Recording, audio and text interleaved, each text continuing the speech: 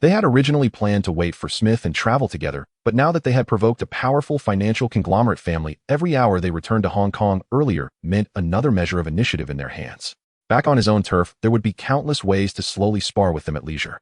As the old saying goes, a wise man does not stand beneath a crumbling wall. Preventing trouble before it arises is far better than mending the pin after the sheep are lost. This moment exemplified that truth. Qin Chuan and the others would remain with the Iron Eagle elites. Over there they never minded having more people, what they lacked were men who could shoulder responsibility. Qin Han had already booked a flight from the hotel for 9 o'clock the next morning to Shangjiang.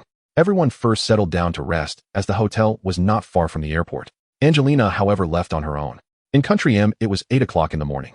Inside the great hall of the Boston Adams family manor, a pale-faced, middle-aged man sat rigidly in the chief seat, his expression dark as iron. Beside him sat a middle-aged noblewoman dressed with impeccable elegance. The two before us were Brandon's parents, the head of the Adams family, Michael, and his wife Joshua. They sat in the sitting room, neither speaking a word. After a brief silence, an elderly man in a dark gray suit hurried in, sweat beading at his temples, breathing heavily. Boss Madam HSBC refuses to relent at all, he reported. They cling stubbornly to those words, client confidentiality, and insist they will never hand over any account information. Michael flung his hand, smashing the coffee cup to the marble floor, with a sharp cracked brown liquid splattering everywhere. They run a bank, just as we do, yet they hide behind foreign rules to fob off their own people. HSBC. Very well, I will remember this. His gaze darkened as he pressed on, has that money arrived? The old man lowered his head and nodded. It has been transferred into the designated account. Michael's voice turned icy. If HSBC will not provide the information, then we dig it out ourselves. Dispatch men to Las Vegas immediately. Investigate every person Brandon has recently been gambling with, leave no one out, and uncover every last trace. Once we find him, I want him to understand the price of provoking the Adams family. And Citibank. Have we clarified? The old man hesitated for half a second, his eyes flicking quickly over the pair before him. Given our relationship with them, they investigated very quickly. That Citibank account belongs to Miss Angelina. What? Michael slammed the table and shot to his feet, the chair screeching harshly as it slid backward. The old man swallowed, then lowered his voice again. Boss, the other account is indeed registered under Miss Angelina's name. Joshua's face twisted abruptly, her fingernails digging deeply into her palm. That wretch. She actually colluded with outsiders to scheme against my son. She will not live past this month. Michael's brow bones pressed low, his face dark as steel. Yet he still raised a hand to press down on Joshua's shoulder, his voice drawn tight as a wire. Do not act rashly just yet. I will contact the other party at once and ensure Brandon is brought back safely. The rest can be settled afterward. With that, he dialed Brandon's mobile phone. At that moment, Qin Feng and his group had just reached the airport departure hall when the phone in Brandon's pocket vibrated. Qin Feng casually took it out and answered. There was no need to guess, it could only be the father. As expected, Michael's voice came through the receiver, thick with barely suppressed rage. The money has been paid in full. Now you can release him, can you not? Qin Feng let out a soft chuckle. Of course I can. However, you will have to wait a few more days. Once we land in Shangjiang, we will naturally send him home. On the other end, a sudden roar erupted. The money has been paid. If you so much as harm a single hair on his head, I will see to it that not even your shadow remains in this world. Inwardly, Qin Feng sneered. Their enmity was already irreconcilable, yet the man still brandished such hollow threats to frighten him, naive to the point of foolishness. Out loud, however, his tone was gentle. Rest assured, I am a man of my word. When the time comes, I will personally see him onto the plane. With that, he ended the call directly. Hearing this, Brandon's shoulders loosened, and the heart that had been hanging in his chest finally settled back into place. He had originally thought Qin Feng truly intended to drag him to Shangjiang under guard, and had been on edge the entire time. Now that he had heard he would live, even his breathing felt lighter. He was even already calculating how to strike back in the future. Even if he lost the inheritance rights to the Boston Consortium, the forces backing his mother could still effortlessly crush Qin Feng. What he did not know was that Shangjiang would be his destined end. If Qin Feng did not still need him as a shield, he would already have been chopped to pieces, stuffed into a woven sack, and thrown into a landfill in New Jersey. Roughly 12 hours later, the plane landed smoothly at Kai Tak Airport in Shangjiang. For the locals, every landing here felt like wagering their lives on the pilot's fingertips. There was only a single runway flanked on both sides by forests of skyscrapers. The slightest deviation meant utter annihilation. If the flight was steady, one could go home and drink a celebratory toast. If the pilot's hand slipped, the entire village would be carrying bowls to attend your last supper. Gazing at the dense silhouettes of the buildings outside the porthole, Qin Feng suddenly conceived a new idea. He might as well build a new airport in Shangjiang. Or perhaps simply establish his own airline and equip himself with a dedicated private jet. In Shangjiang, his assets already made him the richest man in the region, though few knew it. To continue squeezing into commercial flights for his travels henceforth would be far too demeaning. For nowadays, which boss or tycoon of any standing did not have a private plane at hand? Qin Feng had rushed back in haste and had not arranged in advance for anyone to meet them at the airport, so the group simply hailed a taxi by the roadside. He glanced at Brandon beside him, whose eyes were brimming with eager anticipation. Qin Feng's lips tugged slightly, a chill flickering across his brows as he turned and murmured to Li Ning, "Send him to He Bingtai. Make sure no one sees him and leave no trace." Li Ning grinned, cruelty seeping between his teeth. "Understood, boss." They spoke entirely in Cantonese and Brandon did not understand a word. He still had no inkling that he was but a single step away from death. Qin Feng, accompanied by his bodyguards, went straight back to his residence on Victoria Peak, intending to rest for a few days. Once Smith had finished cleaning up matters, he would summon him back to attend the group's listing ceremony. Once the group was formally established, his very first move would be to strike at the banks. That was the true lifeline. At present, most of the companies under his name relied on HSBC for the flow of their funds. Yet if one looked at those old overseas financial conglomerates, which of them had not built their own banks? Their businesses were intertwined like a dense web, and the ledgers always remained firmly in their own hands. More importantly, they never went public. No one outside could ever know how much profit they made or how deep their losses ran. Qin Feng likewise resolved that in future the core entities under his umbrella would all remain unlisted. Whether he earned more or less, it was enough that he himself held the scales in his heart. After the group was established, he would quietly withdraw behind the scenes. On the surface, he would only bear 20 to 30% of the shares, while the remaining equity would all be held in trust by overseas trusts and offshore funds. Piles of real wealth that were too conspicuous would only invite disaster. Even if he eventually became the richest man in Xiangjiang, he would ensure that the gap between his fortune and that of the second place remained within a reasonable range. That night, he summoned Wang Chong. When asked about the securities department's recent performance, Wang Chong's eyes shone, his tone filled with admiration. "President Qin, every stock you pointed out has risen. It's incredible." Qin Feng smiled faintly and picked up a pen, writing down another string of stock codes. These names were all etched into his mind from the market trends of the next 10 years. Pushing the paper over, he said, "Go back and assemble two funds. One with a high threshold reserved for the wealthy, the other positioned as a popular choice so that ordinary people can invest as well. Keep them under wraps for now. Do not launch until I give the word." Wang Chong nodded in response. "All right, President Qin, I have it noted." Qin Feng had already laid his plans. On the night the group went public, he would host a charity gala inviting every prominent figure in Xiangjiang's business and political circles. These two funds would be the calling cards he extended to them, especially for those in politics who would refuse rich returns that were compliant, respectable, and of impeccably clean origin. Not long after nightfall, Li Ning pushed the door open and entered. "Is the man taken care of?" Qin Feng exhaled a mouthful of cigar smoke, the pale blue haze slowly rising. "We poured him into concrete and dumped him into the sea." Qin Feng nodded, then dialed He Bingtai's number. He had overlooked one important matter during the day. Qin Ming picked up, and Qin Feng spoke succinctly. "Assemble a team and keep the Adams family in Boston Country M under constant surveillance. Not a single branch of the Adams family's industries is to be overlooked." "Yes, boss." 2 days later, inside the Adams residence, Branton's mother, Joshua, was pacing restlessly. Her son's phone had gone completely out of contact. Michael's face was as dark as iron. He knew all too well, Branton was finished. This good-for-nothing eldest legitimate son did nothing but stir up trouble. The incident with the Fivan and Ezero was already considered mild, and he could not accomplish a single serious task. Yet he was born of the official wife and was the rightful eldest grandson of the main branch. Michael had many illegitimate sons outside. Joshua was well aware of this, yet she enforced only one rule: none of them were allowed to cross the threshold. As for everything else, she turned a blind eye. Back then, she had suffered massive blood loss giving birth to Branton and was left infertile for life. In the eyes of an old noble family, this was a catastrophic weakness. Thus, she tacitly accepted her husband's indulgent affairs. As the days dragged on, Joshua finally could no longer hold herself back. She drove straight to the Marone family estate. Angelina was the beloved daughter of the head of the Marone consortium. Back then, the marriage arrangement had been personally set by her own father. This time, she had come to demand an explanation. The group who had kidnapped Branton had opened their mouths and demanded $1 billion. Of that, some $500 million had gone directly into an account under the name of Mason Angelina. And they still expected her to believe this had nothing to do with Angelina. Even a stray dog on the street would not buy that. Joshua barged straight into the Marone family mansion and specifically demanded to see Angelina. The butler hemmed and hawed for a long while, only saying that the young lady had gone on a sudden trip without even revealing the destination. She flew into a rage on the spot. Her own son was still missing, his life or death unknown, yet that girl had simply packed her bags and left. This indignity Joshua could not swallow. With a loud bang, she slammed her palm down on the rosewood tea table, her voice as icy as shards of ice. "Call out your family head. If I don't get an explanation today, I will not turn around and leave." The butler did not dare slight this genuine little princess of the country financial aristocracy. He immediately hurried into the inner courtyard, and passed the message to Marone Blake. Blake was completely baffled. What wind of madness had seized his in-law? Yet no matter how puzzled he was, he still had to personally go out to receive her. After all, standing behind Joshua was her father, the man who still controlled half the financial world. Even though she had been married for 30 years, as long as the old man lived, the license plate on her car in Washington was enough to make police willingly give way. In the entrance hall, the two locked eyes. Joshua's face was dark as steel. "Where is your daughter?" Blake frowned. "She said she wanted to clear her head, so I didn't ask much." "What has happened?" She fixed her gaze on him and enunciated each word. "Branton has been kidnapped. The other side is demanding $1 billion in ransom." Blake's heart clenched tight. No matter how useless Branton was, he was still his future son-in-law. He could not pretend to be deaf. "Money is not the issue," he said.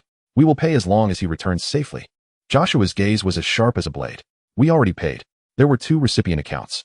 One of them was at Citibank account holder, Angelina Marone. Blake's expression changed abruptly. "Impossible. Someone must be framing her. She has no need for that $500 million. Joshua did not stop. "We found out that on the day of the incident, Angelina and Branton were playing cards together in Las Vegas. At the gambling table, Branton had clashed with a man from Xinjiang. And your daughter left the casino that very night to..." Before her words had even fully fallen, she dealt another heavy blow to the table. "No matter whether Branton is now dead or alive, this engagement, I, Joshua, will tear apart with my own hands. I refuse to be humiliated like this." Blake's ears flushed red and his voice suddenly rose. "Joshua, if it were not for your father's sake, do you really think that good for-nothing son of yours is worthy of marrying my daughter?" "Dream on," he snapped. "I hereby formally inform you. We are breaking off the engagement. This marriage is over." Joshua rose with a cold laugh. "If my son truly dies because of her, her life will pay for his." With that, she strode away, the hem of her skirt whipping up a gust of wind. Once the sound of her footsteps had completely faded, Blake immediately dialed Angelina's number. But all he heard through the receiver was the mechanical, busy tone. She had anticipated that someone would come looking for her over the next few days, and had simply turned off her phone, flying with her personal bodyguard to some island so remote even GPS could not lock onto it. Even the driver who accompanied her had no idea what their next stop would be. Blake stared at the darkened screen and did not dial again. He decided to wait until his daughter returned and question her face to face. Blood of his own flesh, no matter how wrong, had to be judged by his own hand and protected by his own hand. On the other side, Michael had already extracted clues from a few idle onlookers at the gambling table that day. The man from Xinjiang was called Qin Feng and was very likely from Xinjiang. That very day, he mobilized 3 teams and sent them straight to Xinjiang, vowing to deal with Qin Feng, both to vent his rage for his foolish son and to offer Joshua a step down. He also quietly laid out another line of action. He was preparing to legitimize an illegitimate son he had raised outside and send him into the core of the group. Yet such a move could never escape Joshua's eyes. This was why he cared so much about Branton's affair. He wished only to cut through the tangle with a sharp blade so that she could let go as soon as possible, freeing his hands to push his other sons into position. Half a month passed in the blink of an eye. Smith called, his tone light. "The arms company is now fully operational. The sales team can head out to secure orders at any time, and the first batch of goods can leave the warehouse next week." After listening, Qin Feng nodded and made his decision. It was time to register the group headquarters. A unified license and unified processes would save them from being scattered all over. The newspaper was in Central, the comics company was crammed into an old building in Causeway Bay, and the television station was lodged in Kowloon. To sign a single document, he had to change trains 3 times on the subway. He planned to take advantage of this lull to look for a new building in Xinjiang, buy it, hang the group nameplate on it, and move everyone in so that all departments could work door to door. Qin Feng had wanted to finalize the new office location in one go, only to discover that merely viewing properties required shuttling between multiple sites. Yet despite days of inquiries, Ma Shiming still could not find anything satisfactory. Either the buildings were too old and structurally unsound, or the floor area was too cramped to accommodate the dozen-odd companies under Qin Feng's banner.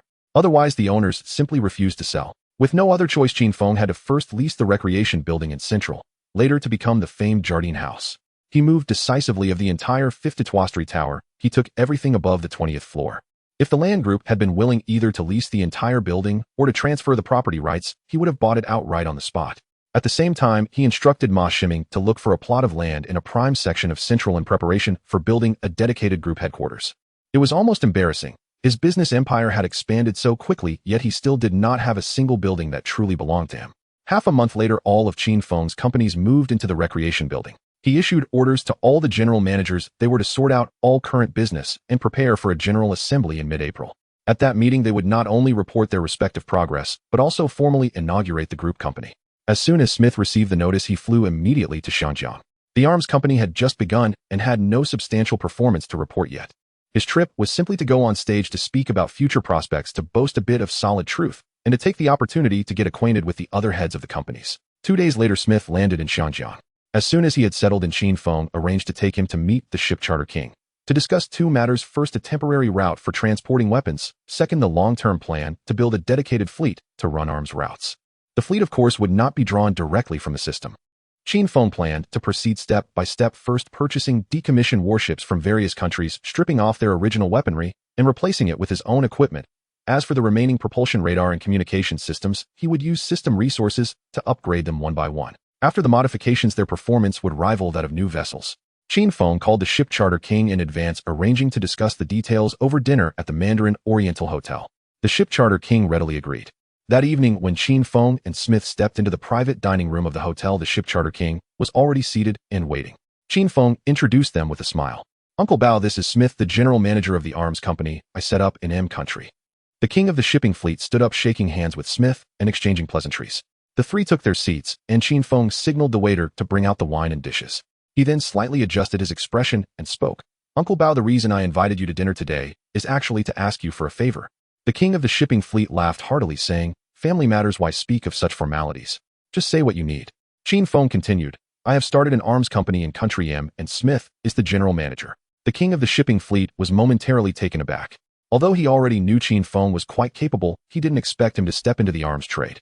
Qin Feng calmly explained, "In the beginning I wanted to get things moving quickly, so I launched the company without considering the logistics aspect. Thus I hope to borrow a few of your ships to get through this phase." He added, "I am also in the process of preparing a fleet specifically for weapon transport."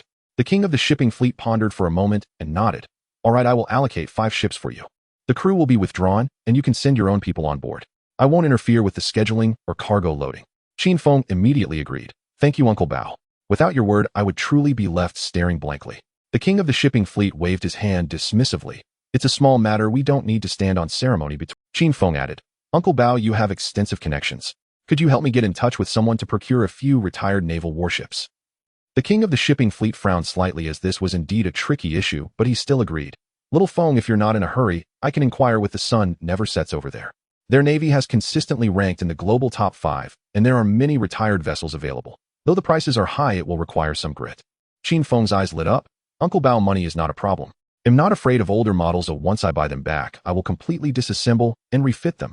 The subsequent handover of these ships will be coordinated between Smith and your people." The king of the shipping fleet nodded. "All right." The two then exchanged business cards. Days passed, and soon it was mid-April. Qin Feng began organizing the various matters to be discussed at the group meeting. That morning, he entered the top floor of the Kowloon building. His office was located here. Apart from his own office, the entire floor only had one meeting room. While each subsidiary had its own meeting room, they were limited in size. This room was specifically reserved by Qin Feng for the group headquarters. The meeting was scheduled for 10 in the morning. Just past 9:30, all the company heads had arrived.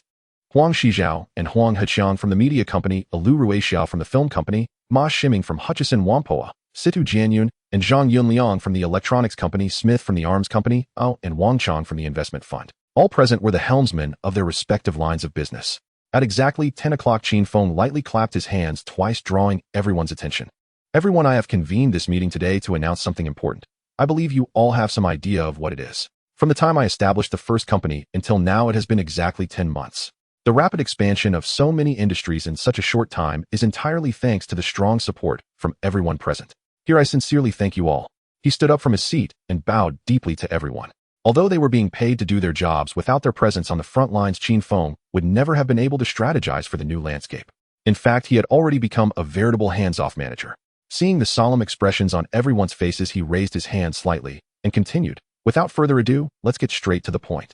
He nodded slightly at Situ Jianyun, who immediately stepped forward to stand beside him. Qin Feng turned to the crowd. This individual was formerly the general manager of the electronics company, a Harvard graduate with experience across multiple Fortune 500 companies. No need for me to elaborate on his capabilities. After careful consideration, I am formally appointing him as the president of the group company. Additionally, there will be 2 vice presidents appointed from the general managers of the subsidiary companies. Other management positions will be prioritized for promotion from the existing team. Any vacancies will be publicly recruited. After the announcement, Situ Jianyun took a half step forward and bowed to the audience. "I look forward to your guidance in the future."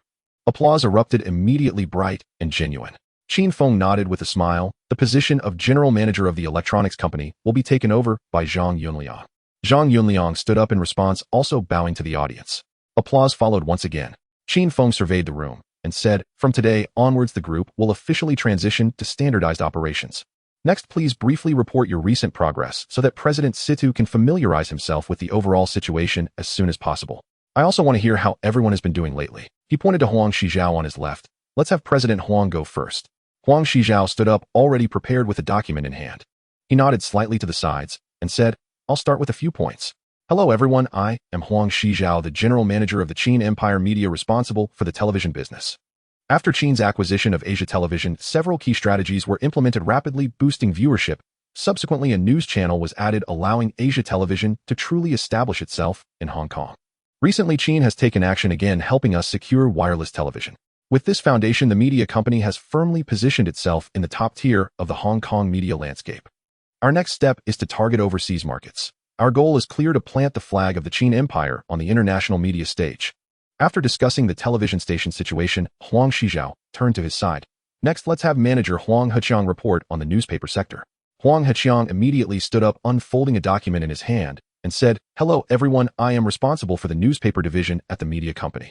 Currently, our newspaper has the largest distribution and the broadest coverage in all of Hong Kong. This achievement is due to Qin's innovative strategies and the successful acquisition of the Oriental Daily. Now we hold half of the newspaper market in Hong Kong in our hands. Our direction is aligned with the television station to establish ourselves in Hong Kong and venture into the world." After finishing, he closed the document and sat down calmly. Situ Jianyun's hand moved quickly, the pen tip scratching on the notebook, the writing dense and clear.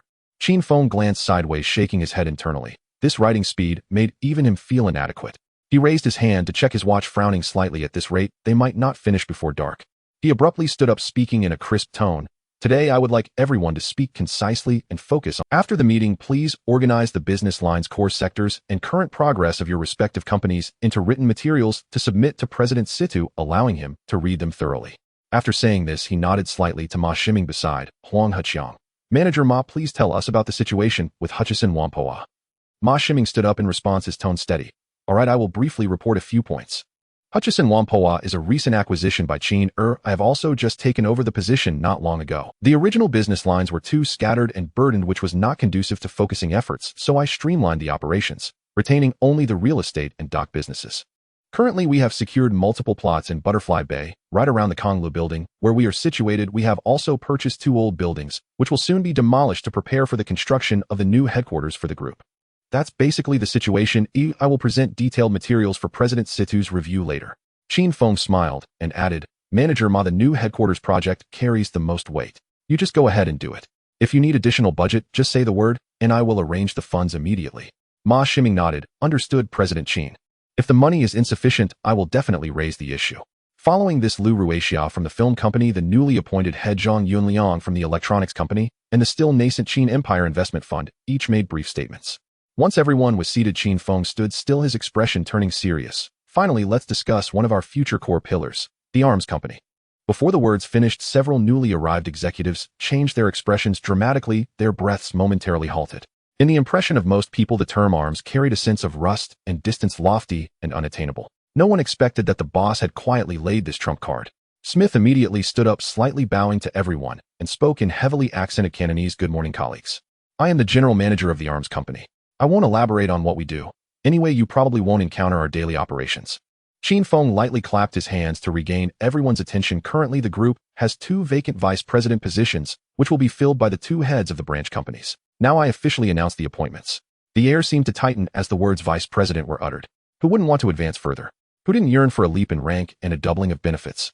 The momentum of the Qin Empire Group was clear to any discerning, i.e. Qin Feng's capabilities were equally evident. In less than a year, starting from a small newspaper, he had built a massive structure spanning real estate, shipping, film, electronics, and finance. Looking at Hong Kong, no one could compare. Glancing globally, it was hard to find a second. Everyone understood as long as they secured a high-level position within the group, they would naturally rise with the tide. As everyone held their breath, Qin Feng declared loudly, "I appoint Ma Shiming from Hutchison Whampoa as vice president of the Qin Empire Group. I appoint Smith from the arms company as vice president of the Qin Empire Group. In the future, if any company encounters obstacles in overseas expansion, they may directly contact President Smith for coordination." He glanced over the slightly disappointed Huang Shijiao and Zhang Yunliang, softening his tone. "Don't lose heart. Focus on solidly building your own operations. The group's position will always be reserved for those who can truly shoulder responsibilities." Huang Shijiao, and Zhang Yunliang exchanged glances, their shoulders visibly relaxing. Finally, Qin Feng threw out a powerful statement. This year, all branch companies have only one directive: expand vigorously. Funding is not an issue, we need to be bold. Buy land if needed, make acquisitions if necessary. In a word, money is not a concern. For any budget shortfalls, directly seek President Saitis' approval. He had over $10 billion lying in his account. Money sitting idle was just a cold number. Only when it flowed into projects and transformed into bricks and orders could it be considered real wealth. In an instant, smiles blossomed on the faces of all company heads. Such an open and empowering boss was hard to find, even with a lantern. Qin Feng turned to Situ. Jianyun, the group's registration matter is entrusted to you. Don't register in Hong Kong, go to the Cayman Islands. Situ Jianyun nodded. Okay, Mr. Qin, I understand. All right, pack your things, and let's go. The private room at the Peninsula Hotel is already booked. Today is the first full gathering of the Qin Empire Group. On the day the group was established, Qin Feng didn't mention the Black Ice Guard or the Iron Eagle Warriors. These two forces were stationed to protect the group, but could not be counted as part of the group's assets. They were trump cards that Qin Feng personally held meant for future generations. Even if the entire group were to disband or fail in the future, as long as these three forces remained, turning the tables would only take a few years. The next day, the headlines of the newspapers flooded the scene, and public opinion in Hong Kong exploded. No one expected that overnight another giant would emerge on the island. Even more surprising was that it could stand shoulder to shoulder with the four major trading houses. Especially that arms company which the people of Hong Kong had always thought was a hard commodity only top financial magnates dared to touch. Yet Qin Feng truly did. Many people's hearts tightened, and upon seeing this name, they felt an increased sense of caution. Under the Qin Empire Group, apart from Hutchison Whampoa, which was already listed, the rest were all privately owned. Outsiders couldn't grasp the full picture, nor could they calculate the total value based on stock prices. Still, there were knowledgeable insiders privately drawing up lists and deducing one by one. The media company firmly held the top position in all of Hong Kong. 2 television stations and 6 channels consumed half of the island's viewing share. The newspaper industry goes without saying. Industry consensus valued it at 12 billion Hong Kong dollars. After swallowing Shaw Brothers, the film company directly suppressed Golden Harvest, making it unable to raise its head. In the past, they could still hold their own, but now even defending was a struggle. Including the cinema chains, it was valued at 7 billion Hong Kong dollars. No one within the industry found fault with this number. The electronics company had televisions selling everywhere. The newly launched air conditioners and refrigerators were snatched up as soon as they hit the shelves. With a valuation of over 6 billion Hong Kong dollars, although it couldn't compare with the 100 billion Qin Feng had sold to the shipping king back then, it was still substantial. The arms company and the newly established fund had no precedents to follow, so no one dared to estimate their value. As for Hutchison Whampoa, calculated at the market price on that day, it had a market value of 50 billion Hong Kong dollars. Although many redundant businesses were cut, the stock price fell initially, and then rose, becoming even more robust. After Ma Shiming took over, he streamlined the company, and profits were significantly healthier than before. Excluding those 2 unvalued companies, the outside world estimated the Qin Empire Group to be worth 130 billion Hong Kong dollars.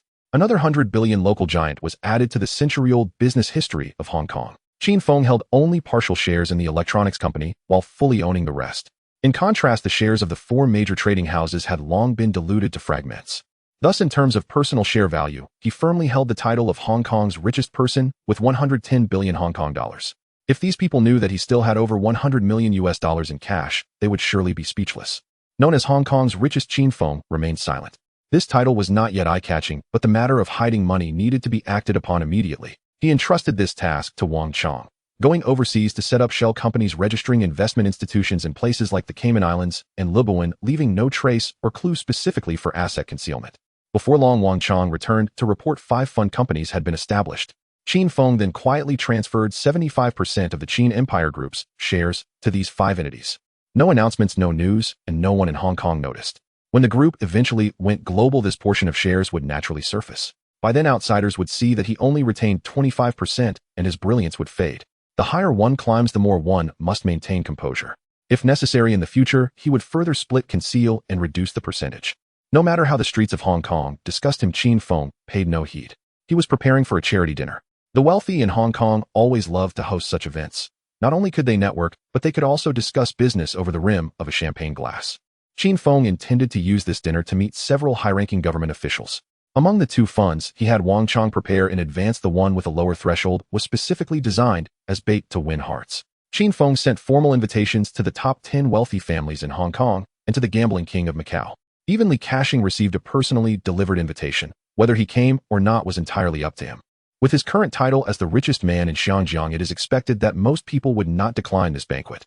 The funds will later be managed by a reputable charity foundation with transparent operations where every expenditure can be traced back, ensuring that all citizens of Hong Kong can see clearly which child the money ultimately reaches. Scholarship Fund. The funds will later be managed by a reputable charity foundation with transparent operations where every expenditure can be traced back, ensuring that all citizens of Hong Kong can see clearly which child the money ultimately reaches. The banquet is set for May 1st, chosen to take place at the Peninsula Hotel's banquet hall. There are not many hotels in Xinjiang that can uphold such a standard, and the Peninsula is indeed the most reliable and respectable choice among them. Before long, the day arrived. Qin Feng had 2 security personnel stationed to check invitations at the entrance. The security team was also meticulously positioned throughout the banquet hall. He himself remained inside the hall, simply instructing the security to notify him immediately when any significant figures arrived, so he could personally welcome them. Shortly after 7:30, several political figures arrived together, and some business faces also began to show up. These individuals had their own dedicated hosts, and Qin Feng did not make an appearance. At 8 o'clock sharp, Bao Yugong entered the hall with his son-in-law Wu Guangjing, and Ho Yingdong arrived simultaneously. Qin Feng quickly stepped forward to personally lead them to their seats. Once they were settled, he offered a brief apology before turning to the entrance to greet the next batch of distinguished guests. At this moment, representatives from various prominent families had mostly arrived. Even Li Kashing was present. Qin Feng showed no change in expression. Today he was the host, and the fact that the other party had come to his event was already a gesture of respect, thus there was no need to hold on to past grievances. He was not so petty as to hold a grudge. The current Chung Kong holdings was no longer in his eyes. Without support from Huang, and having severed ties with Shun by Li Kashing's upward trajectory had already been forcibly cut off. In the future, unless the other party took the initiative to provoke him, Qin Feng wouldn't even spare a glance. The two sides were no longer on the same level. Li Kashing wore a calm smile, and his every gesture seemed as if they had never had any discord. Qin Feng, maintaining his composure, guided him to sit at Bao Yugang's table. Before long, Shun Bai arrived along with the Gambling King. What attracted more attention was the young lady beside the Gambling King, around 19 years old with bright features. Qin Feng's heart stirred. He Chaohong. He had seen her several times in documentaries and old series. Although she had yet to reach her prime, her features were distinct, and her charm had begun to take shape. She was someone he had long approved of as his future wife. If their temperaments matched, she would be the legitimate first lady. Growing up in the He family, she was accustomed to the scene and familiar with the subtleties and balances in large families. In the future, he would not only have Zhou Huimin by his side. This was simply not his style. Therefore, within the inner residence, there must be someone who could stand firm, maintain order, and keep things clear. At present, the one he favored the most was He Chaohong. Although she was still unaware of this matter, getting past the Gambling King would not be an easy task. However, Qin Feng firmly believed as long as one is willing to put in the effort, there is no situation that cannot be handled. As the undisputed #1 youth in Xinjiang, possessing looks that were not inferior and a demeanor that matched, he had this confidence. By around 9:30, those who were supposed to come had mostly taken their seats. Only then did Qin Feng stroll over to Bao Yugang's table to engage in casual conversation with everyone. It was still not his time to take the stage. The host was already on stage managing the event, which was sufficient. He let the guests warm up to each other for a while, then the host would guide the donation segment. Once the atmosphere was right, he would stand up to present the real highlight of the evening. When Bao Yugong and Ho Yingdong saw him approach, they all raised their hands in salute. Congratulations, Mr. Qin, on becoming the richest man in Xinjiang. Qin Feng waved his hand and smiled, saying, "You all flatter me. If we were to talk about net worth, many of you are far more substantial than I am. It's just idle chatter, it shouldn't be taken seriously." Zheng Yutong laughed and replied, "Mr. Qin is being too modest. In just a few years, the territory you have established is more solid than what several generations of us have accumulated. You can't resist aging, can you?" During the meal, everyone took turns praising Qin Feng, making his ears feel warm and his face slightly flush. Qin Feng shook his head with a light smile. The praise was indeed too sincere. Among those present, only Shun Bai was aware of exactly how much money he had on his accounts. If he were to rank on the global rich list, he could definitely squeeze into the top 100, provided that those complicated old financial groups did not interfere. Moments later, the host took the stage to finalize the donation process. "Ladies and gentlemen, welcome to the charity dinner hosted by Mr. Qin Feng. Tonight's theme is to support the backpacks of underprivileged children. Every year, over 100,000 children in Xinjiang are forced to drop out of school due to unpaid tuition, turning to gangs to get by. Why does organized crime persist in Xinjiang? The root cause lies here. Mr. Qin is leading by example, donating 200 million Hong Kong dollars. Moreover, the top 3 donors tonight will have their names reported in the headlines of all television stations and newspapers under the Qin Empire Media for 3 consecutive days. All donations will be entrusted to a charity organization that operates transparently And without backdoor dealings, every cent will be used solely to support underprivileged children. Where every penny goes and which student it supports can be checked via QR code with real-time updates. As soon as the words were spoken, thunderous applause erupted from the audience. Mr. Qin is generous. For the next generation of Xiangjiang, Mr. Qin is truly giving his all. Many people's companies are worth less than 200 million, yet Qin Feng casually threw out that amount, leaving all the merchants in the hall secretly amazed. This money is truly not made of paper. On the surface, his assets seem abundant, but very few can confidently say that they have plenty of liquid funds that can be accessed immediately. As for the matter of the top 3 appearing in the media, Qin Feng remembered the lesson from the last banquet. He was giving a boost to those who valued reputation while also polishing his own media's image. Soon the bidding voices rose one after another. 10 million, 20 million, 30 million. The business people were straightforward, although the political representatives had limited amounts. Each one took the stage to personally hand over their envelopes, which counted as a solid gesture. The few at the same table heard Qin Feng mention 200 million, and all raised their thumbs in approval. Mr. Qin's generosity is truly impressive. Last time it was 100 million, this time it doubled. I fear that after a while, alongside being the richest man in Xiangjiang, he will also need to add the title of first philanthropist.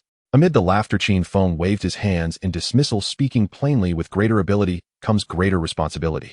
I simply have a bit more on hand. What I've earned should be returned to this land. Haha, Mr. Qin is quite right. But I still have my business to support. I can't learn your open-handedness. They'll donate 50 million. The speaker was the Gambling King. Qin Feng clasped his fists, saying, Gambling King is straightforward. The Ship King boomed in response, then I will also donate 50 million. The remaining few exchanged smiles and agreed 50 million. Just this table alone had already exceeded several hundred million. Evenly cashing pulled out 30 million. It wasn't because he was stingy. His enterprises were currently in a recovery phase, and being able to come up with this amount was already a sign of great sincerity. Qin Feng did not bring up past grievances tonight, treating him with the utmost courtesy, toasting as usual, as if there had never been any discord between them. Before the end of the gathering, Qin Feng stood up to express his gratitude, his gaze sweeping across the audience. Rest assured, everyone, the foundation I selected has all accounts publicly disclosed, audits meticulously recorded, and execution fully closed-looped. Every penny is on the righteous path. With this sum of money in the next 10 years, no child in Xiangjiang will have to drop out of school due to inability to pay tuition fees. Seeing the enthusiasm of the crowd, he decided to reveal his cards. Shortly, my securities company will launch 2 private equity funds. One is called Evergreen, starting with an investment of 200,000 limited to 5 shares per person for a total of 200 shares. The other is specially designed for those present, named Long River, with a threshold of 20 million, also limited to 5 shares with a quota of 200 shares. The term is 6 months with stable returns. Consider it a token of gratitude. Thank you all for your genuine support tonight. Upon hearing this, Shen Bi's eyes immediately lit up. He had long heard of Qin Feng's wealth-generating abilities. This was no exaggeration. It was solid gold built on real capital. Investing in it would surely yield profits. Qin Sheng, he quickly spoke up, 5 shares per person. Isn't that too conservative? They'll take 20 shares outright.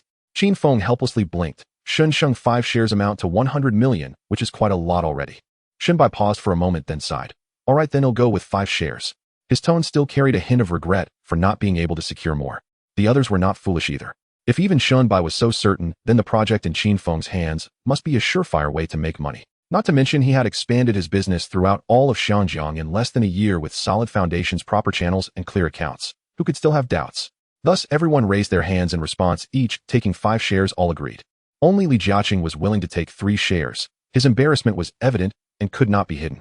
Qin Feng smiled and nodded. Rest assured, tomorrow I will send a trustworthy person to coordinate with my investment foundation, or I've already made arrangements on that end. He glanced at his watch, stood up, and said, You all continue chatting. I will go on stage to inform a few friends upstairs about this matter. All right, Qin Sheng, you take your time. He stepped onto the center of the stage, lightly tapping the microphone twice, and all eyes immediately focused on him. Dear friends, his voice was steady. Thank you all for gracing this charity gala with your presence. Tonight, I have also prepared a small gift. Before he finished speaking, a hint of intrigue flashed across his smile.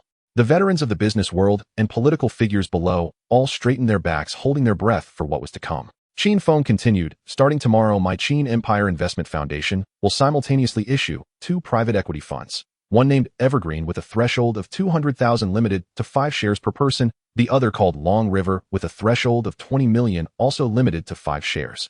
Each fund will issue 200 shares with a duration of 6 months. I personally guarantee the annualized return will not be less than 20, with only a 1 management fee. As soon as these words were spoken, the audience fell silent for a moment. Who in the fund business didn't know? The most popular fund in Xiangjiang currently only offered an annualized return of 8, and it never guaranteed returns. Qin Feng boldly announced a guaranteed 20 return for 6 months without hesitation. If anyone else had said this, the first reaction would be to call the police. Most likely it was a scam to take money and run. But since it was Qin Feng speaking, no one thought of deceit. His wealth of billions was clear for all to see. Why would he risk scamming for mere hundreds of thousands? Moreover, in his past dealings, which one hadn't been smooth, clear, and straightforward. He paused for a moment, then added, friends interested may register for subscriptions on the 33rd floor of the Kowloon building starting tomorrow. The registration period is 5 days and latecomers will not be accommodated. This time it is only open to those present or to your immediate family members. Before the event concludes, please leave your names for our follow-up verification of qualifications. As soon as he finished speaking, someone in the back row responded loudly. Qin Zong is quite generous. He'll reserve 5 shares of Evergreen first. Another person eagerly asked, Qin Zong, 5 shares really isn't much, can you loosen the limit a bit? Someone beside him immediately patted his shoulder. Wake up. Qin Zong just said it will only be sold to us and our family members. If you let your wife sign, your child can hold on to the shares too. The man slapped his forehead. Right. My wife and 2 sons will count too. Others pondered. With only 100,000 on hand, they were just short of reaching the 200,000 threshold and needed to find someone to facilitate the transaction quickly. Qin Feng looked around and smiled gently. Just act according to your means. Invest more if you have the funds. If you're tight, then just buy 1 share. This won't be the last opportunity. In the future, I will launch 2 new funds every so often, and they will only be open to those who are sitting here today. Several cash-strapped political figures secretly breathed a sigh of relief. There would be another chance. This round was just for observation. Next time they would gather enough money to invest in 1 fund. After finishing his speech, Qin Feng stepped down from the stage. Holding a glass of red wine, he walked toward the positions of several senior officials from the Special Administrative Region government. These people had detailed records in the files provided to him by the Heibing platform. Qin Feng was already well aware. However, they only knew his name and did not recognize him personally. However, the mere fact that they attended this gala already indicated their stance. They wanted to connect and were willing to offer a helping hand. As he approached, several of them immediately greeted him with smiles. A slightly plump middle-aged man was the first to speak. Mr. Qin, your generosity tonight is truly remarkable. On behalf of the children in Xiangjiang who cannot afford education, I thank you in advance. This person was none other than the director of the Education Bureau, Wang Zhenbang. Qin Feng lightly swirled his wine glass, his smile warm. Director Wang, you flatter me. I am merely expressing a bit of goodwill. The real support for this endeavor comes from the many kind-hearted business colleagues in Xiangjiang, as well as the leaders who govern for the people. It's thanks to everyone's efforts that the children can study with peace of mind. Ha ha ha. Director Wang laughed heartily. Mr. Qin, your words are truly both steady and warm. A nearby man with thin-framed glasses and a lean figure chimed in, since Mr. Qin has such goodwill, we public servants definitely cannot let this act of kindness go to waste. In the future, whenever you set up a company or handle procedures in Xiangjiang, just mention my name. I will personally oversee the business registration process, and it won't be a problem at all. He was the director of the Industry and Commerce Bureau, Li Guodong. Qin Feng slightly cupped his hands. Thank you, Director Li, for your support. I will certainly bother you often regarding the establishment of the company. He exchanged a few words with the rest of them, maintaining proper etiquette. Finally, he set down his wine glass, speaking in a calm, yet firm tone. If it's convenient for you when you register at my education foundation, please mention your names. I have instructed that each person will receive an additional 5 educational grants. As soon as he finished speaking, everyone's eyes lit up and they all expressed their gratitude. Only one person remained silent, merely lowering his head to sip his tea, a hint of helplessness showing at the corners of his mouth. Qin Feng shifted his gaze, gently asking, Director Li, is there something troubling you? Pausing for a moment, he added, I have a good relationship with Director Shen from HSBC. If you are currently facing cash flow difficulties, I can ask him to arrange a low-interest loan for you.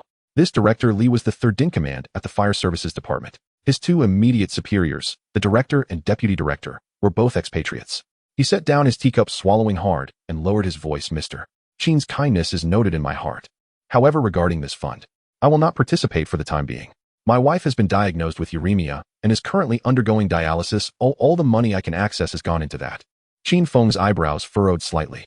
This illness in the current situation in Xiangjiang was equivalent to a slow death sentence. Kidney transplantation was the only lifeline, but the technology was just beginning to emerge, and the local conditions were not even in place. All that could be done in the whole region was wait, endure, and drag it out. Only a few top hospitals in Country M had just opened the doors to clinical practice. A thought stirred in his heart. This was an opportunity. If he could truly pull someone back from the gates of death, General Li's line of action would no longer be a possibility, but a certainty. If operations were conducted properly in the future and he could be transferred to a key position, this would be akin to placing a living piece on the chessboard of Xiangjiang's fire protection system for Qin Feng. After a moment's thought, he lowered his voice. General Lee, I heard that Country M has recently launched a new kidney transplant program with a success rate significantly higher than before. If my sister-in-law were to try it, perhaps there would indeed be a turning point. General Lee smiled wryly and shook his head. The doctors have mentioned it as well. But that technology has only recently been implemented, and its reliability is uncertain. Moreover, he did not finish his sentence, but the meaning was clear. Money was a hurdle, and finding a kidney source was incredibly difficult. Qin Feng nodded, his tone calm, yet powerful. In Country M, money can pave the way, and people can break the deadlock. If you can trust me, then take my sister-in-law there. I have already contacted the most established transplant center locally, and everything is arranged. You two just need to focus on treatment. Oh, I will handle the rest. Generally in life, there are some situations where without taking a gamble there will never be an answer. Others also urged, oldly listen to Qin. Holding your ground is just wasting time. Stepping out at least gives you a glimmer of hope. General Lee remained silent for a moment, then finally raised his eyes and nodded heavily. Qin, then I will entrust. Qin Feng took out a plain business card from his suit's inner pocket and handed it over with both hands. This is Mr. Smith, the general manager of the arms company I work with in Country M. You can find him directly when you get there. He will handle all the arrangements. I will call him tonight. General Lee clasped his fists towards Qin Feng and said, I appreciate this. If you have any requests in the future, I will certainly be at your service. Qin Feng's lips curled slightly, not responding verbally. This General Lee was quite perceptive. Others felt a ripple of emotions. The reality of life is that who isn't afraid of pain or the passage of time? Money can build tall buildings, but it cannot buy the chance of change in life's critical moments. Qin Feng, who managed the arms business, was engaged in a dangerous profession. Some paths cannot be opened simply by stacking up cash. Some matters require someone like him to succeed. He stood silently, his gaze sweeping across familiar faces. There was no need to rush. As long as they someday encountered an insurmountable obstacle and reached out to him for help, that rope would never loosen. For now, it was merely a matter of mutual benefit. I provide you with practical benefits, and when I need assistance, you lend a hand. After exchanging a few pleasantries, Qin Feng left the circle of people and strolled deeper into the hall, casually chatting with various businessmen and officials. Today he was the host and could not just revolve around the top figures. For those middle and small business owners whose fortunes were average, and for the mid-level officials who were low-key, he treated them all equally, engaging in friendly conversations while maintaining a balance of humility and confidence. Everyone nodded in agreement. This newly appointed rich man from Xiangjiang indeed had some charisma. As he walked, he searched. There was still no sign of He Zhaoqiong, but he unexpectedly bumped into a familiar face. Zhang Jing, the police officer who had come to investigate him before. Qin Feng approached her with a cheerful tone. Officer Zhang, did you come to the party while investigating a case? Zhang Jing turned her head, saw him, and raised an eyebrow. I can't afford to investigate you now. The title of Xiangjiang's richest man, my father, and my superior are both blocking me, afraid that if I find something it would be you accusing me of dereliction of duty. Qin Feng laughed heartily. That's great. From now on I won't have to hide from the signal jammers when talking to you. Before he finished speaking, she stepped on his shoe with considerable force. Ouch! Qin Feng's toes curled and his brows twitched. She really had the guts to do it. At that moment, a middle-aged man rushed over and shouted in a deep voice, Xiao Jing. What are you doing? Hurry and apologize to Mr. Qin. Zhang Jing snorted, ignoring him and turning to leave. Qin Feng recognized this person. He had just chatted with him a few moments ago. Zhang Wenyuan, the chairman of Zhongfa Real Estate. This old established listed real estate company in Xiangjiang had a market value of about 1 billion. Zhang Wenyuan started from scratch, forcefully carving out a niche in the real estate industry. In these times, without a bit of toughness, who would believe you could rise from a street vendor to the chairman of the board? It seemed Zhang Jing was his daughter. One could only wonder if she had ever dug into her father's past during investigations. Qin Feng smirked inwardly. If one day He Bingtai managed to uncover Zhang Wenyuan's secrets and place the evidence on Zhang Jing's desk. Just imagining her expression was thrilling. Zhang Wenyuan approached, slightly apologetic. Mr. Qin, my daughter was rude. Please don't take it to heart. Qin Feng waved his hand. Chairman Zhang is too kind. She was just teasing me. Zhang Wenyuan's eyes flickered. These two seemed quite familiar. His daughter was 23 and had never seriously dated. Qin Feng was unmarried with astonishing wealth and a stable demeanor. As this thought arose, he could no longer suppress it. He tentatively asked, Mr. Qin, do you and Xiao Jing get along well? Qin Feng casually replied him, we know each other. Zhang Wenyuan suddenly smiled and directly asked, Mr. Qin, what do you think of this child, Xiao Jing? Qin Feng was taken aback, quickly realizing was he trying to introduce his daughter to him. A thought stirred in his heart, a mischievous idea surfacing. What would Zhang Jing's expression be if she ever found out that her father was enthusiastically matchmaking for her? Moreover, Zhang Jing was indeed quite striking. She had a spirited look, a neat figure, and that fierce aura when wearing a police uniform was unlike any ordinary girl. If he truly took her under his wing, it would indeed be suitable. He raised his eyes, speaking frankly. Zhang Jing is quite spirited, works efficiently in the police force, and has a personality I like. In the future, we will surely become good friends.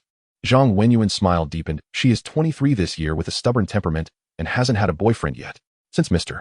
Qin is also unmarried, why not try getting to know each other? Qin Feng lowered his eyes, seemingly in contemplation. Zhang Wenyuan seized the opportunity. Whether it works out or not, you two should meet first. What do you say? Qin Feng frowned slightly, his tone laced with hesitation. Would Zhang Jing be willing? Zhang Wenyuan's eyes lit up, immediately responding, Mr. Qin, don't worry, she agreed to me just a couple of days ago, and even her mother nodded. It's just a meeting, purely a favor. In a few days I will set a time for you to meet. After all, you are acquaintances, whether it works out or not it won't hurt the relationship, and you can still chat over tea, right? Qin Feng's lips curled slightly, nodding. All right then, I will trouble Chairman Zhang with this. Yet he was already quietly calculating when that fiery girl found herself face-to-face with him at the matchmaking table, what kind of expression would she have? After finalizing the matter, Qin Feng stood up to bid farewell. The most pressing issue now was still He Zhaoqiu. He circled the banquet hall and finally spotted her on a velvet sofa in the corner.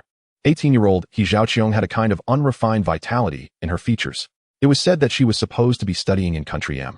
Qin Feng picked up a glass of red wine and casually sat down beside her. He Zhaoqiu glanced at him sideways, her tone lazy. Mr. Xiangjiang's richest man, what brings you down to my level? Qin Feng smiled. I heard that the gambling king has a daughter he cherishes like a gem, so I came to make an acquaintance. She reached for a glass of wine from the coffee table and raised it, saying, Mr. Qin, let's formally introduce ourselves. He Zhaoqiu. Qin Feng lightly clinked his glass against hers. Qin Feng. She suddenly smiled straightforwardly, saying, Mr.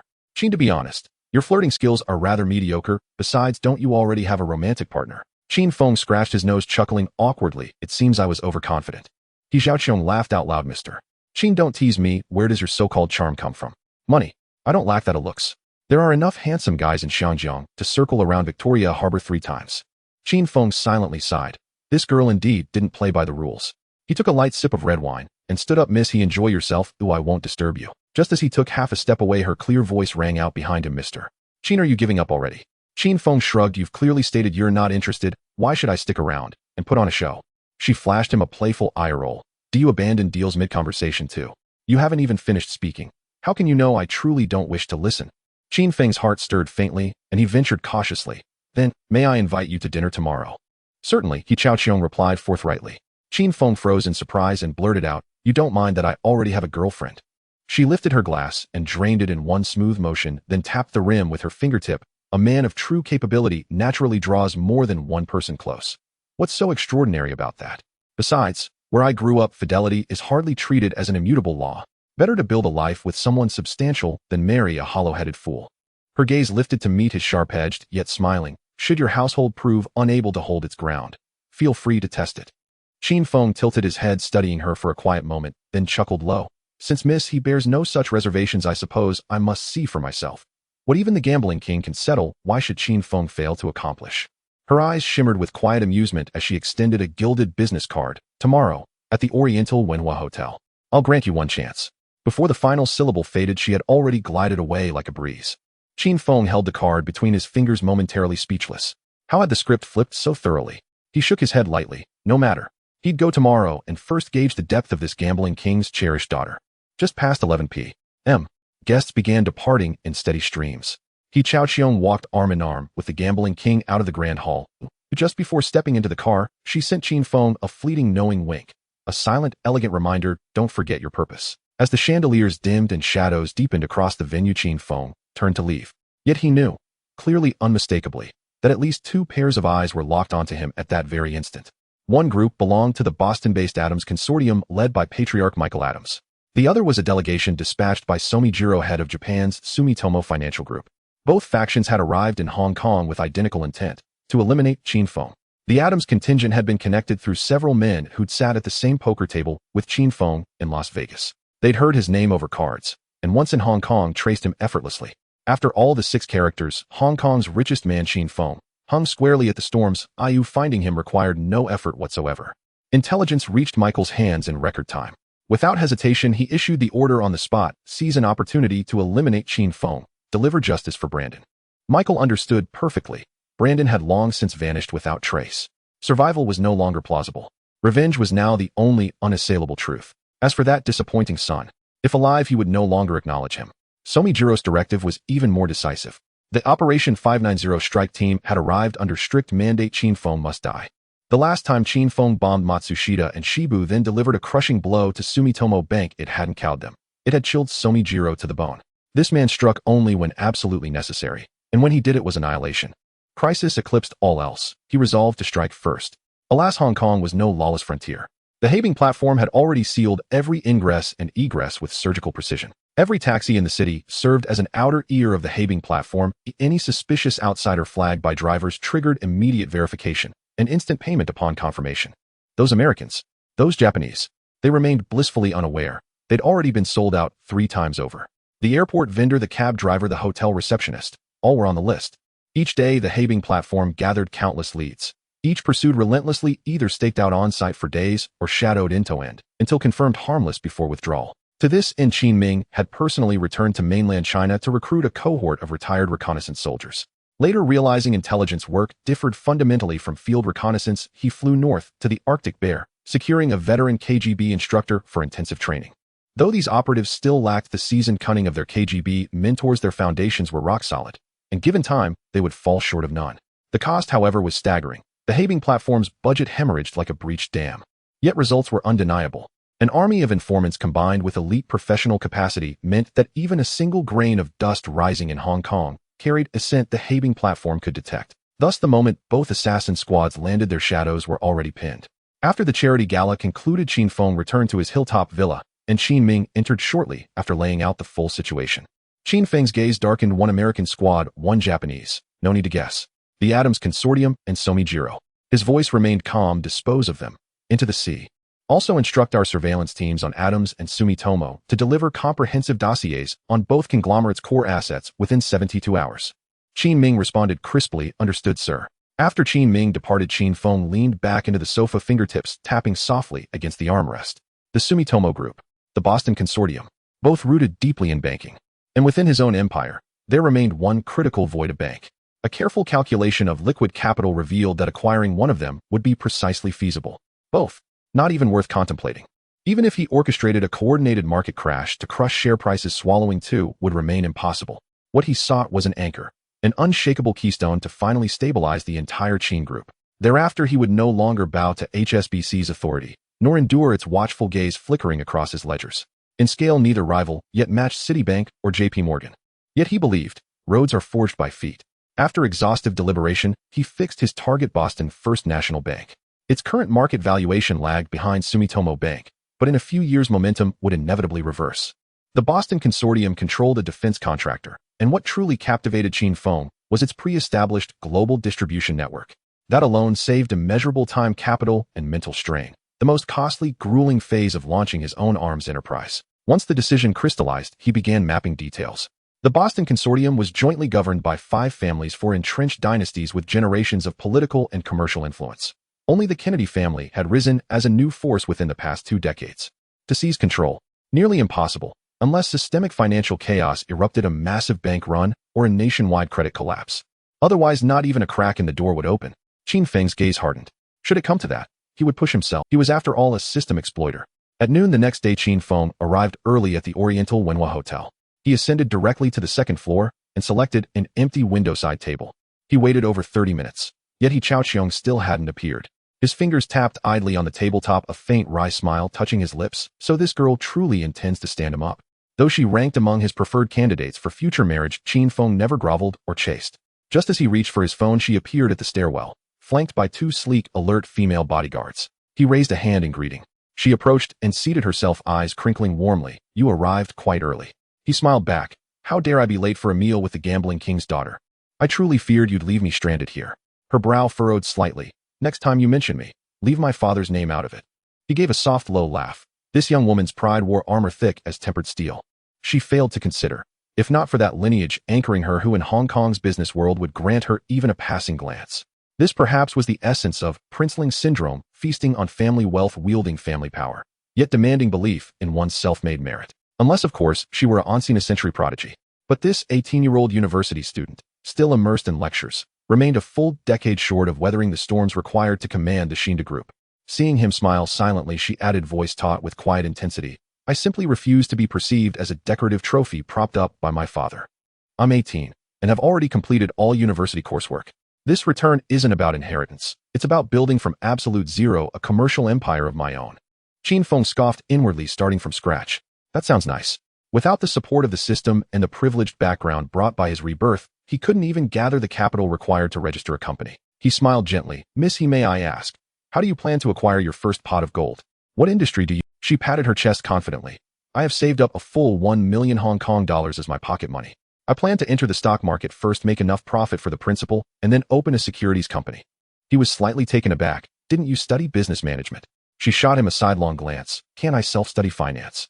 Can I truly like this field? He coughed awkwardly. Well, Missy, which stocks are you currently optimistic about? I can help you analyze them. After all, my fund company is also licensed to do securities business. She was unreserved, listing several stocks, and then raised an eyebrow. I've been watching these for half a year. They must explode in the short term. Chin Feng lightly clapped twice and sighed. Missy, you truly are born for this profession. Those stocks she mentioned matched perfectly with the future trends projected by his system. Only 2 were stagnant, while all the others pointed upwards. Even more, 2 or 3 were the private equity stocks that he had just handed to Wang Chong, which were about to soar. Business management. It seems that truly underestimated her. She glanced at him, a hint of provocation in her eyes. So what do you think? Are these stocks worthy of your attention? He smiled and extended an olive branch. Miss He, why not come to my fund company? I can reserve a general manager. To be honest, the stocks you've chosen are almost perfectly aligned with our next round of private equity investments. Your insight is indeed sharp. She seemed slightly surprised. Did Professor Mao help you screen these stocks? He shook his head.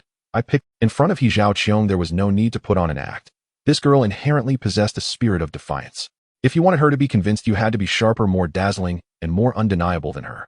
No wonder old Su shook his head when he saw her.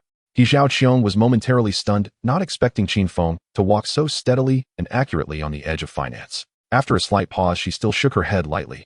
I plan to do it myself, not work for someone else. Chin Feng did not respond to her polite refusal, but inquired, Miss He, may I invest in you? She raised an eyebrow. Oh, how much do you plan to invest? What percentage would you like? Chin Feng raised his index finger, his tone casual, yet weighted. 100 million Hong Kong dollars. You set the shares however you want to give them. After all, it's an investment in my future wife. A bit more or less doesn't matter. He Zhaoqiang's ears suddenly warmed, but she quickly suppressed her emotions and thought for a moment. That's too much. I can't accept it. At most 15 million, but I must have controlling shares 51%. Chin Feng nodded. Good. Once the company is registered, send me the account details, and the money will be transferred immediately. She suddenly smiled. You trust me this much, Chin Zong? If I end up losing it all, don't come to me for debt collection. I can't afford it. Ha ha ha. He laughed heartily. 15 million. Even as a betrothal gift, I would find it too little. Her cheeks flushed slightly again. That flicker of excitement in her heart was indeed hard to hide. Chin Feng was too dazzling, so bright, that it was impossible to ignore. During her years studying in the U.S., she had seen many elites, but when placed next to Chin Feng, they all seemed to have a layer of dust over them. She had specially asked the gambling king about it. Within a year, with tens of millions earned from selling a few companies, he had managed to roll out a wealth of over 10 billion. A 200-fold increase. How many dare to make such calculations in this world? So even though she knew he already had a girlfriend, she didn't feel embarrassed. Among the leaders of the wealthy families in Xinjiang, who doesn't publicly adhere to the rules while secretly maintaining the status quo. The laws have changed, but human feelings remain unchanged. The rules have been established, yet the paths still exist. Moreover, the gambling king himself is a living example. Last night at the charity gala, she had intended to find an opportunity to meet this legendary young tycoon. Originally planning to approach him when he had a break from socializing, who would have thought he came to her first? At that moment, her fingertips curled up slightly. After discussing serious matters, Chin Feng called over the waiter. They had been talking since they entered without even looking at the wine list. After a conversation, he had completely recognized He Zhaoqiang's intellect, tact, and vision. What remained was how to get her to agree. The waiter quickly approached. Chin Feng handed over the menu, his movements smooth and natural. She glanced over, ordered 3 dishes, and looked up at him. Shall we have some red wine? He raised an eyebrow. 2 bottles. She shot him a sidelong glance, her lips slightly curling. Do you think I'm a little girl who just graduated and doesn't even recognize all the wine labels? She pointed towards the door. See those 4 standing by my side. Even if I get drunk, what can you do to me? Chin Feng awkwardly rubbed his nose. Then let's just have 1 bottle. He sighed inwardly. Tonight it seemed truly hopeless. The dishes arrived quickly, paired with a bottle of Romanicani. In the Peninsula Hotel, nothing could be faked. During the meal, the two chatted about various topics. He Zhaoqiang, when not discussing business, truly revealed her youthful vibrancy at 18. She was teased into suppressed laughter by Chin Feng's playful remarks from the future, her eyes curving into crescents. This meal lasted more than 2 hours. 1 bottle of wine was consumed, yet both of them appeared, as usual, not even a beat off in their breathing. Chin Feng admired secretly wealth indeed nurtures people as they were well-rounded. Even their alcohol capacity was trained to such confidence. When it was time to leave, she stood up to bid farewell. He also needed to return to the group.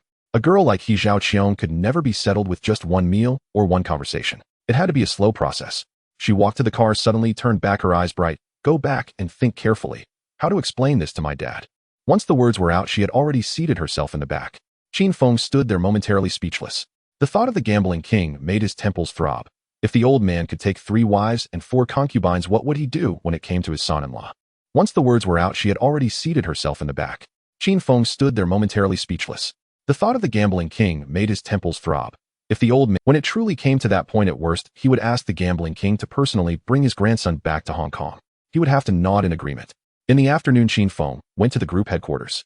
His office was right next to Situ Jianyun's. Situ Jianyun had recently organized all the subsidiaries under his command in an orderly manner.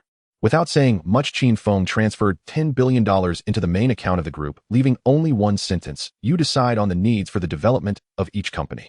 He wasn't short on money right now. The only rule he set for the companies under him was go all out, keep all the profits to snowball, without any need to hand over a single cent. Short on funds? You can apply, but it goes through a loan process, and in the future both principal and interest must be repaid in full. He settled down and dialed Qin Ming's number. As soon as the line connected, Qin Feng got straight to the point. Qin Ming, have those people from the island nation and that bunch from Boston been dealt with? Boss, they've all sunk to the sea to feed the fish. Our people are currently digging deep into the details of the 2 consortiums. The Sumitomo side is simple, purely family-controlled. The Boston consortium, however, involves 5 families intricately entangled. The Adams family ranks second and is quite significant. The core industries and key figures are still being investigated. Qin Feng responded and then add another task. Investigate Boston's First National Bank, from the location of the vault to the distribution of its funds. Everything must be laid bare. Once it's clear, report to me immediately. Understood, boss. He planned to personally create a run on this bank. But relying solely on manpower wouldn't work. He needed the system to back him up. Otherwise, even if he eventually took over the bank, it would just be a hollow shell with countless wounds. The plan was to deploy a batch of armed security from the system, acting as death warriors, to storm the bank's fund reserve and completely destroy everything inside.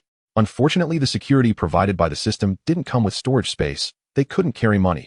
Otherwise, they would have fled with the funds long ago. This matter needs to be discussed with the system again. If no agreement can be reached, I will have to grit my teeth and give up this unexpected fortune. System, are you there? He called out in his mind. Ding, the Millennium Family System is at your service. Can the security I hired temporarily activate the system space permissions? Ding, it is generally not feasible. But, before the words were finished, Qin Feng interrupted. Just tell me the price. Ding, $1 million per person per hour with a space limit of 100 cubic meters. All right, you may leave for now and call me if needed. Ding, host, goodbye. He calculated in his mind dispatching 10 people each for 6 hours would cost a minimum of $60 million. As for how much can be retrieved, it depends on the quality of the vault. Gold is the hard currency, the lifeblood of the bank. If it can truly be moved, the Boston First National Bank will be on the verge of paralysis. Cash in US dollars will also be accepted as promised, and the security can take as much as they can manage. Additionally, stirring public opinion, leaking information to incite depositors to withdraw. Even if the bank's accounts are not lacking in funds, such a commotion will still severely injure its vitality. However, if he wants to intervene, he needs a reason. He can't simply reach across the Pacific to take over a bank in M country. The most reliable excuse would be to deposit several $billion first, then let his people rob it. Later, when he goes to withdraw, if they can't produce the funds, he shouldn't be blamed for taking over the entire bank as collateral. This matter requires him to fly to M country personally. Remote control from Hong Kong. Too far, too unreal, it won't hold the ground. No rush. Once things settle down with Zhang Jing, he can set off. While pondering the intricacies of the bank, a knock sounded at the door. Come in. Situ Jianyun pushed the door open, carrying a thick stack of documents which he piled onto Qin Feng's large mahogany desk. His tone held a hint of helplessness mixed with teasing. President Qin, this is the first time you've left the group in my hands, right? You've really let go of control. Aren't you afraid I'll empty the company for you? Qin Feng stared at the stack of documents on the desk, his temples throbbing. The reason he called Situ Jianyun was precisely to take a break. Jianyun, he raised his hand to rub his brow. You can really wait. Did you just stand here as soon as I walked in? Situ Jianyun shot him a sideways glance. Big boss Qin, don't you feel guilty saying that? It's a $100 billion enterprise, and you can't even be bothered to lift an eyelid. She pointed to the corner of the table where the stack of papers was neatly arranged into 3 piles. You don't even need to pick up a pen to sign. I've finished all the work. You just need to figure out what our group is currently busy with. Qin Feng sighed. All right, I'll set this aside for now, and I'll look it over later. He felt a lingering unease. If he had known he wouldn't have stepped into this building, it was purely self-inflicted misery. But no matter how much he wanted to avoid it, he couldn't ignore the accounts, projects, and contracts of his own company. He couldn't remain willfully blind. As soon as Situ Jianyun left, he opened the top document. The footer had a sticky note clearly marked by time section and priority. It wasn't until after 8 o'clock in the evening that he finally closed the last document. That night, he didn't return to the mountaintop villa, but arranged to have dinner with Chun, Yi, and Zhao Yaji. Home flowers smell solid, but occasionally a person also wants to change the air. 2 days later, Zhang Wenyuan, the chairman of Zhongfa Real Estate, called, his tone half warm and half probing. President Qin, I mentioned it to Xiao Jing, and she agreed to meet at the West Coast Cafe at noon today. However, I didn't reveal your identity as the blind date. Qin Feng chuckled softly. Thank you, Chairman Zhang. If it really happens, then I'll have to practice my dad voice in advance. On the other end of the phone, he laughed heartily. Sure. Zhang Jing must have owed her father in her previous life, otherwise Zhang Wenyuan wouldn't be so anxious, nearly wanting to shove his daughter into the Civil Affairs Bureau that very day. Qin Feng changed into a light gray shirt and checked himself in the mirror before heading out. When he arrived at the West Coast, it was just past 11:30 and Zhang Jing was still nowhere to be seen. He sat by the window, ordered an Americano, and stirred it slowly. 10 minutes later, the doorbell rang. A girl with short chestnut hair, silver hoops dangling from her earlobes, and sunglasses perched low on her face swaggered in her denim jacket, open, walking with a breeze, as if someone owed her $500. Qin Feng almost choked. Upon closer inspection, that expression of raising her eyebrows and glaring was unmistakably Zhang Jing. He immediately understood she was here just to go through the motions. There was no intention of seriously dating. If he hadn't seen her in a police uniform standing tall and commanding before, he might have believed this careless appearance. Zhang Jing scanned the room at the entrance, suddenly took off her sunglasses, her eyes wide open, fixating straight on his face. Qin Feng raised his hand to signal, over here. She dragged her feet over and frowned as soon as she sat down. You really came for a blind date. What else? He nodded with a smile. Am I here to drink coffee and write a quarterly financial report? Did my dad send you a? Yes. The two suddenly fell silent. They sat facing each other for 3 seconds like two gods of the door just placed on the altar. It was Qin Feng who spoke first. Officer Zhang, your outfit. Are you investigating a case or shooting the sequel to Young and Dangerous? Zhang Jing scoffed. Who do you think I'm dressing up for? You should know better. The richest man in Hong Kong personally comes out for a blind date. Do you think it's like picking cabbage at a market? Qin Feng shrugged. Do you think I'm devaluing myself? Then tell me, can a billionaire not get married? If one day I decide to take it easy, who will bear the burden of such a huge enterprise? She rolled her eyes. Whether to marry or who to marry, what does it have to do with me? If it weren't for dealing with old Zhang, I wouldn't even bother stepping through this door. Qin Feng gazed at her taut jawline, the smile deepening in his eyes. He loved her fierce spirit. Zhou Huimin was the gentle tea, He Zhaoqiang was the tranquil porcelain, but Zhang Jing was a dagger glinting as soon as it was drawn. He leaned slightly forward. Aren't you 28? How about we just make do? Zhang Jing laughed coldly. The threshold for the richest man in Hong Kong is too high. We little police officers can't even reach it on tiptoe. You should seek someone else. Task completed. I have a case to follow up on. She grabbed her bag and was about to get up. Qin Feng didn't stop her. Dealing with her didn't require much effort. Just let Zhang Wenyuan's Zhongfa Real Estate's capital chain struggle, and she would naturally come knocking at his door. This first blind date, spanning 2 lifetimes, lasted no more than 10 minutes from sitting down to standing up. Qin Feng had no time to ponder those trivial matters. The urgent task at hand was to go to M Country and finalize the banking issue with the Boston Consortium. As soon as he stepped out of the cafe, he took out his phone and dialed Qin Ming's number, speaking in a flat tone. Zhongfa Real Estate. Keep it hanging on the brink of bankruptcy, but don't let it actually fall, and definitely don't expose any flaws. Qin Ming responded promptly. Understood, boss.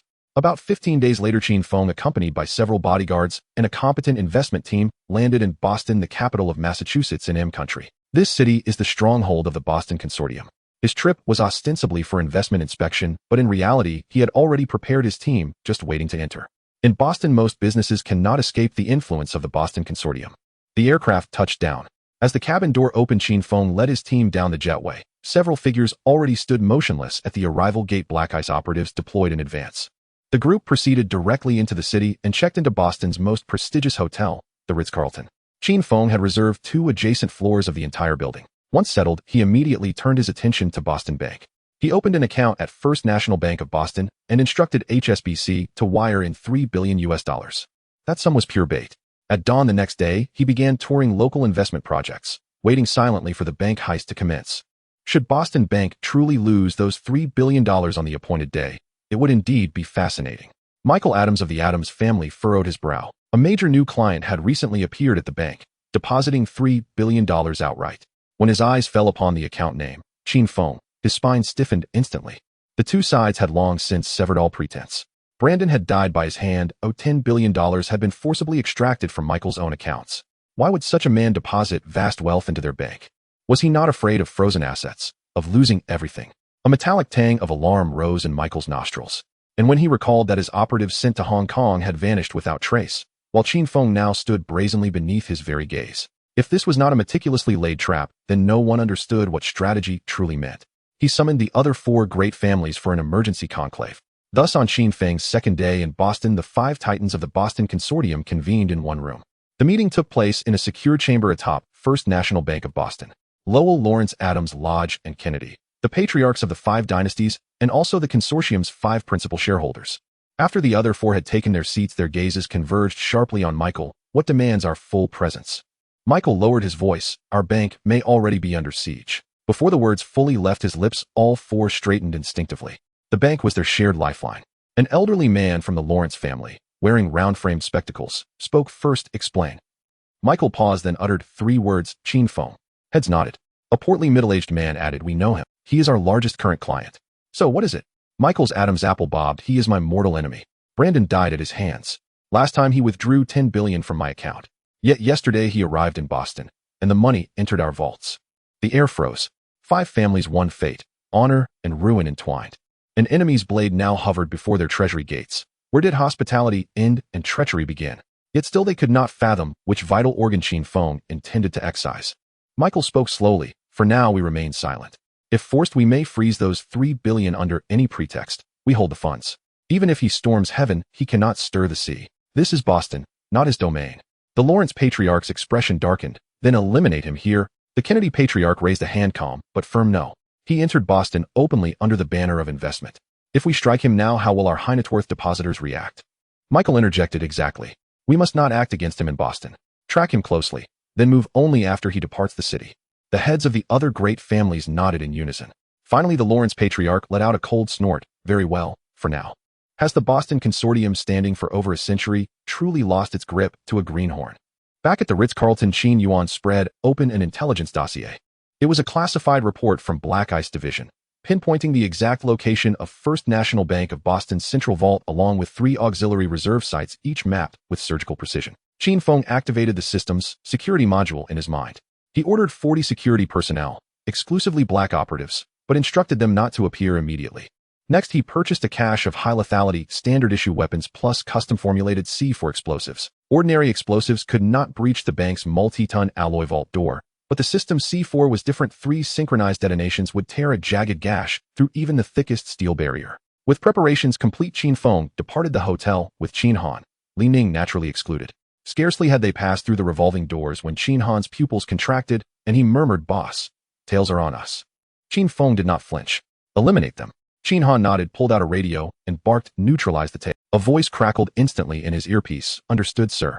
These were all veterans of the Iron Eagle Sharpshooter Mercenary Corps, 50 strong, already embedded in concealed positions around the hotel before Qin Feng's arrival. This was the true foundation of his audacity in walking alone into Boston. Their vehicle wound into a desolate ridge on the city's outskirts, surrounded by emptiness. At Qin Feng's mental command, 40 black operatives materialized, as if from thin air. Under the heavy night, they were invisible unless scrutinized closely. Sir. A low iron-hard chorus. Qin Feng gave a slight nod, then drew forth weapons, C4 charges, and supporting gear from his system space, laying them out precisely on the ground.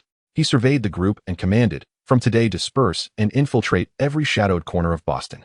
I will contact you individually in several days. Then, we execute something monumental. Yes, sir. He handed an encrypted phone and a classified document to the operative at the front of the line. From this moment, your designations are Death Warrior 1 through Death Warrior 40. This document marks the locations of First National Bank's 3 reserve vaults and its primary treasury. Master these layouts thoroughly over the coming days. Upon my signal, execute immediately. Take all USD and gold you can carry. If anything remains, destroy it utterly. Death Warrior 1 hesitated. Sir, destruction is simple. Extraction may prove difficult. Qin Feng smiled faintly. That need not concern you. When the time comes, I shall open the door for you. Yes, sir. With orders delivered, he turned and walked away. Back at the hotel, he did not leave his room again. Meanwhile, the Boston Consortium, having lost all prior surveillance teams, suspended further monitoring operations. Sending too few agents would be tantamount to sacrifice. Sending too many would provoke open conflict. Since the intercept and elimination exit strategy had been finalized, unnecessary complications were to be avoided. As for Qin Feng's official investment delegation, it worked tirelessly, screening real estate hotels, and chain supermarkets, selecting only those ventures worthy of his strategic entry. On the real estate front, Qin Feng's research team was negotiating partnership details with local government authorities. Should the bank collapse before contract signing, Qin Feng would have every legal right to withdraw his capital. At that moment, ordinary citizens rushing to withdraw cash would serve merely as the spark, while Qin Feng himself would become the final crushing hammer that shattered First National Bank of Boston. Several days later, judging the timing perfect, Qin Feng dialed Death Warrior 1's secure line at 117. Without a single pleasantry, he went straight to business. Teams of 10 split up to strike the vault of Boston First National Bank and 3 other cash reserve points. Strip every bill and ounce of gold clean. Understood, boss. The call ended. Qin Feng whispered, system.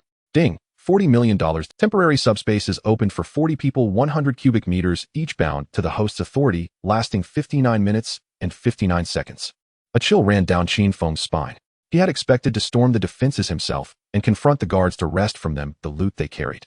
He had not imagined these spaces were mere pockets extending from his main space. Once items were placed inside, he could reach in and take them at will. Cleaner and far safer. He redialed Sishi 1. Have you got an enormous cavernous space on you now? The voice on the other end trembled. Boss, it's real. I can store it, I can retrieve it. Point, and it's there. Qin Feng sped up his words. 40 people, everyone has this ability. But only for 1 hour. Stuff the gold and cash you seize into your personal spaces. They'll collect them. No handoffs, no meetings. We will complete it. Sishi 1's answer was adamant. Qin Feng paused. When the mission ends, go dormant immediately. If you attract attention, boss, none of us will be caught alive. Qin Feng said no more, only a soft HM. The call ended. The operation began at once. Sishi 1 lowered his voice and ordered, under 60 minutes, groups of 10 4-pronged entry. Get out as soon as you have it and do not linger. Once the money is in the spaces, the boss will tally it. Copy, Chief. 12 modified ADD vehicles were already waiting. Engines slid silently into the night toward 4 targets. Sishi 1 drove straight for the vault headquarters of Boston First National Bank. 15 minutes later, the convoy stopped. The pre-dawn streets were empty. The bank's iron doors were shut, windows black. He produced a plastic explosive, slapped it onto a hinge of the main door, and signaled everyone back. The 5-second countdown ended. Boom. The entire alloy door curled inward, fragments flying. Sishi 1 waved and led the charge inside. Sirens shrieked, yet no one came to investigate. This vault post had, as usual, 2 armed guards sleeping in the duty room next door. As the blast faded, one rolled upright. He'll check the front hall. You contact the chairman and call 911. The other grabbed the phone and nodded, but before the words left his mouth, footsteps sounded in the corridor. Both snatched up their rifles and turned, the triggers not yet pulled. Rat-a-tat. Bullets rained. 2 bodies went limp in an instant. Sishi 1 stood at the vault door, tilting his head toward that massive alloy barrier, his brow slightly knit. He drew 2 blocks of C4 from his backpack. The others stripped the same charges as well. He picked a weld at the door's corner and pressed 5 C4 blocks side by side, securing them. They did not need to blow the whole door, only tear open a gap large enough for a man to slip through. With the charges set, Sishi 1 signaled, fall back. They fell farther back, this time melting into the corner shadows. The instant he pressed the remote, boom. The whole bank shook, glass cascaded down, and the walls trembled. When the blast's aftershocks subsided, the men shook their dazed heads, ears still ringing. Sishi 1 raised a hand, and the 10 advanced in unison. The lower right corner of the vault's heavy alloy door had been torn open, ragged edges blackened, just wide enough for someone to slip in sideways. He slipped in first and found another iron door inside. This one was noticeably thinner, rusted rivets loose. Without hesitation, Sishi 1 affixed 5 C4 blocks to the seam and retreated to safety. Boom. Another thunderous blast, the left half of the iron door frame, and all curled and flew free, twisted into a lump of scrap. A blinding gleam of gold met them.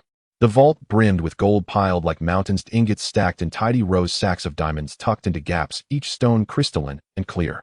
Against the wall, several camphor chests lay open, their interiors lined with Song porcelain, jade paperweights, and yellowed, hanging landscape scrolls. The ink, unfaded silk backings, slightly brittle. Begin. Sishi 1's voice was barely a whisper. 60 seconds. Everything into the spaces. Yes, boss. 10 hands reached for ingots, cash boxes, scrolls. And wherever their fingers touched, objects vanished without a sound.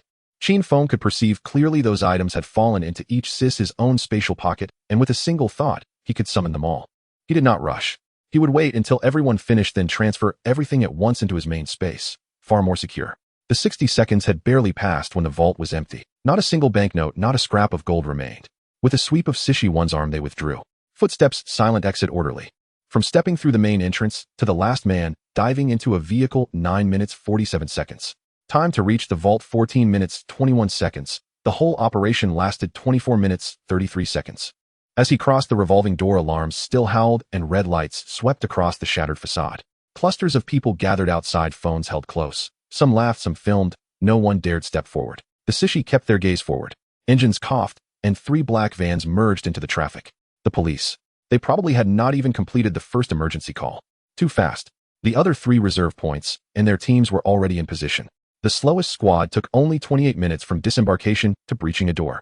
No standoff, no shouting, blast the door, clear the room, surge in. When the guards fell, gunfire had not yet reached the corridor's end. The reserve vault doors were far thinner than the main vaults. After 5 C4 charges detonated, the door shattered into fragments, and the opening gaped wide. The storeroom held nothing but money, dollar bundles squared at the corners, pound notes stacked into blocks, yen coins in clear acrylic tubes arranged into towers, Canadian dollars, Hong Kong dollars, euros. Each in its own section with labels still attached. The Sishi stormed in, and with a sweep of their hands, stacks of banknotes evaporated into nothing. 60 seconds. 10 men. Cleaned out. Boston First National Bank headquarters, its largest vault, and 3 Central Reserve repositories, all fallen. The next morning, news alerts flooded screens, and depositors surged to the branches. The Boston conglomerate funneled cash to 7 outlets overnight, yet the run still threatened to overwhelm them. Most precarious was the $3 billion under Qin Feng's name lying quietly in his account, like a searing iron. With 10 minutes left on the clock, Qin Feng closed his eyes and sank his intent into the subspace. Gold, diamonds, paintings, dollars, pounds, yen, every spoil poured into his system space. He watched the data cascade like a waterfall, his throat bobbing once. This was the conglomerate's century-long hard currency stream, and he had bitten through its throat in a single move. In that instant, he understood, if someone stole your entire fortune this way, who would care about evidence? Any trace would be crushed first, questions later. But he was in Boston now and could not step back. To leave immediately would only confirm suspicion. He could only proceed with the original plan. Yet from now on, every inch of air around him would need to be resecured. 50 Taiying Ruishi, it seemed, might no longer be enough to contain the situation. Having lost the family fortune for a century, what wouldn't the 5 major families do? Qin Feng opened the security module in the system, purchasing 100 Iron Eagle warriors along with a full set of weapons. Yet he did not summon them immediately. The hotel he was staying in was under close surveillance by the police. If over 100 people were to emerge, it would be impossible to explain it as a friends gathering. After the search blitz passed a round or 2, it would be better to let them out. That night, just as the black assassins sneaked into the vault, the alarm at the Boston Police Department blared. The on-duty police immediately formed a team and rushed to the Boston First National Bank. However, it took a full 15 minutes to get from the police station to the scene. By the time they burst through the bank's doors, the robbers had already vanished without a trace.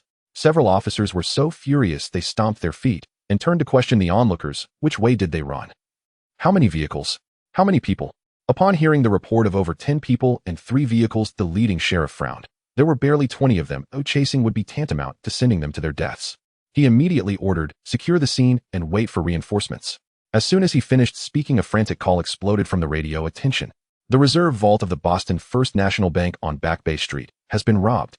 All on-duty officers provide immediate support nearby. The message was repeated thrice, each word sharp as a thorn. Several officers guarding outside the vault exchanged glances. None spoke. Finally, it was the graying veteran officer who said, "Well, just hold this position. These guys are well-timed. Charging in with our handguns isn't about catching thieves, it's about adding more coffin. Maybe other sites are in jeopardy too." He had barely finished speaking when the radio buzzed again. The East District Federal Savings Center's reserve vault has been raided. The veteran shrugged. "See, this mess is no longer something we can handle. Let's wait for the SWAT or military." Sure enough, within 3 minutes, news of a 3rd reserve vault being breached came in again. At this moment, the heads of several families from the Boston Consortium were yanked awake from their dreams by phone calls. Lawrence Anderson, the chairman of the bank, was the first to receive the report. Upon hearing that the vault had been breached, his face turned ashen, and he grabbed the phone to shout at the police department, "Block all exits. Not a single person can slip through." After hanging up, he immediately dialed the other 4 families, simply saying, "Group headquarters meeting room now." No one dared to delay, and they hurried to get dressed and leave. Michael felt an overwhelming sense of dread, convinced that this incident was somehow linked to Qin Feng.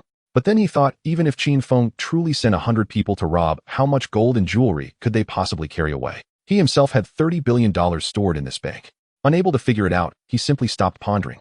Just as Lawrence Anderson grabbed his coat and prepared to leave, the second call came in, news of other sites' reserve vaults falling one after another. He felt a pang in his throat and suddenly spat out a mouthful of blood.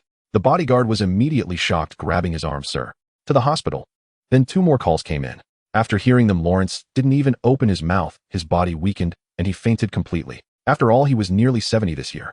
The bodyguards picked him up and rushed to the hospital. When Michael and the others arrived at the group meeting room, they waited and waited, but did not see Lawrence's figure. He pulled out his phone and called, but it was always unanswered. At this moment, the current president of the Rocky family, who was also the current CEO of the group, suddenly jumped up from his chair, slammed his palm on the meeting table, and shouted into the phone, "Lock down the city. Dig 3 feet into the ground and find those people." After hanging up, his eyes reddened as he scanned the room. Our bank, aside from the main vault, has had all 3 reserve vaults in Boston emptied out. Not even a scrap of paper remains. Everyone suddenly stood up, fists clenched and cracking. Michael gritted his teeth, stating emphatically it was definitely Qin Feng who did this. He had already calculated when he stored that 30 billion. Today he would take it all back. If he comes to withdraw tomorrow and we can't produce the money, the whole bank would truly become a joke. The Kennedy family, this newly risen aristocracy, had always been the most furious. He slammed the table. "Arrest them directly. With guns to his temple, force him to reveal the stolen money." But Rocky slowly shook his head. "Eyewitnesses have stated clearly. The robbers left empty-handed, neither carrying boxes nor bags. The gold bars and jewelry were simply not taken away. This indicates that the money had been quietly transferred long before. But how could hundreds of tons of gold and tens of billions in cash be moved so easily? The priority now is to team up with the police, sealing off the entire Boston and first recovering the lost funds. I've already made arrangements regarding Qin Feng. Let him stay in the hotel and not move. He can't escape, and we can find him anytime." Everyone nodded in silence. The lifeline was in that sum of money. If lost, the bank would collapse halfway. That was the majority of the wealth of the 5 major families. The gold filled 3 standard vaults, and antiques and jewelry packed 6 secret rooms, totaling over $73 billion in dollars and foreign currencies. Nearly half of the wealth scraped from around the globe was stashed in this old nest in Boston. They had thought the headquarters was the safest, yet it was precisely here that they stumbled. 0. Michael suddenly frowned. "Where is Lawrence?" "The phone has been busy." Another person shrugged. "Maybe he's stuck in traffic. Just wait a bit." It was still dark, yet the police had swiftly sealed off all exits in the city. Hundreds of tons of gold and billions in cash. Searching every brick in Boston 3 times would be worth it. All city police were on duty, blocking major roads every 500 meters, checking every vehicle's trunk, flipping seats, inspecting the chassis, and even baby strollers were not spared. Who would dare to resist? At worst, they would be taken to the police station for questioning. At best, they would be cuffed on the spot as accomplices. Although guns weren't banned in the country, no one dared touch their holsters this morning. If one dared to pull it out, the bullets wouldn't wait for you to speak. 0. Not only the police, but even 2 battalions of stationed soldiers were sent into the city to establish control. Around 8 in the morning, office workers gradually left their homes, stunned to see soldiers standing guard at street corners, armored vehicles behind roadblocks, and armed patrol officers. What had happened? The answer quickly hit the news. Except for a few media outlets controlled by the consortium, all Boston, and even national media, were broadcasting the same message. Last night, the vault of the Boston consortium was raided. Some said tens of billions were stolen, others claimed over 100 billion, but all reports were consistent. The vault has been emptied. When the U.S. stock market opened, the stock price of the Boston First National Bank plummeted. The stocks in its real estate, shipping, and energy sectors collapsed alongside it. 80% of local citizens were immediately thrown into a panic. Their current deposits, retirement funds, and children's tuition were all stashed in this bank. This was the heart of the consortium, as well as the wallet of the people of Boston. With the vault raided, would the numbers in their accounts still count? The wind of this news quickly spread to other places. In every city with a branch of this bank, long lines formed outside. People rushed to withdraw their money. Newspapers clearly stated in black and white, headquarters breached, hundreds of billions vanished. They feared that their hard-earned money would be swiftly swept away to fill the void left by the headquarters. The situation was even worse in Boston. Just after 6 in the morning, crowds had already gathered outside various branches, some holding thermoses, others clutching passbooks, while some stood on tiptoes trying to peek inside. In their hearts, the bank's accounts were already empty. Now it was a race against time. Only emergency cash remained in the branches, and if they arrived late, the counters would merely display closure notices. Would the bank collapse? What did that have to do with them? They only needed to clutch their few pieces of paper tightly. But today, regardless of whether it was the raided main vault or the ordinary branch, all branches of the Boston First National Bank were tightly shut. The only instruction the person in charge received was, "Do not open the door." Opening the door is the beginning of the 607 chaos. People are inherently protective of what little they possess. Money stored in your banks can be withdrawn by others while I stand outside the door. When anger rises, who knows what chaos may ensue? Let us not forget Country M permits the carrying of firearms. Yet those who haven't received their money refuse to disperse, blocking the bank entrance, shouting, smashing doors, and banging on windows. By noon, news of the robbery at the First National Bank of Boston had spread like wildfire across most of Country M. While bank robberies are not unusual, it's unheard of for tens of billions to be taken in one go. What's worse is that the media is sensationalizing the story, starting with tens of billions, then jumping to hundreds of billions, and soon they might claim it's thousands of billions. What puzzles people the most is, how was the money moved? Just the gold alone is extraordinarily heavy, not to mention the foreign cash piled higher than a three-story building. One person, a single vehicle, or a helicopter. Who would believe that? Unable to contain the pressure any longer, Rocky was finally pushed out. He had just heard that Lawrence was so furious he had to be hospitalized, almost pulling out his four. Rocky promptly summoned all branch managers, stating simply, "Let everyone who wants to withdraw money come to the plaza in downtown Boston. I will explain everything in person." By around 2 in the afternoon, the plaza was densely packed with people. Rocky stood on a makeshift platform, gripping an old megaphone, beads of sweat forming on his forehead. In his heart, he had cursed Lawrence 100 times. If that old fool hadn't gone down, he wouldn't have to take on this mess. He raised the megaphone, his voice hoarse, yet resonant. "Dear citizens of Boston, please quiet down and let me say a few words." The murmurs below gradually faded. They actually quieted down. After all, the only person left who could help them retrieve their money was standing right in front of them. Rocky took a deep breath and declared loudly, "I know you all want to withdraw your money immediately. But to be frank, the bank has indeed been robbed, and it was completely cleaned out by a group of people." Seeing the crowd getting restless, he quickly added, "But please trust me, give us 3 days. Within 3 days we will definitely catch the robbers and recover all losses. If we truly cannot recover it, the 5 major families under the Boston Consortium will personally compensate. You all know what kind of foundation we have, you Boston natives are well aware." Once this was said, many people let out a long sigh of relief. Locals knew that those 5 families were not nouveau riche, but long-established entities with ancestral tablets still enshrined in their halls, their credibility etched in their bones. With their assurance, even if the money hadn't arrived, it was as good as secured. Suddenly someone in the crowd shouted, "All right, we'll trust you for 3 days. Immediately a few voices chimed in, "Yes, we'll wait for 3 days. We're not in a hurry." These voices were all from people strategically placed by the 5 families. Currently the entire Boston was sealed off, and they were confident. The money had not been transported out at all. What's more, Chin Fong was still in the city. As long as they surrounded him and held a gun to the back of his neck, they didn't believe he wouldn't spill the beans. The 5 families were already convinced this was all Chin Fong's doing. As for how he managed to stealthily transport away hundreds of tons of gold and cash, they couldn't be bothered to ponder, nor did they want to figure it out. They only needed one answer: a scapegoat. Even if it wasn't him, it had to be him. Before the true culprit emerged, someone had to kneel and take the blame.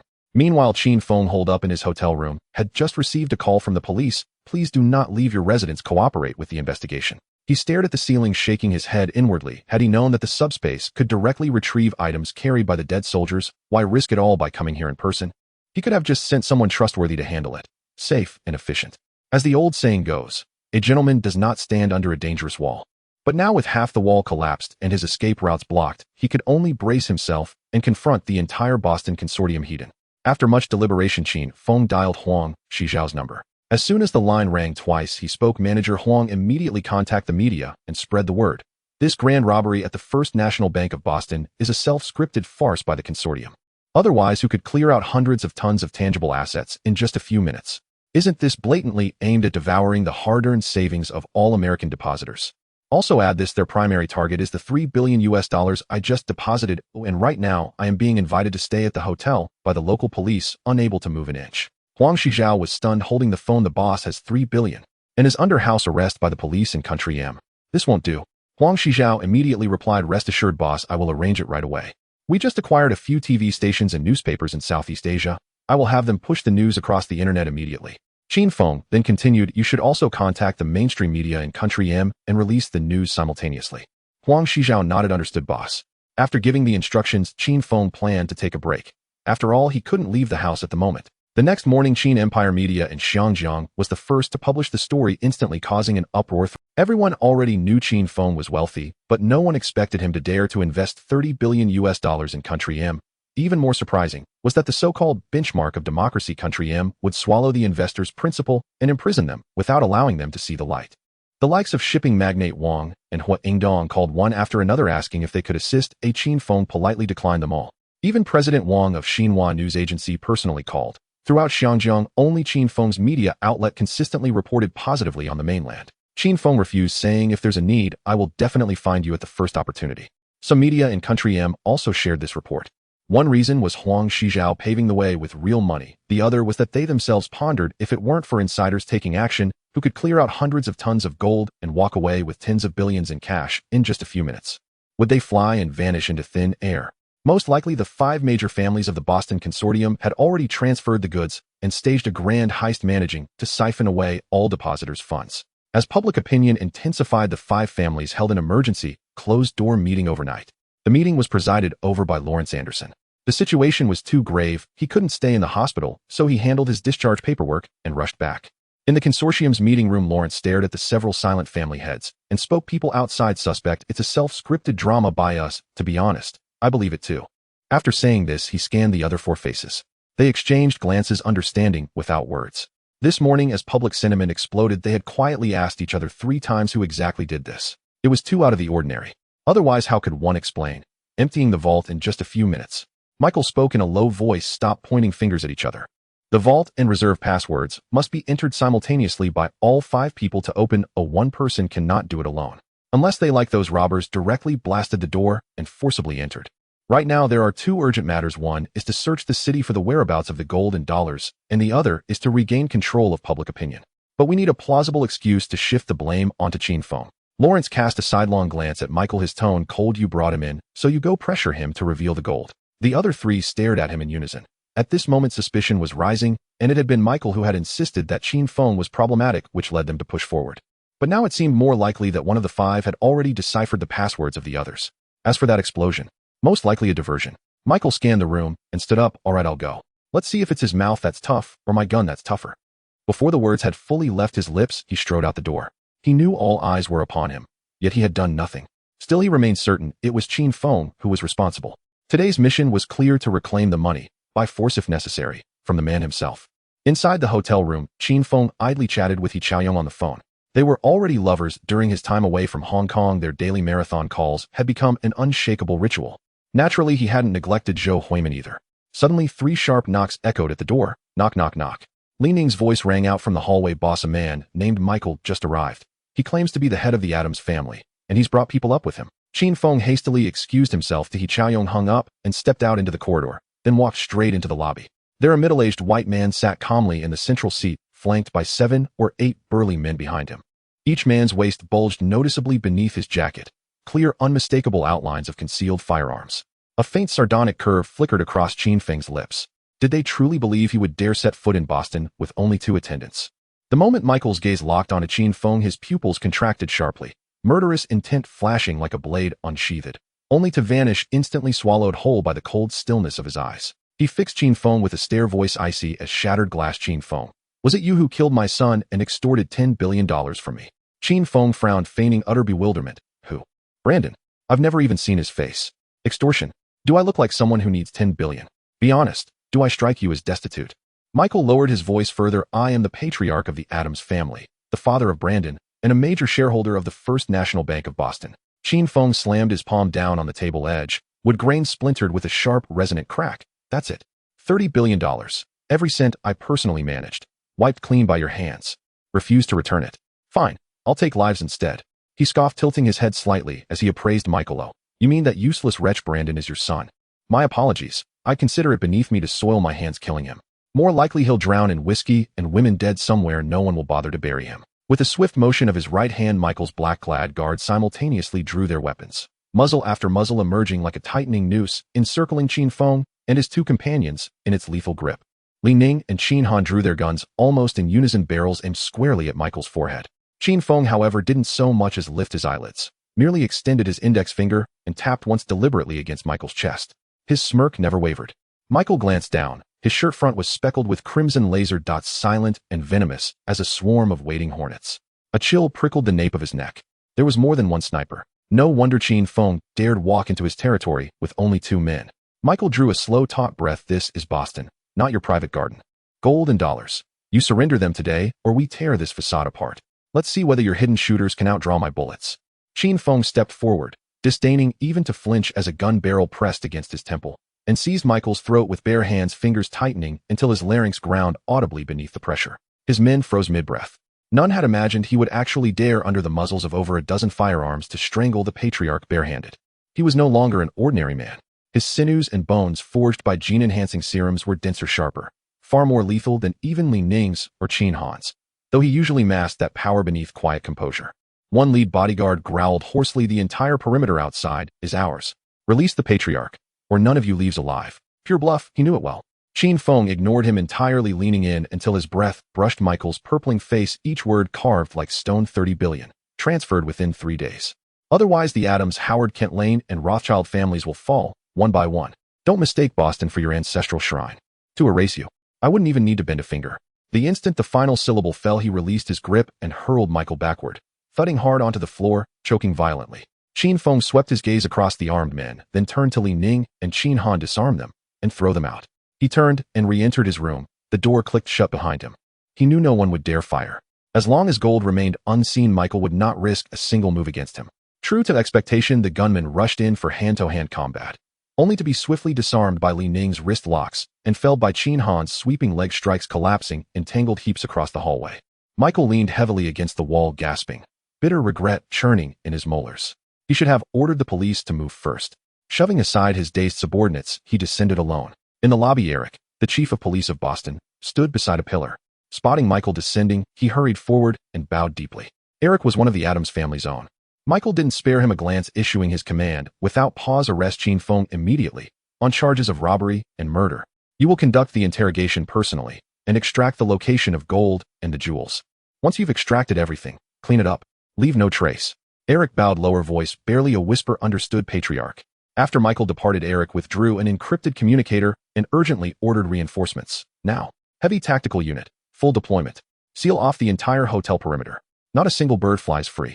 Within 5 minutes, squad after squad of black armored, shield-bearing officers surged toward the hotel's main entrance like a river of iron. Iron Eagle Elite sent word from their external perimeter post the situation had escalated. Qin Feng's eyes darkened, cold, glacial, decisive. This confrontation could no longer be avoided. He would never surrender to the police, so there was only one path left: heating collision. In a low voice, he issued orders: Iron Eagle Elite, hold position. If the police open fire, strike immediately from flank and rear. He had planned to depart Boston today anyway. This sudden escalation had cornered him, but it had also seared an indelible lesson into his memory. Only one escape route remained: by sea. He had already resolved to requisition an active-duty naval vessel directly from the security zone, crossing the Atlantic straight back to Hong Kong. The bank matter, temporarily shelved, for now survival came first. And this debt, he bore no loss. Not only had he reclaimed every dollar of principal, but he had also seized hundreds of tons of gold. Backed by that hard currency, even the United States would hesitate before resorting to force. Before long, the police had completed their encirclement. Eric did not advance rashly. Instead, he raised a megaphone, his voice echoing through the hotel's entrance. Mr. Qin, we are the Boston Police Department. Please descend and cooperate with our investigation. Qin Feng did not respond. He simply raised a hand behind him, a silent signal for Iron Eagle Elite to monitor the rear alley. Eric repeated the call 3 times, still no reply. With a wave of his hand, Eric signaled his men to ascend floor by floor. Just as the last officers rounded the stairwell's final turn, Iron Eagle Elite emerged suddenly from the intersection of the fire exit and rear alley. Rifles leveled at their backs, triggers pulled without hesitation. Within moments, gunfire erupted along the hotel's rear street. Yet only police officers fell. Iron Eagle Elite sustained virtually no injuries. Their opponents wielded pistols. They carried standard-issue assault rifles. In less than 5 minutes, nearly half the officers lay wounded or dead. Eric's face drained of color. Capturing Qin Feng was forgotten. He screamed for retreat. Iron Eagle Elite did not pursue. Their sole mandate had always been absolute: protect Qin Feng. Only after the sirens faded into the distance did Qin Feng step calmly out of the hotel's front entrance, Li Ning and Qin Han flanking him, one on each side. The accompanying lawyers' negotiation team and investment group were all left at the hotel. This matter had nothing to do with them. Qin Feng simply instructed, stay as usual. Each person will receive a daily supplement of 1,000 Hong Kong dollars. With such a substantial sum at stake, no one raised any objections. After all, it was none of their business. Oh, why wade into murky waters? Qin Feng strode directly towards the port with the Iron Eagles shadowing him closely. As he passed through Boston's Central Square, he paused momentarily. The square was still bustling with people. After a brief contemplation, he turned and stepped onto the central platform, the very one used by the leader of the Rocky family for his speech last time. He leapt onto the stage, grabbed an old microphone from the table, and declared in clear English, "My name is Qin Feng. I have come to Boston with $3 billion to invest." And what happened? The money was swallowed whole by the First National Bank of Boston. They have also kept me under house arrest at the hotel. Just now, the Boston police forcefully attempted to take me back to the precinct without any evidence of wrongdoing. If not for my subordinates fighting to protect me, no one would know whether I was alive or dead right now. I am utterly disappointed with the United States, and even more so with Boston. The investment environment here is rotten to the core. I am leaving. But my dollars will not be fed to this group of vampires so easily. Even if I have to take this to the international court, I will definitely reclaim this debt. As his words fell, he turned and walked away with the Iron Eagles immediately surrounding him for protection. The crowd below erupted in uproar. The locals had thought that their savings of a few tens of thousands was an astronomical sum, but little did they know that this Chinese man Qin Feng had deposited a full $3 billion in the First National Bank. The slight grievance they felt was instantly overshadowed by a greater shock. Every word he had just spoken quickly spread among the citizens scattered throughout the square. Qin Feng did not stop to linger, his pace unwavering as he headed straight for the port. Boston Harbor had direct access to the Atlantic Ocean leading to Shenzhen. Although the journey was long, it was currently the most stable escape route.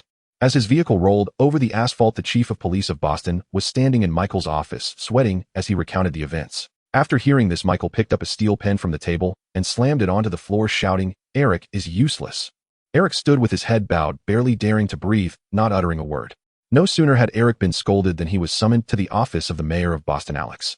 When he opened the door, Alex was sitting behind his desk, his face ashen, his gaze piercing like a knife into Eric's face. Instinctively, Eric wiped the cold sweat from his brow. Alex's gaze was too sharp, as if it could extract the words hidden in his heart. The silence lingered for quite a while. Finally, Alex spoke, his voice lowered to a whisper. "Eric, you say Qin Feng is a robber. What evidence do you have?"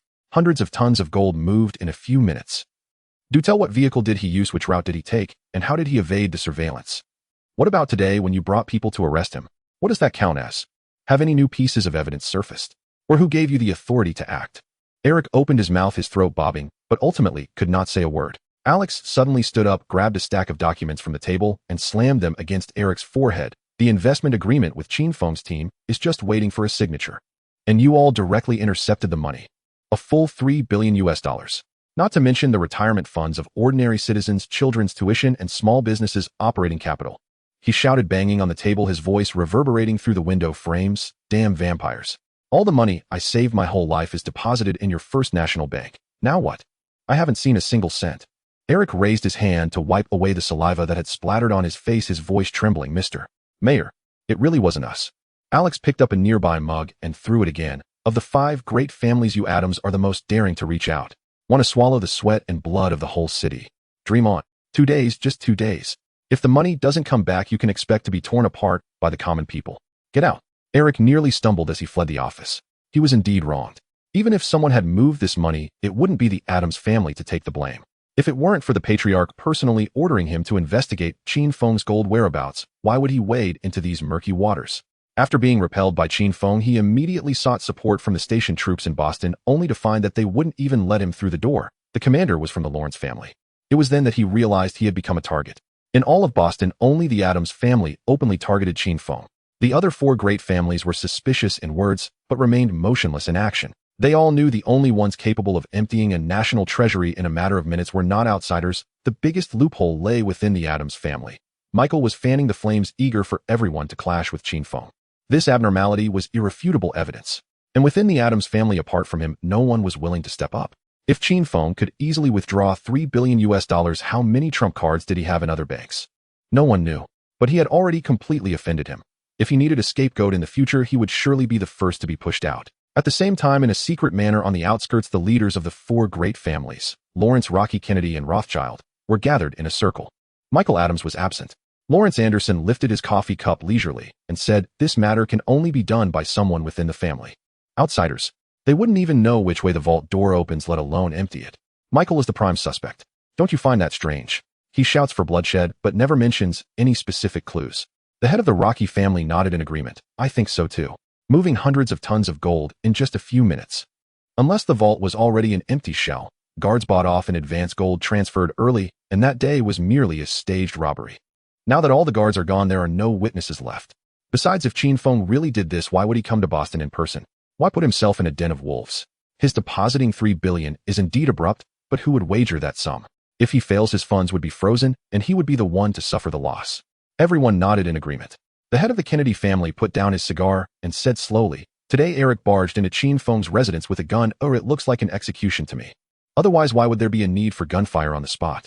The other 3 remained silent, exchanging glances. Lawrence Anderson stared at the table and softly asked, "Then, should we invite Michael over for a serious discussion?" The others exchanged looks, and the usually reticent head of the Lowell family suddenly spoke, his voice not loud, but striking like a hammer on the table. Let's take down the Addams family. If we delay any longer, no one will be able to escape blame. If the snake isn't killed, it will bite back sooner or later. Liquidate all their assets and fill this gap. That should be more than enough. The others turned to look at him in surprise. No one expected that he who rarely spoke would utter such harsh words that could sever lives. But no one voiced opposition. After all, the loss was already a fait accompli. Someone had to bear the blame. And the Addams family, with its greatest suspicions, swiftest maneuvers, and loudest denunciations, made the perfect scapegoat. No need to be overly selective. In the world of capital, there are no eternal enemies, nor lifelong allies. Today they slit each other's throats in collusion, tomorrow they toast together with champagne. At its core, only one word matters: profit. Qin Feng headed straight for the port, but the further he went, the more suspicious he grew. Behind him stretched emptiness, not a single person. They had just incapacitated an entire police squad, yet no one gave chase. When he reached the port, all remained eerily calm. A chill settled in his chest. Something had gone terribly awry on the other side. In the end, he did not purchase a warship, only boarded an ordinary cargo vessel bound for Cambridge, the neighboring city. The plan was clear: transfer in Cambridge, then fly to Hong Kong. He would not linger in Boston for even half a step. This ordeal had been carved into his very bones. From now on, he would never gamble with his life again. The ship rocked for a full day and night before docking at Cambridge's wharf. Without setting foot on land, he rushed straight to the airport and booked a flight to Hong Kong on the spot. He rested briefly for 2 hours near the airport, then boarded a midnight flight. Only when the aircraft lifted off did he truly exhale. Before departing, he left instructions for the black elite operatives still stationed in Boston: monitor the conglomerate's movements closely, especially any intelligence concerning the Addams family. Let us set Qin Feng aside for now. That same day, Boston's 5 great families convened once more. The moment the conference room door closed, the air turned thick and acrid. Michael sat down and felt his spine tighten. The faces that usually clustered around him with polite banter now stared coldly, as if gazing upon a stranger. Once all were seated, Lawrence's gaze sliced across the table like a blade. Michael, decades of friendship, centuries of the Boston conglomerate's foundation. We all know the truth. Let me speak plainly: surrender the gold and the dollars, and withdraw from the conglomerate. As for the rest, I will pretend it never happened. Michael's fingers trembled, the blood drained from his face in an instant. He understood the blade was already pressed against his throat. His voice rasped dryly: you truly don't trust me. You'd rather believe an outsider than your own. Must I repeat myself? Lawrence's mouth tightened. Unless you can prove, beyond doubt, that Qin Feng and his dozen men emptied hundreds of tons of gold in under 30 minutes. No, you have 30 minutes. Moreover, eyewitnesses saw them emerge with empty hands. Nothing was stolen, and yet you insist it was him who sent his men in. When did they strike? Did they rob thin air? Michael's face turned paper white. Not a single word escaped his lips. Suddenly, even he could no longer fathom it. Why at every turn did flaws bloom like open wounds? He whirled toward the other 4 men, voice taut with panic. It wasn't me. I swear. Search Addams Manor yourselves anytime. He was truly terrified. He knew it well. If he failed to sway those 4 mouths, the Addams name would vanish from the map today. Against 1 or 2 families he might still maneuver, but 4 united, not even bone dust would remain. Rockwell family's patriarch sneered, tapping his fingers on the table. Michael, you still don't grasp it. Whether you did it or not is irrelevant now. What matters is the gaping hole left by the gold and the $70 billion catastrophe. By dawn tomorrow, Boston's citizens will swarm banks demanding withdrawals. At least half must receive cash on hand, or this storm will consume us all. In other words, beyond the $30 billion taken by Qin Feng, you must personally inject another $15 to $20 billion to convince the public the money has been recovered. The banks stand firm, and there is no need to rush for deposits. As for Qin Feng's $30 billion, we can negotiate. Other assets may suffice. This is the Addams family's final chance. Fill the deficit, $70 billion plus hundreds of tons of gold.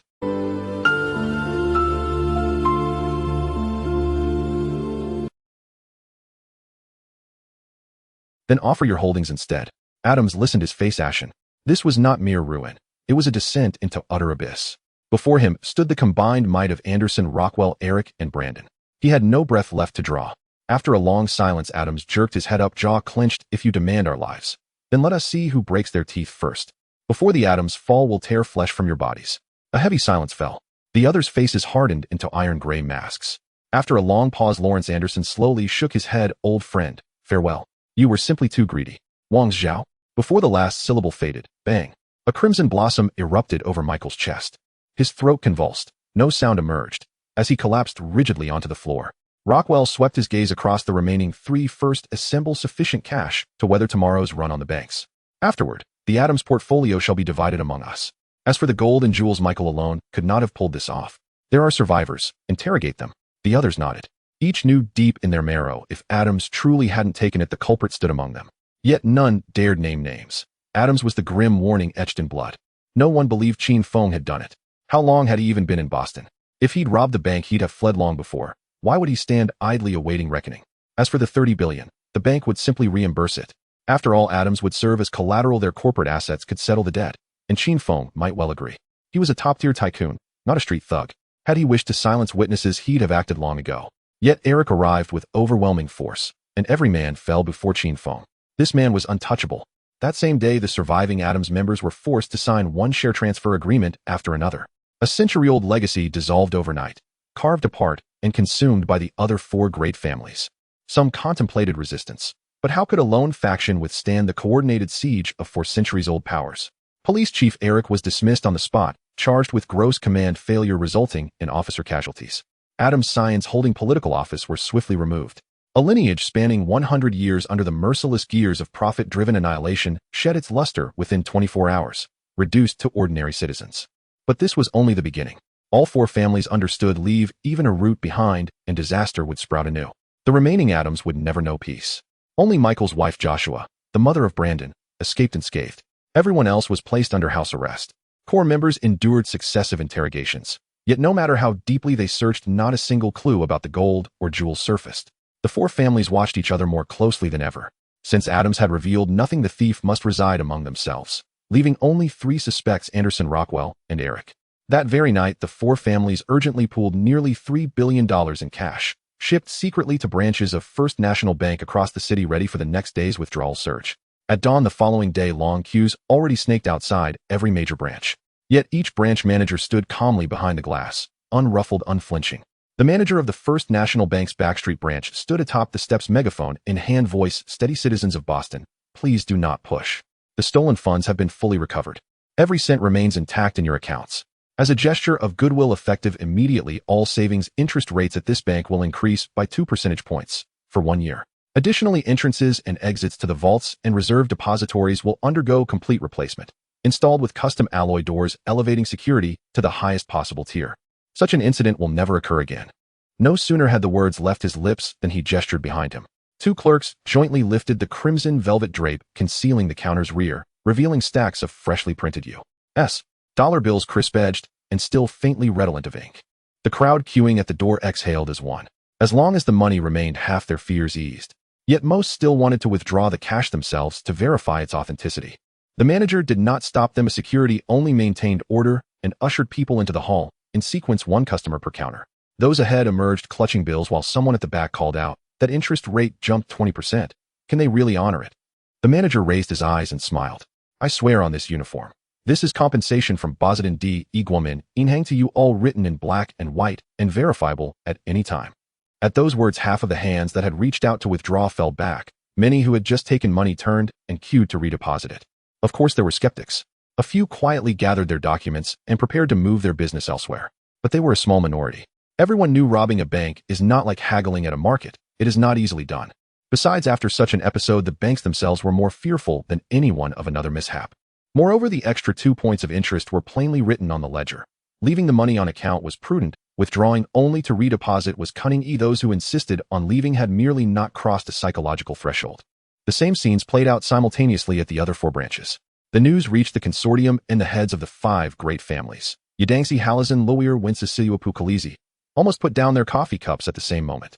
Hundreds of tons of gold and billions in cash could not simply vanish.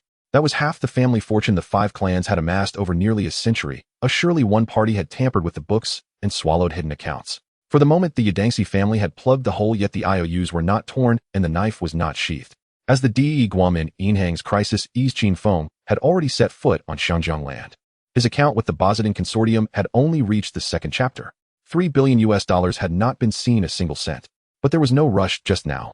In Shangjiang, there were people who cared for him, friends waiting to share a cup of tea. He needed a few days to rest and restore his strength before collecting that debt.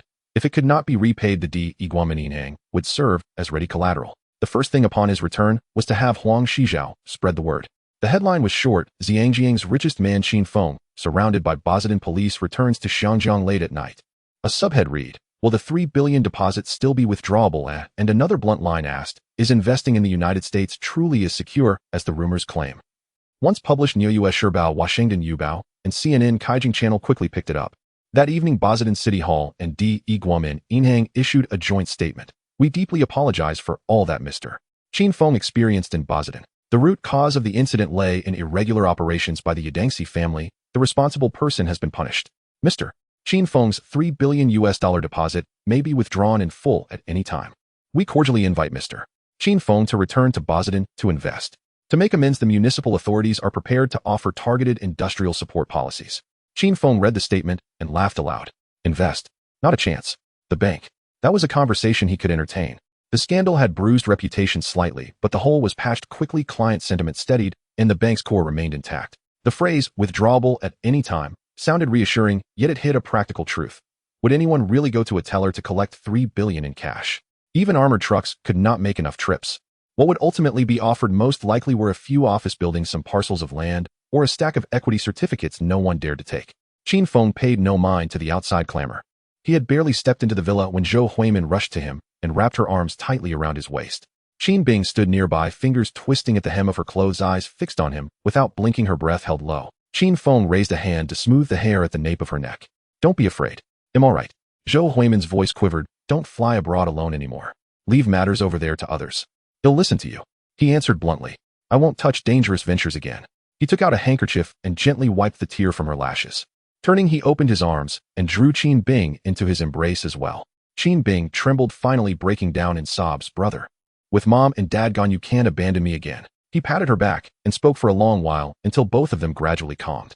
After the news spread, Baochuan Wang Hua Ingdong and the heads of several established families called in succession to offer their concern. He Chekiang's call came as well. When Qin Feng answered, his gaze flicked to Zhou Huimin, his Adam's apple moved. He had not yet told her everything. Though he trusted she would not turn away, his chest still felt as if a thin sheet of ice pressed against it. She, however, carried on as if nothing had happened, serving tea and water with an untroubled air. He released a private sigh of relief. But that relief did not last long. He decided he could not postpone it any longer. He had to lay everything bare with Zhou Huimin. In the days that followed, he stayed home with her each day. At night, he slipped out and spent several evenings at H. Chekiang's place. Chaoqiong Securities was officially listed, its name simply Chaoqiong Securities. That same day, Qin Feng transferred 10 million Hong Kong dollars and acquired 49% of the shares. The firm had barely opened, and yet clients were many. He Chaoqiong professed she would not rely on the king of gambling name, but those in the industry knew. Those who came to open accounts and deposit large sums had come for her father's reputation. She was determined to take the helm herself once to show everyone that the profits would be genuinely earned and not gifts of borrowed prestige. Next time, when everyone scrambled to buy her funds, they would seek returns, not merely face. That afternoon, Qin Feng's phone rang. Caller ID Zhang Jing. A pause on the line, then her slightly hoarse voice. Qin Feng, could we meet? He smiled. He had handled that Habing platform job cleanly. All right. The usual place, the cafe from... Okay, I'll be there right away. She agreed without hesitation. He deliberately delayed, leaving to make her wait an extra half hour. He wanted her anxiety to lend weight to the meeting. 30 minutes later, he sauntered in.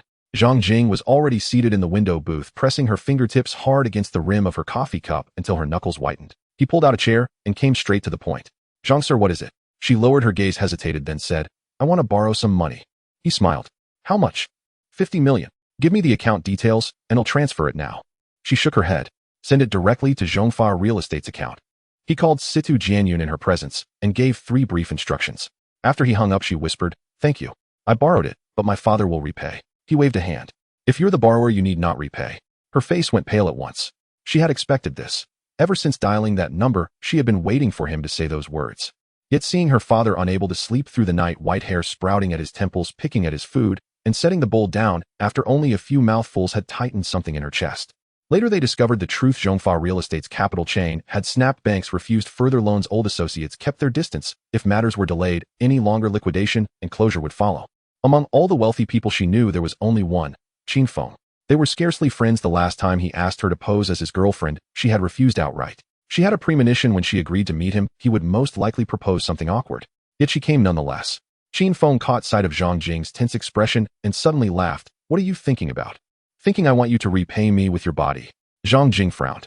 Then how do you expect me to pay you back? Qin Feng rattled his coffee cup, his tone casual. 50 million. I truly am not short that kind of money. I like you. If you agree to be my girlfriend, consider this some a betrothal gift. No repayment needed. By the way, I currently have 2 other girlfriends. For the 3 of you, I am earnest. Do I intend to take you all as my wives? He was confident Zhang Jing would nod, if she refused. Even Zhang Wenyuan's pride and influence could not breach this barrier. Otherwise, if 50 million could not be delivered, she would sooner or later have to bow and beg. That is the quiet arrogance of someone who commands resources when you want a woman. Her refusal is but a formality. Hearing that he already had 2 lovers, Zhang Jing did not even blink. Having served as a police officer these years, she knew the undercurrents of Xiangjiang's wealthy circles far better than outsiders. Wives and concubines under one roof, others hidden away in gilded houses. It was merely a matter of light and shadow. But when it came to herself, she could not bridge the gap. The Ribulo Empire education ingrained in her bones the ideals of monogamy and mutual respect. Yet with 50 million placed squarely before her, she could not help but feel tempted. She had no certainty whether her father's company had that working capital. Even if it did, whether the situation could be steadied and the loan repaid on schedule was far from assured. She fell silent for a long while, then bit her lip and said, "Fine, I agree. But you must ensure the other 2. Can they truly accept this?" Qin Feng's eyes brightened, a uniformed beauty secured. He smiled more deeply. Rest assured they know about each other. The truth was more complicated. He Chaoqiong was aware of Zhou Huimin, but Zhou Huimin remained in the dark. Zhang Jing looked him dead in the eye and enunciated each word. "Remember this. Among the 3 of us, you must not favor any one of us.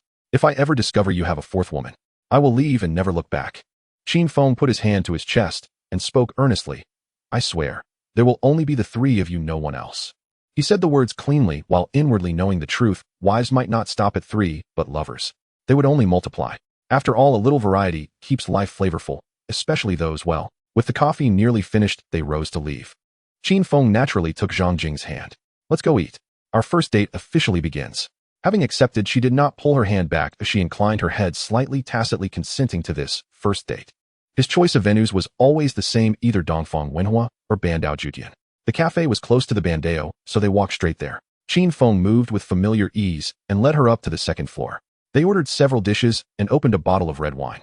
Zhang Jing watched the wine pour into the glass and, without knowing why, felt her ears flush. A man taking a woman to drink red wine, an old ruse. When one grows slightly tipsy, boundaries blur and matters become easier to advance. Of course, what happened with He Chaoqiong last time had been an accident. Qin Feng filled her glass to the brim. She did not refuse. Before coming, she had thought through every possibility. Now that the relationship was decided, this outcome was not the worst she could imagine. They barely touched the food, yet more than half the bottle was gone. Zhang Jing seemed to be forcing it down herself. She drank most of the wine alone. Qin Feng let her drink, pleased to see it. When the wine was gone, her cheeks burned and her limbs went soft as she could hardly stand. Qin Feng seized the moment and booked a presidential suite. After he helped her into the room, Zhang Jing half opened her eyes and mumbled drowsily, "Qin Feng, if you trick me, ill." Her words trailed off as she made a throat-cutting gesture with her finger. A chill ran down Qin Feng's waist. He forced 2 nervous laughs. "How could I? How could I? You're my wife. How could I wrong you?" Night passed. The next morning, still in bed together, a phone began to vibrate. Qin Feng reached for it and answered. On the other end was Zhang Wenyuan's voice. "Mr. Qin, yesterday our company's account received a transfer from your group. Could you explain this?" Qin Feng replied in a cheerful tone, "Mr. Zhang, no, from now on you'll have to call me uncle. I was in M country for a while and had no idea your company was in trouble. Xiaojing never mentioned it either. She only told me after I landed. Take the money for working capital. I'm not short of that." Zhang Wenyuan's voice brightened instantly. "Good heavens, Qin. When did you and Xiaojing settle your relationship? That girl didn't even whisper a word to me." Qin Feng laughed and replied, "Uncle, it was when you arranged that meeting for us last time." He deliberately avoided the word yesterday. If he had said it, Zhang Wenyuan would immediately understand that his daughter had been driven to leap into the fire to save the company. Zhang Wenyuan broke into loud laughter. "Huh, Qin, if you hadn't said it, I wouldn't have suspected. During that blind date, she hid it from me and said you were just having a casual contact. Huh, uncle, young people's affairs. Don't worry yourself. You focus on the company. If you need money, just ask. Your son-in-law may have little else, but his pockets are not empty." Zhang Wenyuan was all smiles. "All right, we must thank you properly, Qin. Once we get through this, he'll return every cent. No rush, uncle. Use it for now, and we'll talk later." "Very well, Mr. Qin, I won't disturb your rest." The call ended. Zhang Jing turned her face and let her gaze fall softly upon Qin Feng. Where once she had held only a neutral impression of Qin Feng, she now felt this man could be relied upon. Qin Feng lifted a hand and gently brushed the stray hair from her forehead, his voice low and warm. "From now on, you belong to Qin Feng." Half a month later, Qin Feng had rested at home sufficiently. He planned to recover the $3 billion held at Bashidan First National Bank. For this trip, he sent Situ Jianyan. Qin Feng had barely stepped into the group's headquarters and not yet sat, when Situ Jianyun pushed the door open and came in. Entering, Situ sighed. Boss, you are the group's steady anchor. Could you stop risking your neck like this? Qin Feng shrugged. Who could have predicted it? Enough about me. This time I need you to make a trip to Boshiden. Saida's face fell. I just warned you not to take risks, and now you turn around and send me to the point of danger. Qin Feng looked a little embarrassed. Jianyun, trust me. You'll only be my representative of formality. It's not dangerous. Besides, I've already placed people in Boshiden. They will more than adequately protect you. Situ narrowed his eyes. You want me to retrieve those $3 billion? Qin Feng nodded, then shook his head. Not merely to collect the funds. I suspect the bank may not be able to produce the entire sum in cash right now. So collecting the payment is a pretense. Taking control of it is the real objective. If they try to offset with other assets, refuse them outright. There was only one rule: no money. Then take the Boshiden First National Bank itself as compensation. Situ Jianyun sucked in a sharp breath. Boss. 30 billion to buy it. At that price, we couldn't even afford their restroom. Qin Feng smiled faintly. 30 billion certainly won't suffice. But after this incident, it's no longer the same number one it once was. Here's my bottom line: secure it for between 9 and 10 billion. Add their existing 30 billion in liquid assets, and I'll allocate another 70 billion for you to take with you. Situ Jianyun froze. Boss. I always assumed your net worth stood at around 100 billion HKD, not all in cash. I had no idea you held 100 billion USD, pure unencumbered cash. Qin Feng waved a hand dismissively. Money piled high is still just paper. Only when it transforms into a living profit-generating asset does it truly become yours. Situ Jianyun paused, then asked, what if the Boston Consortium genuinely produces 30 billion in ready cash? 30 billion USD. For the four great families, raising that sum poses no insurmountable challenge. A playful glint flickered in Qin Feng's eyes as he added, people by nature only reach into their own bowls. No one willingly adds rice to another's pot. Should they truly produce that sum, the rest rests entirely on you. Need funds? I'll release them. Need personnel? I'll deploy them. All I demand is the Boston First National Bank. Situ Jianyun suddenly lifted his gaze. Boss, wasn't it said the money had already been recovered? How can you be certain they lack the liquidity? He paused, pupils contracting sharply as his voice dropped to a whisper. Could it be, really you? A vein near Qin Feng's temple twitched. He nearly gripped the edge of the desk. Was this man's mind fitted with radar? Stop speculating. I simply placed an operative within their ranks. That's all. Situ Jianyun continued, staring, his brow remaining tightly furrowed. Boss, you must tell me the truth. If I don't return, where will you find another Situ Jianyun brave enough to walk straight into the wolf's den? Qin Feng shook his head, exasperated. You're merely making an appearance and delivering a message, not auctioning yourself off. What could they possibly want from you? Fine. Situ Jianyun finally sighed. The next morning, he led the negotiation team aboard the aircraft, palms slick with sweat, fastening his seatbelt twice. Qin Feng had already dispatched an elite Iron Eagle Vanguard unit to fly directly to Boston for reinforcement. He also arranged for local black security personnel to provide round-the-clock, close proximity protection. Upon landing, Situ Jianyun bypassed the hotel entirely and buried himself in intelligence dossiers, thoroughly dissecting the inner workings of the Lawrence Locke Kennedy and Adams families. The true adversary hadn't yet appeared. Fighting blind was never an option. Simultaneously, Qin Feng placed a single call to the Boston First National Bank, identified himself, and uttered only one sentence: expect a withdrawal request shortly. The operator hung up and rushed straight into the executive office. That afternoon, the four family patriarchs convened once more in the boardroom. Lawrence opened bluntly. Does Qin Feng seek cash or assets? If he chooses the Adams holdings, which segments shall we cede? And should he insist on cash, how precisely shall we disassemble and assemble 30 billion? Kennedy's patriarch sneered. On American soil, a Chinese man holds no authority to dictate terms. He does conduct business in the U.S. If we sever ties completely, I'll ensure every one of his enterprises loses even water and electricity. Silence fell. The Kennedys had produced two presidents. Confidence ran deep, temper sharper still. New wealth, however, lacked the seasoned composure of old power. Lawrence pondered briefly before speaking. Perhaps we should invite him into the fold. I verified. The 30 billion entered legally through HSBC with impeccably clean records. One who commands such vast liquidity possesses far more than a single trump card. If he joins the consortium, replacing Adams, we not only preserve our strength, but may well ascend further on his momentum. Locke nodded. With Adams weakened, our influence wanes by a full third. Admission is permissible, but verification is mandatory. Let Adams' shares in the First National Bank serve as collateral against the 30 billion deposit. All three, except Kennedy, nodded in unison. Recent assaults by long-standing rivals confirmed the consortium's waning dominance. Bringing in a formidable player was preferable to slow, inevitable erosion. Alas, they overlooked one critical fact. Qin Feng sought neither a seat at the table, but the master key to the entire bank. And behind that door lay no negotiation chamber. only a life-or-death gambit. 2 days later, Situ Jianyun stood in the grand lobby of the Boston First National Bank headquarters clad in a charcoal gray suit. After identifying himself, the receptionist immediately escorted him to the VIP lounge, where the coffee arrived still steaming. Staff hurried away, heading straight for the CEO's office. Lawrence, the current chairman of the First National Bank. Situ Jianyun had sat barely 5 minutes before heavy oak doors swung open. Lawrence strode in, beaming, and extended a hand towards Situ Jianyun. Mr. Situ long admired. Their palms met. After brief pleasantries, Situ Jianyun's expression turned grave. He retrieved from his briefcase an authorization letter personally signed by Qin Feng. He also presented a bank card bearing Qin Feng's name. His tone remained steady, each word precise. Mr. Lawrence, I am here on behalf of Mr. Qin Feng to process a fund transfer. The 30 billion USD previously deposited with your bank must now be fully remitted to an HSBC account. This withdrawal obstruction has severely undermined Mr. Qin's confidence in your bank's security infrastructure. Lawrence's expression remained unchanged, his voice calm. Please convey my sincere apologies to Mr. Qin. I accept full responsibility. Regrettably, however, our bank currently cannot fulfill this cash withdrawal request. Not a ripple crossed Situ Jianyun's eyes. He'd anticipated this response long ago. Lawrence paused slightly, lifting his gaze. Mr. Situ, we offer equivalent high-grade assets in full settlement of this debt. Situ Jianyun's brows nodded. Mr. Lawrence, Mr. Qin deposited U.S. dollars in physical cash, not equity, not real estate.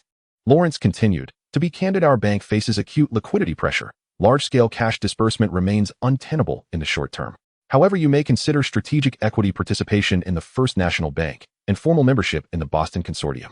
Situ Jianyun's frown deepened. We reject asset-based settlement. As for equity participation, I must report directly to Mr. Qin and await his final decision. Lawrence smiled and nodded.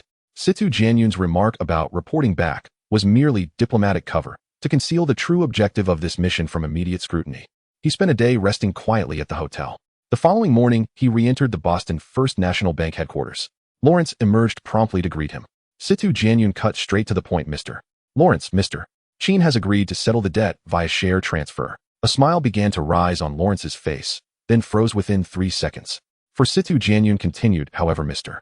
Qin has no intention of joint operation. He demands full acquisition, the entirety of the Boston Consortium stake in the First National Bank. We intend to assume complete ownership. Lawrence stood motionless. Then his face darkened. Absolutely impossible. You're delusional. The First National Bank is the cornerstone of our century-old legacy. We extended goodwill to welcome you into our circle, yet you aim to swallow us whole. Situ Jianyun's tone remained unchanged. Mr. Qin consistently insists upon absolute control. Regarding valuation, we are prepared to offer a premium acquisition price. Lawrence suddenly pointed to the door, his voice cold. Leave. Situ Jianyun maintained a calm expression, rose from his seat, and turned to leave. The true contest has only just begun. Returning to the hotel, he dialed Qin Feng's number and explained everything that had transpired. After a moment of contemplation, Qin Feng simply said, start with the secondary market, quietly accumulate stocks. Understood, President Qin. The next day, Situ Jianyun flew directly to New York to settle down, as the Boston First National Bank was listed on the New York Stock Exchange. Before initiating the acquisition, he instructed his team to release 2 pieces of news through several mainstream media outlets in the United States. 1. Qin Feng's $30 billion withdrawal was denied. The second, First National Bank plans to repay debts with physical assets. The news quickly fermented. The stock price plummeted in response. Previously, the stock price had shown signs of recovery after a robbery incident, but this latest blow intensified its decline. As the market price fell to the expected range, Situ Jianyun issued the order and the negotiation team entered the operational phase, beginning to secretly accumulate shares in batches. Days passed. The shares of First National Bank held in his hands were quietly accumulating. The pace was controlled steadily, combined with the continuous decline in stock prices. The Boston Consortium remained completely unaware. Lawrence even thought that after their last conversation, the other party had completely withdrawn. It wasn't until half a month later that the stock price of Boston's First National Bank quietly began to rise, finally attracting some attention. This rise was precisely the chain reaction triggered by Situ Jianyun's aggressive buying earlier. As ordinary American investors gradually entered the market to buy, he instead accelerated the pace of acquisition. At this point, there was no need for concealment. Situ Jianyun fully unleashed his efforts, sweeping up the circulating stocks of First National Bank. Retail investors sensed the unusual activity and immediately followed suit. However, all the scattered stocks publicly listed on the market had already been swallowed up by him, leaving not even a trace. The sell orders still listed in the trading system were astonishingly large. The smallest single order exceeded $500,000. The largest single order approached $2 million. Such a hefty threshold deterred many retail investors hoping to pick up bargains. Those with the financial strength to take over were hesitant to bet Allen, choosing instead to remain on the sidelines. Bob was one of them. He held a freshly made hot dog from Burger King in his left hand, and with his right hand, he tapped on his phone screen, closely watching the fluctuating stock price of First National Bank on the trading screen, calculating silently. Once he finished this hot dog, he would immediately place an order to buy a handful of retail stocks to test the waters. Unexpectedly, just as he took the second bite of the hot dog, all the publicly listed retail orders for First National Bank had been completely withdrawn, disappearing entirely. At this point, the secondary market acquisition phase officially came to a close. That evening, C2 Jianyun, as usual, called Qin Feng to report on the progress. Qin Feng paused for a moment before speaking. Once the retail stocks are collected, we will initiate the debt equity negotiation. The bottom line is no less than 30%. After receiving clear authorization, C2 Jianyun had a plan in mind. He immediately called First National Bank to convey the owner's stance, willing to accept a proposal to settle debts with shares. Upon hearing this, Lawrence raised his glass and drank the red wine in one go, a confident smile appearing at the corner of his mouth. What Hong Kong's richest? It couldn't hold out for 5 days. Hum 607 is nothing special. The next morning, C2 Jianyun re-entered the headquarters of First National Bank. He was still greeted by Lawrence. Familiar with each other, they skipped the pleasantries and went straight to the point. What? You want to exchange $30 billion for 40% of our equity? Ridiculous. The shares of First National Bank are not something you can casually price. Before he finished speaking, annoyance was already etched on Lawrence's face. Mr. Lawrence, business is always negotiated back and forth. I reported the owner's initial intention. You should also provide a counteroffer to show sincerity. Otherwise, this matter cannot proceed. C2 Jianyun spoke calmly, his expression resolute. He deliberately raised the owner's set, no less than 30 to 40, precisely to leave room for flexibility in future negotiations. Lu Sun once told a truth: if one says the room is too dark, they must open windows, and everyone will surely refuse. But if one claims to lift the roof, everyone is willing to step back and agree to open windows. Though this statement carried a hint of mockery, it revealed a common aspect of human nature, not just among Chinese people, but across the world. It was precisely because he understood this principle that C2 Jianyun actively threw out a higher offer, taking control of the pace. As expected, upon hearing 40, the other party immediately thought of 35, 30, or even lower. This was exactly the starting point he truly desired. From the moment of the first doubt, Lawrence had unknowingly stepped into the rhythm set by the other party. Clenching his fists, Lawrence said in a deep voice, "This ratio is beyond my authority and needs to be reported to the board." "That's fine." C2 Jianyun nodded in agreement, rose from his seat with swift movements. That evening, the core four of the Boston Consortium, Lawrence, Rocky Kennedy, and Lowell's leaders, gathered again in a secret chamber. When the news reached them, the four reacted in unison. 40%. This is clearly taking advantage of someone in distress and raising the price. The head of the Kennedy family shook his head decisively. "No matter how we negotiate, 40% is absolutely unacceptable. I will vote against it." The leader of the Rocky family pondered for a moment and said, "Why not let Qin Feng directly take over the Adams family's position?" The previously silent head of the Lowell family slightly nodded in agreement. Adams holds less than 28% of the shares, which does not align with Qin Feng's $30 billion investment. 40% is too high, but let's push it down to 30%. What do you all think? I have no objections. Since everyone agrees, I naturally have nothing to say. Are you all truly planning to let that Oriental enter the scene? I, on behalf of the Kennedy family, clearly oppose this. The head of the Lowell family ignored this and scanned the entire room. Now is not the time for stubbornness. Once this hurdle is crossed, there will be plenty of ways to make him pack up and leave. I will not express my stance for now. All right, 3 votes in favor, 1 against. The proposal to transfer 30% of the shares to Qin Feng is officially passed. The next day, C2 Jianyun re-entered the VIP reception room of First National Bank headquarters, already familiar with the way. Lawrence pushed the resolution document in front of him. Only 30%. C2 Jianyun frowned tightly. That's too little. This is simply unacceptable. In the past, he would slam the table and shout angrily while the other party would remain calmly smiling. Today, the roles were completely reversed. Lawrence smiled slightly, his tone light. I can't change what the board of directors decided. It's too little. This is simply outrageous. It's a far cry from what we anticipated. His voice tightened, fingers tapping on the table. Let's call it a day for now. Oh, I need to report to the boss immediately. Of course you can. Lawrence nodded with a smile. Meeting adjourned, we will talk again tomorrow. Before his voice faded, C2 Jianyun had already stepped out with rapid, chaotic footsteps. Watching the retreating figure, Lawrence almost burst into laughter. It felt satisfying to have this annoying Oriental caught off guard. That evening, C2 Jianyun made a phone call and truthfully reported the results to Qin Feng. Those self-righteous fools being led by the nose and still counting money for others, he scoffed. Don't let your guard down. This is just the beginning, and we are still far from our target. With the scattered shares you secretly acquired at the New York Stock Exchange, we already hold 38% together. If we can secure another 12 points, we can finalize everything. Boss, I heard the Kennedy family is completely blocking you from entering. Should we pry open this hard nut first? Qin Feng paused for a moment, then suddenly chuckled. I was just contemplating where to gather those last 12 points, and conveniently, let's target the Kennedys. At this moment inside the Kennedy Manor study, a man paced back and forth in front of the fireplace, cursing loudly with a string of FS and BS. These idiots actually let Qin Feng into the board. This is unbelievable, he exclaimed. My God, haven't they realized? Qin Feng isn't a businessman, he's a living wolf. Yet these fools have opened the sheepfold's gate, and even for the first time he felt that sitting in the Kennedy family head's chair was not an honor, but a torment. Not because the opponent was too strong, but because the teammates were so useless. Just handling the mess left behind drained all his energy. Suddenly feeling drained, he collapsed onto the sofa and pulled out a Camel cigarette. After taking 2 puffs, he extinguished it forcefully in the ashtray and stood up abruptly. This won't work. Let others mess around as they please, but the Kennedy's plate must not be touched by him. He picked up the phone, his voice as cold as ice. Gather all your Scarface toughs. On the other end, after receiving Qin Feng's orders, Situ Jianyun immediately contacted a 40-member Black Assault team remaining in Boston. They needed to act before the Kennedys even realized. The weapons were already prepared, bullets chambered. They awaited Situ Jianyun's command, ready to tear through the night. Each of the 40 members was well-equipped, skilled, and willing to risk their lives. Used correctly, toppling the Kennedy family was not merely a dream. In the following days, Situ Jianyun stayed holed up in the hotel, spreading out the blueprints of the Kennedy Manor, marking even the drainage directions clearly. He was about to take action, launching a direct attack on the Kennedy family's vital points. Over at the Boston National Bank, the equity transfer had just been finalized and a press release was immediately issued. Not a word was mentioned about transfer, nor a peep about Adams being out.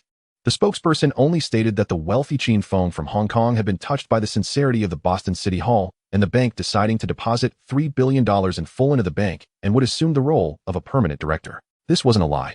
It was merely a matter of breaking the truth down, mixing it up, and serving it with sugar on top. What should have been a shocking change of the 5 major shareholders turned into a joyous, prestigious guest joining in their mouths. They even specifically pointed out the $3 billion figure, just to assure the depositors. Situ Jianyun never expected this self-important, arrogant group to be reasonable. After all, can one expect the descendants of a bunch of robbers and pirates to live by the chivalric code? On the contrary, this was a good thing. The deeper the shadows, the more agile the hands and feet. That evening, the entire board held a banquet to welcome him. The Kennedys were absent, but the others greeted Situ Jianyun with 3 parts politeness. The pleasantries sounded pleasant, yet the arrogance seeping from their bones felt like salt grinding against the teeth. Situ Jianyun's response was straightforward and efficient, a smile at the corners of his mouth, yet his gaze resembled that of an envoy from the Celestial Empire looking down upon the vassal state's emissary. Warm, yet distant, humble, yet sharp. The crowd found it hard to grasp. Was he arrogant? His words were like a spring breeze. Was he soft? Yet they felt a chill down their spines, as if looking into a mirror reflecting their most unwilling side. Just as they were frozen, the head of the Kennedy family walked over. Go back and tell your backers this is not their backyard. Oh. Situ Jianyun raised an eyebrow slightly. Adults entering require an additional ticket. The other party's face instantly flushed red. Kid, are you crossing my line? Situ Jianyun spread his hands, the smile undiminished. Your reaction is even more accurate than I expected. Another blow, silent, yet driving the person back to their childhood position. Damn it. His fist clenched tightly, his toes pushed forward, ready to pounce and smash that fake smile. Members of the Lawrence family intervened, stepping between the two. Gentlemen, you should know the meaning of dignity. Oomph. The head of the Kennedys shot a fierce glance and turned to leave. The flame was extinguished, but the spark had already landed in the haystack. Lawrence smiled apologetically. I truly didn't expect his alcohol tolerance to be so low. Perhaps the sacred ancient Bali brew is more suitable for him. Lawrence was taken aback, finally understanding. That was a pun on sugar-free cola. Clever. He laughed heartily, raising his glass. May you enjoy tonight. Let's hope so. The 2 glasses clinked lightly, producing a clear sound. The banquet lasted much longer than Situ Jianyun had anticipated. He pushed and pulled, downing drink after drink, leaving the venue with unsteady steps, a dazed expression, and his tongue tied in knots. In the end, his secretary helped him into the back seat of the car, almost dragging him. Was it embarrassing? Of course it was. But this embarrassment was the most crucial part of the plan. If he didn't pretend to be drunkenly out of it, how could the next act unfold? The car drove 2 blocks away from the hotel where Situ Jianyun was staying, and just as it stopped at a red light, the Black Death Squad that had been lying in wait rushed out like ghosts. Situ Jianyun quickly switched to another vehicle and sped away. Only the highly paid driver remained in the original car. Moments later, a flurry of gunfire erupted and bullets poured down like a torrential rain. The driver slumped over the steering wheel, never to move again. The brand new sedan was instantly riddled with holes, glass shattered, and the body peppered with bullet holes as if it had been devoured by a beast. After finishing, the members of the Black Squad collected their weapons and calmly got into their vehicles, disappearing without a trace. At this moment, the gunman lurking at the hotel entrance heard the sudden gunfire from a distance and turned pale. "This is bad. Withdraw. Tonight's operation is cancelled." At the command, everyone immediately scattered. Fortunately, the leading gunman acted decisively, otherwise if they were just half a minute late, they would have collided head-on with the arriving police. When the police arrived at the scene, even the seasoned officer couldn't help but gasp. How much hatred must there be?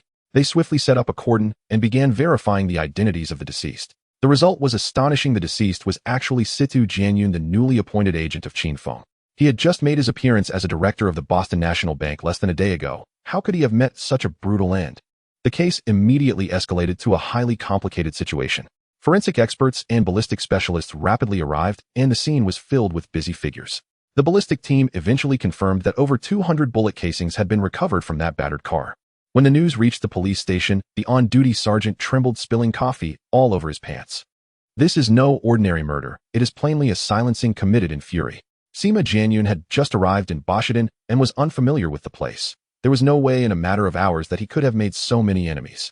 The only trail of accusation pointed squarely at Qin Feng himself. And Qin Feng, also newly come, had by misfortune stumbled into the $30 billion run on the Boston D. Guaminang. He too was dragged into the vortex, fleeing the city in ignominy. The leads tightened. Mayor Yalakizi, upon hearing, nearly overturned his desk. Damn vampires. They even dared lay hands on an agent sent by Qin Feng. Do they mean to wipe us all out?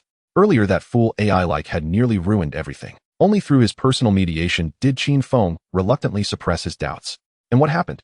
No sooner had Qin Feng taken his seat at the board than his agent was riddled with bullets on the way home from the welcome banquet. If this is coincidence, then heaven has a perverse sense of humor.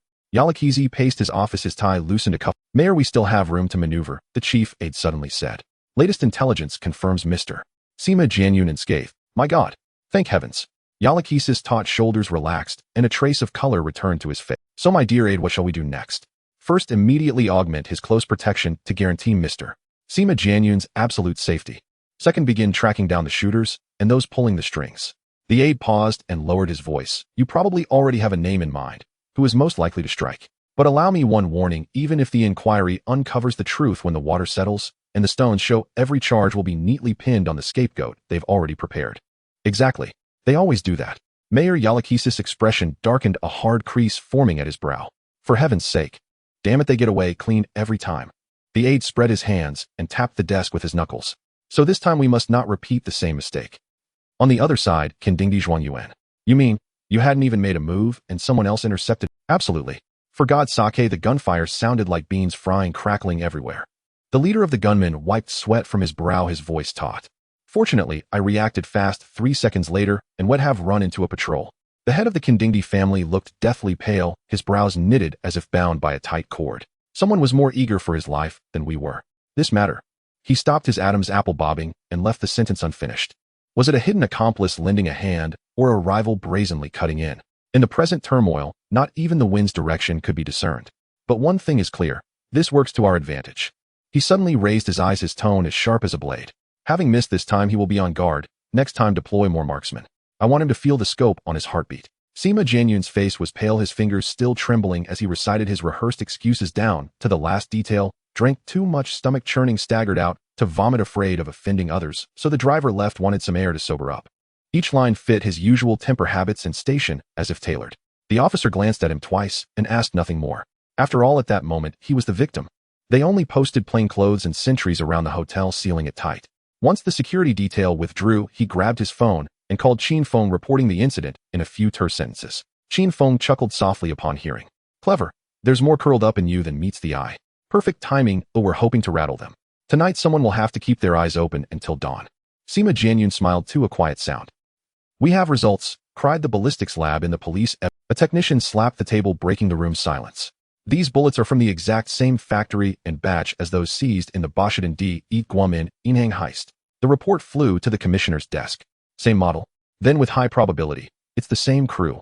Issue orders at once, a citywide dragnet. Every person with a record, not one missed. Bring them all in. Better to lock up 1,000 too many than let one go." That night, Boston was swept by a storm. Those with criminal records, street ruffians, names yellowed in the files. All were shoved into cells overnight. Law and order returned to the streets, citizens applauded. The voting base for next year's election seemed quietly fortified. But distant help could not quench a nearby blaze. The immediate inferno was the shooting that had set the city alight.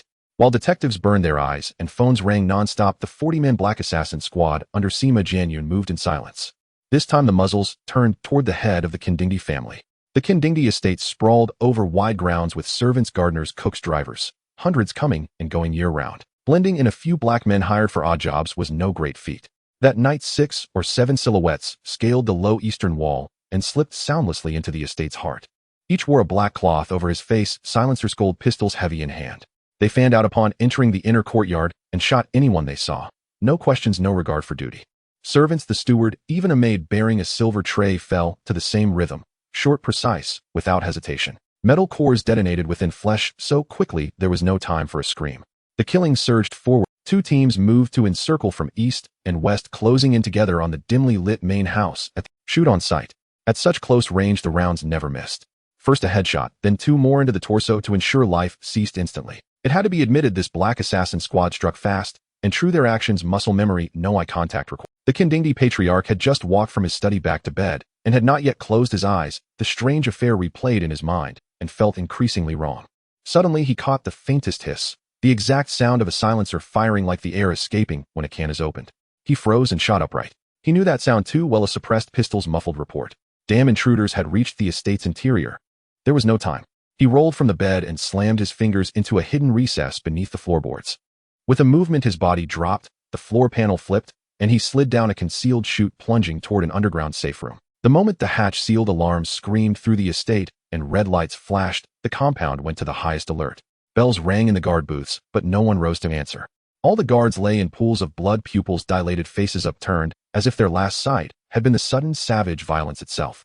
10 kilometers away, the city precinct received an anonymous tip at the same moment. Officers grabbed their gear and leapt into patrol cars. The engines roared as they sped toward the Kindingdi estate. Goddamn, I hope we make it in time. The lead officer gripped the wheel until his knuckles blanched. This assault was no Spurofemet raid. It felt more like a reckoning. Or was it retaliation?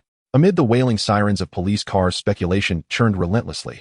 Yet one certainty remained: Sima Jianyun was entirely ruled out as a suspect.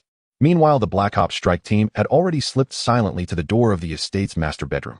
A flashbang grenade detonated with a sharp thump, unleashing blinding light and concussive force that blasted the door ajar. The team surged inward in disciplined formation. No hesitation, no targeting, only a sweeping barrage of automatic fire. No one here. He's gone. Fall back. Without a moment's pause, the unit withdrew. The rear guard casually splashed gasoline across the floor, fluid precise as if tending roses. They intended to host an all-night pyre for the Kennedy estate. At the end of the fuel trail, he crouched, planted a miniature timed charge, rose, and vanished into the night, engine roar fading in an instant. 10 seconds later, police cruisers shrieked onto the grounds, encircling the estate in a tight, suffocating ring. Move. Establish perimeter. Full floodlights, now. The officer barked orders until his voice cracked. Steel barricades snapped into place, blinding beams carved the night into shards of sterile white light. Every inch of outer wall, every window pane, every blade of grass pinned beneath their glare. Listen carefully, everyone inside. You are surrounded. Drop your weapons and exit with hands on your heads. This is your sole chance to survive. The negotiator's amplified voice echoed coldly across the empty courtyard, each repetition rebounding like stone off marble. The estate held its breath, silent as a tomb. No footsteps. No ragged breaths. No reply. Go in hard.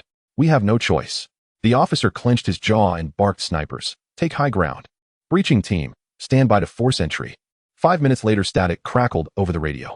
Unit 1, position secured. No signs of life. Unit 2, no movement detected, but interior walls riddled with bullet impacts. Unit 3, 6 confirmed fatalities. Uniforms identify them as estate staff. The team leader's face darkened, his throat moved sharply. Breaching team. All units in position, ready to breach on command. Watch your step, the enemy hides deep. Don't walk into their trap. Understood. A phalanx of heavily armored officers advanced toward the master bedroom door.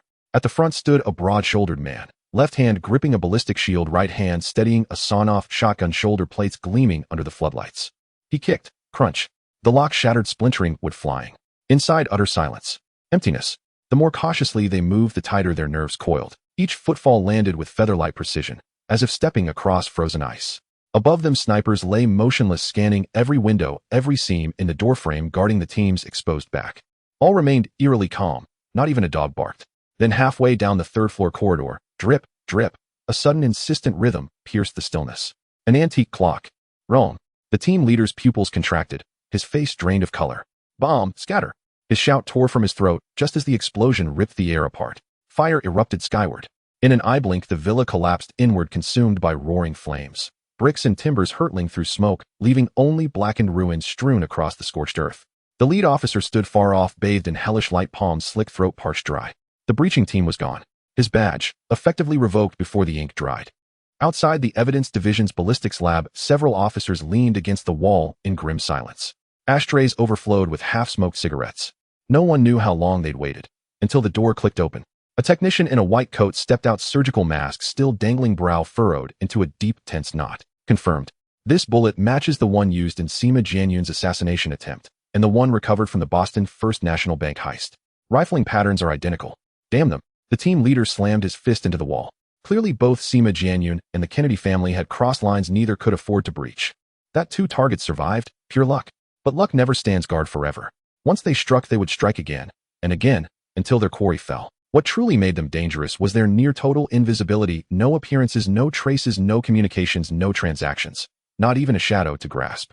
How do they think they're Batman? Only emerging when the sun sets. No, Batman at least wears. These men are more like Daredevil, striking only in deepest night, leaving no name behind. Enough. This isn't comic book hour. The chief just called. The case must be closed within 7 days. 7 days. I might as well draft my resignation letter now. Meanwhile, the Kennedy patriarch huddled trembling in the corner of his safe room, fingers still shaking. To infiltrate the estate's inner sanctum without sound or trace. Only someone who knows every corridor, every blind spot could manage it. The answer has been there all along. Now, even the hum of the air conditioner made him flinch. At the faintest anomaly, his hand flew to the holster at his waist. When word came that the entire Kennedy estate had burned to ash, every hair on his spine stood rigid. Today, he trusted only two kinds of people, those who had served him for over a decade, and the aged retainer now guarding this safe room. Regrettably, the former now lay buried beneath rubble. The latter was the only pair of eyes he could still meet without doubt.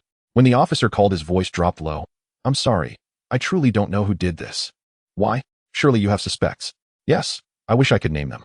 But the enemies the Kennedys have made, openly and covertly, tower higher than this building itself. To untangle them would take 3 full days and nights. And behind every name lies motive, opportunity, and capability. The only distinction is who struck first. Understood. Please stay safe and avoid going out. Call 911 anytime. We'll respond instantly. The line went dead. Beside him, a veteran detective, unlit cigarette dangling from his lips, smiled faintly. Anything useful, eh? The team leader slid his phone back into his pocket and exhaled 2 words, worthless. At that, the old investigator, 30 years in homicide, quirked a corner of his mouth, smiling silently, coldly. None of these old money families keep clean books. At that, the old investigator, 30 years in homicide, quirked a corner of his mouth, smiling silently, coldly. None of these old money families keep clean books. Then why not arrest them outright? If the evidence exists, The senior detective didn't answer immediately. He simply lowered his gaze, heavy and knowing, and smiled, a little too coldly. We hold back, not because they're innocent, but because the nation still depends on them to hold things together. The day they lose even that privilege, the prison gates will swing wide open. But for now, the trail's gone cold. Sima Jianyun's case, the Kennedy estate attack. Nothing moves forward. No, you've got it backward. The elder detective lifted his coffee cup, blew gently across its surface.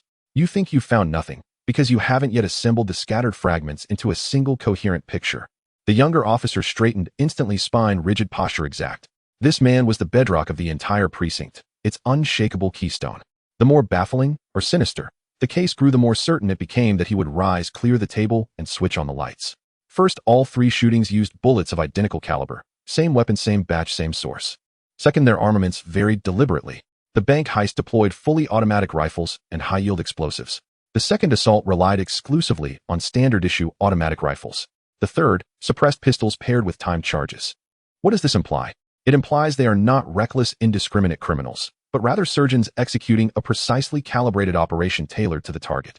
So, tell me, what is the hardest, most unassailable logic behind all this? If it's truly tailor-made, then they must have long since mapped the bank's internal structure, studied Situ Jiannan's daily routines, and thoroughly probed the security layout of the Kennedy estate. That's right. The veteran detective slapped his shoulder, a crisp, decisive blow. See, reasoning isn't some arcane art. Your mind was already halfway there. It merely needed a firm nudge forward. Yet I still can't quite grasp. Who exactly does this point to? To whom? He set down his cup, the metal base striking the tabletop with a soft hollow chime. To a small tightly knit circle you'd never suspect. Having spoken, he seized the telephone and dialed the command. First thing tomorrow morning, deploy 3 teams, each assigned to interrogate one of the 3 remaining controlling families of the Boston First National Bank, Lawrence Lodge and Lowell. And just like that, Situ Jianyun's name vanished entirely from the list of suspects. All he had left to do was rage. The more he resembled a victim trembling with terror and suppressed fury, the more authentic he appeared. Gentlemen, Situ Jianyun slammed his palm onto the conference table, his voice quavering. My employer formally lodges a stern protest with you all. He came to Boston to invest, not to serve as a shareholder perpetually poised beneath the barrel of a gun. You know full well the capital he brought is earmarked for factory construction, road development, and long-term contractual commitments, not for plugging the muzzle of some madman's rifle. Seated directly across the long table were the patriarchs of the Lawrence Lodge and Lowell families. In truth, their expressions were even darker than Situ Jianyun's furious outburst. The Boston First National Bank had stood for 97 years. Never once, had it been turned into a shooting range 3 times over. What was lost wasn't money. It was the dignity of a century-old legacy. Yet those perpetrators moved like shadows, vanishing by day, striking with blades at night. Not a single hair's breadth of trace remained in daylight hours. And indeed, that was precisely the case. Beyond those 3 operations, they might as well have never existed. No call records, no tire tracks and surveillance blind spots, and even ballistics experts could only confirm the bullets shared a common origin, yet could not trace so much as a production line number or batch code. Especially this morning, when police officers arrived at their doors, their glances and tone carried unmistakable weight, as if the 3 families had already drafted their confessions awaiting only fingerprints. In that instant, a torrent of expletives beginning with the letter F detonated inside their heads. Wait, where is the Kennedy family's patriarch? Why isn't he attending this meeting? Lawrence blurted out. Before the words had fully left his lips, all 3 men's pupils contracted simultaneously, and a sharp, incisive light flared in their eyes. They exchanged a glance, lips barely parting, yet none dared voice the thought aloud. Situ Jianyun deliberately furrowed his brow and swept his gaze around the room, feigning utter bewilderment. Has something happened to the elder Mr. Kennedy? No one answered. Only vague murmurs followed. Then the subject was deftly steered elsewhere. Though the topic was lightly brushed aside, suspicion had already taken root, deep, indelible, and irrevocable. Before long, that shadow would sink roots, sprout branches, and unfurl into an immense, suffocating canopy of darkness. When the meeting concluded, Situ Jianyun did not head straight for his hotel. He settled into his car and raised a hand to dial an untraceable number. The black operative squad had long since taken up their concealed positions. How is your preparation progressing? We're ready to move anytime. Then strike tonight. After hanging up, he instructed his driver to take a circuitous route around Boston. This capital of Massachusetts and largest city in New England ranks among the oldest and most historically layered cities in the United States, built on its port and manufacturing foundations with deep-rooted light industry infrastructure. Textiles, leatherwork, and ready-tower apparel formed the very sinews of the city. For generations, the Kennedy family had held dominion here, owning 2 textile mills, 1 tannery, and a ready-tower workshop. Qin Feng's instructions to Situ Jianyun had been stark: eliminate not only the people, but uproot the family's very lifeline. Thus, he first slipped silently into the equity fissures of these enterprises, assuming dozens of fabricated identities. Without fanfare, he began absorbing shares, inch by inch, like a serpent gliding unseen, growing stronger with every swallow. Within mere days, both the tannery and the Ready Tower workshop had fallen entirely under his control. Particularly the Ready Tower workshop. Its cash flow had grown critically strained of late. Several major shareholders were desperate to offload stock, sending its share price plummeting. Situ Jianyun merely smiled upon hearing the news and purchased every share offered. He now stood as the workshop's 3rd largest shareholder. Tonight's objective, one of the 2 textile mills, having infiltrated its inner circle through forged identity documents and aggressive stock acquisitions. At market close, his ledger read 4. 2 stake in the textile mill, 5. 1 in the tannery, and 19 in the Ready Tower workshop. This was merely the first cut. Under cover of night, the black operative squad struck again, targeting the Kennedy family's core heirs. These individuals rarely resided at the Kennedy estate, instead maintaining private residences scattered across different Boston neighborhoods. That night, lethal intent rained down, blooming everywhere at once. Every operation was executed with surgical precision. Beside each name on Situ Jianyun's handwritten kill list sat a vivid crimson X. Even more unexpected, the patriarch's mistress and illegitimate son perished that same night. When the bloodshed ended, the Boston Police Department plunged into abyssal despair. 38 homicides, all occurring within a single night. That figure alone would shatter any badge in any era. The chief's temples throbbed with visible veins. He knew with chilling certainty that his career was over. The first 3 unsolved cases had yet to be closed. Yet on the fourth night, an even more horrifying spectacle erupted: forced entry, close quarters execution, immediate silencing. 38 households, attacked in perfect synchrony. All victims belonged exclusively to the Kennedy family's direct bloodline. Damn it, was this truly the legendary Kennedy curse? When the Kennedy patriarch heard the news inside his secure safe house, not a ripple crossed his face. He neither shouted nor hurled objects, only sank wordlessly into the sofa, struck a match, lit a cigarette, and drew slow, deliberate drags. When the cigarette burned down to ash filling the ashtray, he flicked the ember from his fingertips and spoke. List for sale all 13% of our shares in the Boston First National Bank. If he couldn't fathom such a maneuver, he should have stepped aside long ago. He understood perfectly. The adversary's sole fixation was precisely that 13%. Money once lost can be earned anew, but if every last heir fell here, the name Kennedy would become nothing more than an epitaph. As long as the Green Hills remain, firewood will always be found. This move appeared to be retreat, but in truth it was a life-saving, razor-sharp turn. Upon learning the Kennedys had listed their shares, Situ Jianyun didn't so much as lift an eyelid. He accepted the entire lot without hesitation. The moment the transaction cleared, his holdings in the Boston First National Bank surged past majority control, reaching 53%. Qin Feng, also known as Wang Zhao, thus formally assumed authority, becoming the bank's true sovereign. At this juncture, 70% of Situ Jianyun's mission had been decisively secured. The remaining portion involved liquidating the Kennedy family's scattered external assets. At this moment, the sect leader breathed a sigh of relief. All the stores, warehouses, and properties under his command were sold off, without exception. What he sought was simple: to cash out quickly and leave the shore. In Boston, they could no longer stay. Continuing to drag things out would only lead to deeper entanglement and total loss.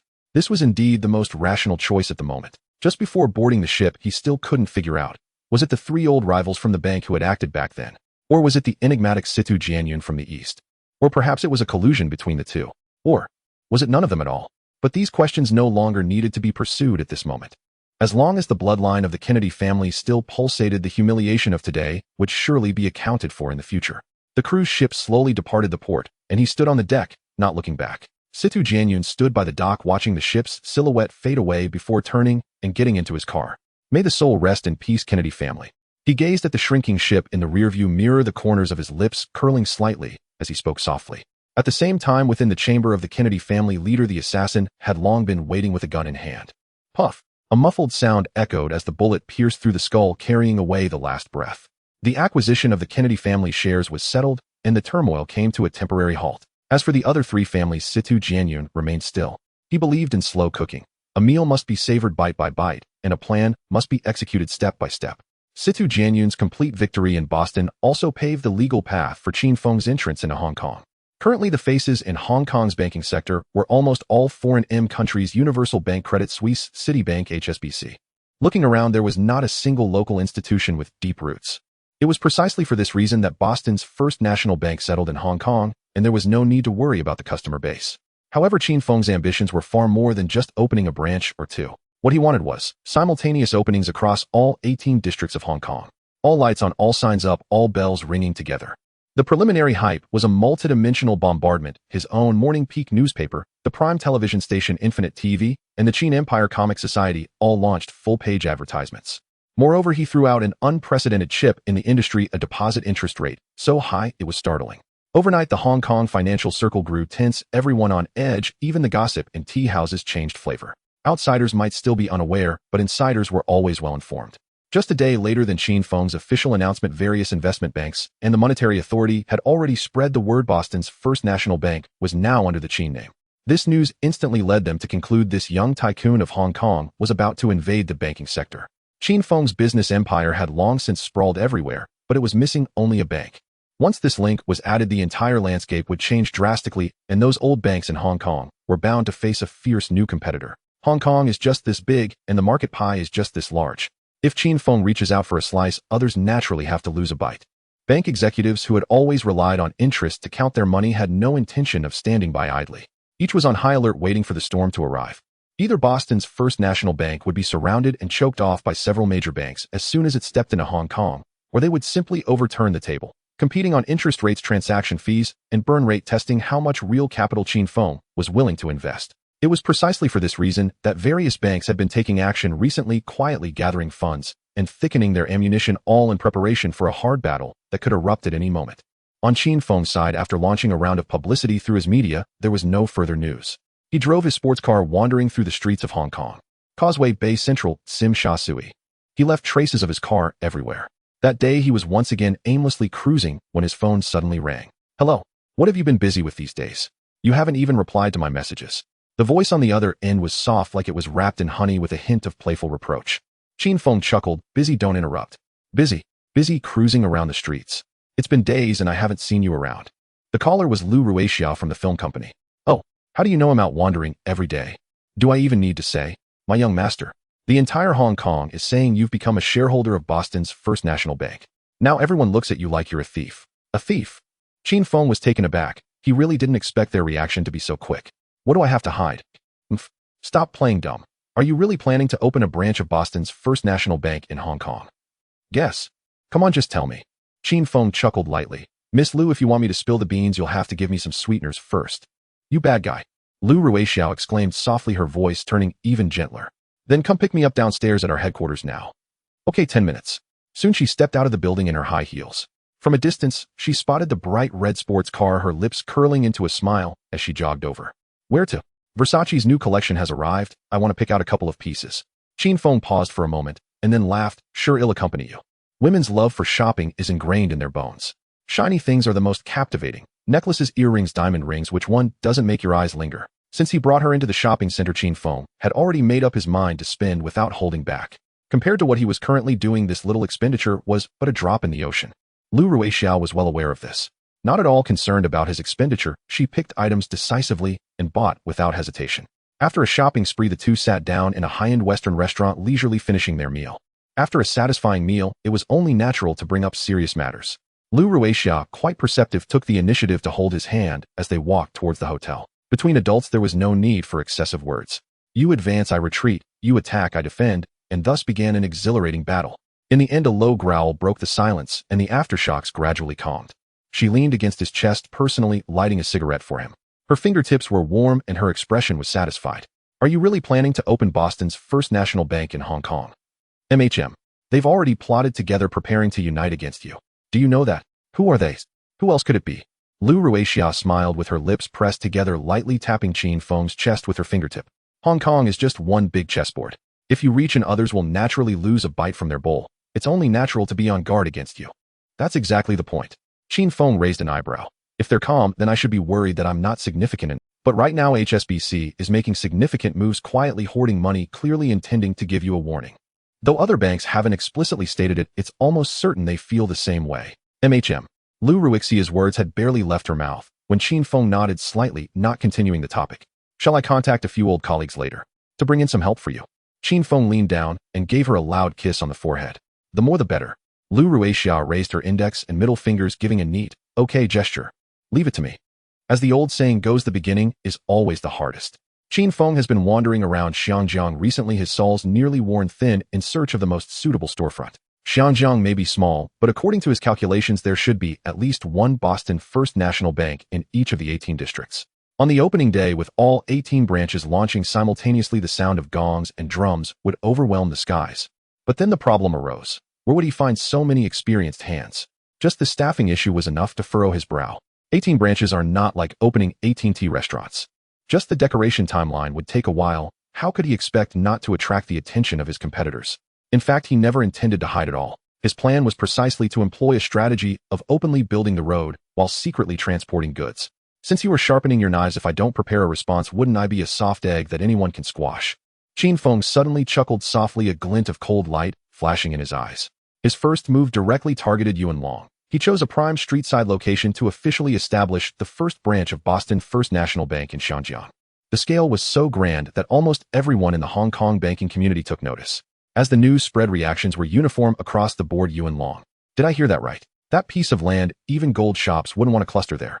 Central Causeway Bay, Taiwan. Which of those places isn't more formidable? Has he lost his mind? I really can't understand it. Even more baffling events were yet to come. Once the construction order was given, Chin Feng frequently appeared in public, cutting ribbons, attending discussions, radio interviews, and mall flash events. Boston First National Bank became a name that echoed louder and louder. During that time, even the elderly in tea houses buying a copy of the Oriental Daily would see it as the headline advertisement. Subway light boxes, newspaper stand posters, broadcast interruptions, cinema pre-show ads. Every possible space was filled and every possible channel was used. This wave of investment may not be described as reckless spending, but it was certainly not a matter of frugality. It was intense and urgent enough to make people restless. Starting off with such a strong blow.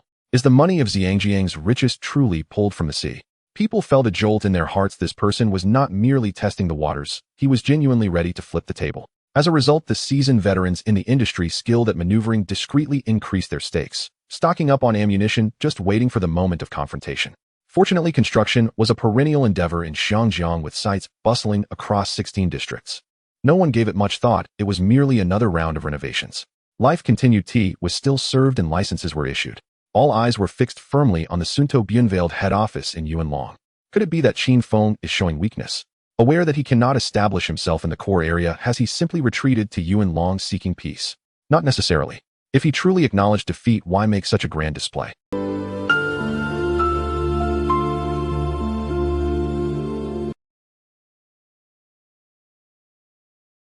As time turned the pages of the calendar, finally the renovations across 16 districts were completed.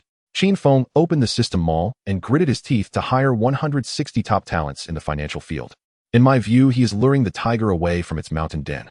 Caution is the key to longevity. Stay alert and don't wait until they open their doors while we're still counting bricks. On the same day, in the 16 districts of Xiangjiang, all 16 branches opened for business. To capture depositors, he exceptionally raised the interest rate on demand deposits to 1.5, while at that time banks across Hong Kong were generally offering around 0.35. With this maneuver, he directly cleaved through the defenses in the hearts of the citizens. Once the news broke, long lines formed at the doors of each branch, the crowd surging like a market day. Some even withdrew all their deposits on the spot, turning around to queue up in the new branch next door to deposit money. As soon as the signs of a bank run appeared, the background funding dispatch team immediately went online, urgently reallocating cash. What the hell? Didn't they say it was only a pilot in Yuanlong? How come it's rolled out across 16 districts? We can't hold it. Customers are flooding in here, and we're about to burst the cabinets. Quickly airlift cash. 1.5. Are you crazy? This isn't just attracting deposits. This is outright robbery. Damn it. Qin Feng's tactic of drawing the east while striking the west caught his opponents off guard. The smokescreen in Yuanlong successfully diverted everyone's attention, allowing him to quietly complete his deployment. But this was merely a matter of seizing the time difference. If the opponents regained their composure, the real hard-fought tug-of-war was just beginning. Yet he remained completely unperturbed.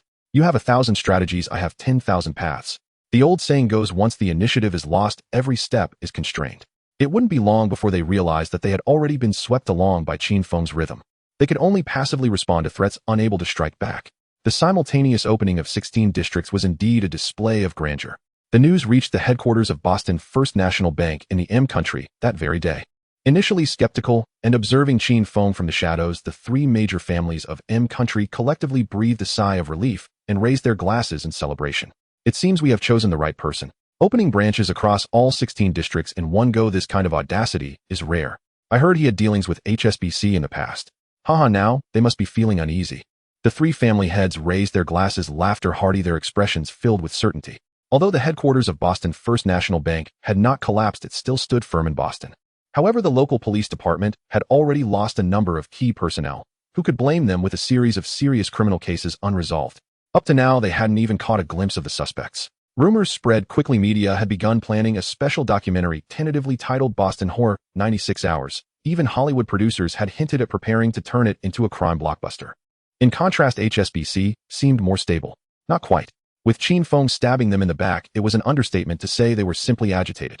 It was an outright loss of face, their anger reaching the heavens. The reason was simple. The newly opened branch of Qin Feng in the Central and Western District was directly opposite the front door of HSBC. Standing across the street, door to door, window to window, HSBC employees watched helplessly as their own customers withdrew funds, bags in hand, sprinting across the street to deposit money at the opposite counter. Without even a glance back. What kind of situation was this? To openly poach customers while conveniently pulling away the latter. In the end, it was a grave misjudgment. The psychological trauma at HSBC had reached a level that required psychological intervention. The prescription offered by other banks was to urgently convene a joint emergency meeting. During the meeting, someone suggested raise the interest rates. But before the words even settled, it was dismissed. Qin Feng's move was fundamentally disturbing the market rules. If we blindly followed suit and raised our rates because of him, how would depositors view us? You don't normally offer good rates, but when he comes along, you immediately raise them. Their interest rates were absurdly high, and all their customers would be lured away. Only then would they be rushing to raise deposit rates. they would likely end up with a nose full of dirt, losing both their reputation and customers. Therefore, under no circumstances should we raise interest rates on deposits. Everyone spoke in unison, their tone resolute. Well, if we don't raise the deposit rate, do we have any other tricks up our sleeves? Indeed there was. This group of finance professionals was quick-witted and innovative, never short of ideas. They soon thought of a strategy surrounding way to rescue Zhao. Previously, the financial products we promoted had an annual expected return of only between 4 and 5. This time, several banks joined forces to launch a brand new financial product. Previously, the financial products we promoted had an annual expected return of only between 4 and 5. This time, several banks joined forces to launch a brand new financial product with an annual expected return raised to 8. Now let's look at the government bonds. Given the current special political situation in Hong Kong, local banks can conduct transactions for customers to buy and sell overseas bonds. The channels are fully open for those from England and the United States. Among them, bonds from the United States are the most sought after. However, the common varieties circulating in the market are mostly low risk and low yield, with an annual interest rate of only 1.56. To be honest, after Qin Feng stirred the pot, bonds of this type are indeed no longer appealing. But here comes this time the banks collaborated on a sweetening operation. Any customer who purchases or increases their holdings of U.S. government bonds at any of their outlets will see their interest automatically increased upon maturity. What does increased mean? It means extra interest given for free. Moreover, this sweetening is jointly funded by several banks, so the stakes are not small. When calculated carefully, as long as the holding period is long enough, the total returns received could even surpass those deposited in Qin Feng's Boston First National Bank. But here we need to make a turn. This long enough is slightly longer than the usual fixed deposit period. More importantly, for demand deposits and fixed deposits, in case of an emergency, one can negotiate with the bank to withdraw the principal early, even if some interest is deducted. However, government bonds are different. Once the money is invested, if one wants to cash out immediately, they can only sell at a loss. In case of urgent need, one can only sell at a discount, taking a hit. They quickly packaged and promoted this combination of financial products, plus the sweetened U.S. government bonds, along with practical benefits, double credit card points. These points aren't just for show, they can actually be exchanged for tangible goods. Unlike those useless air points that accumulate without value, these points can be directly redeemed for laundry detergent, rice, and toothpaste at the supermarket. With all this calculated, many previously indecisive old customers found that staying with the old bank actually yielded more substantial returns. Their hearts were instantly steadied. After reviewing these plans, Qin Feng couldn't help but chuckle. On the surface, it appeared that each bank was remaining still. But deep down, all their responses were forced out by him. In the short term, it did have some effect. But what about the long term? He was clear in his mind the dollar storm was about to arrive. To suppress the domestic financial crisis, the Federal Reserve would inevitably print money wildly and raise interest rates repeatedly. At that time, those who had just hoarded old government bonds at a high price would be the first to suffer. The newly issued U.S. government bond rate was already approaching 3.5, while the interest on the old bonds they held was still stuck at 1.56. Once the entire market cools down, the price of the bonds in hand would only continue to fall. In simple terms, although they are all U.S. government bonds, there is no fundamental difference. Both are dollar-denominated bonds with the same risk resistance. But here comes the problem. Others are offering 3.5 interest while you are only offering 1.56, so why would the market buy your bonds? The attractiveness naturally plummets. Don't forget, the price isn't set arbitrarily, it is determined by the real money exchanged between buyers and sellers. So theoretically, a government bond with a face value of 100 and a coupon rate of 1.56, when faced with the impact of similar bonds offering 3.5, would likely see its market price drop to the range of 95 to 96. The positions on the bank's books that haven't been sold immediately turn into unrealized losses. The so-called unrealized loss is the paper loss calculated based on the closing price of the day, while the position has not yet been closed. Money hasn't been lost yet, but the account already looks bad. Moreover, the bank still has to endure the pressure of subsequent rate hikes from the Federal Reserve. This isn't making money, it's like jumping into a fire pit. So in this round of competition, Qin Feng didn't engage on the ground, he stood directly in the stratosphere. He had already calculated the market trends for the next 6 months, or even longer. Using foresight to baffle them, the victory was not just a little bit, it was a complete dimensional strike. Humph. Qin Feng smirked, his smile filled with certainty. Thanks to his strategic layout, Boston First National Bank established branches in every administrative district of Hong Kong. This speed of expansion and boldness is unmatched in the global banking industry. That night, he topped the headlines of Hong Kong television. Even U.S. Time magazine flew in specially to interview him, with the cover title embossed in gold. Qin Feng, the young tycoon from Hong Kong. His seemingly radical logic is rewriting financial rules. In just a few months, thanks to significantly higher deposit rates than his peers, Boston First National Bank jumped to become the third largest bank in Hong Kong. Only the deeply rooted HSBC and Standard Chartered Bank were ahead of it. Although it ranked third, the gap with the second place had narrowed to an almost indistinguishable degree. As the peak of deposit gathering passed, the pace of new funds being deposited by account holders noticeably slowed down. This means that the idle funds available in the market had almost been squeezed dry. During this period, Qin Feng quietly transferred all the financial dealings of the Qin Empire Group from HSBC to his own bank. If his own child doesn't support him, who will? As for stock trading and futures operations, he still needed to adjust the system and lay out the channels so the cell phone bank platform would not be opened for now. Next, he would have to rely on other means to truly get this huge sum of money running and generating new wealth. A bank is never a safe box. Deposits coming in must not be locked away in the vault as mere decoration. They should either be loaned out or used to purchase assets, with the core principle being let the money flow, appreciate, and circulate again. However, whether it is lending or investing, recouping the principal takes time. This time is called the savings period. For other banks, sustaining such high deposit rates would risk a break in the capital chain, with the slightest misstep turning into a Ponzi scheme. But Qin Feng was not afraid. He had a complete understanding of the future 10 years of the global financial market in his mind. He was clear on which sectors would take off and which varieties would explode. With this 10 years of memory as a foundation, he could not only offset the high interest costs, but also steadily gain excess returns. Therefore, the direction of this money was already determined: investing in stocks. Coincidentally, He Zhaoqiong had just established her own securities company. Who is He Zhaoqiong? A recognized trading genius. Moreover, Qin Feng holds 49 of the shares in this company, which means he has nearly half of the assets. The money she makes will eventually flow back into his own pockets. Look, the closed loop of making money from money fits perfectly together. Qin Feng dialed He Zhaoqiong's number and explained his plan in just a few sentences. He Zhaoqiong was stunned at once, unable to regain her senses for a long time. She wanted everyone to see with their own eyes. Without the label of the daughter of the gambling king, she could still carve out a... But no matter how hard she tried, the media always began with the daughter of He Hongshun. When discussing cooperation with clients, their eyes carried 3 parts skepticism and 7 parts hesitation. Just when she felt suffocated by this invisible shadow, a single sentence from Qin Feng cut through the dark clouds. I heard your bank just opened. Are the depositors supportive? Not bad, about what I expected. Do you really dare to hand over such a large amount of funds to me for management? Aren't you afraid I might throw it all away? Even He Zhaoqiong felt a chill run through her fingertips upon hearing this. If I'm not worried, why should you be? Qin Feng chuckled. Besides, I never misjudge people. You're a natural for this line of work. This money is guaranteed to profit. This statement was like a piece of candy quietly melting on the tip of her heart. It was sweet, yet she immediately stiffened her face and said, smooth talker. Do you flatter others with such ease? Qin Feng laughed lightly. Flattering others? I'm not interested. You are the only exception. Oh really? With your thick skin, how can I not believe you? Pausing, she suddenly lowered her voice. My dad specifically wants to meet you. Sure, when? He maintained a calm expression, though his heart skipped a beat. Tonight. Are you scared? Scared?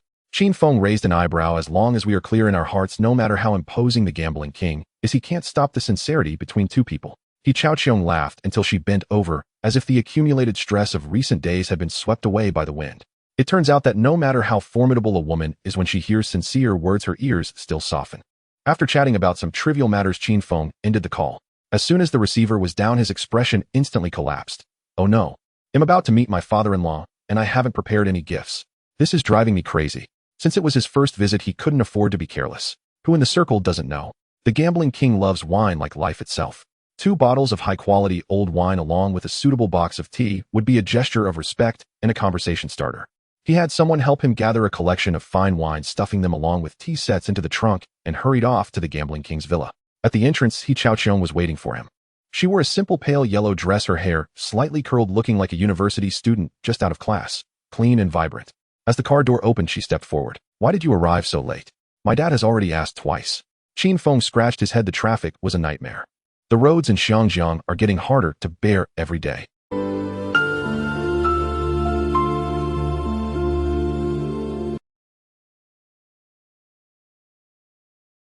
I'm done for.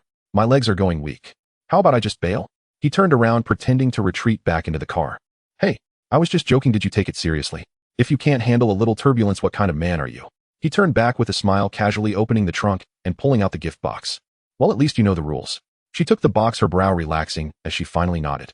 Of course. I picked these out after 3 days of searching. Whether it succeeds or not depends on this. He stood tall, following her through the front door. He Zhaoqiong linked her arm with his, her steps light as she led him to the living room. Dad, Qin Feng is here. Hello, uncle. Just a small token of my respect. Please accept it. Qin Feng had previously referred to him as Gambling King He, but now he naturally had to change his address to uncle. Sheng set down the newspaper, raising his eyes to scrutinize Qin Feng. His face was calm as water, devoid of both smile and anger. This silence was even more oppressive than scolding. It is often said that one should counter an attack with an attack, but when the opponent doesn't even raise a hand, you don't even know what to counter. As the air grew tense, Xiaoqiong quickly interjected with a smile. Dad, look. Qin Feng knows you love to appreciate wine. He specially had someone bring back 2 bottles from overseas as a tribute to you. Sheng glanced casually. One bottle was from the Rhone Valley, and the other was from Penfold's Grange. The latter had already become a regular in auction houses, with a single bottle fetching nearly $20,000. This gift was genuinely not hastily chosen. His brow relaxed slightly, and his tone softened. Let's start the meal. The newspaper was casually pushed to the armrest. This gift was genuinely not hastily chosen. His brow relaxed slightly, and his tone softened. Let's start the meal. The newspaper was casually pushed to the armrest of the sofa, and the cook promptly retreated. Servants filed in, and in no time the long table was filled with hot dishes and cold plates. It turned out that the meal had long been prepared, just waiting for him to enter. He should have left earlier. However, the First National Bank had just opened, with a mountain of tasks piling up, all requiring his approval. If he hadn't delegated a lot of work to those aces brought in from the system, he wouldn't have been able to free himself. After taking a seat, Sheng signaled to open the Penfold's Grange and poured it into a decanter to breathe. The table was quiet, only the sound of chopsticks lightly tapping porcelain dishes could be heard. Silence during meals is a rule, but rules often stop at the first glass of wine.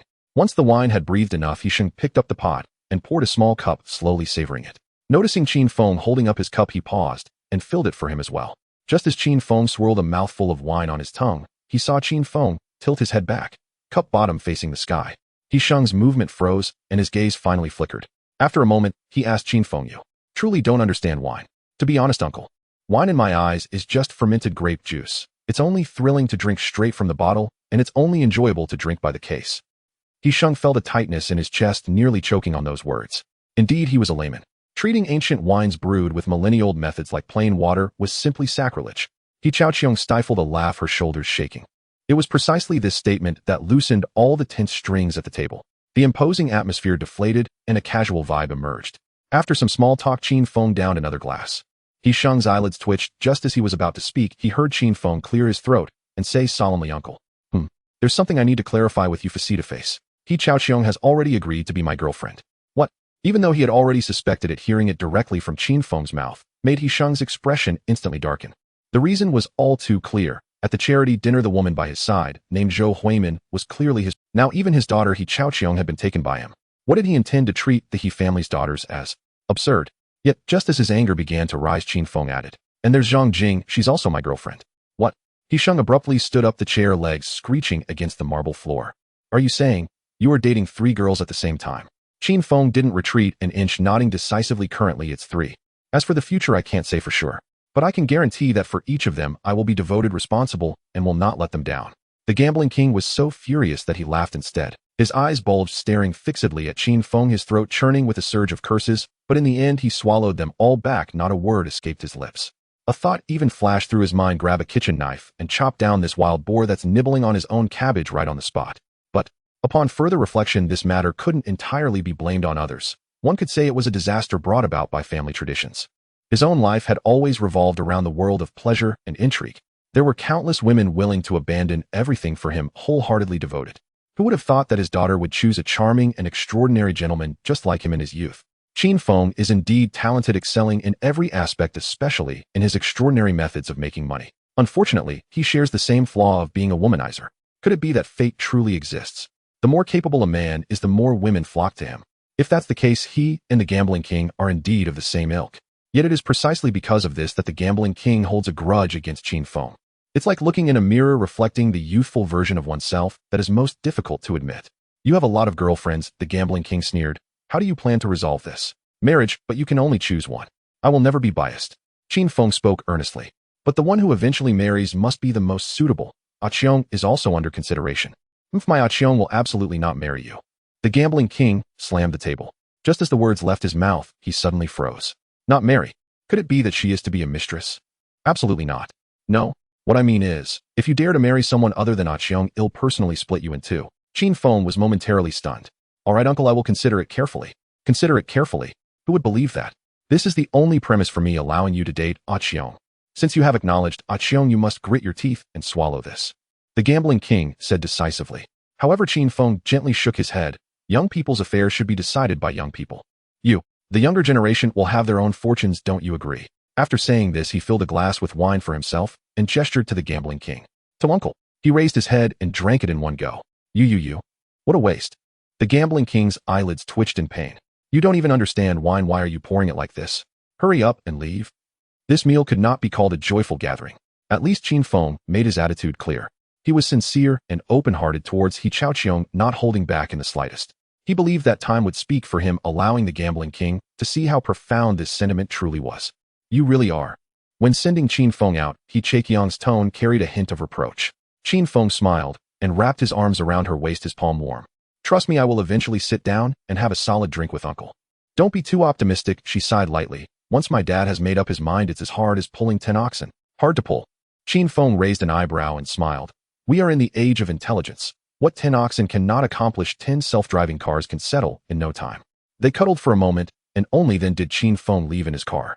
Until that black car turned out of the villa's gate, the gambling king slowly relaxed his fingers, dropped the curtain heavily, and let out a deep tch. Even he could not clarify whether the feeling in his heart was anger or appreciation. After bidding farewell to the gambling king, Qin Feng drove home. Just as he parked the car in the garage, he paused. A faint cold killing intent brushed against his spine like a spider's thread. Qin Ming stood silently beside him, holding a silenced pistol. Boss, a mouse has sneaked in. His voice was lowered to an extreme. Can it be eliminated? Qin Ming nodded. Qin Han and Qin, you have already gone to deal with it. Qin Li is guarding Qin Bing, and I am here to protect you. Very good. Qin Feng nodded slightly. Take me to Qin Bing's room. This way, please, boss. They walked one after the other through the dark villa. Soon they arrived at the door of the basement's safe house. Fine, now you go assist Qin Han and the others. Remember, don't let a single one escape, wipe them all out. Understood, boss. Qin Feng pushed the door open. Brother. Qin Bing was bent over a desk lamp doing homework and immediately raised her head upon hearing the noise. Qin Feng smiled. Haven't you finished yet? It's too hard. What's wrong with the teacher lately, piling us with homework every day? The little girl frowned, the pen tip nearly piercing through the paper. This girl has always been sharp-minded, recognized as a child prodigy in her circle, receiving scholarships year after year. Yet she particularly dislikes doing homework. Every time she opens her notebook, it's like being tortured. She often says, I can solve all the problems, why write them down? And it won't help me learn any new skills. It sounds like nonsense, but when it comes to her, it does carry some weight. Brother, how about you write it for me? She looked up, her eyes sparkling like they held two little stars. No, this is your homework, not mine. Qin Bing pouted, reluctantly picking up her pen. About 10 minutes later, Qin Ming swiped his fingerprint to unlock the door and walked in. He gently nodded to Qin Feng, indicating that the matter was settled. Qin Feng stretched and followed him out. 6 mice, not one escaped. Qin Feng nodded faintly. Well done. Did you find out who is behind this? Basically locked in. The characteristics are too obvious. All are from Neon. Neon. Qin Feng raised an eyebrow, immediately recalling the gloomy face of Umurajiro in his mind. So, they are the assassins raised by the Uemura family. Qin Ming shook his head instead. They are indeed from Neon, but not all of them are from the Uemura family. Not all. Qin Feng paused, his gaze becoming serious. From Neon, aside from the Uemura family, there are also the old foxes Matsushita Yoshio and Hayakawa Tokataka. It seems they have all been active. He understood in his heart what the other party was after. It was nothing more than the liquid crystal television of the Qin Empire Electronics, smashing their merchandise to pieces. They had previously attempted to steal the blueprints, but ended up with no one returning and no blueprints retrieved. Resentful, they have been lurking in the shadows, searching for opportunities. Qin Feng was not polite either. It's a matter of reciprocity. Uemura Bank was blown up, Matsushita Electric's headquarters collapsed, and the Xiaopu Electronics building was left with only half a chimney. The grudge was formed back then. Now they dare to intrude into his home. This pack of old dogs. He narrowed his eyes, a chill emanating from him. Do they really think they have too long of a life? Qin Feng has always believed in one rule: do not seek trouble, but do not fear it. Do not act unless it is necessary, and blood will be shed if it is. In this world, if your heart is not hard enough, you cannot even stand firm. Especially, there is one bottom line: whoever touches it shall die. That is his family. No matter how big the matter is, it can still be discussed. If it involves Qin Bing, Qin Han, Qin Yu, Qin Li, then there is nothing to discuss. Only blood debts can be repaid with blood. This time they even dared to kick down his door. It's time to settle the accounts. Flames burned in Qin Feng's eyes. The last incident has not yet been settled. The matter of Liu Haodong stealing the liquid crystal television blueprints, the behind the scenes masterminds Matsushita Electric and Xiaopu Electronics, had long been nailed to the unforgivable list. Who would have thought that these two companies would be so stubborn, insisting on rushing into the blade? Fine. This time let them not blame him for being merciless. The batch of goods sent last time, not a single one was left. That incident at Uemura Bank, where they rang the alarm, was enough for them to drink a pot. Which of the buildings of Matsushita headquarters and Xiaopu headquarters has not been graced by fireworks? Have they forgotten the pain, but not the sweetness? If so, then he would show them no mercy. Let them taste the bitter cost of having chosen the wrong man to cross. Qin Feng leaned back in his chair silent for a moment, then tapped his fingers lightly against the desk 3 times, his decision sealed. This time, every Iron Eagle elite would deploy, crushing the threat before it could even take root. He raised a hand and summoned Qin Rue. I have a task for you. Yes, sir. Qin Rue snapped upright, slamming his right fist hard against his left chest, the voice low yet resonant with iron resolve. The Matsusho and Shimofu clans have once again extended their claws, sending assassins to end my life. Take your team to the island nation immediately. By any means necessary, Matsusho no Suk and Hayakawa Jide must vanish from this world entirely. Understood. Rest assured, boss. Qin Rue bowed deeply and withdrew. The moment his footsteps faded at the far end of the corridor, the fuse of vengeance was already lit. This battle sought no profit, only authority. A rooster slaughtered to warn the monkeys. If the monkeys feigned deafness, another would be butchered without hesitation. Once Matsusho fell, and Shimofu crumbled, the next hand reaching out would first test the hardness of its own neck. Sumitomo Bank. He would hold his forces in check, for now. His mind was clear. In 1985, the United States was pressuring the island nation to sign the Plaza Accord. Over the next decade, the bubble would swell ever larger, until it burst at the slightest touch. Only when that balloon exploded, scattering shards of glass across the ground, would the true moment for his decisive move arrive. Stillness to counter motion, substance to strike at emptiness. This game, he had already won it. Qin Feng lifted his wineglass. Crimson liquid swirled slowly along its inner rim. He tipped his head back and drained it in one swallow. A single drop of wine traced a path down his jawline, like a fresh, undried streak of blood. Wait, your luck ends here. Elsewhere, within 2 hours, Qin Rue selected 20 elite operatives from the Iron Eagle elites and added himself, totaling 21 men. They departed in 3 waves, by plane, by ship, and via clandestine smuggling routes. 3 operatives bypassed customs entirely, enlisting local smugglers to covertly deliver crates of weapons and ammunition into the island nation. Both Matsusho and Shimofu headquarters were located in Osaka, saving the need to split forces. Upon arrival, some posed as backpackers wandering through Shinsaibashi, others infiltrated shipyards disguised as laborers, while still others carried toolboxes, spending 3 days repairing electricity meters on street corners. After 5 days of reconnaissance, they confirmed Matsusho Tower stood in Kodo Ward. Ushimofu's headquarters anchored itself in Abino Ward.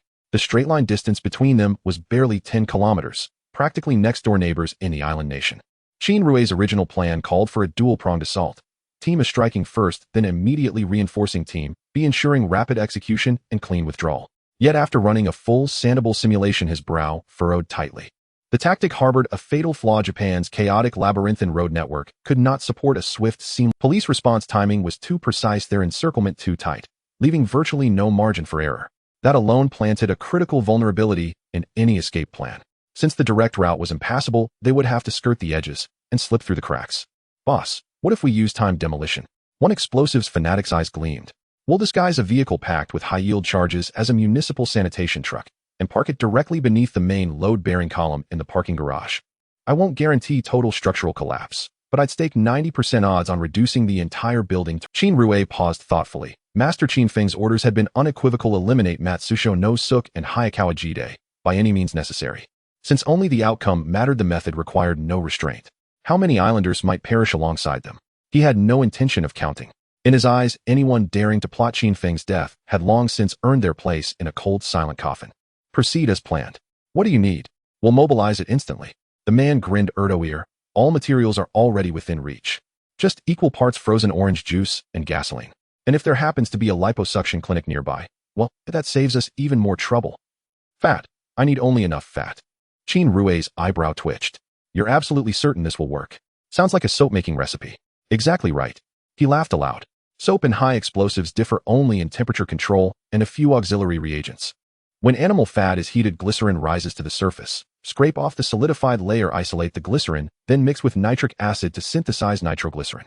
Add sodium nitrate and sawdust, and you've got a compound powerful enough to shatter reinforced concrete. At detonation, the building won't explode outward. It will smolder inward, burning from core to shell. The steel reinforcement within load-bearing columns cannot withstand such heat. They'll soften, buckle, and the entire structure will simply sink. As he spoke, he slashed his hand sharply through the air, as though already witnessing the plume of ash rise skyward. Qin Rue pressed 2 fingers to his temple. Rein in the theatrics. No silent film melodrama, please. Fine, your call. These men were exceptional. each one a rare specimen handpicked from tens of thousands. Yet their flaws were just as pronounced, untamed, unbound, wild beyond measure. The explosives fanatic before him was the wildest of them all, and precisely why Qin Rui kept him close. Who among ordinary men would willingly share a table with such creatures? Only those who opened their eyes only at midnight, whose faces bore scars and whose hands dripped blood, could stand shoulder to shoulder with them. From the day the Iron Eagle elites were founded, they had never taken on respectable assignments. Dirt, danger, and scorching volatility, that was their daily bread. Death is like the wind. It walks beside me always. The phrase may sound grandiose, but for them it was nothing more than plain truth. Next, the unit divided. One faction wove an intricate intelligence web, the other deployed veteran scouts for long-range surveillance. Their skills in tracking and evading tracking were etched into muscle memory. Even shadows bent silently under their command. Ordinary people wouldn't merely fail to detect them. They wouldn't even realize they'd been watched for days on end. After continuous observation, Qin Rui marked Matsusho no Suk's and Hayakawa Jide's daily movement patterns onto the map. Matsusho no Suk's routine was starkly simple: office, residence, izakaya, 3 fixed points. Of these, the izakaya was where he lingered longest, often over 10 hours each day. Young women entered and exited constantly in steady procession. Qin Rui couldn't help but wonder, this old man's funeral shroud was practically ready. How did he still burn with such unnatural fire? So much so that he needed rotating squads of girls just to keep it stoked. Only upon approaching the outer wall did the reconnaissance team uncover the truth: the old bastard was utterly depraved, his body failing, yet his hands still wielding violence. Just like Kato Hard, master of the infamous one-finger Zen technique. Those young women weren't patrons, they were trophies he'd broken one by one. Qin Rui nearly vomited on the spot. Meanwhile, Hayakawa Jide proved no cleaner. True, he lacked Matsusho's flamboyant excesses, but he walked the filthiest path of all. No dietary restrictions, no age limits. Nothing barred his appetite. In that instant, Qin Rui saw the rot at the heart of the island nation's elite. Clear, undeniable, and blindingly complete. Such vermin didn't deserve to breathe the same air as humanity. 100 deaths would still fall short of justice. With their daily routines now fully mapped, it was time to finalize the precise execution plan. The explosives fanatic had prepared ample quantities of high-grade TNT. 4 K-cars stood fully loaded, packed to the brim. His planned 2 vehicles would enter the underground garages of Matsusho's corporate headquarters. The other 2 would infiltrate Shimofu's. All 4 would park flush against load-bearing walls. A microchip would synchronize all 4 detonators, triggering simultaneous explosion on countdown. Once evacuation was complete and personnel safely withdrawn, the timer would hit 0, and the inferno would begin. The most crucial step. This moment had to be captured. The instant both towers collapsed, the collapse had to be filmed in high definition and delivered to the boss for review. Yet just before execution, a small obstacle emerged. Driving 4 vehicles brazenly into the underground garage by day would inevitably draw attention and invite scrutiny. A choosing nighttime entry, however, was equally problematic. The 2 elderly executives happened to be absent from the office, rendering awaiting strategy futile. After careful deliberation, Qin Rui clenched his teeth and made the call: proceed by day. The explosion would be more powerful, its destructive radius wider, capable of eliminating even more pampered Japanese corporate staff. Yet this approach doubled the complications. Someone had to disable the building's security nodes immediately, especially the surveillance control room, cutting feeds, wiping recordings, leaving no trace. Fortunately for the Iron Eagle elites, such tasks came as naturally as breathing. This was precisely the craft upon which their very livelihood depended. That afternoon, Qin Rui personally issued equipment to every operative: suppressed pistols, suppressed assault rifles, high-carbon steel, throwing daggers, bulletproof vests, military-grade tactical radios, rugged tactical watches, and reinforced tactical gloves. Synchronized time, now precisely 3 p.m. 0102. 05. All confirmed synchronized. Units 01 through 10, target Matsushita Corporation Headquarters. Units 11 through 20, target Shimpu Corporation Headquarters. Remember, silence is our core principle. Park securely, erase all surveillance footage, then withdraw instantly. Our operational window is within only 15 to 30 minutes. Fortunately, Osaka lies on the coast. Upon mission completion, all operatives would head straight for the port, where a rendezvous vessel stood ready, prepared to depart at a moment's notice. Are your individual responsibilities clear? Clear. Move out. 20 operatives, 6 vehicles. The convoy shot forth like arrows from the harbor, 3 bound for Matsushita HQ, 3 for Shimpu HQ. Qin Rui held position at the center, retaining 1 vehicle on standby for rapid response to unforeseen contingencies. In a secluded corner of the harbor, a small motorboat, fully fueled and pre-positioned, awaited silently. At the signal, all would board and set sail. At the entrance to Matsushita's headquarters, 3 newly arrived cars rolled in smoothly. The gate guards didn't even lift their eyes. Such compact cars were ubiquitous across Japan's streets. Hundreds passed through daily. How could any guard possibly recall which arrived when? He waved them through without hesitation. Likewise, entry at Shimpu proceeded unimpeded. Of the 6 vehicles, one discreetly parked near the exit, ready to provide immediate extraction, while the rest swiftly dispersed to their assigned tasks. Some maneuvered their vehicles with surgical precision beside load-bearing pillars, others slipped unseen into the surveillance room to purge all footage, still others seized vantage points, scanning the perimeter with cold, watchful eyes.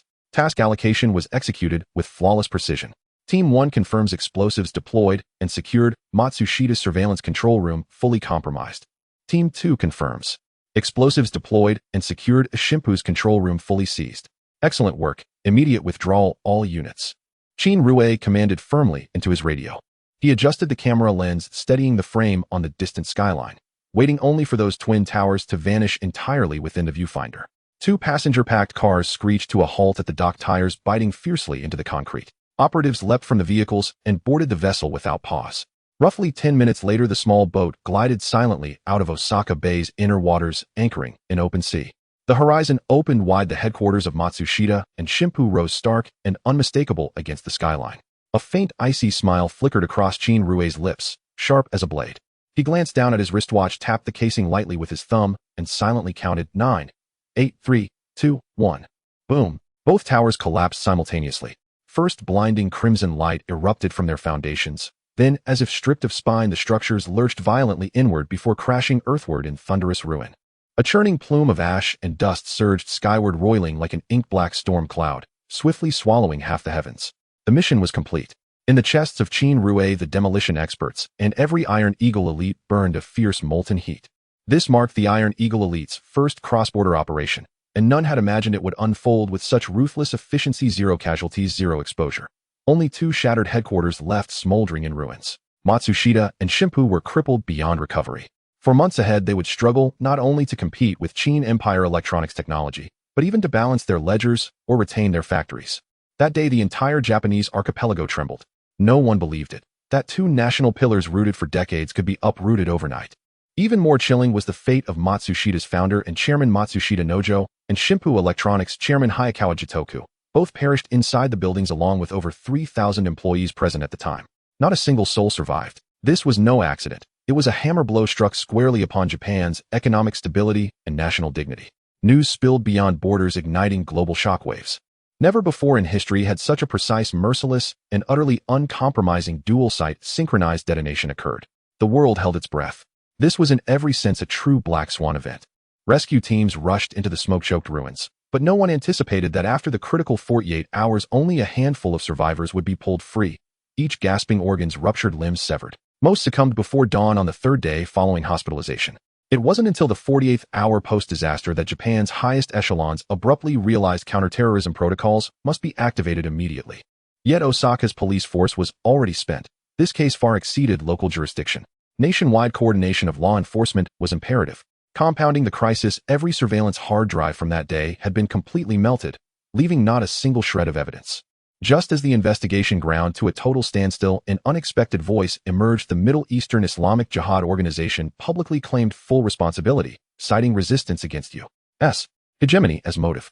The United States seized the opportunity, channeling domestic grievances, rising inflation, unemployment, under the banner of counterterrorism, rapidly deploying troops and funding toward the Middle East. When Qin Feng heard the news, he nearly spilled his freshly poured tea in laughter. Someone had actually volunteered to take the fall. Upon reflection, it made perfect sense. The inferno revealed everyone's hidden calculations. The U.S. sought to deflect internal strife. The Middle East craved geopolitical relevance. Japan scrambled to shift blame. Only scorched earth and lost lives belonged solely to Japan. 2 days later, Qin Rue led his 20 Iron Eagle elites back onto the Hong Kong harbor pier. For this extraordinary feat, customary honors and rewards followed. As always, Qin Feng gestured casually. 2 trusted aides carried forward a bulging burlap sack and dropped it onto the table with a heavy thud. Truly, stacks of banknotes piled high upon the surface resembled a miniature mountain. So imposing, just gazing upon them sent shivers down one's spine. Qin Rue, you distribute the money. You take 500,000, the rest receive 300,000 each. Hardly had the words left his mouth than thunderous cheers erupted throughout the room. When news of the Matsushita and Shimpu headquarters bombings reached Hong Kong, shipping magnate Bao Chuanwang and Tycoon Ho Ing-dong froze mid-sentence, mouths agape, unable to close. They knew well enough that Qin Feng had narrowly escaped assassination just recently, and that the plot traced directly back to the theft of liquid crystal television schematics. At the time, both men had seethed with fury. How dare these Japanese dare strike at their own kin? Unacceptable. From that moment onward, they secretly conspired to deliver a crushing blow to both Japanese firms. At the very least, they vowed to inflict losses exceeding several $billion in stock and futures markets. Who would have thought that Qin Feng's actions were even faster and more decisive than theirs? Although the Islamic Jihad organization later claimed responsibility, both the Boat King and Hua Ingdong were quite clear in their hearts. Such precise retaliation could only be executed by Qin Feng. It was so much in line with his character. You respect me a foot, and I will repay you a mile. But if you touch even a finger of mine, I will upturn your entire foundation. He was a modern-day knight, upholding the ancient rules: repay virtue with virtue and repay grievances with justice. This matter has turned into such a situation. Is there really such a naive person in the world? Qin Feng shook his head, unsure whether to sigh or laugh. Truly admirable. Compared to those often disliked islanders, they indeed fit like a glove. If one were to find a reference, it might only be his Uncle Me to compare. Qin Feng waved his hand, shaking off all distractions. No matter how the winds and clouds outside changed, the priority was to solidify the foundation in Xiangjiang. Once this matter settled, he immediately turned to manage the $70 billion in his hands. That was the capital accumulated over many years by the First National Bank of Boston. In the end, it benefited him, Qin Feng. Ultimately, what goes around comes around. This back and forth was nothing more than that. Currently, he held the branches of 16 First National Banks. With a little effort, this sum could be seamlessly laundered. Want to clean it? It's as easy as pie. Not to mention 70 billion. Even adding another 70 billion, he could spend it all cleanly and clearly. This was precisely the fundamental reason Qin Feng was eager to tighten his grip on his bank. The more he understood the banking industry, the more he felt that the First National Bank was constrained everywhere. No matter how strong it was, it could not change its fundamental nature, a completely commercial bank. And commercial banks inherently carry several hard flaws. Firstly, the model is rigid. When faced with a black swan event, they can only rely on pressure testing methods to patch up, and their risk resilience is purely reliant on experience, leaving little room for maneuver. Secondly, and most critically, the channels for capital replenishment are pitifully narrow, leaving only the subordinate debt route to take. Indeed, this is a shortcut to raise the capital adequacy ratio, but the cost is too high: lack of strength, poor pressure resistance, and deeply hidden risk exposures. There's a third flaw which is even more fatal. Its safety indicators are too honest, so honest that they are naked. The capital adequacy ratio is the lifeblood. Once it drops below the line, the risks do not rise linearly, but rather double suddenly like a snowball. If it cannot hold in one night, it could collapse, close down, and liquidate with no time to catch a breath. Qin Feng clearly remembered the lessons of the financial market over the past decades. Silicon Valley Bank, which couldn't withstand a run for even a day, directly ceased operations. The bloody mirror is right before him. For this reason, he never thought about resting on his laurels. After obtaining the equity of the First National Bank, Qin Feng did not stop. His gaze quietly shifted to Standard Chartered Bank. In terms of scale and business, it might not be the most outstanding, but there was one thing that kept Qin Feng thinking. It held the legal authority to issue currency in Xiangjiang. What this power means, the people of Xiangjiang understand clearly, and it doesn't need much explanation.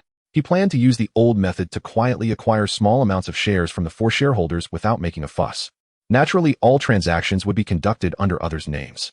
The rhythm must be stabilized. No rush, it should be like water heating slowly, making it undetectable. Initially, he focused on the scattered stocks in the market, quietly consolidating through private channels. However, these circulating stocks were scarce, and those willing to let go were even fewer. Even being cautious, it didn't take long for all the available scattered stocks to be consumed by him. At this point, Shen Bai conveyed the message. The Boat King and Hua Ingdong held a substantial amount of Standard Chartered shares. Qin Feng immediately had an idea. He first dialed the Boat King's number. "Xiao Feng, what made you think of calling me today? Is it to schedule a basketball game or for afternoon tea?" On the other end of the line was the Boat King's customary hearty laughter. "Uncle Bao, there's something I would like to ask for your help." "Oh, tell me more. As long as I can do it, I won't refuse. This matter can't be explained clearly in a short while. How about we discuss it face to face? Shall we schedule an afternoon tea?" "Sure. You pick the place." The Boat King agreed readily. The location was set at the Peninsula Hotel. After hanging up, Qin Feng contacted Hua Ingdong. Upon hearing it was him inviting, the other party readily agreed, and even specifically canceled 2 important meetings. The two entered the tea room of the Peninsula Hotel one after the other. Hua Ingdong pushed the door and saw the Boat King already seated there. Qin Feng actually invited both of them. He felt a tightness in his chest and immediately understood this matter was not simple. "Mr. Qin, you invited both me and Uncle Bao, or it must be something important." Qin Feng didn't beat around the bush and directly spoke. "I heard Shen Bai mention that both Uncle Bao and Mr. Hua have shares in Standard Chartered Bank." Hua Ingdong was taken aback, then his pupils constricted slightly. "Mr. Qin, are you targeting Standard Chartered?" His voice lowered, filled with suspicion. The Boat King also frowned, his gaze heavy. Xiao Feng, what exactly is going on? Why are you suddenly asking about this? Qin Feng picked up his teacup and gently blew on it. Actually, it's not a big deal. I just thought the authority to issue currency in Xiangjiang is still in the hands of Standard Chartered. The money bag of us, Xiangjiang people, should be managed by our own people for stability. Setting other matters aside, just speaking of the impending expiration of the 9-year lease, the future of Xiangjiang is uncertain. Who knows if someone will use the authority to issue currency to strangle us? As soon as these words were said, both the Boat King and Hua Yingdong fell silent. Hua Yingdong being a red businessman sensed the changing tide earlier tthan others. Qin Feng's few sentences were like a needle awakening him. Isn't it too early to be worried about this now? The Boat King hesitated slightly. Uncle Bao, it's really not early. Qin Feng spoke earnestly. We must take action before the changes occur. Otherwise, when others have secretly set up the situation, it will be too costly to turn things around. Hua Yingdong slowly nodded. What you said does make sense. There are some insider details that perhaps you two are not yet aware of. The mainland has already begun discussions with Mrs. Thatcher, and the matter of the return has already been put on the table. In other words, the sooner we get over this hurdle of currency issuance, the sooner that knife hanging over our head. As soon as Hua Yingdong spoke these words, their weight was overwhelming. The Boat King, who had been navigating the business world for decades, immediately caught the sense of urgency hidden in the words. He knew well, if Standard Chartered Bank were to be allowed to print money freely, the Hong Kong dollar would undoubtedly flood and devalue, and the market in Xiangjiang would likely face great waves.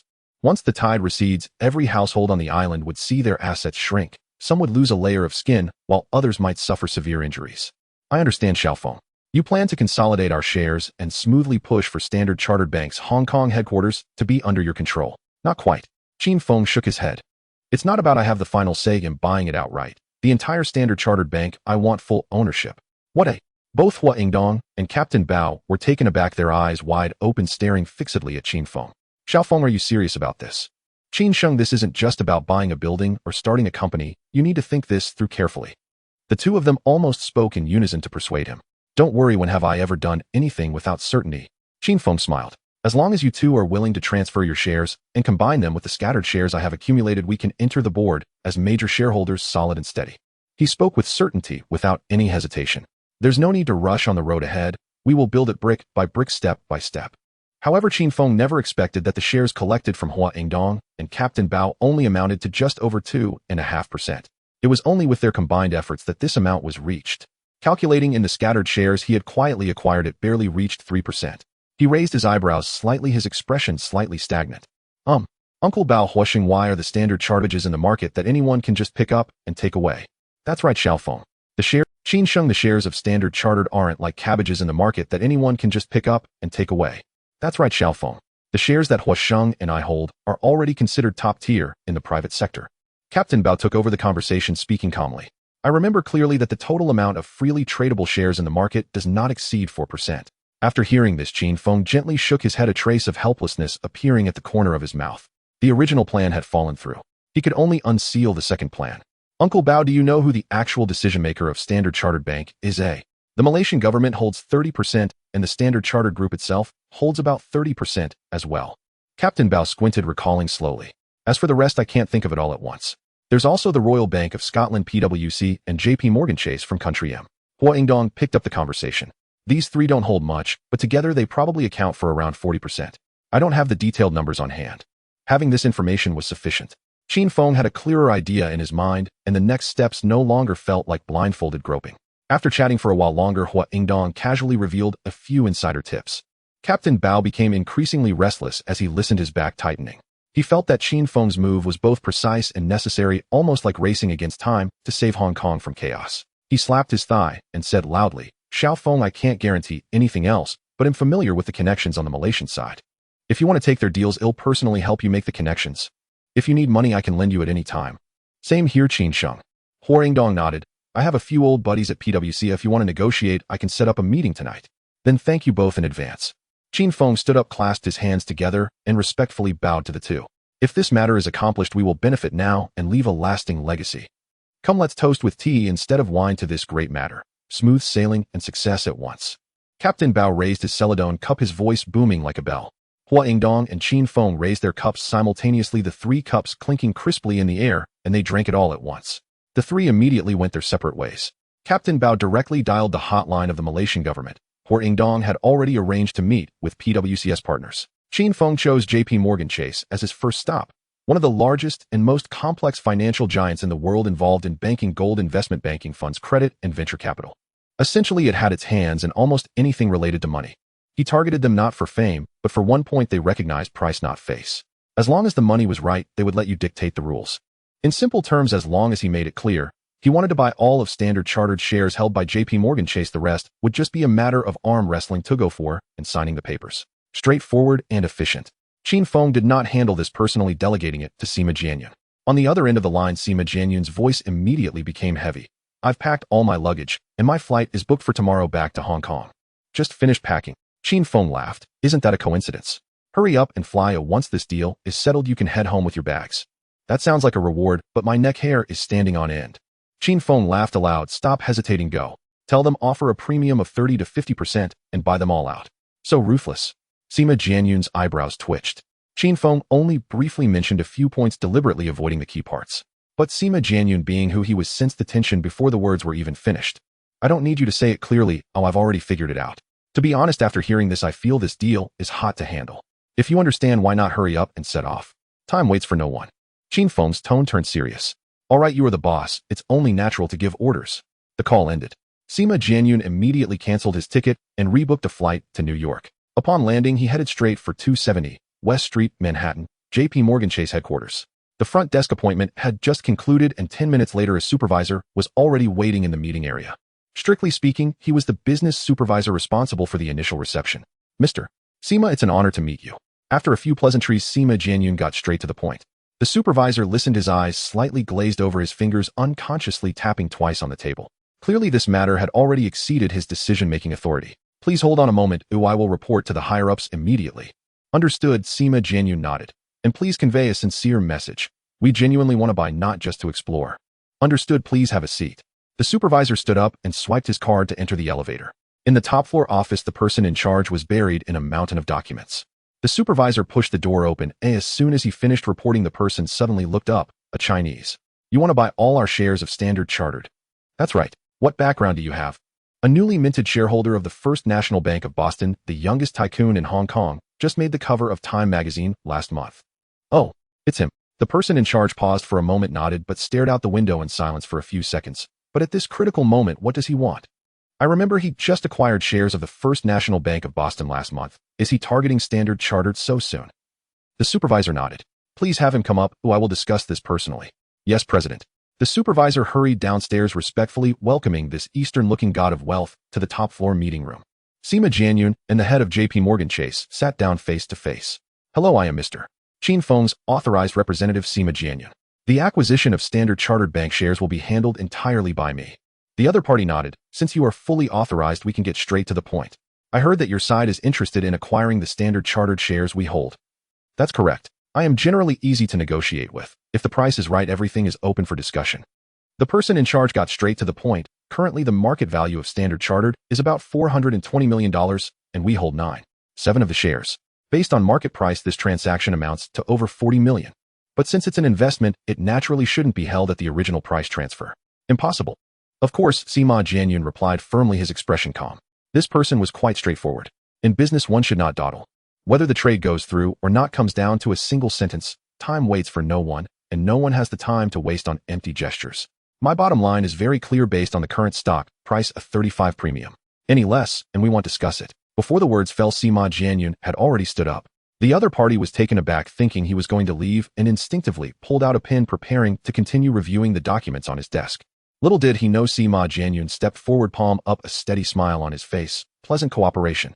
The person in charge was stunned for half a second, then laughed heartily and extended his hand. Mr. Sima, refreshing. I like your decisiveness. Thank you. Both Mr. Qin Feng, and I trust opponents like you. Ha ha. At this pace in the future, our dealings will certainly be plentiful. Absolutely. The agreement was finalized on the spot. The person in charge asked the secretary to draft the share transfer agreement immediately. 10 minutes later, the agreement, still warm to the touch with wet ink, was delivered into Sima Jianyun's hands.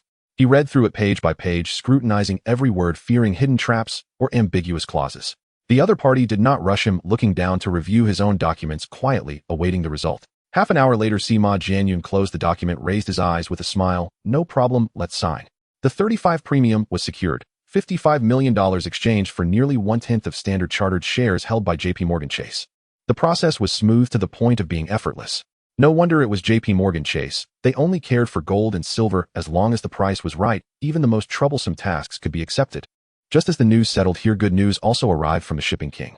He utilized years of accumulated connections to finally link up with the Malaysian government. Upon hearing that the shipping king was interested in acquiring shares of Standard Chartered, the other party didn't hesitate for even a second and made a direct offer. The reason was clear: his fleet spanned Southeast Asia with connections in commerce, politics, and maritime affairs, boasting an astonishingly solid foundation. The terms set by the government, though lower than JP Chase, only requiring a 20 premium, were backed by very hard assets, a full 30 of the shares. Even a mere 20 increase would still result in a staggering total price. For others, even if the shipping king himself paid out of pocket, this expenditure would be enough to be burdensome. Only Qin Feng had the most ample cash on hand. He had just received the shipping king's message. The offer had been approved, and immediately took action without hesitation. The funds were directly transferred from the shipping king's account to the Malaysian government's corporate account. Upon seeing this, the other party thought, "Wow, this speed is astonishing." At that moment, they had nothing to say, quickly signed the agreement and transferred all shares to the shipping king. The shipping king then promptly completed the second transfer, transferring all shares to Qin Feng's name. Thus, Qin Feng held 42.7% of Standard Chartered's total shares. Soon after, good news also came. The accounting firm PwC in country had agreed to sell their shares. However, the asking price was not low. They required a full 40 premium over the current market price. Additionally, there was a memorandum of understanding style cooperation clause for the next 5 years. Any accounting and auditing related business must be exclusively entrusted to them. Qin Feng shook his head upon hearing this. This is not a memorandum, it is clearly a ransom contract. But what matters most now is to first secure the shares. The other details can be discussed later. That agreement. He already had a countermeasure in mind. Whether it was Hua Ingdong or Qin Feng, dealing with the Anglos has never been a matter of linear thought. You come up with one strategy, I dismantle 10, you set up one door, I break through 3 walls. Countering the opponent's moves is basic skill. Qin Feng once again splurged heavily, exchanging a high price for efficiency, forcibly obtaining 10 of the shares from PwC. At this point, his shareholding ratio jumped to 52.7, officially crossing the halfway red line. The only remaining challenge was the last tough nut to crack: the Royal Bank of In-Country. As long as he could take them down, the whole situation would stabilize. This bank shares the same roots as Standard Chartered and is also a local financial stronghold in country. Usually there are both open conflicts and tacit cooperation. Once against outsiders, they are as tight-knit as can be, leaving no gaps. Faced with this kind of situation, the old method of spending money to eat simply won't work. He needs to pry from the inside to divide and conquer. But to be honest, this task is really difficult. Xinsheng, I will have to trouble you again, Qin Feng said with a smile. Xinsheng, what are you being so polite for? Just go ahead and speak. How did you know I was looking for you? Qin Feng paused and asked instinctively. The shipping king and Hua Sheng had already mentioned your plans to me. To be honest, I really admire you. Thinking so far ahead, I can't do that. So if I can help a bit, I will. Upon hearing this, Qin Feng felt warmth in his heart. Xinsheng, I will remember this favor. Stop with these formalities. No debts of gratitude. Let's talk business. Shenbai chuckled lightly and continued. You understand that the Royal Bank and Standard Chartered are both comrades and shareholders. The difficulty in buying Standard Chartered's shares from them lies in this relationship. The two companies hold shares in each other. You understand what this means, right? Mutual shareholding means that two legally registered enterprises invest in each other and are mutual shareholders. Such arrangements are not uncommon among large enterprises. Firstly, they can strengthen cooperative relationships, enhance mutual trust, and promote business collaboration and technical exchange. Secondly, they can disperse investment risks and avoid betting on a single target. Most importantly, they allow capital to truly become active, rotating, and being utilized effectively. Similarly, if external forces attempt to stir trouble by increasing their stake, this structure can also create a certain level of counterforce, resisting hostile takeovers while ensuring the company always has ample liquidity. It is precisely because of this that Qin Feng's plan to hold shares in Standard Chartered suddenly became tricky. As soon as Shunbai finished speaking, Qin Feng's brow slightly furrowed. The remaining 2 blocks of shares, to swallow them all at once might not be so easy. As he pondered a way out, Shunbai suddenly chuckled. Qinsheng, are you feeling a bit overwhelmed? Not just overwhelmed. It's practically buzzing in my head. Qin Feng spread his hands. Following this logic, should I first take down the Royal Bank of In-Country before returning to deal with Standard Chartered? What? Are you really planning to swallow the Royal Bank first? Shunbai was taken aback, her voice suddenly rising. To be honest, Qin Feng had indeed entertained that thought in his mind. If there really was no way out, then just go for it. After all, they were all banks in country, so why not sweep them all into his own door and see who still kept up appearances? The reason I made this call was actually to propose a third way. Shinbai spoke lightly, as if discussing a cup of tea. Qin, you are well aware the Royal Bank of Inghua and Standard Chartered Bank have significant overlapping businesses. To put it plainly, they are rivals who shake hands in public while competing behind the scenes. After all, they both carry the Inghua insignia, so decorum must be maintained, and they still need to greet each other with good morning when they meet. But merchants have profits are written in the very marrow of their bones. Shinbai hinted at the truth, and Qin Feng's eyes brightened as he suddenly understood. Yes, merchants only care about profit and have no regard for emotions. The two companies are no longer equal in scale. Standard Chartered has aggressively expanded overseas in recent years, no longer the small bank that once focused on its domestic market, but a solid global giant. In contrast, its brother the Royal Bank is taking smaller steps, nearly disappearing into the shadows. One races ahead, while the other lingers behind, creating a chasm between them. Thus, there have been whispers within Standard Chartered, why not quietly buy back the old shares held by the Royal Bank? The idea has been considered several times and attempts have been made, but nothing has materialized. A facade must be maintained. No matter how much one secretly wishes for the other to go bankrupt, one must still exchange business cards, serve coffee, and compliment. Your leadership is truly inspiring. A typical display of Inghua gentlemanly behavior. Hello. After hearing this, Qin Feng's strategy was already subtly in motion. At that moment, Shunbai sent a concise and clear number. Remember this. What number is this? The president of the Royal Bank of Yingguo's branch in America. We've collaborated a few times. He doesn't beat around the bush. He has one principle: whoever offers a solid price, their word is law. A solid price. Qin Feng's lips curled into a smirk. I'm not afraid he'll think it's too little. I'm just afraid that the number I offer he can't handle. Don't worry, he can handle it. Privately, the shady accounts he manages are enough for him to swap for 10 prison guards in jail. Hiss. Therefore, as long as the money is in place, he can even change the inscription on his ancestral grave to English with emojis for you. More daring than those fellas at Morgan. Qin Feng nodded. All right, no time to waste. I'll send someone over to negotiate immediately. Sure, this is as far as I can help. Wish you success. Shen Sheng, you're too polite. This is indeed timely assistance. Once it's done, let's have tea when we have the chance. Sure, let's have tea when we have the chance. After hanging up, Qin Feng immediately dialed an overseas line to reach Sima Jianyun, who was in M country. At this moment, Sima Jianyun had just finalized some shares with JP Morgan Chase, humming a tune as he stuffed suits and ties into his suitcase, planning how to boast about this impressive battle to his wife and children upon returning home. He had already thought it through. Qin Feng would definitely arrange a whole welcoming party to wait at the airport with red flags and banners prepared. I feel quite ashamed. I really haven't done anything remarkable. He had practiced this line in front of the mirror at least 20 times, just waiting for Qin Feng to speak, so he could give a slight smile and deliver it with a humble tone. He grabbed his phone. Hello. Jianyun, everything was handled smoothly, right? All set. Tomorrow's noon flight will definitely arrive in Xiangjiang the day after tomorrow.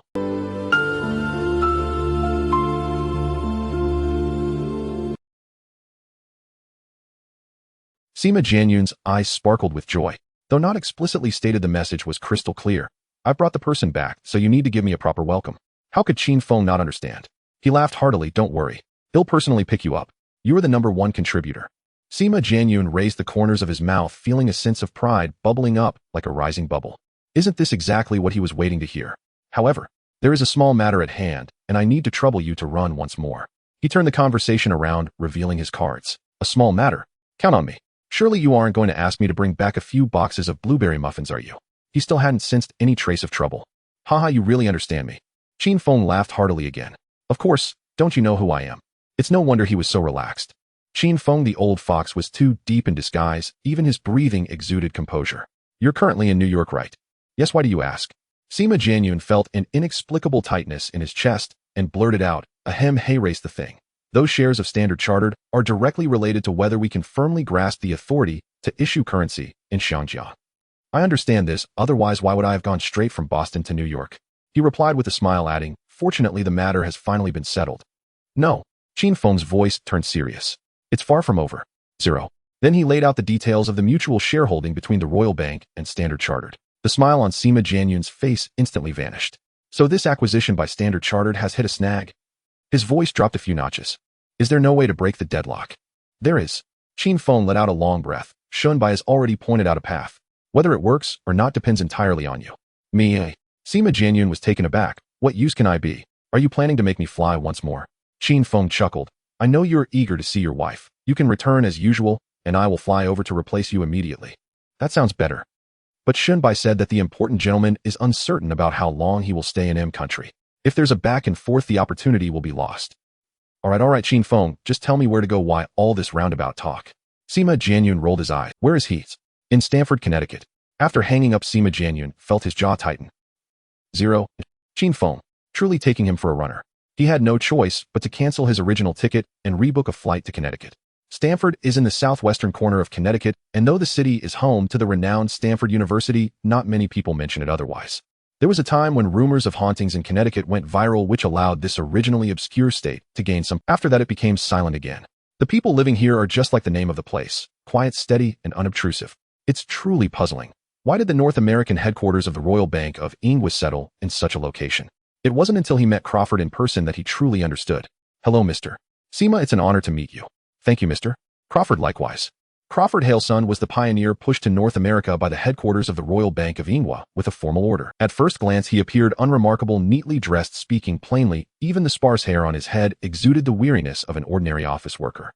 Only his eyes were exceptionally bright, like flintstones polished in the dark, quietly burning with light. After exchanging a few pleasantries, Sima Jianyun got straight to the point. I'm here regarding the shares of Standard Chartered. Oh, the shares of Standard Chartered. Crawford chuckled. Mr. Sima, your insight is indeed remarkable. Exactly, they have been gaining momentum, recently charging forward like they're on a high-speed train. Unfortunately, as you know, we hold shares in Standard Chartered as well. Our fates are intertwined. We must advance and retreat in sync. Mutual shareholding does have its advantages, but the drawbacks are also apparent. Inflated capital fostering insider trading, entangling related transactions. I want to elaborate on these old issues. I only ask one thing, Mr. Crawford. Are you aware in your heart which bank has been passively supplying blood to the other all these years?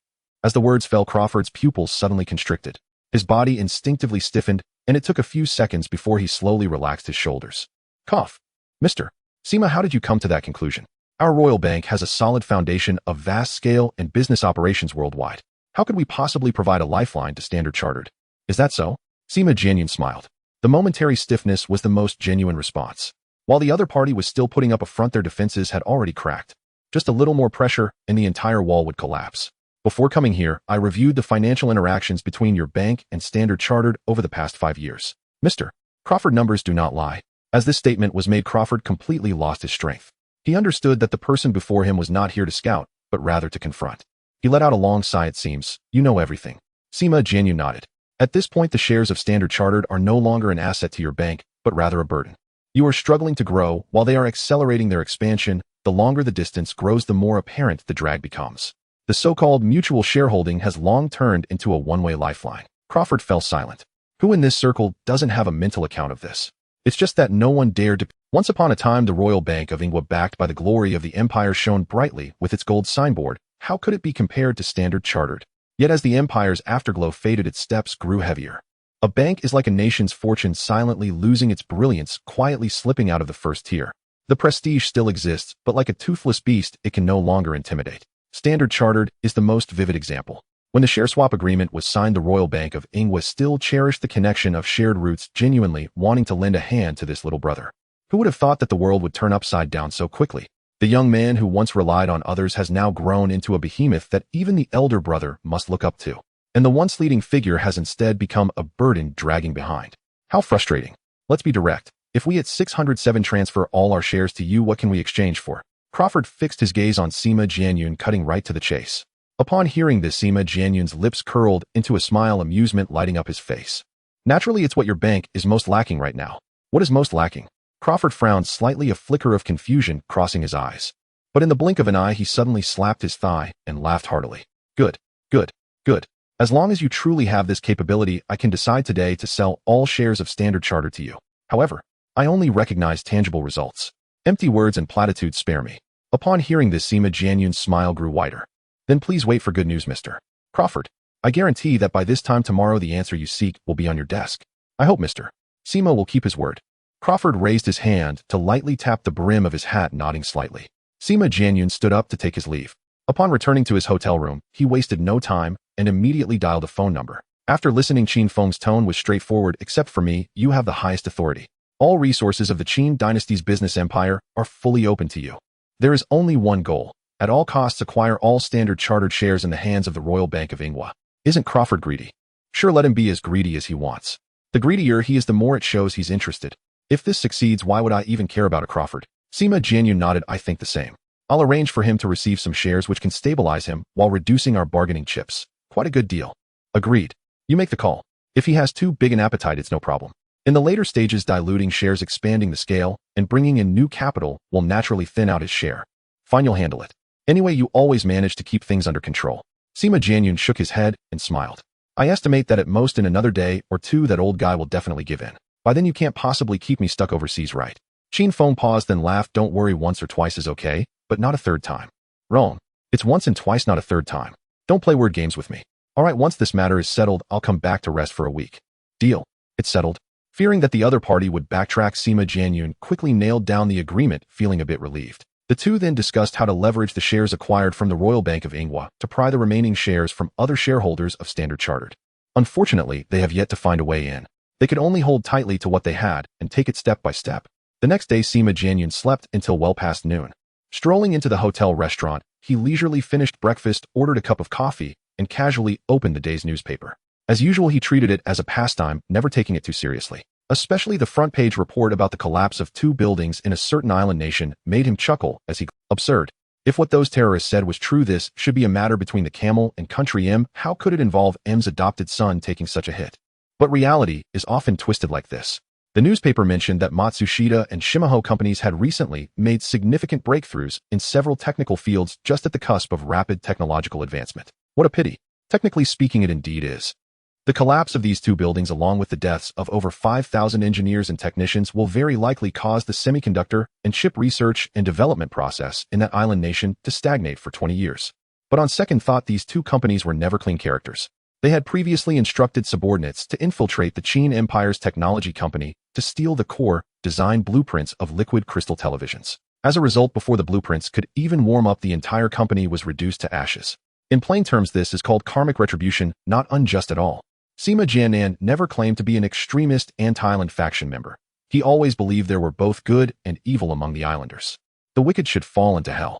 As for the so-called good, they are merely dragging another islander down with them when they... Just as he was speaking, a hotel server hurried over. Excuse me, is this Mr. Sima Jianyun? Sima Jianyun looked up. It's me. Is there something? Mr. Crawford asked me to convey that he hopes you can return his call as soon as possible. Sima Jianyun nodded. All right, understood. Thank you. Before his voice faded, he pulled out $5 from his pocket and gently placed it on the table. A tip. To be honest, this custom is quite awkward, but when in a foreign land, one can only follow the customs. He didn't rush to make the phone call. He let it sit for a while longer. The initiative at this moment was in his hands. Yesterday, Crawford's tone did not strike Sima Jianyun as noteworthy at the time, but after returning to his room, he began to savor its implications. Oh, isn't this typical Anglo-Saxon arrogance?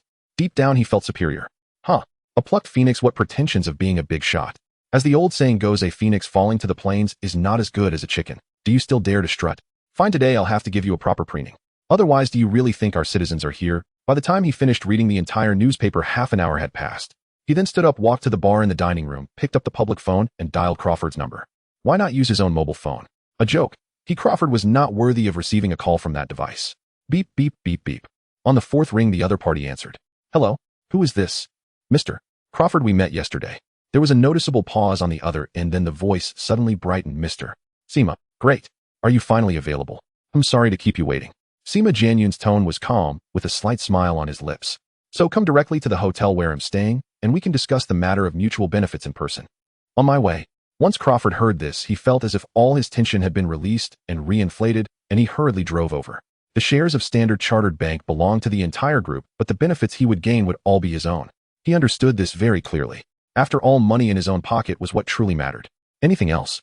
After all, Standard Chartered and the Royal Bank of England had never gotten along, and he, an old employee dispatched to the fringes, was more than happy to add a bit of trouble for his old employer.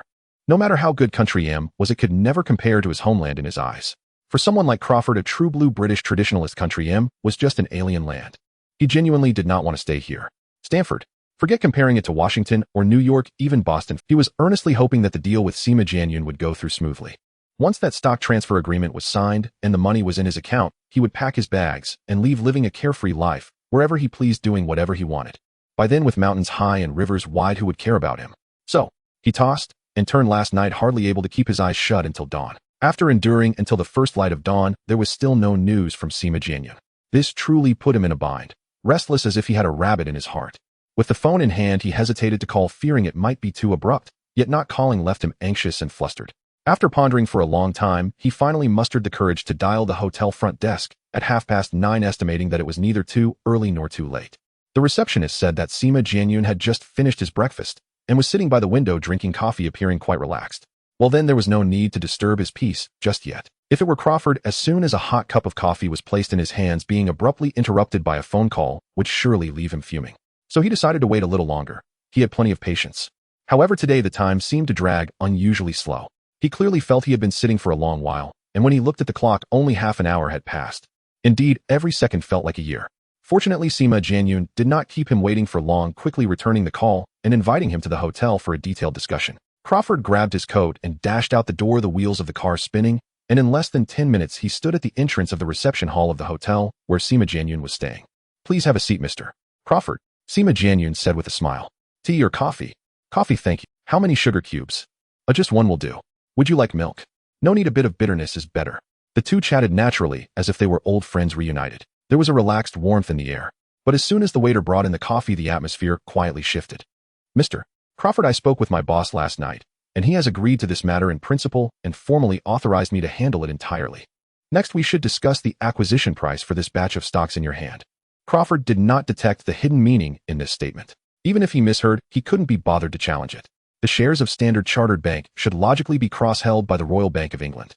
No matter how he thought about it, the holding entity should be the Royal Bank. How could it possibly fall into Crawford's hands? This was clearly a trap, but for him, it was of no consequence. As long as the price was enticing enough, he was more than willing to take the risk. "However, Mr. Sima, I have a small question." "Please go ahead." "Why are you so certain that the shares of Standard Chartered Bank under the Royal Bank of England are now in my hands?" Sima Jianyun smiled lightly. "My intelligence network has always been well informed. Every move is under control." Such half-truths did not intimidate Crawford. He didn't care about the truth or falsehood. Since the other party dared to speak so confidently, there must be solid backing behind it. "Fine, my doubts have been cleared." Crawford nodded with a smile. "I originally held 20 of the shares, and over the years I have gradually increased my stake to a total of 21. 2. Sima Jianyun nodded slowly. This number was very close to their predictions. Standard Chartered's current market value is £330 million. If your side is interested in acquiring, it must be based on 400 million plus a 25 premium. This was indeed quite harsh, almost a blatant robbery. Crawford had thought the other party would frown, pressure the price, and engage in back-and-forth negotiations.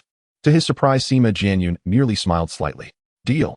In fact, Sima Jianyun had initially thought Crawford would demand shares from the Qin Empire Group. Unexpectedly, he only wanted cash and nothing else. In his eyes, the Qin Empire Group was not worth mentioning at all. He was solely focused on quickly getting rid of the Standard Chartered Bank stocks in his hands. As for how these stocks ended up in his hands, the intelligence that Black Ice Platform later transmitted revealed the truth, that it was not a gift, but a transaction. Using Crawford to exchange for space, kicking him out of the power center of Country M, and sending him to a nearly barren land to cultivate. To put it grandiosely, it was called strategic delegation, being a pioneering force. To put it bluntly, it was being shown the door, leaving his life and death to fate with no further ties to the Imperial headquarters. Crawford saw through this, and unable to reverse the order, simply took away all the shares of Standard Chartered Bank as a form of hush money and severance pay before leaving. As for the headquarters, they were more than eager for him to disappear immediately. Even willing to treat the shares of Standard Chartered Bank as a bargaining chip for a quick exit showed how anxious they were to part ways. So one could say that in life what one should fear is not weakness or foolishness, but the arrogance that resides in one's bones. If it weren't for this farce, how could Qin Feng smoothly acquire this batch of shares from the Royal Bank of England? Once the stock transfer agreement was in hand, Sima Jianyun did not even blink, heading straight to the exchange to complete the transfer of ownership. As soon as the paperwork was signed, he boarded a plane bound for Hong Kong. At this point, Qin Feng held 74.2 of Standard Chartered Bank's shares, firmly securing his position as the largest shareholder. However, he had not yet achieved full control. After landing, Sima Jianyun called Qin Feng at the airport. Qin Feng immediately ordered change the flight to go directly to the headquarters of Standard Chartered Group, London. Li Ning and Qin Rue would lead a team of elite soldiers arriving early to provide support. Sima Jianyun nearly dropped his phone. After much persuasion, he finally gritted his teeth and rebooked his ticket to fly to London. On the Hong Kong side, Qin Rue and Li Ning quickly selected 10 elite soldiers, booking the earliest flight to London, advancing to infiltrate the surroundings of Standard Chartered headquarters, setting up surveillance. They would wait for Sima Jianyun to land, then unite to pressure the other party to hand over the remaining shares. If there were to be negotiations, they would sit down and talk. No need to discuss. The concrete piles at the bottom of the Thames have long been prepared for you. In this battle, Qin Feng has made it clear that it's a fight to the death. The risks, of course, are not small. Qin Rui and Li Ning are well armed. Even the black mercenary team from M Country is fully prepared, ready to provide cross-ocean support at any moment. Sima Jianyun is well aware success or failure hinges on this journey. Yet he won't hold back on the criticism. He has a firm grasp on Qin Feng's temperament. He knows exactly what kind of person he is. Because of this, their back and forth is both heart-wrenching and exhilarating. I've come to realize in Dog Feng's eyes I see Ma De Yi am just a born scapegoat. After boarding, he leaned back in his seat, thinking bitterly. He stretched, reclined the seat, and closed his eyes to feign sleep. Fortunately, Qin Feng is never stingy with travel expenses. Every time he deliberately books an overpriced first-class ticket, Qin Feng not only does not stop him, but also applauds, saying it boosts morale and plans to promote it throughout the company. While a fist hitting cotton makes no sound at all. Forget it, just sleep with my eyes closed. When he opened his eyes, the sky was already brightening, and outside the window was London. At this moment, Qin Rui and Li Ning, leading a 10-man Iron Eagle team, had quietly arrived in England. Under the real-time intelligence guidance of the Black Eyes platform, the trio successfully infiltrated the outskirts of the Standard Chartered headquarters. They rented 3 residential houses in one go, all within walking distance. As soon as they checked in, they initiated a 24-hour shift to keep watch. The Black Eyes platform also sent over all the photos of the executives at Standard Chartered via fax. One face after another, one name after another, plastered all over the walls. In less than 2 days, the entire power structure within the building had been thoroughly mapped out. They categorized individuals by rank using playing cards, KQJ, for correspondence. Spades are the highest, followed by clubs, hearts, and diamonds at the bottom. The entire set of markings covered all the senior executives of Standard Chartered, with not a single one overlooked. What is even more astonishing is that the whereabouts of each person over the past 7 days, what buildings they entered and exited, what time they took which subway, how long they lingered in each cafe, were all meticulously pinned on a map. The meticulousness of the Iron Eagle team is self-evident just from this material. However, this is still not the core. The real key is that they have deduced 4 escape routes by combining the main roads of London subway transfer nodes and surveillance blind spots. Once the net is fully cast, it will be activated immediately. Of course, this is merely a contingency plan. This scheme will not be utilized unless absolutely necessary. It will only be activated when the situation is completely out of control and cannot be reversed. At all other times, they will proceed as usual. A day later, Sima Jianyun landed at Heathrow. Qin Rui and Li Ning arrived at the airport 2 hours early to pick him up. After getting into the car, Li Ning took the wheel while Qin Rui handed a stack of organized documents directly to Sima Jianyun. There were no pleasantries, no buffer. They got straight to the point. So the first target of this operation is the President Wiseware, who holds the stock change rights. Sima Jianyun stared at the middle-aged man in the photo with gray hair and a meticulously knotted tie and fell silent for a moment. By the way, I need to confirm something. He suddenly looked up. What? Have you verified Wiseware's address? Yes, Qin Rui nodded.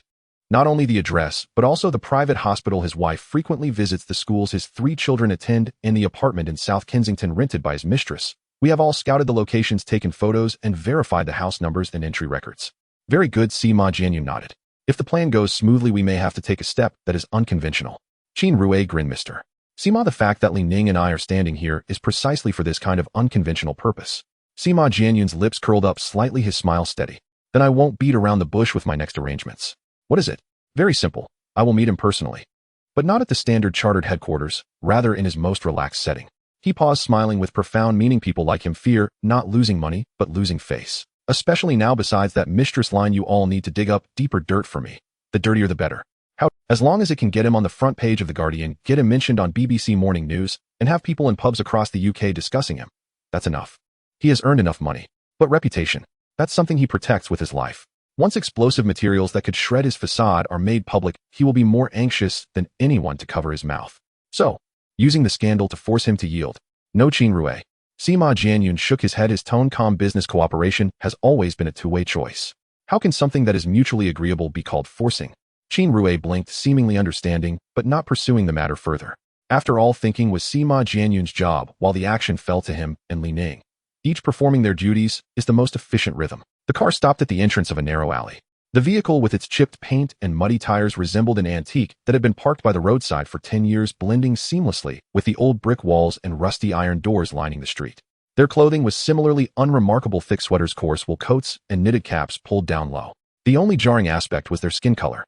3 Asian faces stood out amidst the thickly bundled crowd of Londoners in winter. Fortunately, it was cold. Scarves wrapped around their noses, hats covering their foreheads, gloves on their hands, and little conversation.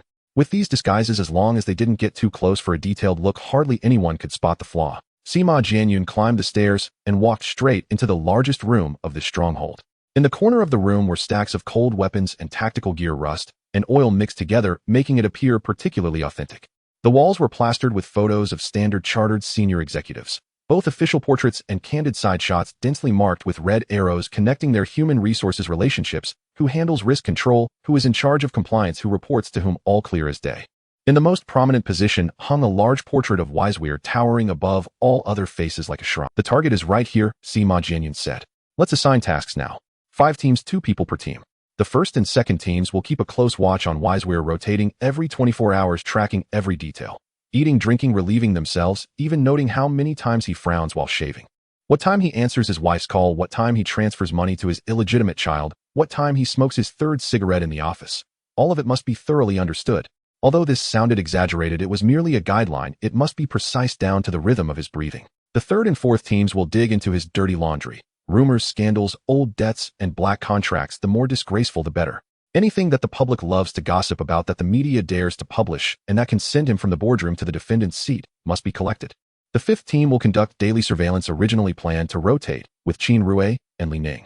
That won't work. Qin Rue shook his head. Before you arrived, we could manage both. Now that you're here, their job is to protect you. The boss said one thing before leaving: things can fail, but people must. Right, Li Ning interjected. Even if there's only one person left alive, it must be you. Sima Jianyun felt a warmth in his chest. Under Qin Feng's icy facade, he had indeed been weighing the stakes so heavily. Cough, don't make it sound like a funeral. He waved his hand. The chess I set up aims for a 0 loss. Follow my lead, and we should be fine. After a pause, he suddenly grinned, a cold light flashing in his eyes if pushed to the brink. Then, well, conveniently, invite his wife and children to sit down. After all, we've already memorized their address and house number. I want to see if that old face of his can still hold up. In that moment, his fierce intensity was strikingly similar to decisive in action, leaving no room for mercy, and good at concealing sharp edges. This is precisely why Qin Feng entrusted this tough nut overseas into his hands. The 4 teams immediately dispersed. As the days went by, the dirt they unearthed became heavier. Initially, it was salacious rumors, but later it even uncovered several money laundering transactions within standard chartered, 3 sets of contradictory financial reports, and 2 suppressed regulatory complaints. On the evening of the 3rd day, Sima Jianyun stared at the report that had just been handed to him, remaining silent for a long time. Finally, he murmured, "I never expected that this old man would be so cunning. He would even dare to breach the firewalls of his own treasury just to bring down a rival." "Is there trouble, eh?" Qin Rue asked. Sima Jianyun closed the document. "It's a big problem. This thing can serve as ballast, but it must not be released. Otherwise, he would rather turn the table than bow his head." As his words fell, he had already risen and stepped toward the door. "It's been 3 days, but it's time to meet this financial godfather." Qin Rue and Li Ning exchanged glances, quickening their pace to follow. "Where to?" "He's waiting downstairs at his mistress' apartment." Sima Jianyun laughed as he walked. "Well, knock on the door and present flowers. At the moment, he is most distracted. Make sure the camera is ready and brighten the flash a bit." "Got it." Li Ning lowered his head to adjust the camera lens, a smile curling at the corners of his mouth. "By the way, Mr. Sima, just to be safe, you should wear this first." Sima Jianyun glanced down. "A bulletproof vest. What if the leader has hidden something at his lover's place? Fine, I'll wear it." He believed in the wisdom of others and didn't take such reminders lightly. Just a few minutes after standing at the door, Wisewai's Mercedes-Benz slowly came to a stop outside the wrought iron fence. As the door opened, his mistress rushed over, and the two immediately embraced. Then the ceiling light in the bedroom turned on. After waiting about 5 minutes, Sima Jianyun raised his hand and pointed. "Let's go, let's give Old Wei a red envelope for opening the door." When the sound of the door being kicked in echoed, Wisewai was entangled with his mistress in bed. The two suddenly sat up, their gazes landing on 3 unfamiliar faces at the doorway, their expressions filled with confusion. "Don't panic, esteemed Mr. Wisewai, and you lovely mistress. Good evening." Wisewai, bare and exposed, shrank back into the blanket, frantically pulling it up. "Who are you? What do you want? Do you know who I am? This is trespassing. It's illegal. I told you not to panic, yet you were the first to shout." Sima Jianyun shook his head and sighed. "Just look at this lady beside you. She seems to be much calmer than you." Wisewai turned his head to look. The woman was pale, her fingers stiff, and her pupils had lost their light. "Is this what you call calm? She's clearly paralyzed with fear. Like a rabbit that has encountered a wildcat, her bones seemed frozen, and she didn't even dare to blink." Wisewai's heart sank. Forget it. Relying on a woman at this moment is no better than hoping the wall would peel itself. "So what do you want?" He understood perfectly. Being able to show up at this crucial moment meant they had been tailing him for quite some time. Since that was the case, it was time to be direct. The other party went through so much trouble to stake out. They must be after leverage to control him. He had sat on the board of the Royal Bank of Ingwa for over a decade, dealing with all sorts of black and white, soft and hard. What hadn't he experienced? At this moment, he was clear-headed, standing there naked and empty-handed with even a piece of cloth to cover himself borrowed. There was no room left for negotiation. Actually, we mean no harm. We just want to help Mr. Waizawa take a set of documentary photos of his life. As he finished speaking, Sima Jianyun stepped aside. The cameras and camcorders that had not stopped since entering the room had already recorded the embarrassing scene in bed without missing a detail. Even the slow motion of sweat sliding over the collarbone and close-ups of fingers crumpling the sheets were all captured. Waizawa stared at the two buzzing machines, his face turning pale. Friends, we can talk this out. There's really no need to resort to this. Please forgive me, esteemed Mr.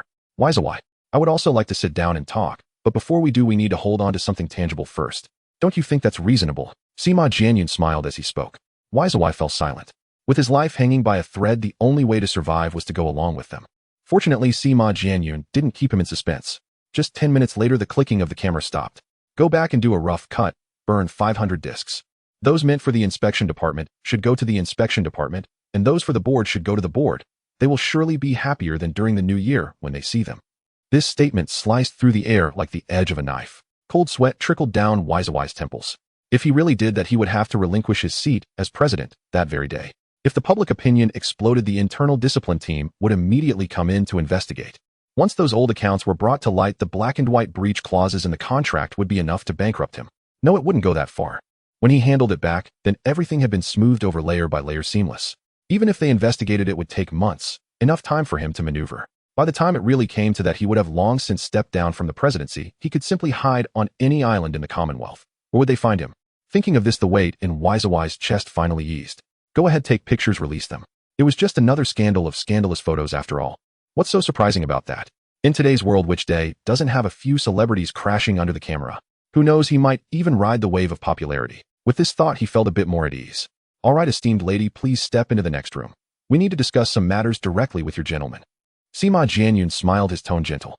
Please give me a few minutes to get dressed. No need. You look just fine. With a glance from him, Qin Rue immediately understood, stepping forward to seize Waizawa's mistress and dragging her directly into the next room. A scream came crashing down, and Waizawa's expression tightened dramatically. No longer his legitimate wife, she was still his person. If she was taken right in front of him, even if green hat was not a term used in Britain, a man's dignity would be shattered. Of course, there were exceptions for those with different preferences. Mr. Waizawa, I've heard you hold shares in several companies: Johnson & Johnson, Unilever, Standard Chartered Bank. I'm quite interested in these. Why not sit down and have a good talk? Sima Jianyun leaned back on the couch, the cigarette, but flickering, his voice steady and unhurried. What are we talking about? He raised his voice, gaining confidence. Was the other party coming for the stocks? Then there were prices to negotiate and ways to retreat. But the next second, Sima Jianyun's gaze turned icy as he pulled out a stack of photos from his inner pocket and slapped them on the bedspread. I don't like the tone in which you speak. First, take a look at this. Waizawa glanced down, his face draining of color instantly. They were all photos of his wife and daughter. Some were so close that he could see their eyelashes fluttering, unsure if they were taken with a long lens or if someone had quietly entered the bedroom. The last few images were of him sleeping side by side with his wife, his daughter curled up in a small blanket, her breathing even and peaceful. What the hell? When did they come in? Why did the security system not react at all? Just moments ago, Waizawa had been calculating leverage and exchanges, but his back was already drenched. He knew exactly what these photos meant. This was not a thread, it was a sentence. His face turned as pale as freshly plastered lime. You've convinced me. His voice trembled, his back slumping as he unconsciously stressed the title of Sir. Only then did Sima Jianyun slowly lift the corners of his mouth. This is more like it. This is the attitude I was hoping for, Mr. Waizawa. What do you want? I'll draft the contract immediately. I only ask one thing. Don't touch my family. The sincerity of your offer depends entirely on how you choose to demonstrate it. He rose to his feet and brushed non-existent dust from his sleeve. I require all your shares in Johnson & Johnson, Unilever, and Standard Chartered Bank. Westwell's pupils contracted violently, his lips parted slightly, as though pinned motionless to the spot. He had never disclosed his shareholding details to anyone, so who precisely were these people? This was no street thug's crude extortion. His heart plummeted into the deepest, coldest abyss. Okay. Everything is negotiable. We civilized people abide by rules. I trust you are a man of your word. Have the contract prepared by tomorrow morning. I will inform you of the signing location. One reminder, I have little tolerance for noise. Too many people, and my hand tends to tremble. The consequences, well, you understand. Understood. Fully understood. He nodded repeatedly, his atoms, apple bobbing up and down, as if he'd swallowed shards of glass. You may rest assured. I never break a promise I make. Very well. Sima Jianyun gave a slight nod, and the three turned and departed without hesitation. Only after a long silence did Westwell shakily push himself upright from his desk, his fingers trembling so violently he could barely grasp the cigarette box. After finally extracting a single cigarette, he failed repeatedly to ignite it. The lighter seemed deliberately defiant, clicking sharply, spitting sparks, but yielding no flame. His mistress approached breathlessly, gently took the lighter and snapped it open with a crisp click. A steady flame bloomed.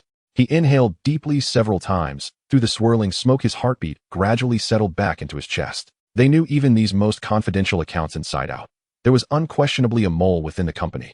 Damn scoundrel, resorting to such despicable, underhanded tactics. Johnson & Johnson Unilever Standard Chartered Bank. Every single share, each holding, represented a sum beyond astronomical. Even if Westwell dared divert them, exposure would land him squarely behind bars. Yet as the saying goes, when faced with two evils, one must choose the lesser. Now the blade rested against his throat. Bending his head was the only option left. But deep in his eyes a dark flame flickered suddenly. He had occupied this position for decades, and never before had anyone dared trample upon his dignity so brazenly. This was humiliation, pure unadulterated humiliation. He was certain if they truly held such incriminating leverage, today was merely the appetizer. What followed would demand far more. Leverage, after all, is never a disposable rag, used once and discarded. Discard, not even worth contemplating. At that fleeting thought, his gaze hardened into glacial steel. They seemed to have forgotten. Westwell in his youth had bled on the beaches of Normandy and crawled from mounds of corpses. Decades of comfort may have dulled his claws, but the raw, feral ferocity in his bones remained utterly undiminished. Fine. You want those shares? Then come and take them. Let us see whose spine proves sterner, whose life burns hotter. He seized his phone and dialed an encrypted number.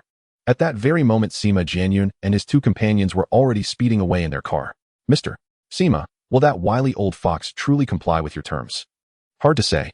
Then why agree on a time? Li Ning's brow furrowed tightly. Precisely because we must set the appointment. He's certainly brewing mischief, waiting for just such an opening. That's when it falls to you. A faint smile curved his lips. I've long seen through men like Westwell. He's a dog by nature. He won't acknowledge a master until you've broken one of his legs and forced him to lick the ground. Agreed. If he brings men, however many, leave them to us. Li Ning clenched his fist, his knuckles cracking audibly. Qin Rue remained silent, sliding his left hand slowly into the pocket of his trench coat, while his right thumb brushed soundlessly along the edge of his wristwatch. A flash of cold light vanished in the depth of his pupils. The next morning, Sima Jianyun leisurely finished a lavish breakfast, then strolled to a corner cafe where he sipped black coffee at a measured pace. The day's edition of the Times spread across his lap. When the morning light sliced diagonally across the third cobblestone, he rose and crossed the street toward a public telephone booth. Westwell had been sitting rigidly in his office for hours like a stone statue, wound taut. To demonstrate sincerity, he had prepared the complete equity documentation for Johnson & Johnson Unilever and Standard Chartered Bank, neatly sealed in a brown craft paper envelope. The paper was genuine, the seals authentic. Whether they could be taken away, however, remained another matter entirely. He had secretly contacted a long-standing local syndicate. These men accepted payment and performed tasks without question. Years of collaboration had forged seamless familiarity. This time their response was characteristically understated. They dispatched only 4 scar-faced enforcers. Each carried a large black velvet cello case. Their trench coat hems flared subtly with each step. Do not be deceived by the instrument cases. Inside lay genuine Chicago typewriters, the syndicate's signature armament in armed confrontations. A sharp, jarring ring shattered the silence. The telephone on his desk erupted. Westwell snatched up the receiver with lightning speed. Yes. Good morning, Mr. Westwell. Did you sleep well last night? That voice again, familiar enough to send chills crawling up his spine. The items you demanded, I have them ready. Oh, how delightful. Meet me at City Park, beneath the statue of the naked boy. You have 20 minutes. 1 second past the deadline, and I will distribute the files to everyone. Yes, I'm on my way immediately. Westwell's face froze instantly. 20 minutes. City Park. Beneath that nude child statue. Damn it. They timed it down to the second. If he didn't leave now, the deal would collapse entirely. He bounded down the stairs 3 steps at a time. Before the key fully turned in the ignition, the engine roared to life. The scar-faced enforcers had been watching him closely. Seeing his car move, their battered Buick also started up, trailing him at a discreet, unwavering distance. Exactly 18 minutes later, Westwell screeched his car to the curb and sprinted forward. 500 meters, in 2 minutes. Damn it. He gritted his teeth. Even storming Omaha Beach hadn't demanded such desperate exertion. He crashed beneath the statue, lungs scraped raw as sandpaper, throat thick with the metallic tang of blood, utterly incapable of uttering a single word.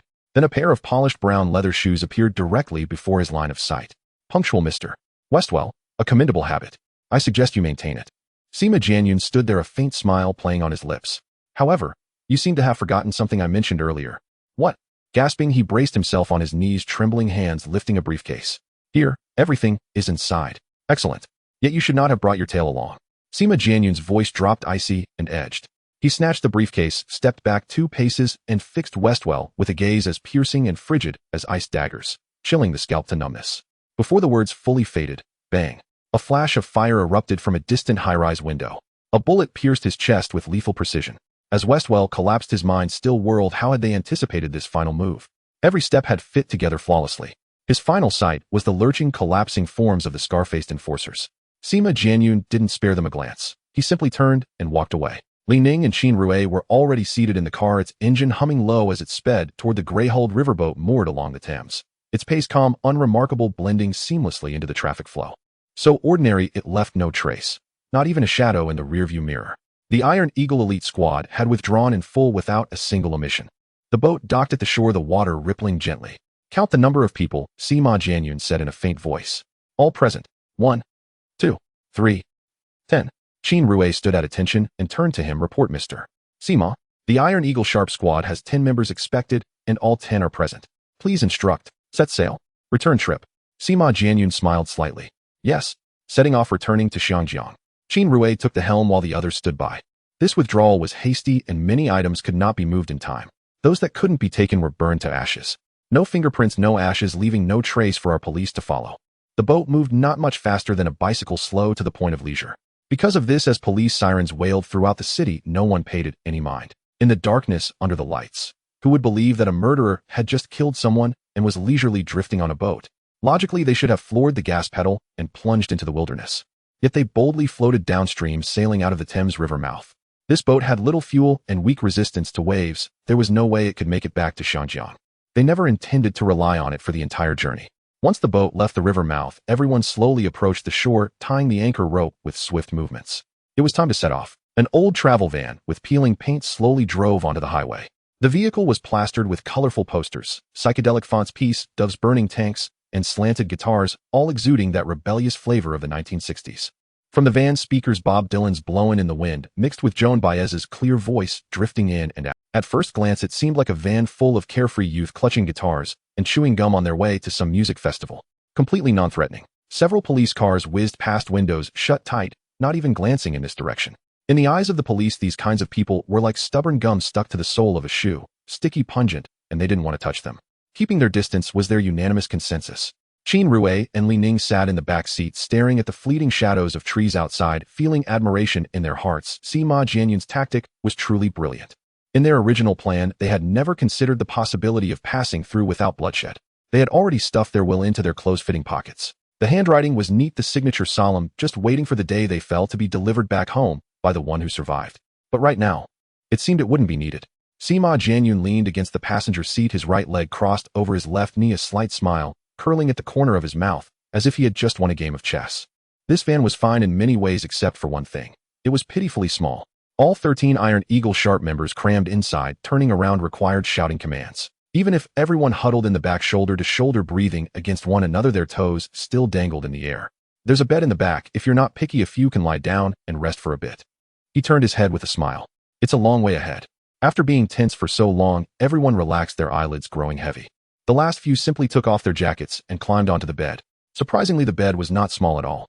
Lying sideways, 6 or 7 men could squeeze in together. Though they were crammed like sardines in a can, at least they could close their eyes.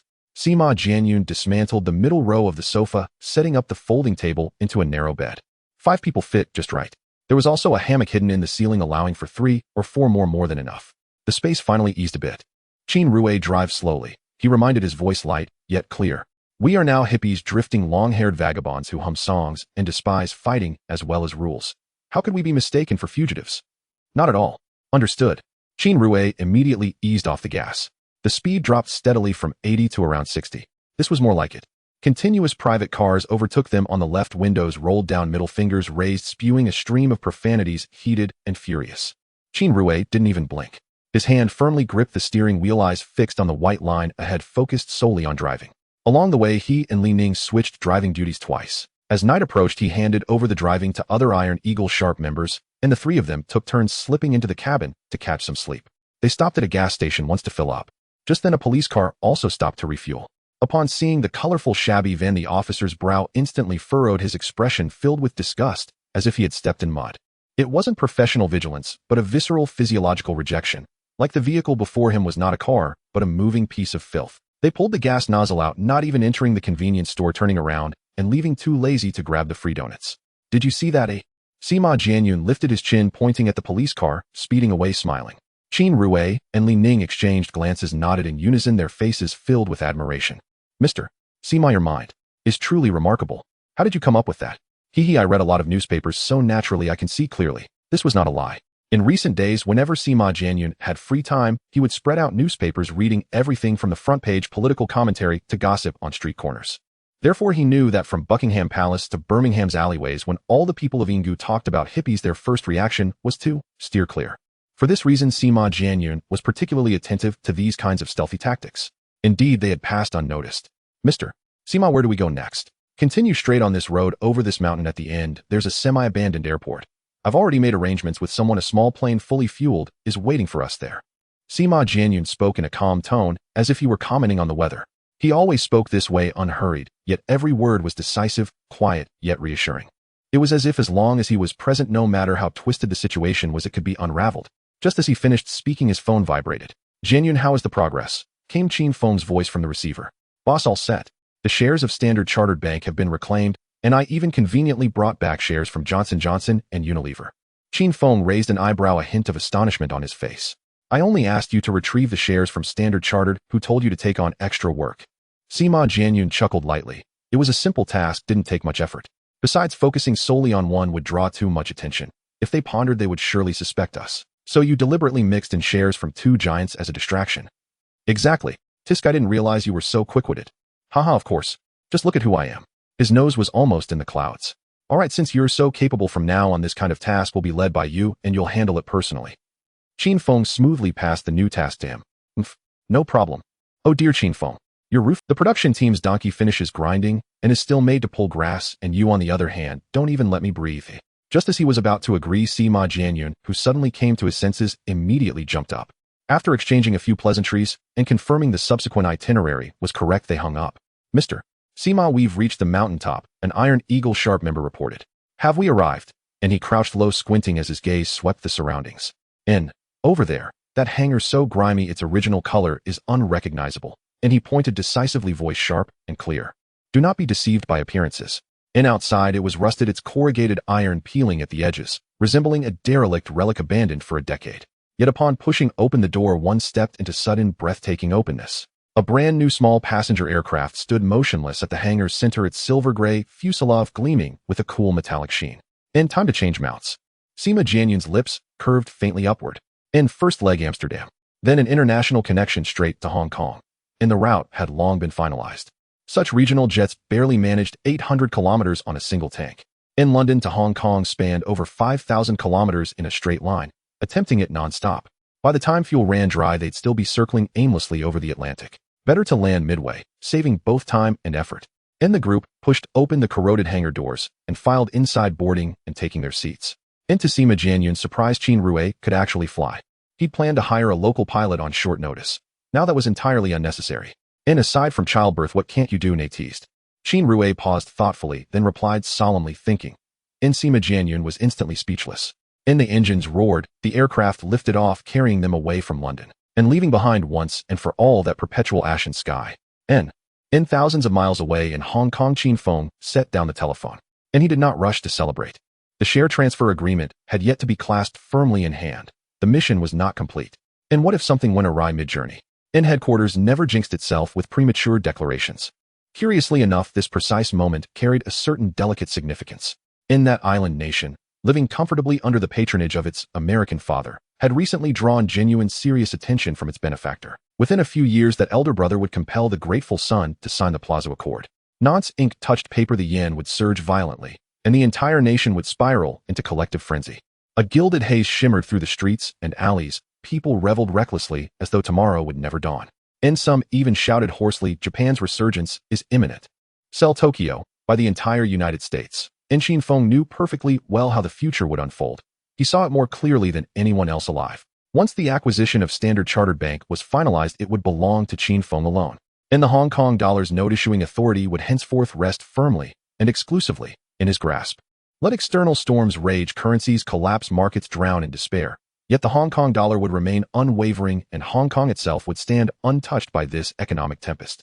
At this very moment, only one step remained before the Western financial crisis of July 1979. Flip through the post-World War II ledgers, and a pattern emerges: the United States, Japan, West Germany, and the United Kingdom all stumbled to the same rhythm, not necessarily in the same year, but unmistakably in sync with nearly identical frequency. Only France faltered one fewer time, just 5 collapses, while the others fell in perfect unison. And it was plainly a domino effect: topple one link, and the chain snapped link by link. In Qin Feng's memory, this crisis stretched from 1979 through 1982, casting a pall over the entire Western world. And later generations would dub it the fifth post-war capitalist world economic crisis. Its spark was the reckless global stimulus of the mid to late 1970s. Economies surging like bodies injected with adrenaline, only to face twin demons: inflation and stagnation, giving birth to stagflation. Worse still, Middle Eastern hostilities reignited, unleashing the second oil crisis. Each catalyst weighed heavier than the last, until the entire vessel capsized. Its impact ran deeper than contemporaries could imagine.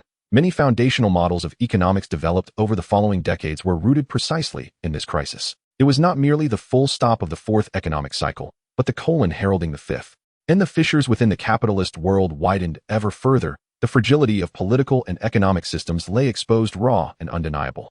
Factories shuttered en masse, international trade ground nearly to a halt, and soaring prices and shrinking wallets, merely the humdrum backdrop of daily life. Qin Feng leaned back on the sofa, brow furrowed tightly, yet his eyes burned with fierce, incandescent clarity.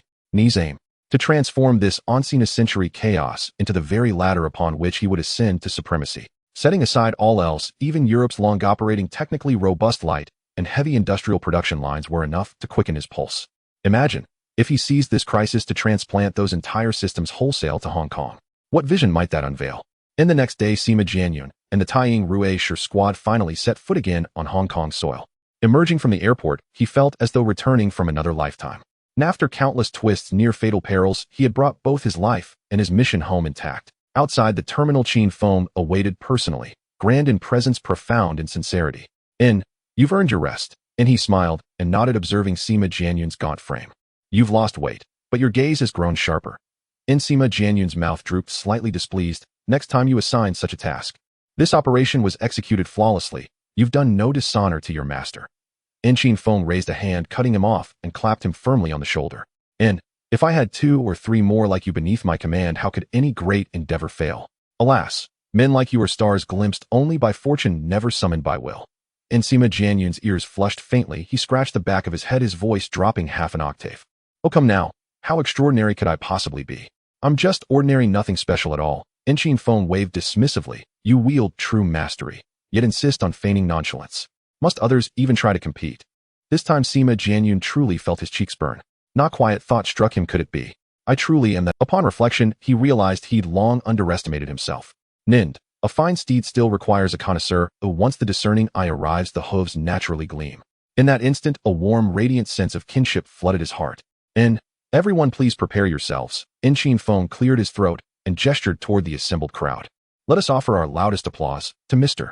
Sima Jianyun. No sooner had the words left his lips than thunderous cheers erupted across the hall. And even a staff member, overcome with emotion, hurried forward and presented him with a vibrant, freshly cut bouquet of sunflowers. Applause and floral fragrance washed over him. Sima Jianyun walked lightly, as if treading on clouds. This sensation was intoxicating, and even his gait felt unburdened, buoyant, as though stepping upon newly fluffed cotton. Sigh, being this outstanding is genuinely taxing on me. Ni's lips betrayed an irrepressible upward curve. And if every overseas assignment were met with such fanfare, perhaps he should take more trips abroad. Back at the office, he handed the stock transfer agreement directly into Qin Feng's hands. The matter was now concluded. Outstanding work. You must be utterly exhausted. Go home immediately, spend time with your wife. Qin Feng chuckled, patting his shoulder. As the old saying goes, brief separation heightens marital joy. Here, take this. What is it?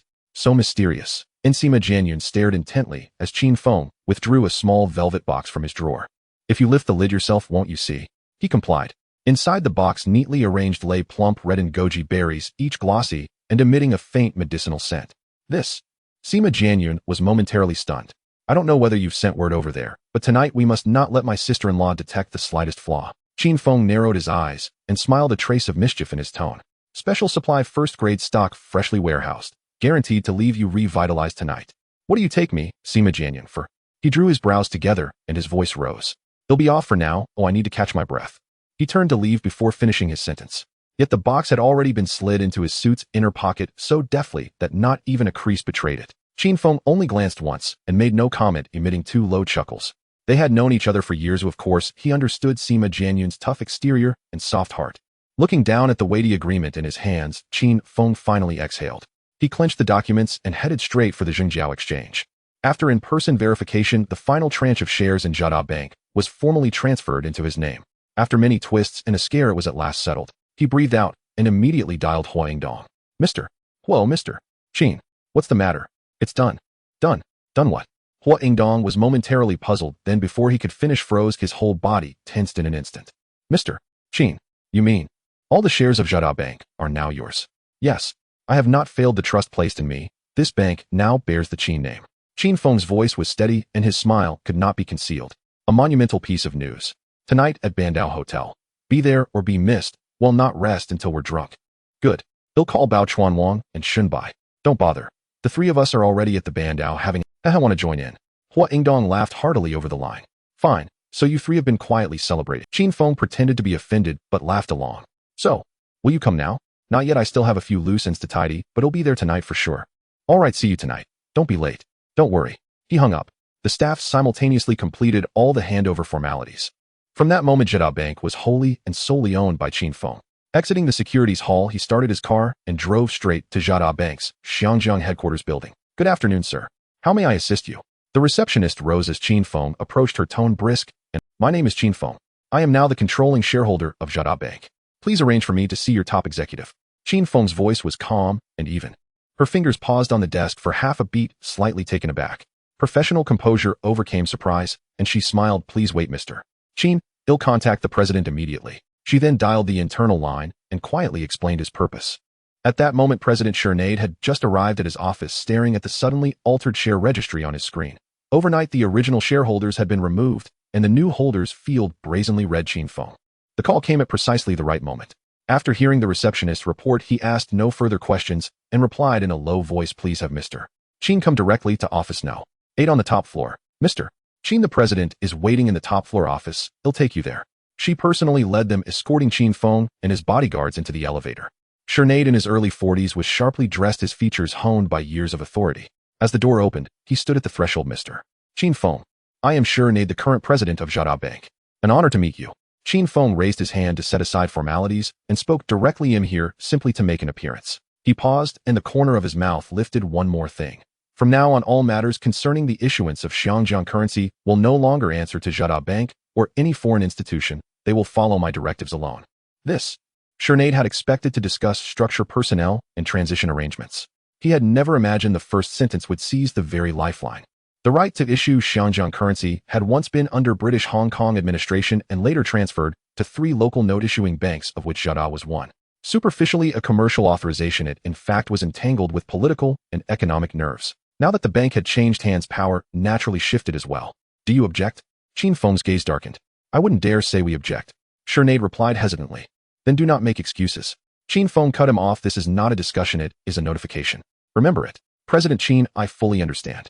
Qin Feng stared at him for 3 quiet seconds, then lowered his voice a notch. Do not scheme under my nose. Serve faithfully, and your prospects will remain. But if you reach for things behind my back. He left the sentence hanging, offering only a fleeting cutting glance. When he turned to leave, a sheen of sweat had already appeared at Triad's nape. That look was cold, precise, and carried an undeniable pressure.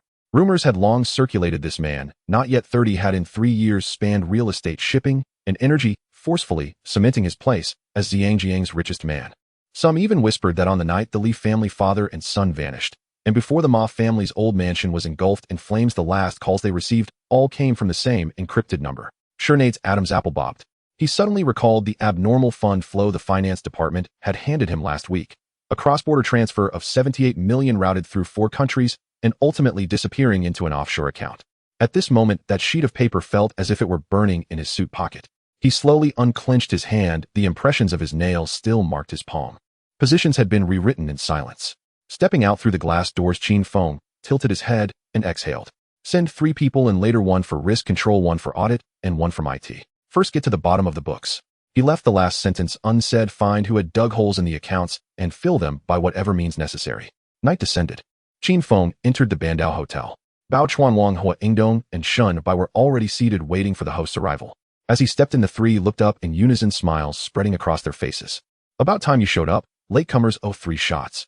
Yes, the 3 of us have been seated for ages while the protagonist arrives fashionably late. Rules can't be broken. The glasses are filled, come on. Down it. Huh? Qin Feng looked at the 3 laughing faces before him and was momentarily struck silent. He shook his head, smiled, raised his glass, and drained it in one swallow. Cough. Cough, cough. Oh, this liquor packs a punch. The baijiu stung his throat sharply.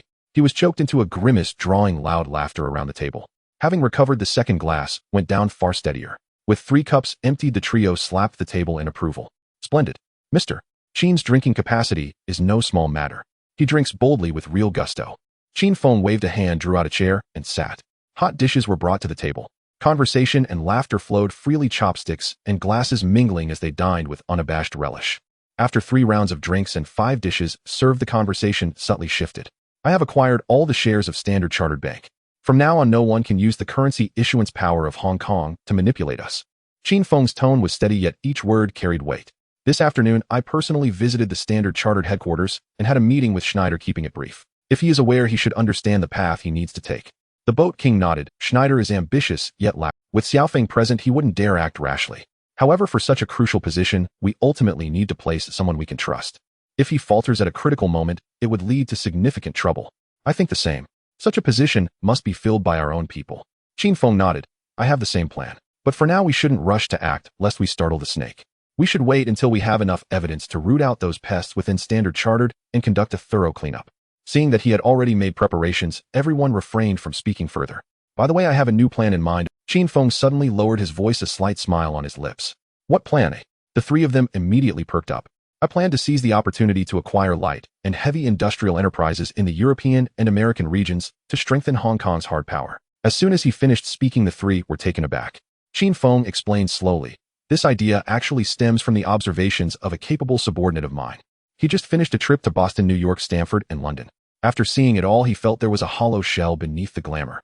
Putting aside other abilities, his financial intuition has always been remarkably accurate. He has never missed a beat. Qin Feng spoke with certainty, his expression calm.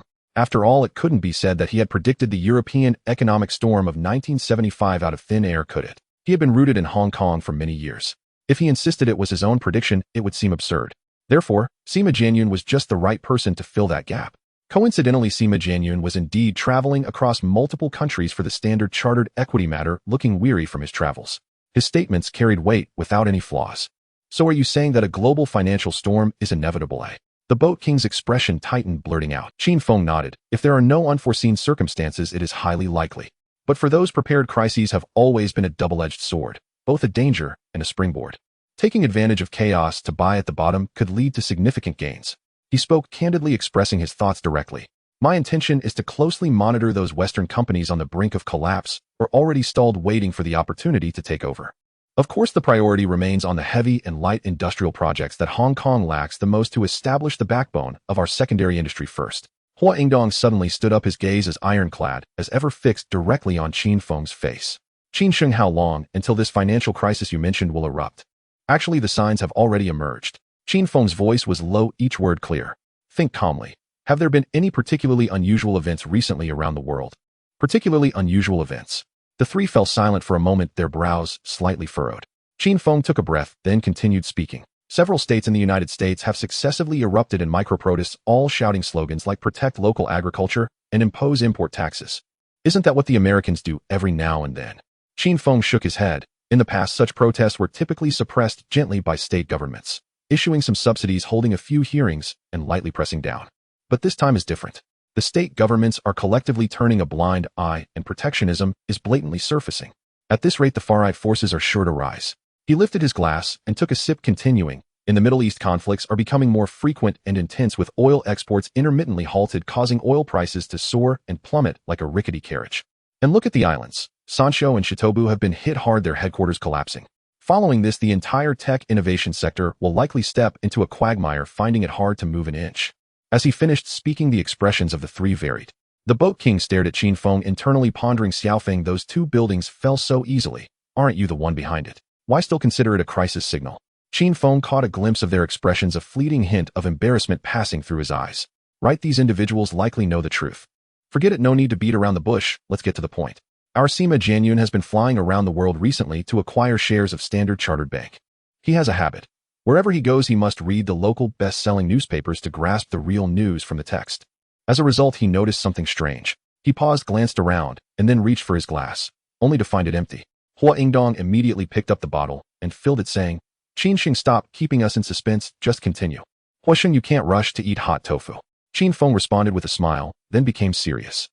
He discovered that currencies worldwide are being printed at a frenzied rate, with the printing presses hardly stopping. Yet on the other hand, bulk commodities are facing a severe lack of sales. Warehouses are overflowing, but no one is buying. According to common logic, when there is more money, the market should become more active, especially for fast-moving consumer goods like daily necessities and food and beverages, which should sell the best. But what's the reality? The streets of New York, the malls in Boston, the West End of London, the port of Amsterdam. What's even more striking is Stamford. Consumption in the entire city has clearly stalled. Shelves are gathering dust, and stores with for sale signs are popping up one after another. Therefore, this crisis is likely to come upon us sooner and more urgently than we estimated.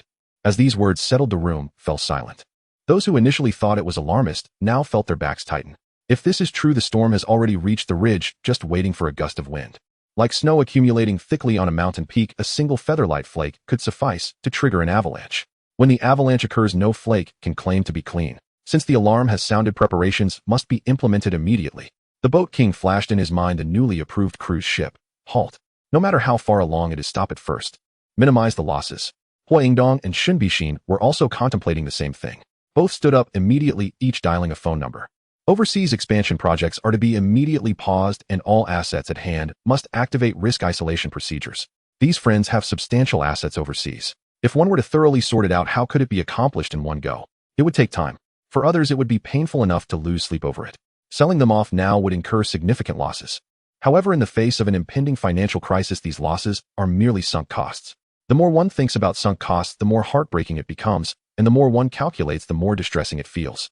Only by withdrawing in time and no longer entangling in lost matters can one preserve the remaining capital from further being devoured.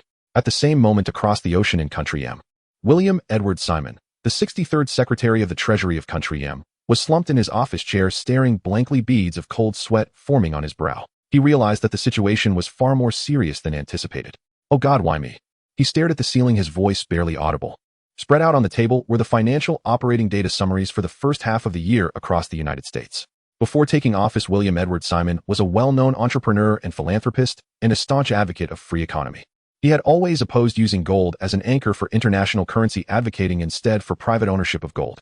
As a result of this series of policy directions, the gold reserves of Country M had plummeted to a historical low. Gold, as the ultimate ballast of the credit system, directly determines the bank's ability to withstand systemic risk. His original intention may have been to hide wealth among the people, but the actual effect quietly hollowed out the financial system's safety cushion. The latest statistics showed a significant year-on-year decline in industrial output in Country M. On the surface, it appeared to be an influx of low-priced goods from the island nation, creating a dimensional shock. But at a deeper level, it revealed that the industrial framework rebuilt after the war had already loosened. Many factories that had thrived on the benefits of World War II were shutting down one by one. Even more glaring was the unemployment rate. It had risen by 0.31 percentage points compared to last year. The figure seemed small, yet when multiplied by the total population of Country M, it meant hundreds of thousands had lost their jobs. This alone was not enough to make him feel as if he were sitting on pins and needles. At most, it was a tricky situation with still some room for maneuver. What truly sent chills down his spine was the synchronous collapse of global industrial output. Looking at Country in Country FA and Country DA, the unemployment rates had soared to 0.53, 0.64, and 0.61 respectively. Even more frightening was that many European countries' unemployment rates were violently fluctuating almost vertically. The crisis was not approaching but was already at the doorstep. Next, it was just a matter of who could hold on and who would fall first. Honestly, few could maintain their stability. William faced two paths. One was to immediately contact the finance ministers of various countries for an urgent discussion on countermeasures. The other was to acknowledge that the crisis was irreversible and quickly delineate the boundaries of responsibility. Someone had to pay. Since he had sensed the impending danger beforehand, he had to choose to join forces to withstand the pressure. Country M would surely be severely injured, and the foundation of its hegemony might be shaken. Or to turn around and protect oneself. But if he only focused on self-preservation, quietly retreating and secretly preparing after sensing these signs, Country M might not come out on top in this storm, but at least it wouldn't fall into an irretrievable situation. This matter involved too many aspects directly concerning the livelihood of millions, if not tens of millions of citizens of Country M. It was no longer something he as a finance minister could decide alone. No, I must see the president immediately. William tightened his briefcase and rushed toward the Pentagon. Dear Mr. William, our esteemed Secretary of the Treasury, today are you here to bring me good news? Gerald Rudolph Ford, the 38th President of the United States, was reclining on the sofa, the cigar smoked gently, rising, his expression relaxed and self-satisfied. He had just signed the Helsinki Agreement, and thousands of military soldiers had finally withdrawn from the dense jungles of Southeast Asia. For the entire nation, this document brought flowers, applause, and overwhelming praise from the media. If the situation remained stable, he would surely be regarded as a leader who brought peace and prosperity among presidents throughout history. After all, he was the one who personally pulled those young soldiers out of the muddy, desperate battlefield. This was not merely a political achievement, it was clearly redemption. Just as he was immersed in this certainty and glory, the Secretary of the Treasury, William, pushed open the heavy oak door, his face as grim as iron. Thus the earlier scene unfolded. Mr. President, I'm afraid we are standing on the threshold of a massive crisis. William's voice was deep and clear. Gerald's finger paused, the cigar hanging in midair, and his smile instantly froze. Damn, you can't be saying, the monkeys in the rainforest have turned against us again. Is there an ambush? No, Mr. President. William shook his head gently. Such military matters the Secretary of Defense knows better than I do. I have come to report an imminent financial storm. What storm? A total economic collapse that may last for weeks or even years. William looked directly into the other's eyes. By then your beloved cigars, the vintage wines, the luxury watches and clothes in the display case will all turn into scrap paper. Damn, William, you must be joking. Gerald's pupils contracted sharply, his voice tight. No, absolutely not. That's precisely why I came to consult you, Mr. President. William paused and continued. Currently, there are only two paths. One is to gather the heads of major developed countries to work together to stabilize the situation. The other is to remain silent and let us act independently and secretly. The president suddenly stood up and began pacing on the carpet. After a long while, he suddenly stopped and turned to ask, if we choose the second path, other countries will be the first to suffer, with GDP plummeting, drastically regressing by 10 years or even 20 years. As soon as the words fell, a sharp light suddenly burst from Gerald's eyes. Huh, this idea sounds exciting, William. What do you think? I cannot judge. I can only confirm one thing: the seriousness of the situation has far exceeded my authority. The final decision can only be made by you. God bless America. Gerald's right hand swept across his chest, his tone as decisive as a knife. Mr. William, please remember, you are first and foremost the Secretary of the Treasury of Country M, and all considerations must focus solely on the interests of our nation. Yes, Mr. President. Then activate the emergency plan immediately. This time we must seize the opportunity and reshape global wealth. He curled his lips into an unabashed cold smile. Once this storm passes, Country M will be at least 30 years ahead of the world. Based on the current leverage and reserves, it should be 50 years. William calmly added. As this closed-door conversation came to an end, a global financial tsunami was already destined to unfold in the most brutal manner. The whole world would pay the price for this decision. Yet far away in Hong Kong, several prominent families had already acted quietly ahead of the government of Country M. Chin Feng directly halted several operations under Standard Chartered Bank, retaining only the most basic savings services. He even specifically lowered interest rates to indirectly encourage clients to withdraw their money and spend it. In doing so, when the time for a bank run came, the pressure would naturally be much lighter. However, the same method could not be directly applied to the 16 branches of First National Bank of Boston in Hong Kong.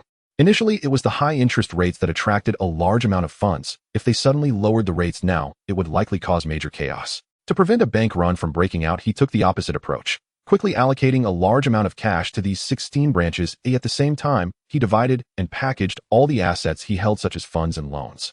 The buyer was HSBC. Frankly speaking, HSBC's senior executives were momentarily stunned. What on earth was this? Had a golden brick just fallen from the sky and struck them on the head? Truth be told, ever since Boston First National Bank entered Hong Kong, HSBC's business volume had been steadily declining, now hovering at merely 80% of its peak. Just as they fretted over finding a breakthrough, Chin Feng unexpectedly offered up his loans and investment funds for sale, demanding only 90% cash payment, waiving all else. Even outright gifting couldn't be more seamless. These assets were impeccably sound, flawless on paper, with not a single irregularity to be found. Yet he insisted on dismantling, selling, and liquidating them. Why? After prolonged speculation, observers could only shake their heads. Qin Feng remains an outsider. He simply doesn't grasp how deep the waters of banking truly run. Word spread instantly. HSBC immediately greenlit contact. Indeed, acquiring the portfolio at a 10% discount yielded an immediate paper profit nearing $1 Hong Kong, $2 billion. What was there left to hesitate over? Seize the opportunity, no second thoughts. The HSBC CEO, with decades of financial experience and countless transactions behind him, had never before encountered such a rare, effortless windfall, money waiting patiently in his lap. The sheer intensity of fortune nearly left them breathless. The sole sticking point was Qin Feng's ironclad stipulation: cash only, physical banknotes, bullion, or gold. Nothing else would do. Bonds, equities, real estate certificates, all categorically rejected. Even with HSBC's vast resources, assembling such a colossal sum within 1 week would demand every ounce of leverage and leave them stripped bare. Qin Feng, however, proved remarkably accommodating. If you can't swallow the whole piece, pick a few slices. I won't insist. Others are already waiting. That was his exact wording. To HSBC's ears, those words echoed like a northeastern Chinese Lao Tai raising a toast. Can't finish it. Half a glass is fine. Or still too much. Let's switch to beer. Who gave him the audacity to speak so boldly? Who did he think he was? Fueled by indignation, HSBC resolved to go Allen, shuffling capital urgently, recalling liquidity, borrowing from Peter to pay Paul, whatever it took to assemble the full amount. Why such fervor? Because the assets in Qin Feng's hands were veritable money-printing machines, guaranteed profit, zero risk. They required no intervention whatsoever. Wealth multiplied itself organically. To pass up such an opportunity would offend heaven itself. HSBC set a strict 1-week deadline. Installment payments, discounted acquisition, full absorption of all loans and funds. After all, money does not spring forth from the sea. Following exhaustive maneuvering, HSBC finally swallowed the entire portfolio, and the vaults of Boston First National Bank's Hong Kong branches swelled to capacity. Upon meticulous line-by-line verification by Sima Jianyun, it was confirmed even if every depositor stormed the counters simultaneously to withdraw every last cent, the vaults would still retain a surplus of 100,200 million Hong Kong dollars. Ultimately, having defaulted, first interest was automatically nullified. Depositors would recover only their principal, interest. Regrettably, default voids all accrued interest. Thus, both Standard Chartered Bank and Qin Feng's Boston First National Bank stabilized all 16 of their Hong Kong branches. The remainder of their assets consisted primarily of industrial enterprises. Industrial ventures involve no convoluted machinations. During financial crises, one simply grits one's teeth and endures. Fortunately, nearly all these enterprises served rigid, non-discretionary demand. Regardless of economic conditions, their products never lacked buyers, especially film, periodicals, and comics, perfectly aligned with the current appetite for nipple entertainment. Applying the lipstick effect, the worse the economy, the more sought after such affordable diversions become. After all, who willingly confronts stark, brutal reality? For a modest expenditure, one escapes into illusion, catching one's breath, numbing oneself temporarily. Why wouldn't one seize such solace? Leaning back in his office chair, Qin Feng tapped lightly on the armrest, weighing possibilities in silence. In the end, he sent an email to Boston First National Bank's global headquarters, explicitly warning of an impending shift in the economic winds. Yet that message was destined to vanish without reply. The other three venerable conglomerates dismissed it as youthful alarmism, chuckling briefly before deleting it. Qin Feng remained unperturbed. His duty was discharged, whether they heeded the warning or chose not to was entirely their prerogative. Their refusal, even better. When the Great Depression truly descended, Boston First National Bank might well beg him, on bended knee, to assume control. Either way, he stood to lose nothing, and thus possessed unshakable confidence. Time slipped forward, silent and inexorable. Everyone sat on pins and needles, sleep eluding them entirely. Pao Yuekong, Ho Ingdong, Shun Bai, and others cross-verified through their respective channels, and finally confirmed Qin Feng's warning was no idle fantasy. Yet merchants pursue profit. Why would any freely tip off a rival? Moreover, though outward appearances suggested harmony, beneath the surface factions had long since crystallized. Watching a rival opportunistically profit while one stood idle felt far more grating than suffering personal loss.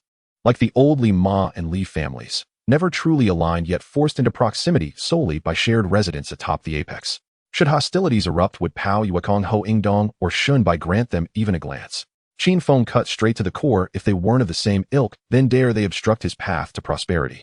Then he'd have no qualms about turning ruthless. With his system at hand, weapons deployable, on-command personnel awaiting orders, his resolve was absolute. To suffer humiliation without resistance would render his very existence meaningless. Oh, Qin Feng suddenly smacked his forehead, remembering someone.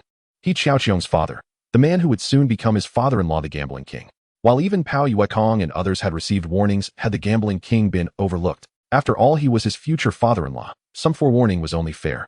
Equity demanded balance. Fairness preserved loyalty. After brief reflection, Qin Feng dialed the number directly. A voice answered swiftly. The gambling king clearly startled you. What on earth prompted you to call me? Qin Feng dispensed with pleasantries and spoke plainly. Father-in-law, there's something urgent I need to bring to your attention. At that hesitant tone, the gambling king instantly tensed. Nonsense. Don't play games with me, Qin Feng. You and Ah Qiong haven't even registered your marriage. Have you gotten her pregnant? Hold on.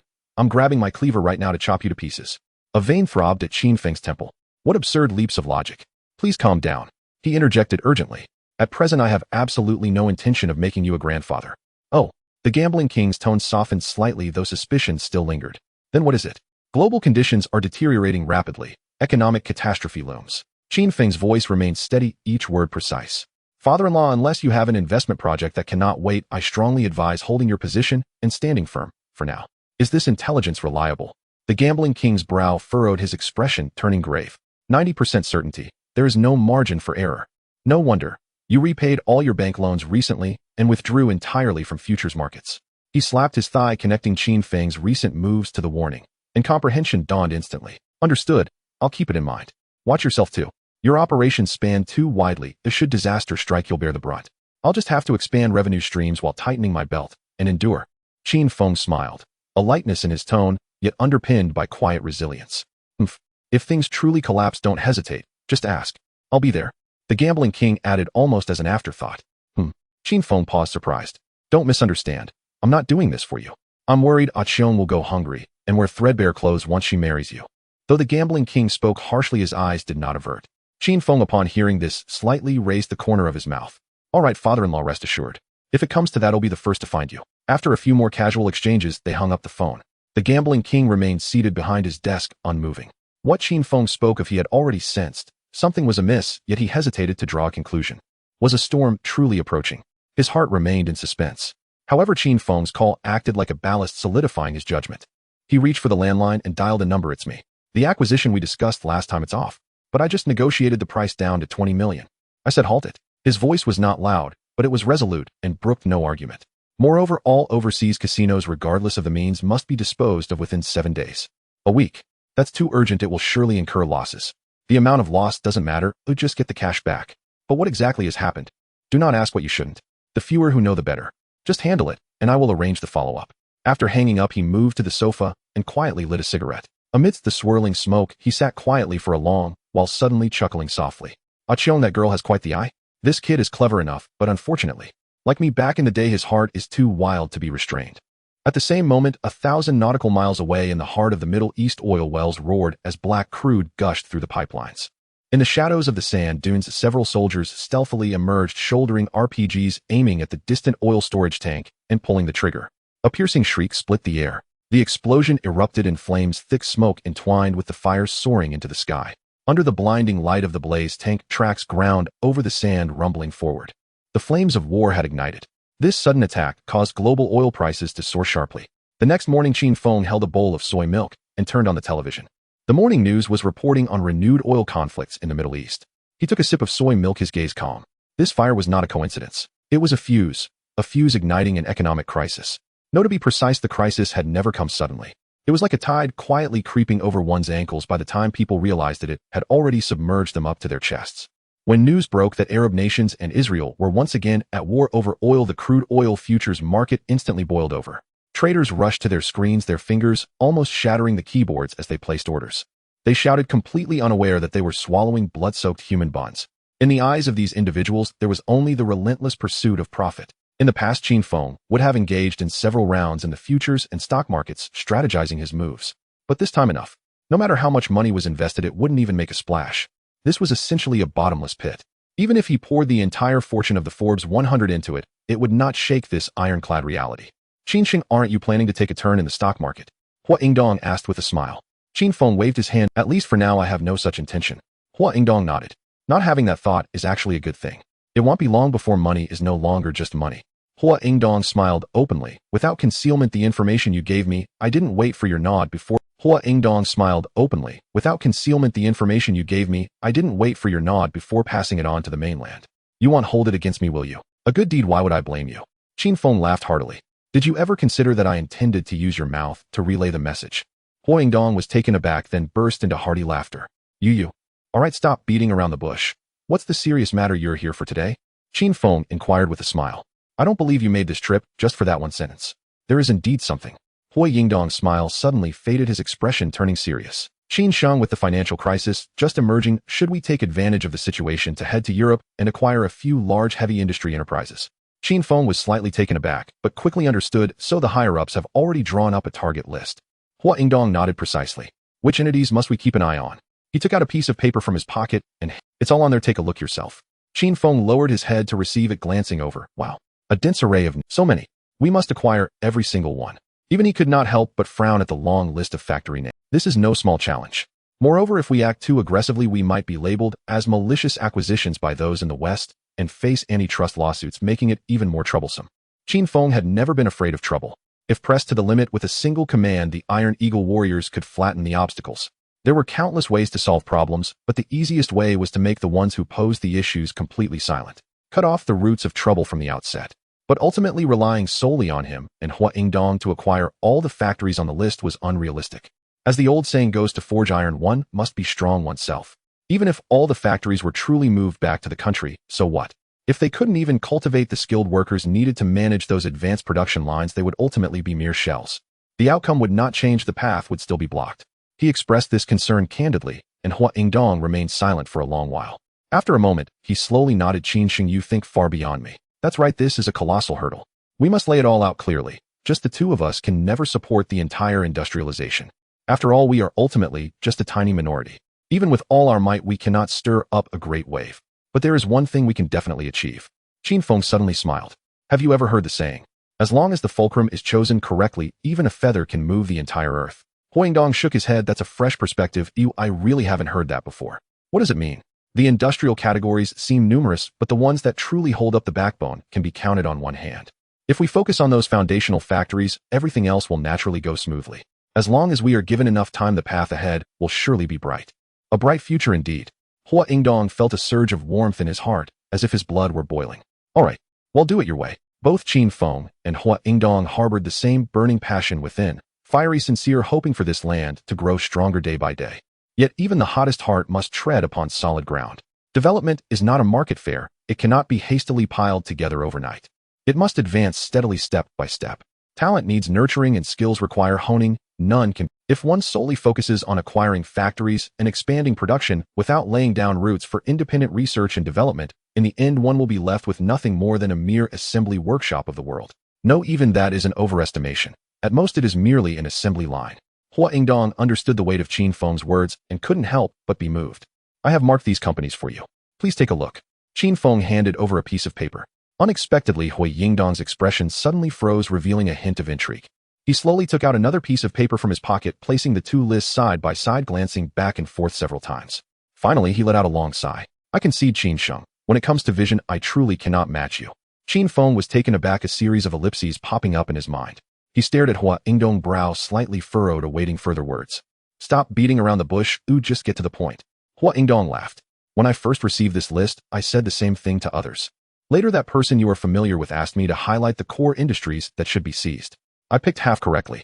You didn't miss a single one. Qin Feng was stunned, then shook his head with a laugh, his tone exuding a sense of helplessness. It's already urgent, and you're still here playing tricks. You truly have a way. Haha, after enduring hardship for so long, if I don't find some joy, I fear I might sicken myself first. This time Hua Yingdong was completely convinced. That foresight, that vision, and the composure to remain calm. All of it put him a significant distance ahead. This is a good thing. Hua Yingdong already regarded Qin Feng highly. The tougher he became, the more reassuring he was. By the way, Hua Sheng, it seems things are about to take off in the Middle East. Qin Feng suddenly spoke up.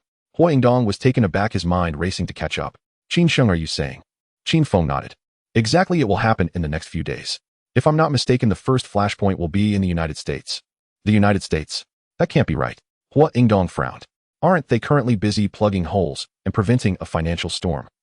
Hua Sheng, have you forgotten what I said earlier? Crises can be a double-edged sword. If the United States truly flips the table, it might not even suffer the consequences. It can easily redirect the knife and stab others.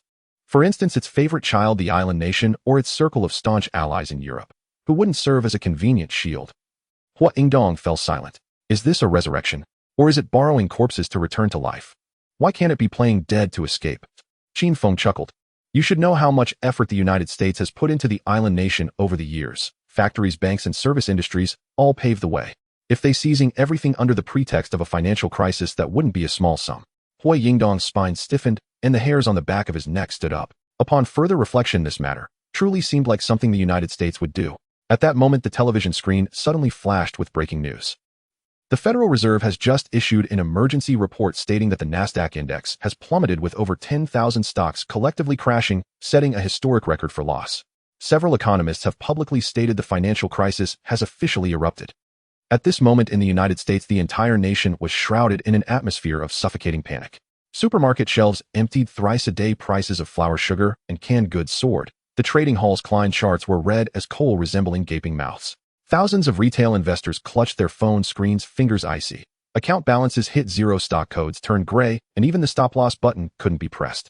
Some squatted on the edge of skyscraper rooftops in Wall Street, smoking the cigarette, but flickering 3 times before. The sound of ambulances echoed from morning till night. Fire trucks circled Midtown Manhattan 7 times just to retrieve another middle-aged person hanging out of a window. Those investment banking managers who once strode briskly in Italian leather shoes now lay slumped in the shadows of sycamore trees, ties, askew suits crumpled like rags, their pupils reflecting no light.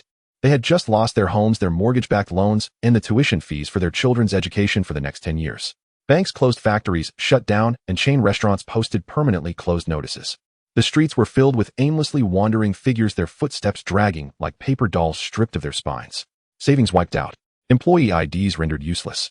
The last box of milk in the fridge was snatched 3 days ago before its expiration date. Midwestern farmers blocked trucks full of fresh milk at the Chicago City Hall, the hoods still glistening with morning dew. But the collection station refused to accept it, not because of price cuts, but because they insisted on paying 2 cents less per gallon to take the goods. An old farmer with a beard swung an iron bucket at the camera, his roar causing the reporter's microphone to crackle. The system. I would rather pour the milk into the Mississippi River than let these vampires lick the dust from my feet. The milky liquid poured down the river, first bubbling, then surging into a murky mist, ultimately turning into a solidified cream color. The cows continued to ruminate in their pens, their udders swollen and shining. But no one was collecting milk anymore. Their entire existence was reduced to being milked, squeezed, and converted into numbers on a balance sheet. When numbers die, goods become negative assets. Slaughterhouses lined up overnight, blades flashed, and the cries of the cattle gradually faded. Without cows, naturally, there would be no milk. Without milk, butter factories ceased operations entirely. Without butter, toasts could not be crisped, mashed potatoes could not be mixed well, and even the simplest fried eggs lost their layer of fragrant oil. When the bakery hung up a handwritten sign reading "No butter today," the queue of customers began to silently disperse.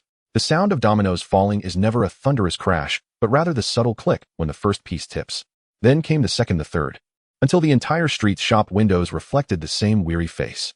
The crisis had already crept through every door. Gap Subway kiosks sold out the last copy of the Wall Street Journal. Repair shop owners pried open their shop locks with wrenches, and even church donation boxes had new notes reading "Only accepting canned goods."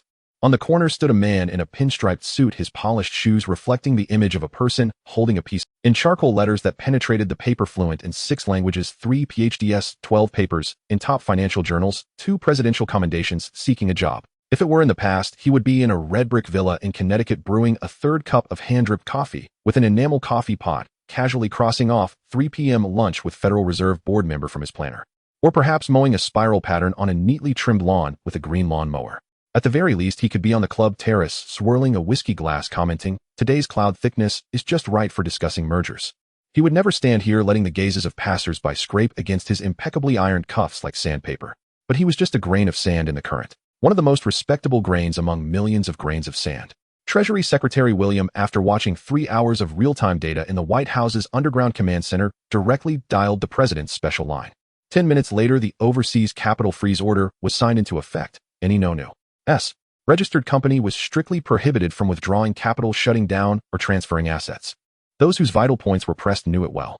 In a certain glass-walled building in Ginza, Tokyo, a high-ranking executive of a conglomerate stared at the red prohibition notice popping up in the video conference, silently extinguishing his cigar. 3 years ago, when they moved their Asia-Pacific headquarters to New York, they even specifically rented an entire LED screen in Times Square to roll out neon slogans expressing gratitude for the U.S. market.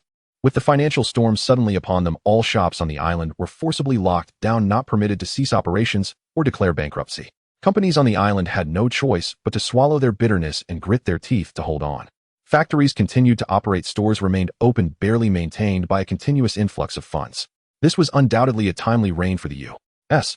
government. Yet distant water could not quench nearby fire. The lives of the people deteriorated day by day. Some even tore open flour bags, sewing clothes stitch by stitch. This should not be laughed at. Back in the 1970s, the mainland imported urea from the island nation and discovered the packaging was thick and durable with a velvety sheen inside. At that time, every household was poor. Cloth tickets were precious and clothes were 3 years new, 3 years old, and 3 years of patching.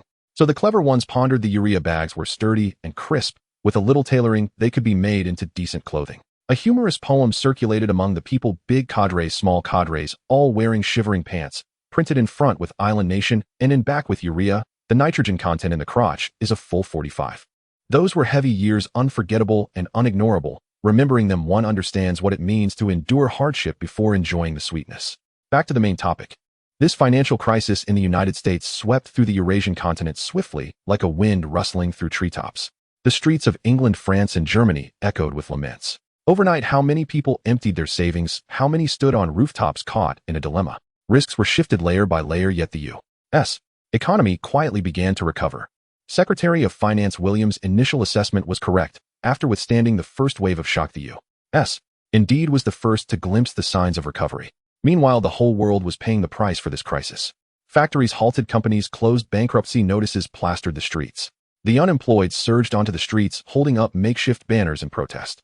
All they wanted was a job that could support a family. World leaders were in a state of anxious desperation, using every possible means, yet still at a loss regarding this collapsing economic situation. Hong Kong was no exception.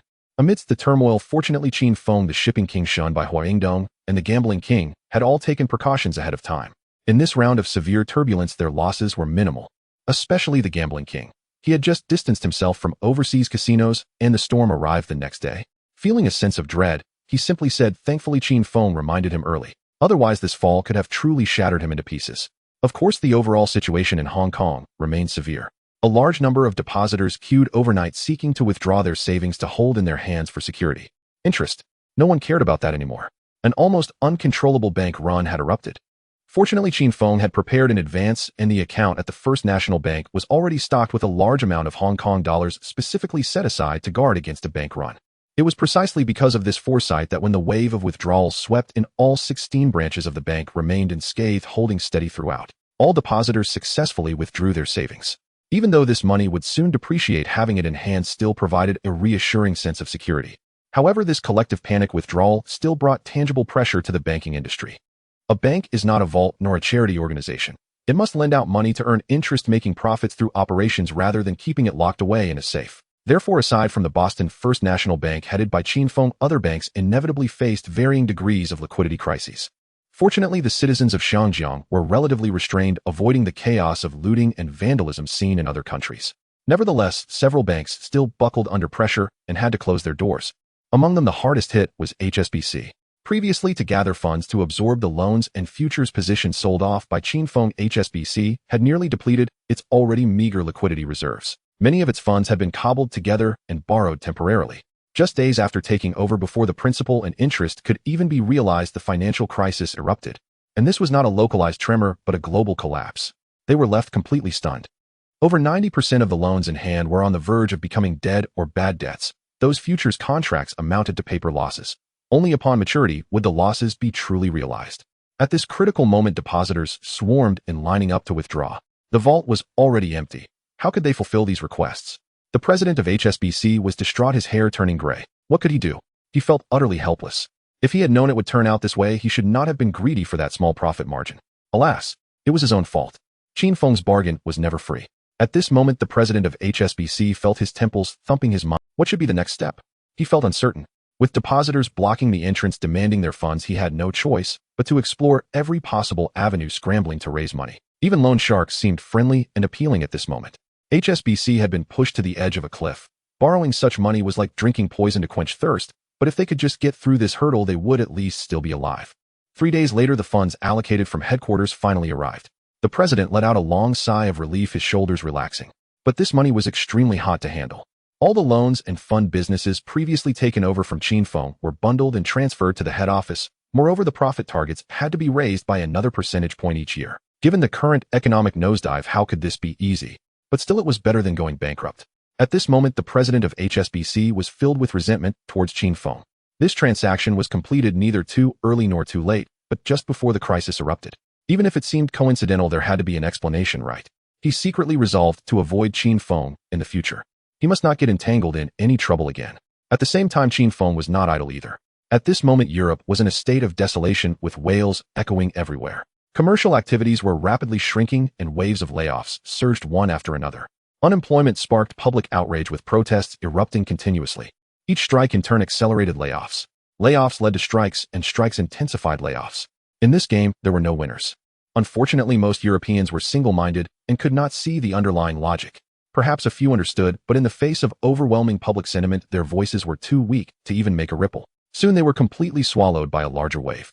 Some might even point and curse, accusing you of cleaning up after those high and mighty elites, and a beating would be considered mild. This deadlock was clear to everyone, yet no one was willing to be the first to break it. Factories halted one after another and shops pulled down their shutters one by one.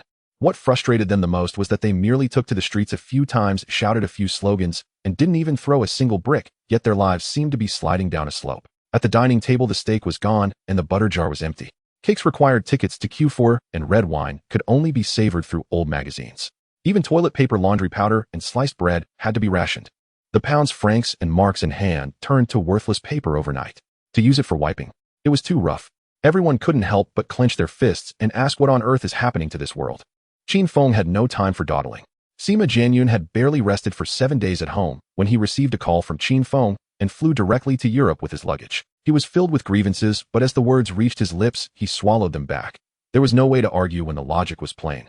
Heavy industry is the backbone of a nation. At that time, the continent had only stood up from the ravages of war for just over 20 years, with industries waiting to be revived and desperately lacking solid foundations. If a few solid heavy industry enterprises could be introduced, it would be like delivering coal in the snow. In the early years during the honeymoon phase with the older brother to the north, several 5-year plans had strengthened the foundation significantly. Later, when relations cooled, Europe and America came rushing and offering both money and technology, eagerly supporting all kinds of industries. What calculations were they making in their hearts? It was obvious to turn this vast eastern continent into their backyard, building roads, factories, making clothes, milling rice, and contentedly being diligent workers, which was far less troublesome. Later, a harsh saying spread widely: as long as the continent only makes shirts and grows rice, the smiling faces of Europe and America will never fade. But once over 1 billion people want to sit in bright offices, eat braised pork, drink cold beer, and drive their own cars, those who jump up first to overturn the table will definitely be the elites of Europe and America. The logic is too straightforward. The earth is finite, and those who can enjoy the benefits at the top will always be a minority. And most of this small group resides in Europe and America. If over 1 billion people on the continent also want to squeeze into this circle, then those who originally sat in their chairs would have to be pushed down to do the hard labor. Who would be willing? Thus, there are technology blockades and suddenly cut off lists of equipment. Yet our desire for bread and butter has never wavered. Not only do we want to eat, but we want fish and meat at every meal. Don't talk about if you eat one more bite of meat, a piece of the Amazon rainforest will fall. That is pure nonsense. Paper clips go away. After Qin silently shouted in his heart, his gaze was already fixed on the 10-year economic chronicle. An invisible noose was silently tightening towards the continent. It first tightened around the island nation, then ensnared the stick nation. From then on, both countries had to bow and scrape, serving tea and presenting gifts during festivals, obedient, as if they were their own children. Yet each time the noose seemed about to tighten, the continent would always manage to twist away at the last moment, escaping the... Qin shook his head inwardly. How many economists had gone bald and strained their eyes over such minuscule... He ceased focusing on what lay before him and instead turned his gaze toward the Netherlands. A company named Philips surfaced in his mind. More precisely, its 1960s RD director Leo Toom. At that time, he authorized a young engineer under his command, Fritz Klosterman, to fabricate a microchip. Yet the required microlithography process did not yet exist. Determined to realize this vision, Klosterman resolved to build an entirely new machine himself. Thus, the photolithography scanner truly took root at this very moment. By 1961, American enterprises had already developed and commercialized such machines. Yet those early devices were crude and primitive, possessing abysmal precision barely sufficient for transistor fabrication, far outstripped by society's surging demand for highly integrated chips. Later, Ed Bowman joined Fritz Klosterman's team. Within Philips Physics Laboratory, humanity's first experimentally functional photolithography scanner was painstakingly assembled piece by piece. Time advanced into the 1970s. Herman Van Hyck and Guy Spies, building upon prior achievements, relentlessly refined the technology. They traveled to the United States to study semiconductor frontlines firsthand, iterating through repeated trials and errors until they ultimately unveiled the world's first production-capable Stepanscan photolithography system. Had fortune held, this breakthrough would have quietly reshaped the entire electronics industry for decades to come. Yet precisely at this pivotal juncture, a financial crisis erupted, plunging the globe into the Great Depression, of which the Netherlands was no exception. Amidst the storm, every soul stood trembling in self-preservation. How could an infant technology project possibly remain unscathed? Philips' parent company itself teetered on collapse, its cash flow nearly severed, forcing mass layoffs and salary freezes merely to cling to survival. And therein lay Chen Feng's opening, a narrow fissure through which he could shift the balance. Sima Jianyun's first destination on his European mission was Philips' headquarters in Eindhoven, the Netherlands. Chen Feng issued the assignment with stark clarity: do not acquire Philips, only recruit people. Bring every name on the list back to Hong Kong without exception. The aircraft touched down. Exiting the terminal, Sima Jianyun, Xin Rue, and Li Ning hailed a taxi. They arrived at their pre-booked hotel and swiftly checked in. He pushed open the door to the presidential suite and sank deep into the sofa with a long, weary sigh. His hand slipped into the inner pocket of his suit jacket and withdrew a neatly folded sheet of paper. Herman Van Hyck, Guy Spies, Fritz Klosterman, Wim Troost, David Mann, Rob Monig Schmidt. 6 names, written in Chen Feng's own hand, underscored with urgent instructions: spare no expense, even if it meant binding them by force. The reason was unequivocal: all subsequent high-end photolithography systems traced their core lineage directly to these 6 individuals. Chen Feng added a chilling edict: should persuasion, coercion, or inducement all fail, no authorization is needed. Execute them on the spot. If even one refuses to submit, none shall be spared. The spark of photolithography must never leave Chinese soil. This was an absolute order. Hence, Iron Eagle elite operatives had already deployed to the Netherlands ahead of Sima Jianyun. Accompanying them were technical agents from the Black Ice Bureau. How critical was photolithography? Chen Feng understood more keenly than anyone. Without exaggeration, these 6 men were the fuses of a new era. All 6 photographs have been verified and archived by the Black Ice Bureau. Sima Jianyun murmured, massaging his temples, his voice hoarse. What is the scheduled rendezvous time? Now, Xin Rue replied, glancing at his wristwatch. Before the words fully left his lips, a knock sounded at the door. Li Ning strode forward, peered through the peephole, and swiftly opened it. Iron Eagle elite and Black Ice agents entered in disciplined silence. Precise, unhurried, instinctively coordinated. Without waiting for orders, 2 Black Ice agents wheeled 2 white bards into the center of the living room and affixed the 6 photographs in sequence.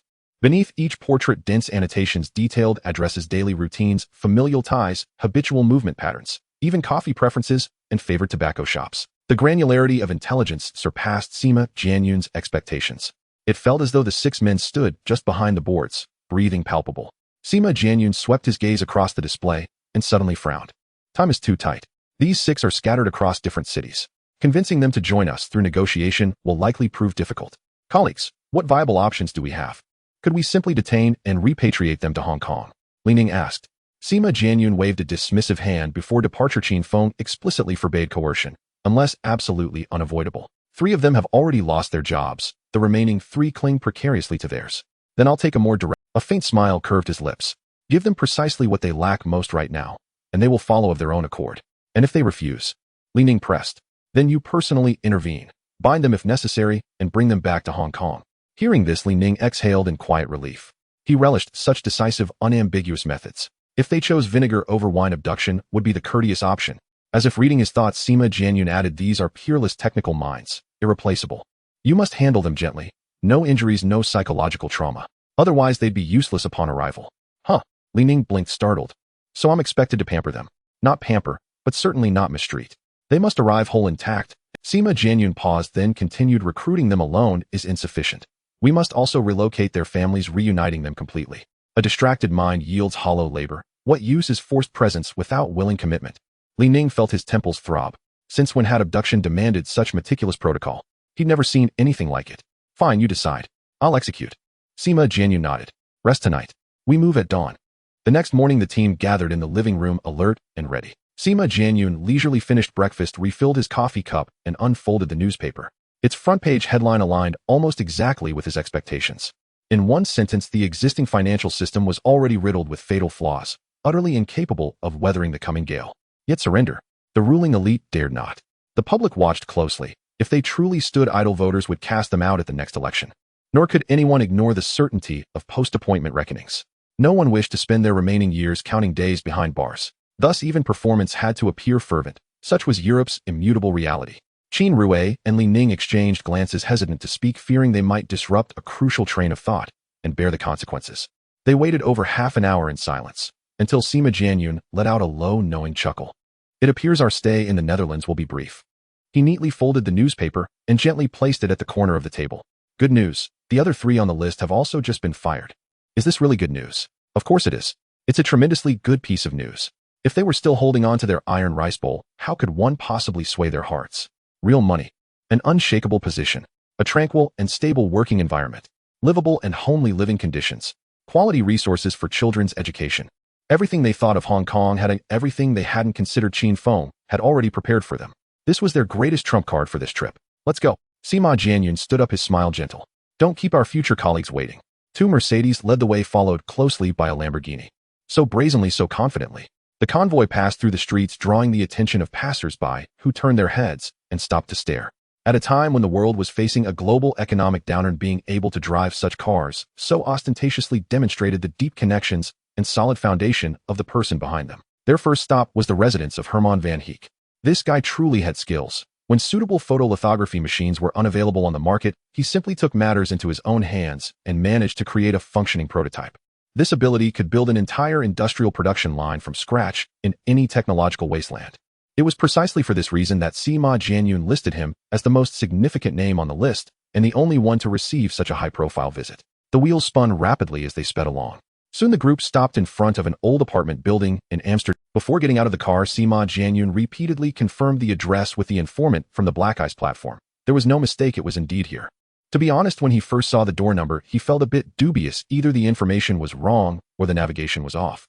Who would believe it? Would the future renowned figure in the chip industry Herman van Heek live in such a place? Even if he didn't deserve a mansion, at least it should be a detached house with a small yard, right?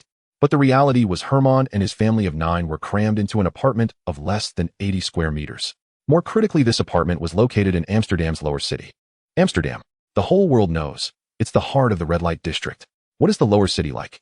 You don't need to see it with your own eyes. You can smell the mixed stench of mildew, smoke, and cheap perfume, even with your eyes closed. The residents in the building were a mixed bag. The neighborhood relationships were complicated, and children grew up amid shoving, shouting, and the sounds of footsteps in the dead of night.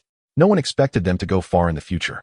The future, it had long been peeled away piece by piece from the walls of this building.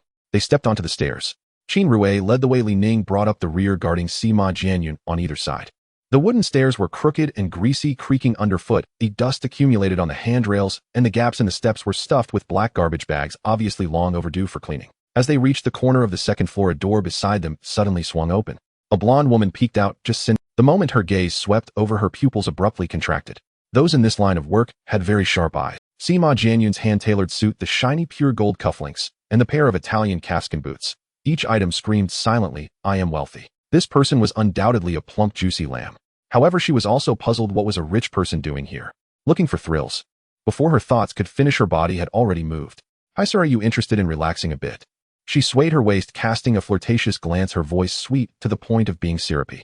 Sima Jianyun smiled, pulled out a pure gold wallet from his inner pocket, and waved a $50 bill in front of her. "How about a little question and answer game? I'll ask, you answer. If you satisfy me with your answers, this money is yours." "Of course, sir."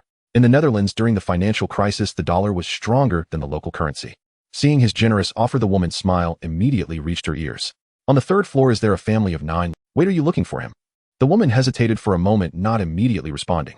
"There are too many residents here. Who are you looking for?" Sima Jianyun nodded, realizing he had asked too broadly. With 7 or 8 households on each floor, he needed to specify the apartment number. "Is there a man named Herman van Heek? Have you seen him?" "Oh, looking for him." She frowned slightly, instinctively wrinkling her brow. "He's in the innermost room on the 3rd floor. But he's really not a good person." "Oh." Sima Jianyun raised an eyebrow. "He often sneaks over to see me behind his wife's back." Her voice dropped to a whisper, as if fearing to disturb the mice in the wall crevices. "Every time he pays, it's like pulling teeth. He's tight-fisted, yet his demands are more than anyone else's. If it weren't for living next door and seeing each other all the time, I would have blocked him long ago." Upon hearing this, Sima Jianyun couldn't help but smile silently. So that's how it is. Before coming here, he had thought this person might be difficult to deal with. But after just a quick look downstairs and asking a question, his heart had settled. Those with desires have soft bones. They either have their eyes on money, or they are thinking of women, or they want to grasp both in their hands. As long as one understands what he craves, the rope is already around his neck. Good answers him very satisfied. As soon as he finished speaking, he pulled out another $50 and handed it over, his gaze sweeping downstairs. Wait for me in the Mercedes. My room will take it slow. The woman's eyes lit up, her smile spreading from the corners of her eyes to her lips. She quickly slipped on a thin coat, clacked down the stairs in her high heels, and jumped into the car. Don't keep me waiting too long, dear sir. I won't. Sima Jianyun smiled in response. He certainly wouldn't keep her waiting too long, because what he wanted was never just pleasure. It was silencing. It was to sever the connection to Herman van Heek completely tonight, leaving not a trace behind. This place was remote and crowded. A sex worker disappearing from a lower city building wouldn't even make a splash. Those regular customers finding her missing would merely grumble a few words before turning to look for the next one. Third floor. He raised his hand and knocked on the door. The door opened quickly, revealing a man with hair as messy as grass, as if he had just been swept up by a hurricane. Who? Herman van Heek. It's a pleasure to meet you, Sima Jianyun smiled. You've got the wrong person, im Giespjus. The man scratched the back of his head, offering an awkward smile. But really, some people always mix us up, say we look too much alike. Sima Jianyun raised an eyebrow, his heart suddenly enlightened. He had flipped through the Black Eyes Platform's dossier twice, and upon seeing the photo, he had been stunned. The two men's brow bones, noses, and jawlines were almost carved from the same mold. At that time, he had even suspected that the information was faulty. The reality turned out to be more absurd than a joke. Herman. Hey, someone's looking for you. Geese shouted back into the room. Coming. Footsteps approached lazily, and the door creaked open. Herman shoved Geese aside, leaning halfway. What do you want? Are you Herman van Heek? Yes, it's me. If you have something to say, hurry up, I'm in a rush. I heard you're unemployed recently. Oh, want to hire me? Herman shot a sidelong glance, a hint of sarcasm at the corner of his mouth. My asking price isn't cheap, at least 3 times the value of your outfit. Sima Jianyun nodded. You are worth. See that, GIs? I told you knowledgeable people will eventually come knocking. Yes, Herman is the best. GIs slumped against the doorframe, his voice weak. But what's the outcome? Let's pack our things and leave together. Oh God, Herman, can you get me something to eat? I haven't touched a grain of rice in 2 days. My stove is covered in cobwebs. Who's eating? Stop talking nonsense. I left a week earlier than you. Just thinking about it makes me angry. Why did you stay 7 more days? On Halloween, I stuffed $30 into the HR director's pumpkin cake. Damn. Sima Jianyun was left cold on the side, so he cleared his throat, trying to bring the other party's attention back. Ahem. Mr. Herman. I'll speak, I'm listening. He spread his palm fingers, clearly defined $500,000 annual salary, plus 2 equity in the company. Your whole family will move into a clean, bright, and spotless villa. The kids will be directly enrolled in the top local school. What do you think? Herman was momentarily stunned. His eyes almost bulged out of their sockets as he stared intently at Sima Jianyun, hoping for a hint of a joke on his lips. But that face was as calm as a frost-covered lake, without a trace of mockery. Heavens, to be honest, this fortune fell too suddenly. He was so shocked he could hardly breathe. Just 2 hours ago, he was planning to head out to the construction site to carry rebar or squat on the farm cleaning manure for cattle and horses. Who would have thought fate would take such a sharp turn without even hitting the brakes? As soon as the words fell, GIs jumped up from the sofa. Damn it. Herman, what are you thinking? If it were me, I would have jumped in to sign the contract. Really, Mr. GIs? Sima Jianyun's gaze met his directly, his expression unperturbed. Then I formally invite you. Same terms, do you want to join us? Now it was Jiz's turn to freeze and place his tongue tied. No. I just mentioned it casually. Are you really offering 500,000? What I say I never take back. Sima Jianyun's tone was as calm as serving a cup of lukewarm water. Wait, there's the house. And my son's private school. Yes, all as before. Damn, I'm in. I'm in. GI's was 10 times more nimble than Herman, stepping forward to shake Sima Jianyun's hand vigorously. When do we sign the contract? Hey, I talked first, GIs. This time I was the first one here. Herman immediately shouted, turning to grasp Sima Jianyun's other hand. Deal, buddy. 6 targets, and they had already secured 2. Sima Jianyun wasted no words, flicking his fingertip, producing a crisp sound. Li Ning immediately understood, bringing over a black leather case, and with a click opened the lid. Inside was a neat stack of brand new dollar bills. Oh God. The two felt their legs weaken, their throats tightening. This was not just a number on paper, it was real cash that could sweat in their palms. By the way, the environment here is indeed too poor.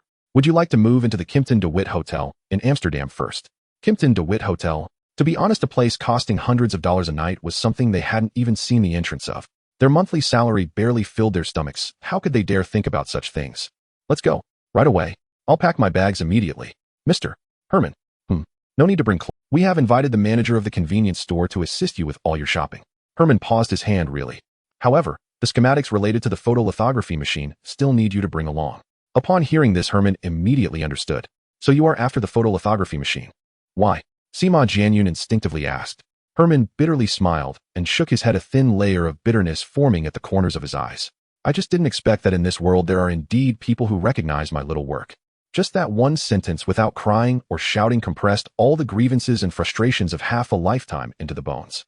Sima Jianyun reached out and patted his shoulder heavily, saying 640. No matter how deeply the gold is buried, it cannot suppress the light. If they cannot see your abilities, it's their blindness. Herman nodded vigorously, his throat rolling.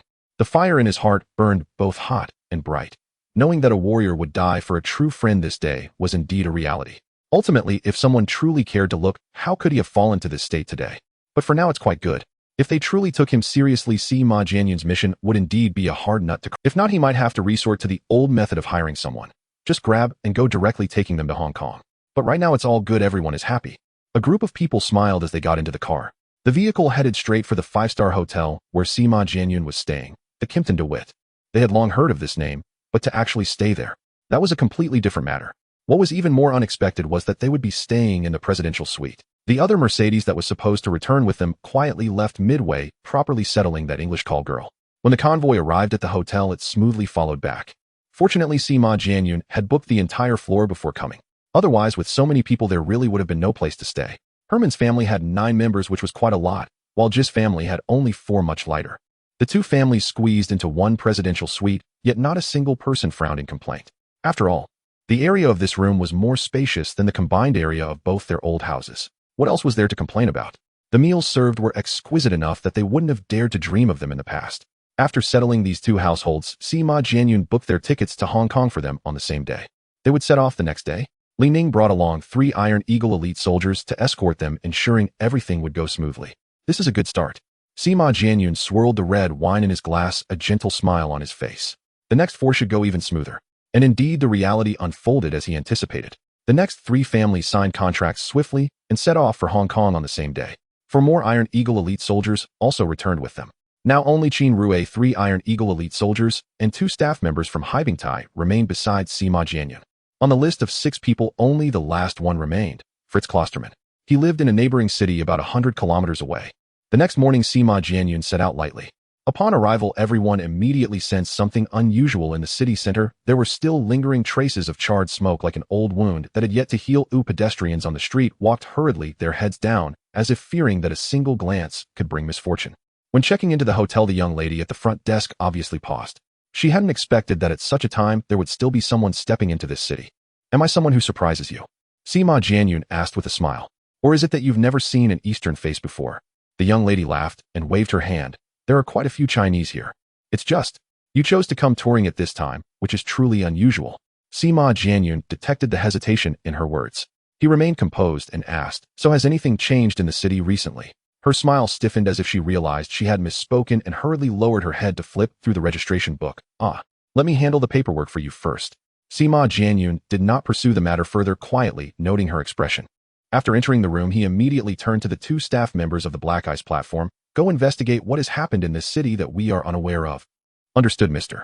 Sima. The 2 exchanged a glance and quickly changed into the local attire they had purchased in Holland before pushing the door open. Is there something unusual? Qin Rue asked. Sima Jianyun shook his head. I can't explain it, just a tightening in my chest. But the mission cannot be delayed. I have a feeling that this place is not quite right. Qin Rue nodded silently. They had already traveled light, carrying very few weapons with them. Each person was issued a silenced pistol, 6 magazines, 3 grenades, and a stun grenade. Naturally, they also had radio communication devices and bulletproof vests. However, the absence of automatic rifles left everyone feeling a sense of unease. They all felt that their firepower was insufficient and feared they would not be able to handle the situation. In fact, with this equipment, they were more than capable of dealing with the local gangs or rebel forces. After all, not everyone could train at the shooting range during their free time with ample ammunition and excellent precision. Each of them shot as swiftly as a blink of an eye, their fingers moving to score tens. Nevertheless, everyone adhered strictly to an ironclad rule: the risk must be minimized. The so-called minimum meant that Sima Jianyun could not suffer even a single hair's breadth of harm, and they themselves must return unscathed. They'll go get some weapons and ammunition. Qin Rue could not sit still, feeling empty, without a long weapon in his hands. Please bring me back a newspaper. I forgot to buy one when I left. Sima Jianyun slumped on the sofa, not even lifting his eyelids. Okay. 2 hours later, Qin Rue pushed the door open and entered. He carried 2 heavy cello cases on his shoulder. No way. I thought you were going to buy gear, and you brought back 2 instrument boxes. Are you planning to use Claire de Lune to hypnotize the opponent into surrendering during a shootout? Qin Rue grinned, not responding, and pulled out a neatly folded newspaper from his jacket, tossing it towards the sofa. This is not a musical instrument. It's a Chicago typewriter. As he spoke, he lifted the lid of the cello case. Inside lay a disassembled Thompson submachine gun, its parts shiny and still oiled. Sima Jianyun stared at it for 2 seconds before suddenly bursting into laughter. Chicago typewriter. It really does sound like one. When it goes tat-a-tat, it's quite reminiscent of the old typewriter's rhythm. The gunfire indeed crackled in rapid succession, quick and dense. As for why it was named Chicago, he had never delved into that. But one thing he was clear about: this thing was durable and truly effective. Its firing rate exceeded that of ordinary submachine guns, and the ammunition used was completely compatible with the silenced pistols they carried. The ammunition carried by Qin Rui's team did not require any additional preparation. It could directly feed the weapon. The shortfall in firepower was finally compensated. Qin Rui's shoulders relaxed a bit, and his breathing steadied. Sima Jianyun unfolded the newspaper and read it line by line. To him, the local newspaper published that day was like a quick key to unlocking the city. Before long, he frowned deeply. Damn it, this is really going to be a big deal. The words sprang from his mouth, startling everyone more than a bullet firing. Sima Jianyun was typically genteel, rarely cursing, let alone using such blunt and coarse language. Everyone immediately tensed up. The fool we are looking for was taken into custody by the police yesterday. Why? Qin Rue asked. Sima Jianyun supported his forehead, looking exasperated. That idiot protested on behalf of his laid-off colleagues, and ended up getting beaten up badly. Holding on to his anger, he led a group of people to march in protest. Protesting? Isn't that a daily occurrence in these places? Is it really worth arresting someone? Sigh. If it were just a protest, of course it would be fine. But this group of rascals, they picked up sticks and smashed up a dozen shops in the vicinity. Qin Rue was stunned on the spot. The others exchanged glances, none of them speaking. Of course, the one who acted out was not that fool himself. It was a bunch of brainless guerrillas. Sima Jianyun shook his head, his tone filled with disdain. The guerrillas in America and Europe, though of the same origin, were both taken from the African continent and sold off long ago. However, those in America were kept in check under high-pressure tactics, behaving themselves and not daring to breathe loud. Europe was different. This group of people, all about human rights, had allowed the guerrillas that should have returned to Africa to become habitual thieves and thugs. Just because of this incident, the fool we are looking for actually went to the police station to turn himself in, claiming the protest was organized by him, and even confessed, asking the police to arrest him immediately. Just because of this incident, the fool we are looking for actually went to the police station to turn himself in, claiming the protest was organized by him, and even confessed. Is it just out of his mind? He is practically the #1 fool in all of humanity. Qin Rue couldn't help but shake his head after hearing this. Was it worth it for someone like this for them to drive all the way to this drab little town? Had they known it would come to this, couldn't they have just dealt with it quietly? How about I sneak into the police station tonight and take care of him? Qin Rue asked in a low voice. Sima Jianyun pondered for a moment, but still shook his head. 1,000 gold pieces to buy a bone. This time when we take action, we must let everyone see our weight. This is crucial for future acquisitions. Furthermore, since it has come to this, we might as well see it through to the end. He smiled, his tone resolute. I don't take matters lightly when it comes to work. I won't tolerate even the slightest negligence. Qin Rue did not respond. Did he not want to handle this matter without a hitch? But as a bodyguard, his first priority was always the safety of Sima Jianyun. All right, let's try to arrange a visit tomorrow, Sima Jianyun said. I want to see if money can really pave the way that is so hard to travel. If it truly doesn't work, then it can only mean money hasn't reached its destination. He was not familiar with the current chaotic political landscape in Holland, but he understood human nature better than most. Later that night, 2 agents from the Black Ice platform returned. The news they brought back was largely consistent with the newspaper, but it had more flesh and blood. It turned out that the man referred to as the fool Fritz Klosterman was actually coerced into taking the blame. The reason was simple: the gang of guerrillas engaging in $0 shopping had the support of local underground forces that had been entrenched for years. They found Fritz and made a strong threat. If he didn't stand up to take the blame, his wife and children would disappear that very day. To protect his family, Fritz had no choice but to submit. Ordinary people have no means to resist such evil forces. After hearing the entire story, Sima Jianyun slapped his knee and suddenly stood up. Good. This tough problem is solved. Qin Rue, present, and immediately mobilized the Iron Eagle Elite Guard. And focus on identifying and apprehending the ringleaders of today's zero-yuan looting. Break their limbs and dump them at the police station in trance. Order them to release Fritz Klosterman immediately. And yes, Mr. Sima, Qin Rue snapped, his chest upright, eyes blazing with fierce resolve. Guaranteed mission completion in Sima Jianyun nodded with a faint smile. It is high time these local gangs tasted the thunder of the East. At this moment, inside a weathered old residential building in the city's western district, crude, deafening beats pulsed beneath cracked plaster. Echoing hearts, untamed, instinctively yearning for the savannas south of the Sahara. They were meant to chase antelopes across endless plains and scale acacia trees beneath open skies. Yet as descendants of survivors, even born and raised amid concrete canyons, their veins still coursed with unblunted wildness. On the savannah, desire demanded action. To seize what one coveted was natural law. The weak held no claim, not even to mates. This was an ironclad truth etched into their bones, unforced, self-evident. And take this very building, for instance. In its early years, the landlord rented exclusively to impoverished music students, painters, and sculptors, quiet, dignified tenants. But after the landlord's death, no one knew who took control. And in one swift occupation, raw savagery flooded in. And night after night, chaos reigned, so unruly that even the phrase flutine song sounded absurdly refined. What truly unfolded was a maelstrom of clashing odors, hoarse shouts, and shattering objects. Neighbors, overwhelmed by the noise, gradually vacated the building. People left. Petty theft became routine, breaking windows, picking locks, snatching whatever lay unattended. Recently, a global financial crisis erupted. Just days ago, an entire commercial street was stripped bare. Looters hauled away armloads of goods from storefronts. And did any of it hold value? Rice cookers, Bluetooth earphones, high heels, down jackets. The price tags torn haphazardly, the items piled in dusty, mold-spotted heaps against the walls. Only alcohol and soft drinks were treated as sacred treasures. They clutched bottles, howling with manic laughter, mouths frothing with drink. Inchin Rue's team arrived at a secluded spot beneath the building. Nas the upstairs din seeped into his ears, his brow furrowed slightly. Check equipment. Synchronize watches. It is now 1130 p.m. 1, 2, 3, 4, 5. Synchronization complete. In unison, every operative raised their wrists, then lowered them just as precisely. No one gets left behind once we enter. Nee's voice dropped low, but each word struck like a hammer against the eardrum. We are hunting the scum who led the vandalism and looting during the U-March, not dispensing mercy. And everyone else present. Eliminate without exception. The operatives nodded, preparing to move. Suddenly Chin Rue pivoted sideways, his pistol already drawn, its black muzzle aimed squarely into the ink-black shadows behind him. Who's there? Step out. Silence answered him. He twisted the tactical light mounted beneath his barrel. The beam slashed through darkness, revealing crooked eyes, drooling lips, and the stench of alcohol clinging to every pore. Is it him? The Habing Bureau agent shook his head. Not on the list. Nah, soft puff. Nah, tiny perfect crimson dot bloomed on the forehead. The body crumpled silently onto the filthy floor, motionless, breathless, gone. He slept deeper than a newborn infant. Threat neutralized. Commence operation. The team slipped silently into the apartment building. Built in the 1930s, its brick and stone structure remained solid, its wiring intact. Once it had gleamed under bright electric light. Yet after years of occupation by chimpanzees, every fluorescent tube had been shattered, every wire severed, leaving only faint, ghostly moonlight drifting across piles of refuse in the stairwells. Beneath their boots lay watermelon rinds, broken glass, sour ramen cartons, and half a mop handle. No one knew whence it came. Inchin Rue led the advance floor by floor, kicking down doors, clearing rooms, tallying occupants. None were to escape.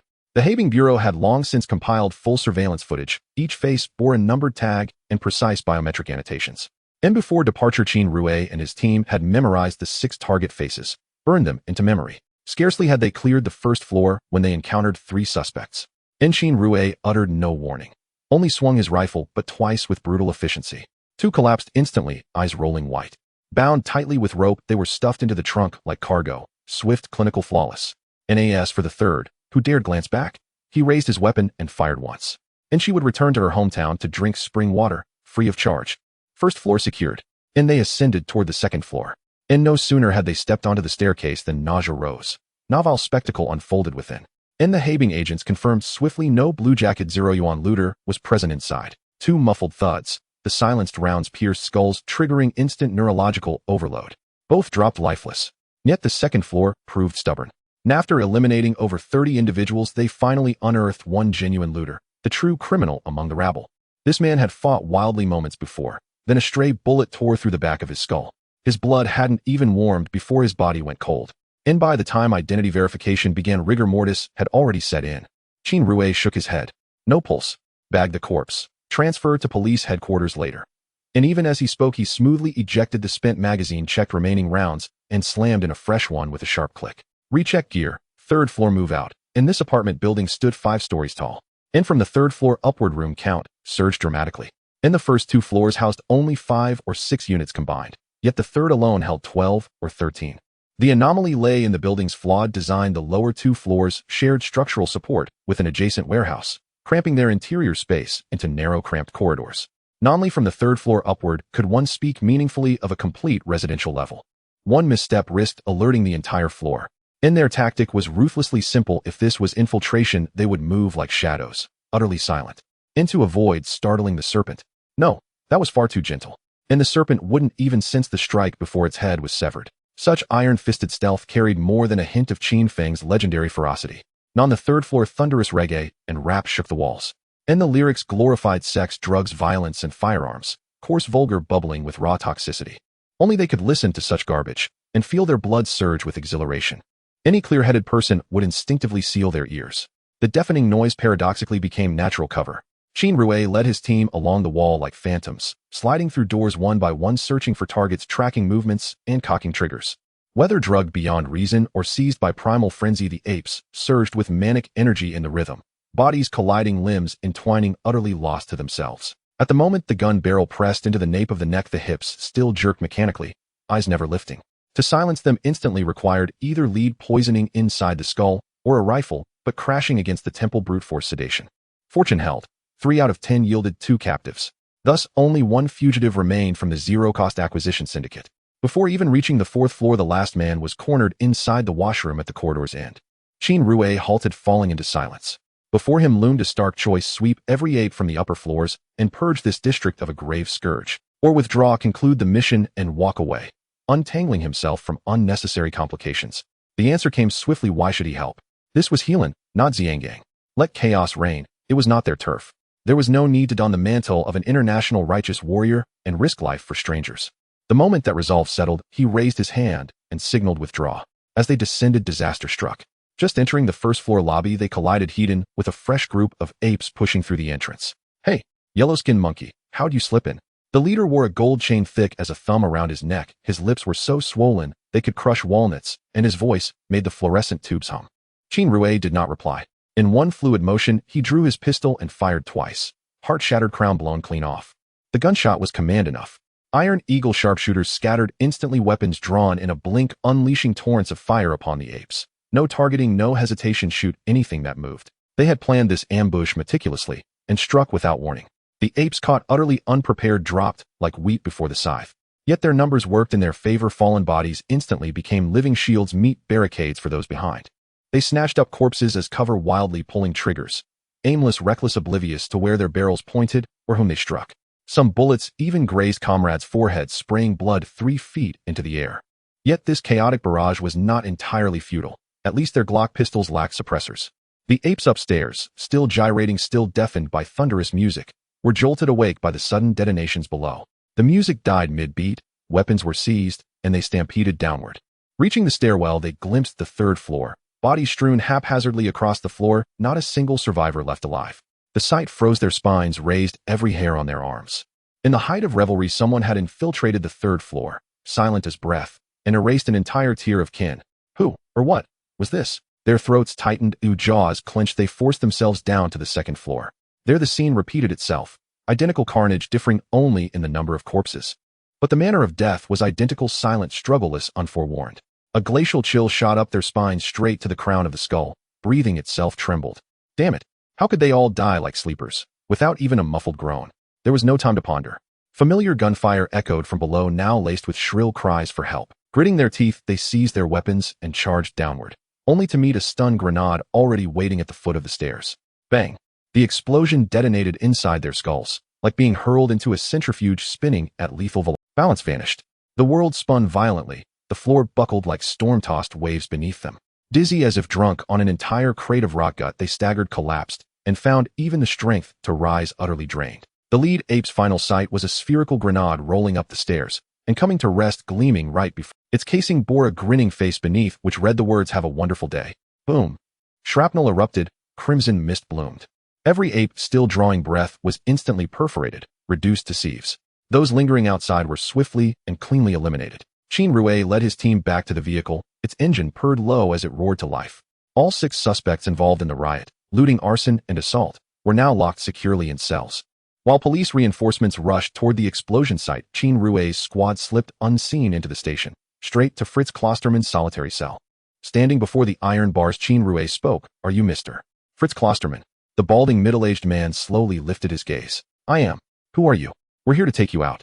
Before the words fully settled, Qin Rue swung his rifle, butt, clang, shattering the lock, then yanked the man through the gate. The other 6 riders were roughly shoved back into their cells.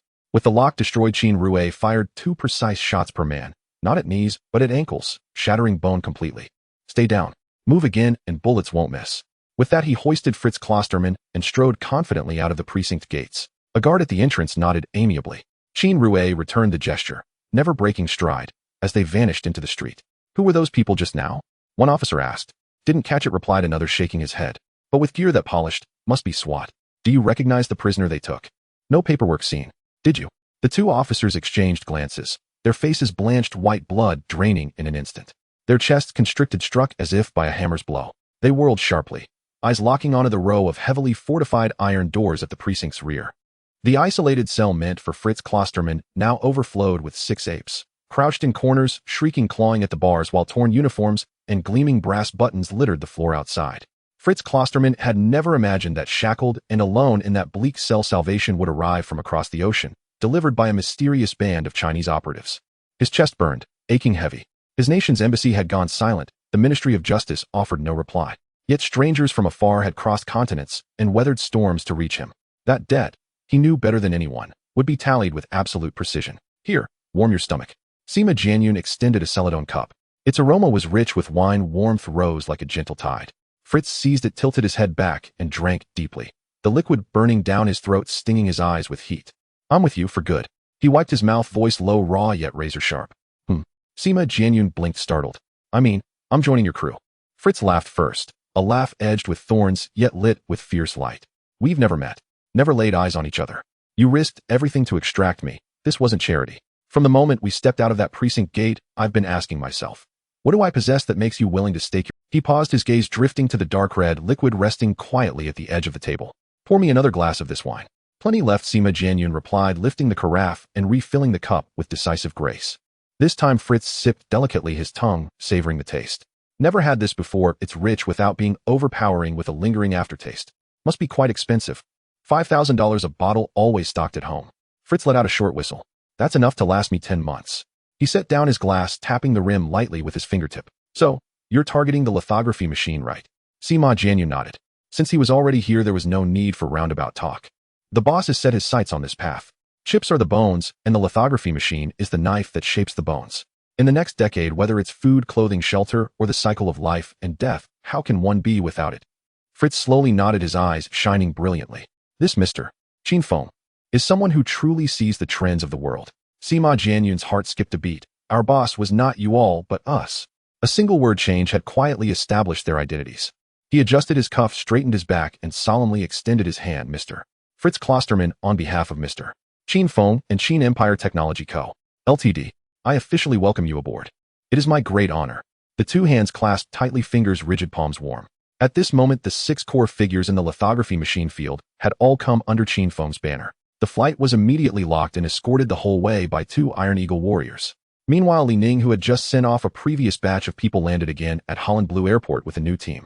Back and forth. Indeed exhausting. But if he truly wanted to punch a hole in the sky, this distance didn't even count as a warm-up. As Fritz stepped into the headquarters of Qin Feng's company, he encountered several familiar faces. He paused for a moment, then broke into a grin. Ah, so you all were waiting for me here. If they could find him, they could naturally find each other. Logic was clear with no flaws. Fritz, we finally waited for you. I was just at the gambling table betting. You would walk through the door before 3 this. Never thought you would arrive so quickly. I was still pondering if I could last until the final moment. The surrounding voices were noisy, filled with discussions, and Fritz's lips slowly lifted, a smile gradually appearing on his face. Indeed, this was the rhythm. He was familiar with the place where he felt at ease. What shook him even more was that the boss he had never met had actually replicated the old setup from the Phillips Physics Laboratory in Holland down to the last detail. Even the orientation and spacing of the small items on each workstation were precisely the same. His own old version of the 5-step Rubik's Cube, long discontinued and worn at the edges, lay quietly in its old spot, as if it had been waiting for him for 10 years. Fritz was momentarily stunned, feeling a tightness in his throat. This was not just setting up an office, it was clearly a deep comfort woven into the bones.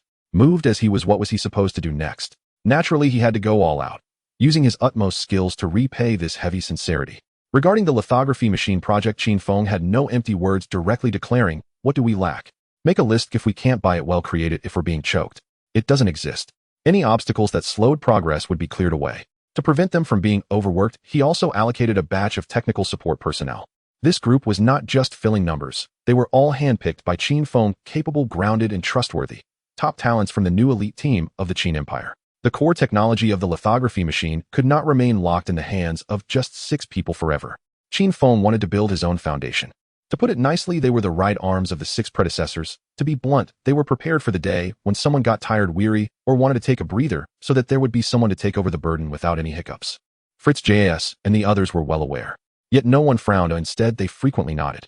With someone else to tighten screws, adjust parameters, and run processes, those repetitive mechanical tasks could be handled, allowing them to fully focus their energy on critical validation and practical simulations. For the entire lithography machine development process, this was a genuine accelerator. At this moment, Qin Feng was reclining in a wicker chair in his villa garden, with the breeze blowing in from the sea, the wine, slightly cool, taking sip after sip. It was an unreasonably leisurely pace. In fact, the roads that needed to be paved were already laid, and the stakes that needed to be pressed were all firmly set. Now there was only one thing left to do: wait. Wait for time to stew, the right conditions, wait for results to surface. The financial storm in Hong Kong had completely receded. He remained here only to oversee the central region, managing the overall situation and connecting the dots. Otherwise, by now, he would have already packed his suitcase and flown to Europe, cash in hand, specifically targeting those neglected light and heavy factories, old-fashioned workshops knocking on doors for acquisitions. The trip to Holland had come to a close. Li Ning returned to Holland Blue, meeting once again with Sima Jianyun and Qin Rue. This time he brought back not just boxes of heavy equipment, but also a black card with no spending limit. That was Qin Feng's supplementary card with no limit set. Qin Feng had already calculated the significance of Sima Jianyun's trip, and when it came to spending, he simply opened the floodgates. If you need it, buy it immediately. Even if it's optional, buy it too. If you hesitate for 3 seconds, grab it first and talk later. His exact words were, the time it takes to save a few bucks is enough for you to catch half an hour of sleep and recuperate for half a day. When your working state is fully charged money, I can turn around and earn it back. Since the boss didn't bat an eye, why should the subordinates tighten their belts? Of course, there was another layer of meaning behind this. He was indeed waving real cash to buy factories, spending generously so that the other party would dare to trust that he had confidence, sincerity, and staying power. If he were to be meticulous to the point of staying in cheap hotels and riding second-hand buses, the other party would immediately have doubts. Is he really wealthy? How come he can't even bear to change hotels? By then, any explanations would sound like a defense. The star rating of the hotel, to put it bluntly, is the same as some bosses needing to drive a Bentley to show off. It's all one and the same. Sima Jianyun was clear in his heart. People operated on this principle. They didn't seek the top configuration for food, nor did they look for comfort in lodging. They only chose what burned the most cash. What they sought were 4 words: extravagant, eye-catching. It's just being rich, just being willful. He played the role of a fool with deep pockets perfectly.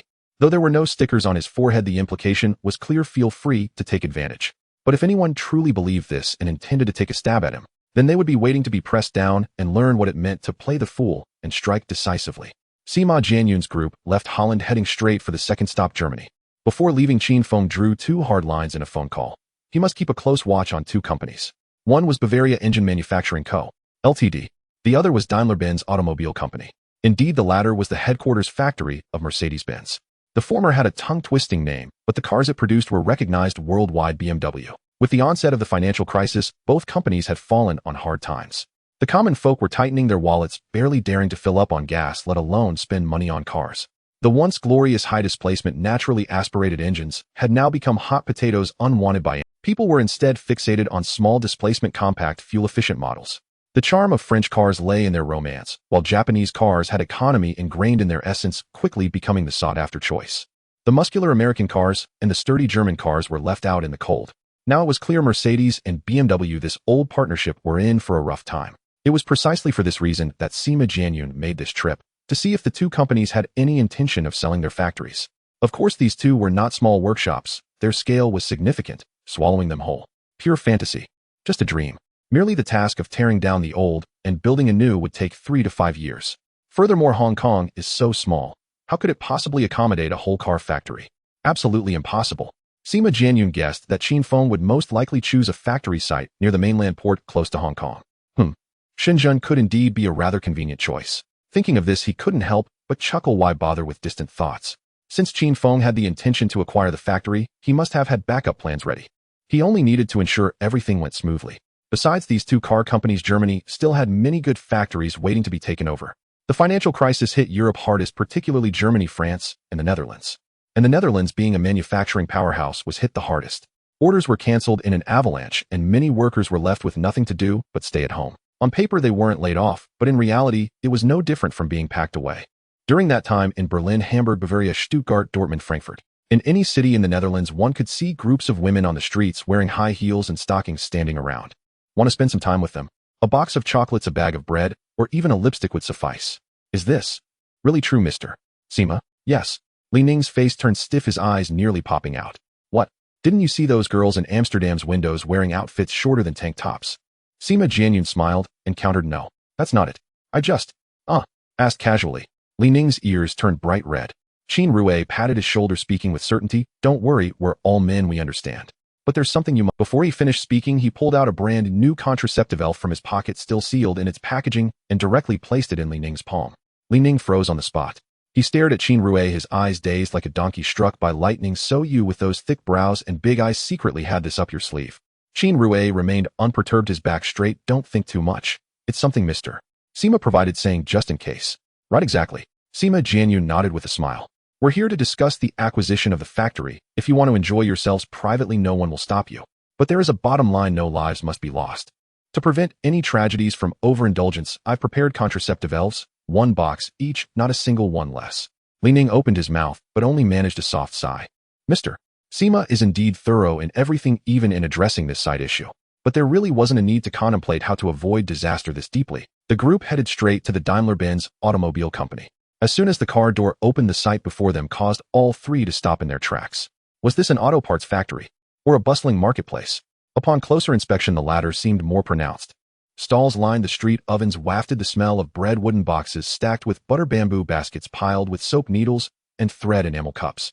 Yet not a single screw nor piece of cast iron was in sight. Sima Jianyun, Qin Rue, and Li Ning walked around and found that everyone was wearing blue-gray work uniforms with the Daimler-Benz logo emblazoned on the front.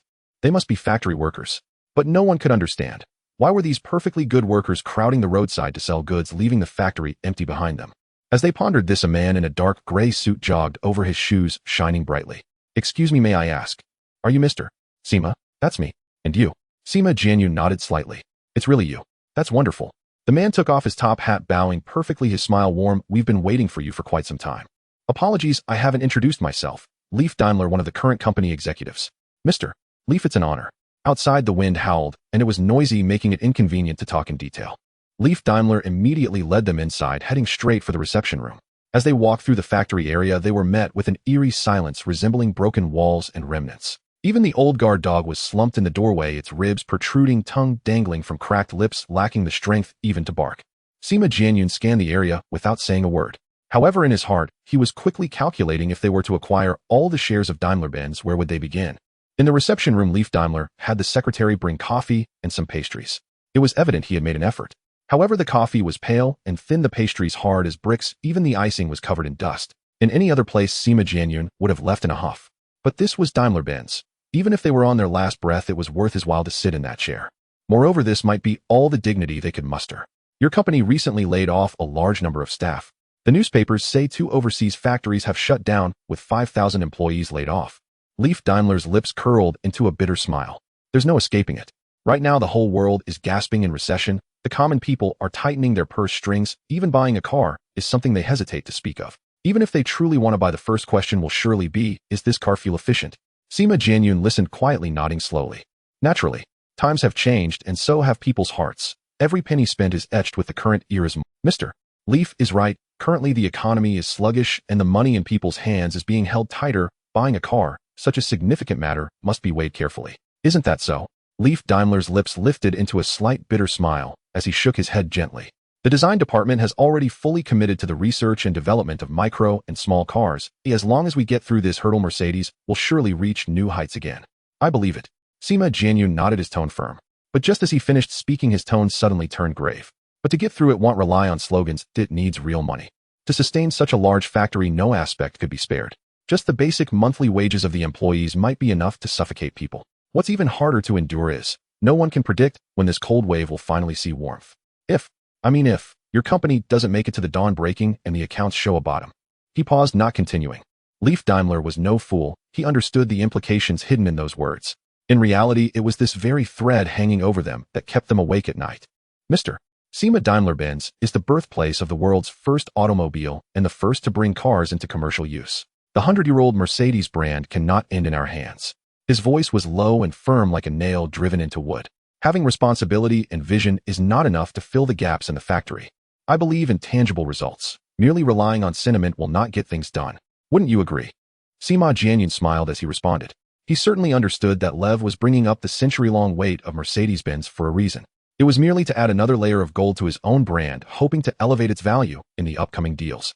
This precisely confirmed one thing: their accounts were likely running dry. The timing was as precise as a knife's edge pressed against the throat. They were in urgent need of money. Sima Jianyun was not short of funds. Though they belonged to Qin Feng, he held the authorization letter, effectively acting on behalf. Speak plainly, how much does your company need right now? Lev was taken aback. All the preparations he had made, the elaborate preambles and probing, were caught in his throat. They had only exchanged a few words, and the other party had already laid bare their cards. Even in a game of landlord, one wouldn't reveal their bomb so quickly. He was momentarily stunned, but quickly regained his composure. May I ask, Mr. Sima, what exactly do you wish to exchange for? A full acquisition of the Daimler-Benz Group. Make me an offer. Sima Jianyun's tone was flat, as if reading a weather report. Lev was struck as if by lightning, suddenly looking up. What? His pupils constricted, staring at Sima Jianyun, as if he were seeing this face for the first time. You want to buy the entire Daimler-Benz Group? Sima Jianyun merely nodded slightly. It is the boss' intention. No way. Absolutely not. Mercedes-Benz is an old brand deeply ingrained in the nation's fabric. It is a totem in the hearts of generations. If this were to happen, how would I be any different from a traitor selling out the country? No, that is not my intention at all. Lev waved his hands repeatedly, his expression tightening. He understood very well this person before him held the only prescription for their company's survival. But the price he proposed was simply outrageous. Either the entire Daimler was to be sold off, or they would have to directly hand over the original shares. Either option would cross the line he was desperately trying to maintain. His planned proposal was essentially to offer Sima Jianyun a batch of shares that had been diluted 3 times, ultimately falling between 8 to 10%, with a corresponding cost of $50 million. Mr. Lev, allow me to interject. Before coming here, our accounting team already conducted a thorough simulation based on your company's latest financial report. The results were quite clear. To truly emerge from the mire, at least $55 million must be secured. This does not even account for the costs of shutting down and dismantling those 2 overseas factories. At this critical juncture, this sum is not just a number, it is a matter of life and death. Sima Jianyun was terse and direct, each word striking at the core, but he did not expect that Lev Daimler would prove to be far more resilient than anticipated. Although the veins at his temples twitched and his breathing tightened, he clung on like an old vine, unwilling to yield an inch. Mr. Sima, the greatest concession I can offer is a small portion of original shares along with a part of the diluted shares. Please clearly specify the exact ratio. Otherwise, I cannot ascertain whether your side truly has the intention to trade. Sima Jianyun's tone remained calm, revealing no underlying currents. Under normal circumstances, he would have left at the hint of that vague, a small portion, not even bothering to finish his, but today was different. He wanted to see with his own eyes where Lev Daimler's true cards were buried. He was even more curious about what face he would ultimately show. $60 million for one of the original shares plus 8 of the shares diluted 3 times. Lev Daimler finally revealed his cards. Sima Jianyun was stunned for half a second, not in shock, but in disbelief that soared to the heavens. 60 million for one of the original shares, and a bunch of shares that had been diluted to nothing but a skeleton. Who gave him the audacity to treat the negotiation table like an auction hammer? One should know that the current market value of Daimler-Benz had just crossed 80 billion. This offer was not a business proposal, it was a declaration of war. In Sima Jianyun's eyes, this was not a concession at all, but a signal of dismissal. Sorry, Mr. Lev. I cannot agree to this condition. He stood up, the chairs scraping the floor with a short wait. Mr. Sima. Sorry, Mr. Sima. Lev hurriedly raised his hand. I know this request is somewhat unreasonable, but could we have one more day? Just one day. I will immediately gather the core team to redraft the terms. At the latest by the day after tomorrow morning, a genuinely sincere cooperation draft will definitely be delivered to you. 5 days. No way. Sima Jianyun shook his head decisively. 2 days. Today, tomorrow, and then I will come again the day after. If there was still no consensus, he paused, leaving his sentence unfinished, simply nodding towards Qin Rui and Li Ning. The 3 turned and left, their backs straight and decisive, leaving no room for negotiation. As they stepped out of the iron gate of the factory area, the wind blew, and Sima Jianyun spat. Bah! A fallen phoenix is not as good as a chicken. This saying suits him well. He must be used to being a local emperor, still living in the old dream of the gilded words Mercedes. What a pity now it is the buyers who choose the goods, not the sellers who put on airs.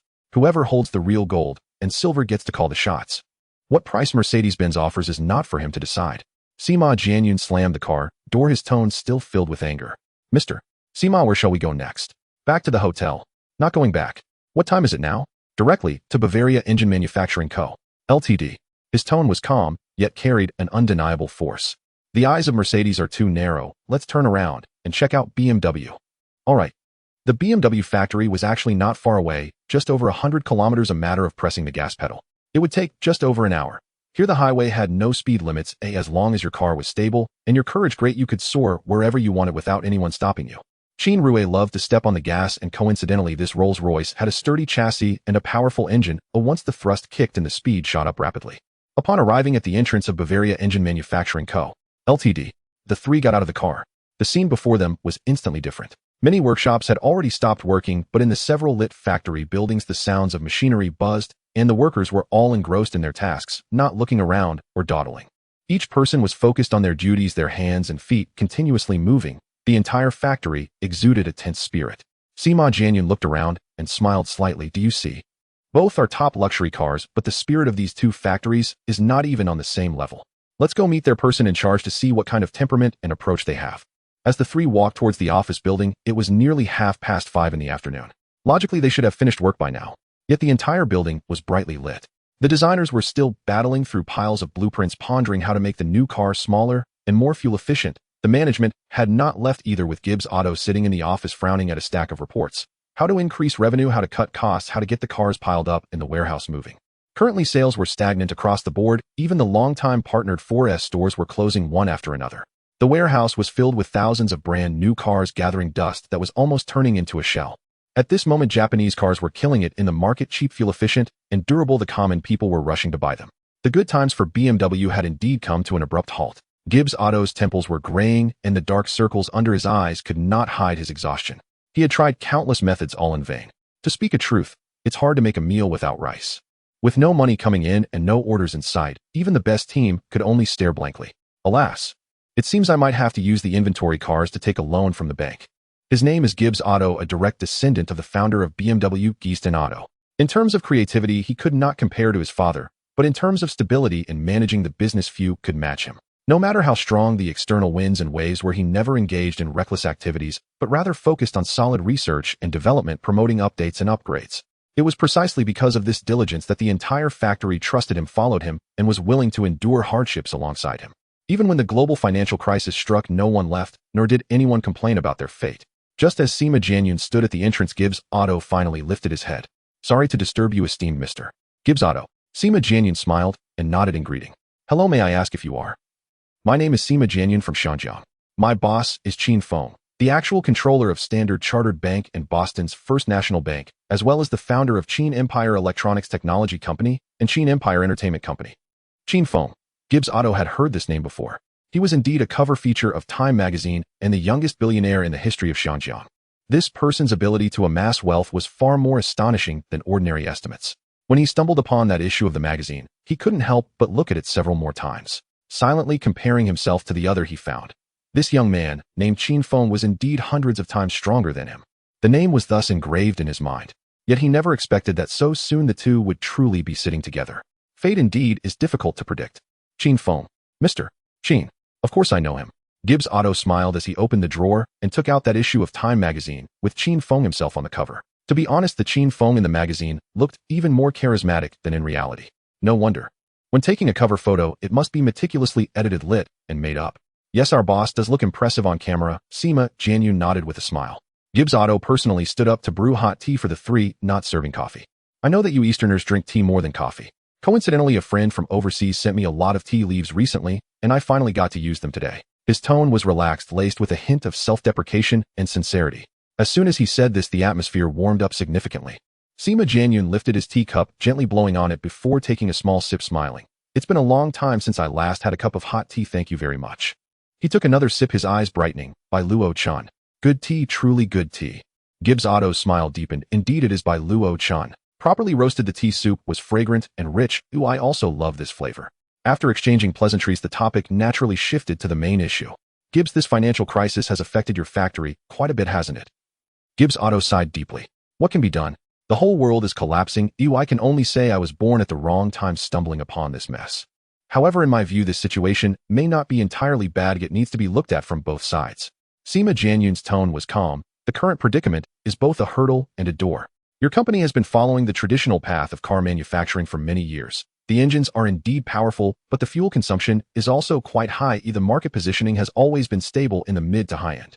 Gibbs Otto nodded. These were not secrets. There was already a consensus in the industry. The three German giants, Mercedes-Benz, BMW, and Audi, had long nailed down the concept of luxury cars. Especially Mercedes-Benz and BMW, who had been vying for the top position for years. Indeed, but if we truly want to implement reforms, it will be painfully difficult. I ponder daily whether this factory can still hold on. Although it's difficult now with your foundation, you shouldn't have lost all your confidence, right? Sima Jianyun smiled. We Easterners have an old saying, a centipede, even when dead, does not stiffen. A dying camel is still bigger than a horse. Gibbs Otto shook his head, smiling without speaking. How could outsiders know how he had endured these days to keep the fact? The office had become a bedroom, a cafeteria, and a conference room, operating continuously with hardly any sleep. Going home was merely a rush to take a shower and change clothes, barely touching the ground before rushing back. There was no need to share these struggles with Sima Jianyun. Actually, my boss Qin Feng has been quite attentive to your company. Sima Jianyun directly stated without beating around the bush. Before I set off, Mr. Qin Feng specifically instructed me to fully promote cooperation between both parties. To demonstrate sincerity, he even gave me a supplementary card for the Centurion Black card. No limit, use it as you wish. As soon as Sima Jianyun finished speaking, Gibbs Otto suddenly raised his head, his pupils slightly dilating, and his face was filled with astonishment. He stared intently at the clear-eyed young man before him. His lips moved, but no sound came out. Qin Feng. This name he certainly knew and respected from the bottom of his heart. But this respect had always been one-sided. They had never met in person. And just when he was pushed to the corner struggling to breathe, the other party had actively extended a rope. This kindness weighed heavily on Gibbs's heart, making his throat tighten. Oh my God, thank you so much. This Mr. Qin Feng from Xianjiang is truly a rare good. Sima Jianyun nodded. This is true. Our boss is indeed very loyal. Of course, sometimes he could be so callous it made one grit their teeth, but he only thought that in his mind. So how does Mr. Qin Feng plan to help me? Gibbs Otto took a deep breath, steadying his tone, while his eyes sparked with light. Before setting off, the boss invited the top actuary from Xianjiang to retrieve your company's financial statements for the past 3 years, last year, the year before, and the year before that, and conducted a comprehensive simulation. The conclusion is clear: to stabilize the situation and avoid bankruptcy, an initial injection of at least $67 million is required. With subsequent operations restructuring, technological upgrades, and other expenses piling up, the final investment is likely to approach $2 billion. Gibbs Otto's heart sank as if ice-cold water had been poured over him from head to toe. Indeed, this figure was even more accurate than the results he had calculated repeatedly. For the first time, he truly realized how terrifying the unseen Qin Feng was. With just a few sheets of paper and a few sets of numbers, one could grasp the lifeblood of a company with such precision, calculating even the amount of ammunition needed to break the deadlock without error. Damn, is this person not inherently knowledgeable about business? Mr. Gibbs? Oh, sorry, I apologize. I've just zoned out. Sima Jianyun called him a few times before Gibbs suddenly came to his senses and repeatedly waved his hand in apology. My boss is not short of this money. 12 billion is merely an extra zero on the ledger for him. However, there is one thing I hope Mr. Gibbs understands without fail. Please go ahead, Mr. Sima. Business is business and friendship is friendship. Sima Jianyun's expression turned serious, speaking each word softly, yet heavily. Even if one day we fall out or have a quarrel, as long as people are still around, there is always room to mend the relationship. Gibbs Otto listened and nodded solemnly. Deep down, he believed that business was a contract set in stone, devoid of any personal sentiment. Even if my own father asks for a discount, it must go through the contract terms one by one. I have looked over your company's current market value. If we were to acquire it in full, we would need to pay an additional $2.4 billion. No, absolutely not selling. Gibbs blurted out. This company was built by my grandfather. It is the root of the Otto family. I would rather bear it myself than let it end with me. Understood. Sima Jianyun replied calmly, his gaze steady. Then I have another proposal. Would Mr. Gibbs be willing to hear it? Mr. Sima, please go ahead. 50-50 shares. The entire company, we each take half. Gibbs Otto was taken aback, his brows instantly knitting together. He had not anticipated that the other party would throw out such a proposal. But what if there are disagreements in the future? For example, one wants to expand production while the other wants to contract. How do we decide? Ultimately, if we each hold half, no one can dominate the other and decisions cannot be made. This is easy. My boss has already considered this. Sima Jianyun's lips curled slightly, his tone relaxed. In fact, the idea was his own, but for now he needed to make Qin Feng appear visionary and conveniently shine a few more rays of light on him. After all, a golden signboard is a valuable asset. Europe, especially the home country, we won't touch at all. What we aim to do is build factories in Hong Kong or other parts of Asia. From now on, the European and American side will be under your control. The Asian side will be managed by my boss. Gibbs Otto listened, lightly tapping his fingers on the table's edge. Exchanging the Asian market for the entire business to survive this calculation is clear to anyone with discernment. After all, BMW's roots are firmly planted in Europe and America. The sales in Asia have not improved, not because the products are lacking, but because the territory is too small and the capacity is limited. He lowered his eyes, mentally weighing the gains and losses. On one side is retreating to the basic market, on the other is leveraging for a turnaround. Sima Jianyun did not rush him, leisurely picking up his teacup and blowing on it, presenting a demeanor of take your time, I'm not in a hurry. He was very confident. Gibbs Otto was not a fool. He knew which way was light and which was heavy. Sure enough, after about 10 minutes, Gibbs Otto lifted his head. His gaze steady, each word hammered into the air like nails. Mr. Sima, I would like to make a call to Mr. Qin Feng right now to clarify things face to face. Is that okay? Of course. Sima Jianyun nodded with a smile. Raising a hand, Li Ning immediately handed over a dark, bulky device. Though it was called a mobile phone, it was thick and heavy, feeling like a red-hot brick in hand. In the underworld, it was referred to as the Big Brother. In those years, anyone who could carry it around was either genuinely significant or had considerable influence. The international line was quickly connected. Immediately, Qin Feng's drowsy voice blared from the receiver. Jianyun, are you crazy? What time is it calling me? Are you trying to keep me from sleeping? Sima Jianyun was taken aback by the outburst and quickly forced a laugh. Okay, no more joking. Serious business. I am at BMW headquarters, and this is Mr. Gibbs Otto. He specifically requested to speak with you directly about the acquisition. As soon as he finished speaking, the breath on the other and noticeably paused. Then Qin Feng quickly sobered up. Wait, how did you tell him? 50-50. The European and American side goes to him, the Asian side comes to us. Sima Jianyun's tone was upbeat. The price hasn't been negotiated yet, but the factory will most likely be built by us. They will send a few engineers to oversee, so the money spent won't be much. Understood. Qin Feng's response was crisp. Give the phone to him. Mr. Qin Feng, hello. This is Gibbs Otto, very pleased to speak with you. The voice on the other end was in English, but heavily laced with a German accent. Mr. Gibbs, hello, likewise. After a few pleasantries, the other party got straight to the point. Mr. Qin Feng, Mr. Sima Jianyun introduced your collaboration concept to me. It is quite enlightening. I would like to confirm one point: the 5050 equity distribution with the European and American market still led by our side and the Asian market operated by your side.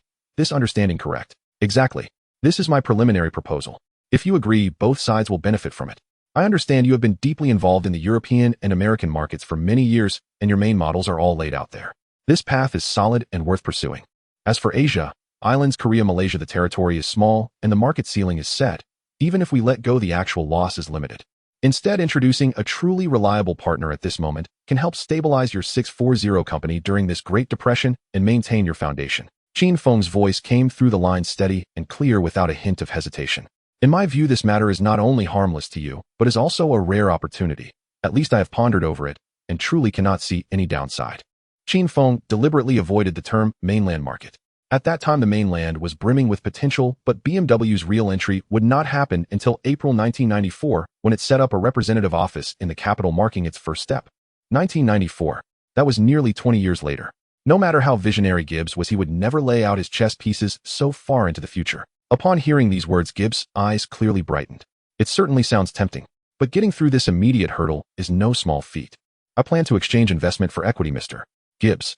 $1 billion for a tangible position in your factory. What do you think? Oh, just to mention, when I say $1 billion, I mean in dollars. Mr. Qin Feng, your understanding of the automotive industry is truly profound. Gibbs Otto's voice trembled slightly and his eyes became warm. I don't even know where to begin to express my gratitude for this kindness. So, does this mean our cooperation is settled? Of course. Nothing can stop this cooperation. It is absolutely impossible. Good. Qin Feng curled the corner of his mouth, a smile dancing on his brows. Then let's sign the contract. With the black and white terms set, I will arrange the payment immediately. Good. Gibbs Otto took a deep breath, his tone serious. On behalf of all my colleagues at Bavaria Engine Manufacturing Co., Ltd., I warmly welcome Mr. Qin Feng to join us. I am deeply honored. Qin Feng exchanged a few polite words before hanging up the phone. Hearing that someone was genuinely willing to lend a helping hand, the German old factory director on the other side was so enthusiastic that he almost lunged forward to shake hands. It was as if he were Qin Feng's long-lost son. Indeed, those who offer timely help are always held in greater esteem than those who merely add glory to the already well-off. Qin Feng felt quite satisfied. The sense of having control over the situation, sealing the deal with a single stroke, surged straight to the top of his head. One word: exhilarating. If there are no objections, shall we sign the contract now? Sima Jianyun took out a stack of documents from his briefcase and steadily handed them to Gibbs. Please wait a moment, my lawyer is arriving shortly. Before he finished speaking, a man in a gray checkered suit hurriedly entered. Did I make it in time? Hohen, you arrived just in time. Quickly help me review this contract.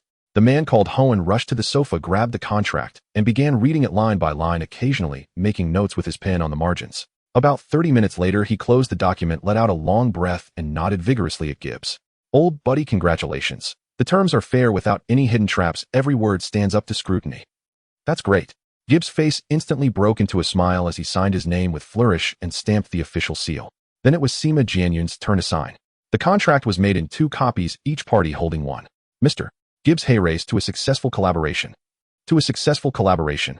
The 2 hands clasped tightly, warmth radiating from their palms. Subsequent payments will be made from our finance department to the company account. Sima Jianyun added with a smile, may this funding help your factory through tough times, and may our shared future be filled with prosperity and vitality. That is exactly what I have been hoping for. My dear friend, thank you for bringing me the confidence to survive and the hope to move forward from the distant Hong Kong. The collaboration with BMW fell into place naturally. The ensuing specifics would be handled by a professional team dispatched from Hong Kong to Bavaria, meeting with Gibbs Auto to finalize the technical details. Qin Feng's task was thus completed successfully. A blessing in disguise. Even Sima Jianyun himself hadn't anticipated that this acquisition would proceed so smoothly. Compared to the previous encounters with Daimler-Benz where he faced several setbacks, the current situation was like opening. What kind of madness is this? Just thinking about that face made Sima Jianyun's anger surge. RNM1, who gave you the audacity to make such demands? Do you truly think of yourself as a century-old brand with a golden edge? When you truly suffer losses to the point where even your own father can't recognize you, won't you have to obediently file for bankruptcy? On the way back, it was still Qin Rui driving, the man known as the Road King of Hell. Li Ning sat in the passenger seat, palms drenched in sweat. He watched the erratic speed of the cars ahead, his knuckles turning white, back pressed against the seat, breathing carefully. Strangely, why hadn't he seen Qin Rui drive so recklessly back in Hong Kong? But he couldn't blame him. The streets of Hong Kong were as narrow as chopstick gaps, with curves as tight as twists of dough. Pressing the accelerator to the floor wouldn't yield any results. To be honest, over there, even driving at a steady 60 was considered speeding. How could he have a chance to let loose? Yet the current road conditions were simply a breeding ground for his awakening bloodline. Li Ning, you don't look too good. Sima Jianyun asked, glancing sideways. It's nothing. Sima Jianyun took a quick look at his taut jawline, smilingly called out to the front, Qin Rui, take it easy, don't make him throw up in the car. Got it, huh? Qin Rui turned his head to glance, his eyes filled with mischief. Li Ning instantly felt like he had been pricked by a needle. Really no need to slow down, I'm fine. Oh. Before he finished speaking, the engine roared violently, and Li Ning's entire body was suddenly pressed back into the seat, his hands gripping the armrests tightly. Ha ha. Laughter broke through the heavy clouds, cleaving a bright path. Half an hour later, they arrived at the hotel. Just as the two took out their room cards, there was a knock at the door. Opening it revealed a hotel attendant who was holding an old-fashioned telephone on a tray. Our bellboy stood behind him, dragging a long black cord. Excuse me, is Mr. Sima Jianyun here? I am. What is it? Hello, Mr. Sima, you have a call. A call for me? Sima Jianyun paused for a moment. In this unfamiliar place, he hadn't left any contact information. Who could find him here? Could it be Gibbs Auto? No, that can't be right. The contract was signed, not a single term left out, not even a punctuation mark overlooked. Is he backing out now? Backing out would be even better. With the terms set in black and white and stamped, the penalty for breach of contract starts at 10 times the amount. Based on their current accounts, they couldn't even scrape together a fraction of that. What would they use to back out? Heir to write a check. Besides, this deal was already a win-win situation. He wouldn't be foolish enough to sever his own arm. With a belly full of doubts, Sima Jianyun picked up the receiver. Hello, this is Sima Jianyun. May I ask who is speaking? Mr. Sima, hello. We met earlier today. The voice wasn't Gibbs Auto, yet it inexplicably made Sima Jianyun's temples throb. It was Lev Daimler, the head of Daimler-Benz. Oh, it's Mr. Lev. Calling so late, is there something? Upon hearing who it was, Sima Jianyun's tone instantly cooled. The quote from the morning was simply a slap in the face. Not hanging up on the spot was purely a matter of face. Well, about that, Mr. Sima. The other end paused, as if a grain of rice had lodged in his throat. Not long after you left, General Motors called with terms that were indeed quite substantial. But since we were the first to talk, I apologize for asking. Is there any chance you could reconsider and provide a new proposal? Heh. A smirk tugged at Sima Jianyun's lips, coldness seeping into his ears. This old fox was truly slippery. He actually wanted to use General Motors as leverage to force him into giving up more benefits. The abacus was indeed ringing crisply. If Sima Jianyun hadn't signed with BMW, yet he would likely have been led. By coincidence, the contract had already been signed and sealed. Adding Mercedes was just a cherry on top. Not adding it wouldn't take away a brick nor leave a beam missing. In Sima Jianyun's eyes, Mercedes at this moment was, to put it bluntly, tasteless yet too precious to discard. Purely a decoration. I can provide a new quote now, Mr. Lev. Oh, that's wonderful, Mr. Sima. On the other end of the phone, Lev's voice was tinged with barely restrained. So may I ask, Mr. Sima, how much do you plan to offer this time?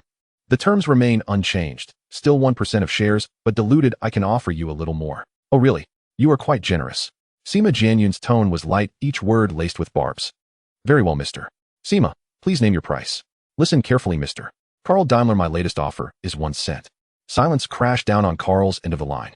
Several seconds passed before he hesitated, voice uncertain. Pardon me, Mr. Sima, I didn't catch that. Could you repeat it, please? Certainly, Mr. Carl. 1 cent. Not a penny more, not a penny less. Mr. Sima Jianyun, this is an exceedingly poor taste.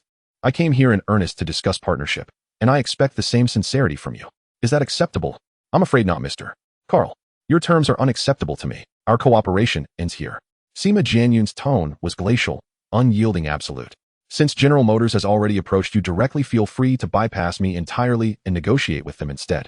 What a pity. I had truly hoped we might become partners bound by mutual trust. Carl's voice dropped sharply, like the first hairline fracture across frozen ice.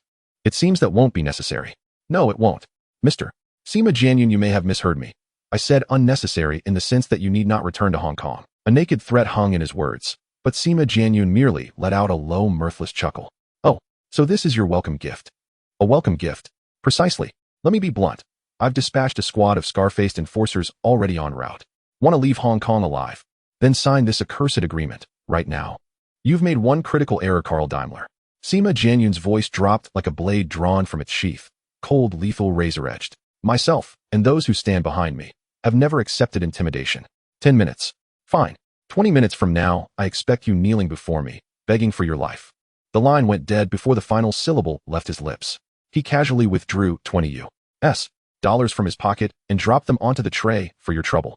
Qin Rue, Li Ning, move. We're going to kill someone.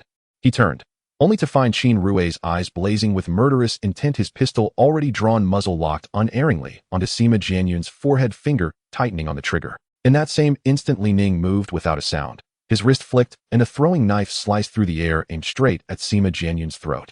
A heartbeat later, the waiter and doorman who'd stood behind Sima Jianyun collapsed, in unison, lifeless. He whirled back, fury erupting like wildfire. Clutched in the waiter's hand a firearm. This was no server. This was one of Carl's scar-faced assassins sent to silence him permanently. Sima Jianyun's gaze darkened, chilling, inhuman. That old man has clearly forgotten how to spell the word rules. Qin Rue, here. Li Ning, here. Let's go. Pay our old friend a visit, and teach him once and for all what Eastern shock truly means. Sima Jianyun was by nature no bloodthirsty killer. Within Qin Feng's inner circle, he ranked among the calmest, most measured. His voice rarely rose, his temper rarely stirred. But composure did not mean compromise. When an enemy stepped so brazenly onto your threshold and dared climb up your nose, you retreated no further. To do so would be to offer your own face for slapping. And now, stepping beyond national borders, he wore not just his own mantle, but the dignity of Qin Feng himself, the very emblem of the Qin Empire Group. For Carl Daimler to utter such words openly was tantamount to dragging Qin Feng's name through the mud. Had Qin Feng himself stood there, Carl might even have voiced his plan to hire killers, allowed unflinching. Then don't blame him for turning cold. Mr. Sima, your bulletproof vest. Qin Rue thrust the heavy gear into his arms, then snatched up a radio and barked, full muster. 5 seconds move. The Iron Eagle vanguard armed themselves in perfect unison. Tactical boots struck the stairs with dull, resonant thuds. They barely pushed open the door and descended when they collided head-on with Carl's gang of scarred thugs. Those swaggering, cigarette-chomping, gun-swinging ruffians froze mid-stride the moment they saw the black armor, silver helms, and grim, implacable faces advancing upon them. What elite unit was this? Damn it. How could their gear outshine even arms dealers? Before they could blink, gunfire tore through the air. 6 men dropped, each riddled with no fewer than 20 bullet wounds. The Iron Eagle vanguard obeyed, but one iron law: fire means termination. What constituted termination? Reducing flesh to a sieve, leaving not even the strength to feign death. Reloading. Boarding vehicles. Engines roaring. The 3 SUVs shot forward like arrows loosed from a bow, streaking toward the Daimler-Benz global headquarters. Sima Jianyun had originally intended, should negotiations fail, to part with grace, leaving room for future reconciliation. Even if acquisition collapsed, a handshake and shared glance might yet preserve diplomatic ground. Yet Carl Daimler had transformed a live pawn into a dead end, forcing the issue until only blades remained. And the bitter irony. The SUVs ramming through the gates were Mercedes-Benz models, made by the very company they now assaulted. To kill, and have their victims' own wheels crush their own insignia. The convoy shattered the gate barrier and surged into the compound. As the guard lifted a foot forward, a single round punched through his brow. Blood hadn't even warmed before he crumpled inside the security booth. The headquarters blazed with light. Its glass facade reflected the night sky, like a tombstone gleaming too brightly. Mr. Sima, what's our next move? Qin Rui asked. Ammunition sufficient. 2,000 rounds, 60 grenades, 20 flashbang charges. Enough. Sima Jianyun spoke softly, clear the entire building. Carl Daimler is no innocent. Do you truly believe those upstairs knew nothing of his deeds? To know, and remain silent, is complicity, and accomplices die as surely as principals. Understood. Qin Rui spun sharply, scanning his team. Did everyone hear that? No survivors. You two, secure the main entrance. You two, seal the rear exit. You two, cover the garage access. Anyone who shows their face, kill on sight. Remaining personnel, follow me. Yes, sir. The Iron Eagle vanguard smashed through the revolving doors, muzzles sweeping forward, no words wasted. The man didn't even gasp. He simply blacked out, consciousness severed in an instant. The Iron Eagle vanguard were blades forged solely for slaughter, merciless, precise, unforgiving. They needed no spoken commands. Only a glance, a half-step shift, and every escape route vanished. Every shot found flesh. Every round drew blood. Each was a veteran who could hit a moving target blindfolded. Before them, even a clenched fist raised in defiance died unborn, strangled back into the throat before it could form. In moments, the ground floor offices stood empty. Only twisted bodies and the metallic tang of spilled blood lingering in the air. Upstairs, capture that old man alive. Sima Jianyun raised his arm, a hard, merciless arc twisting at the corner of his mouth. Shadows surged toward the stairwell, swift, silent, inevitable. Meanwhile, in Carl's office, he reclined in a leather chair, left leg draped over his right knee, swirling a deep crimson wine in his glass. A woman, boldly made up, eyes lined with calculated allure, nestled against his chest. Darling, tell me, will that Oriental really walk right into our trap, eh? Why wouldn't he? I've summoned every scar-faced enforcer I own. They're already waiting, primed for the hook to set. She giggled, nails tracing faint lines across his knuckles. Carl pinched her waist, laughing, still as sharp as ever. Those Orientals carry mountains of gold, but count pennies when buying shares as if each were a grain of rice. A few $1 million for equity. Huh, offering 1% is already generous. And he dares complain. His ego dwarfs Wall Street's charging bull. If he can produce several million, he must still hold several million more. Squeeze it all out, and the company survives. Her voice was honeyed, yet edged with steel. And as for their inevitable cries of fraud afterward, she paused, casting Carl a knowing glance. Well, that depends entirely on how you choose to reason with them, boss. A scam. Leif Daimler threw his head back and laughed. We're civilized people. We signed and stamped the contract. Where's the trap? The contract lies before you, ink, still fresh black characters on white paper. That's a transaction. Understand? The woman leaned in and planted a sharp kiss on the corner of his lips. Boss, you're absolutely brilliant. That single line sent a surge of heat through his veins. His hand slid instinctively beneath her skirt. A shrill alarm shrieked to life.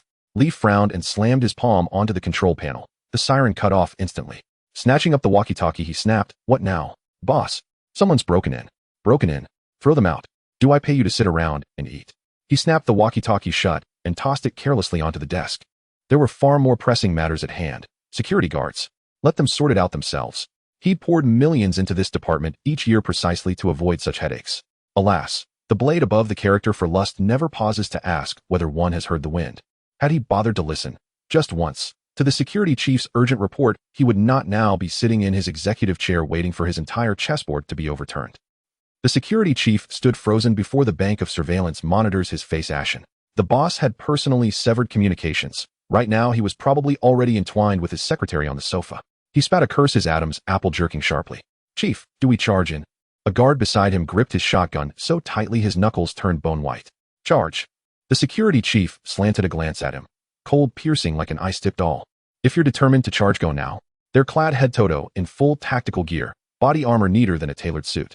With our two antiquated pump-action shotguns, do you really think we'd even scratch their barrel? Then, surrender. The guard's throat went dry. The security chief didn't answer immediately. He knew all too well 9 out of 10 things his boss had done over the years couldn't bear daylight. That was precisely why he'd lured in a team of battle-hardened veterans with exorbitant salaries, turning the security division into a human shield.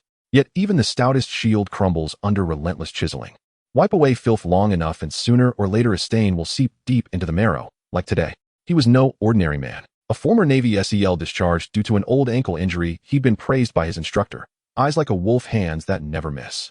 Leaf had stumbled upon that tidbit and promptly offered an astronomical sum to poach him straight from the United States. Over the years, he'd indeed shielded Leaf from countless lethal threats. More than once, Leaf's life had hung by a thread, saved only by this man's desperate, blood-soaked intervention. Without this security chief, Leaf would have long since re-registered his soul at Yama's tribunal. Yet the chief had worn his tongue raw, pleading with them. Cease again. Words were spoken, but actions marched on unchecked, unstoppable. Deep inside the chief's heart had gone, "Kid, listen carefully. Those men outside aren't here for us. They're after the boss. So weigh it is the monthly deposit into your account worth your life right now, eh?" This. The young guard stiffened, his feet suddenly rooted to the floor. Understand this, they kill without hesitation. No distinction of age, gender, or face.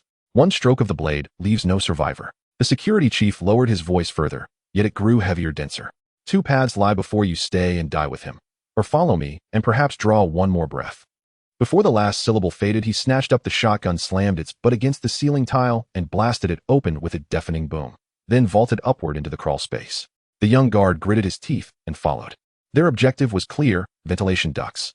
Crawl inside, emerge in the air intake machinery room, then descend via maintenance shaft to the street opposite. He'd scouted this escape route himself on his very first day on the job. Back then, he'd chalked it up to occupational neurosis, a relic of jungle warfare training, always fearing collapse, sealed doors entombment. He never imagined that very paranoia would save his life at this critical moment. As they crawled, the younger guard whispered, "Why not the fire exit?" The security chief glanced sideways, his expression one of quiet disbelief, as if regarding a newly unearthed dim-witted goose. "Do you truly believe they'd overlook every exit?" Silence. Keep up. Meanwhile, Sima Jianyun's team. They cleared floor after floor, swift, silent, surgical. Fortunately, the building was modest, barely a dozen stories. 15 minutes sufficed to bring them to the CEO's office door. By now, the entire structure held scarcely another living soul besides Sima Jianyun's operatives. Faint fragmented sounds leaked from beneath the door. A faint twist tugged at Sima Jianyun's lips, so the old fox still dreams of pleasure, even on death's threshold. He flicked a glance toward Qin Rue. Qin Rue nodded, raised his rifle butt, and brought it crashing down with a thunderous crunch, shattering the lock. The team surged in, rifles leveled in unison at Leif Daimler and his half-undressed secretary, still in tangled trousers, barely hauled up. Sima Jianyun strolled forward, slowly watching Leif's face drain of color.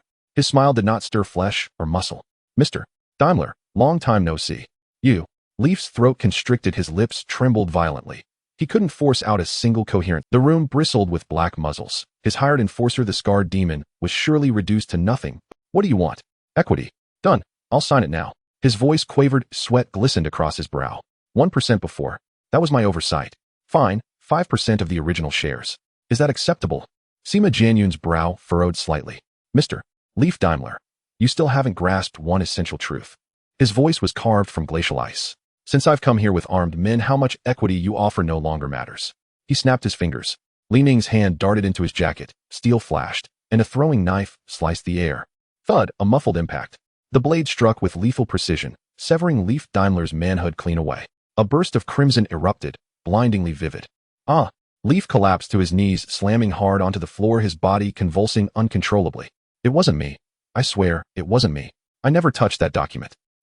Bang. Sima Jianyun raised his pistol and fired. His secretary dropped instantly, her cries silenced mid-scream. "Who gave you permission to speak?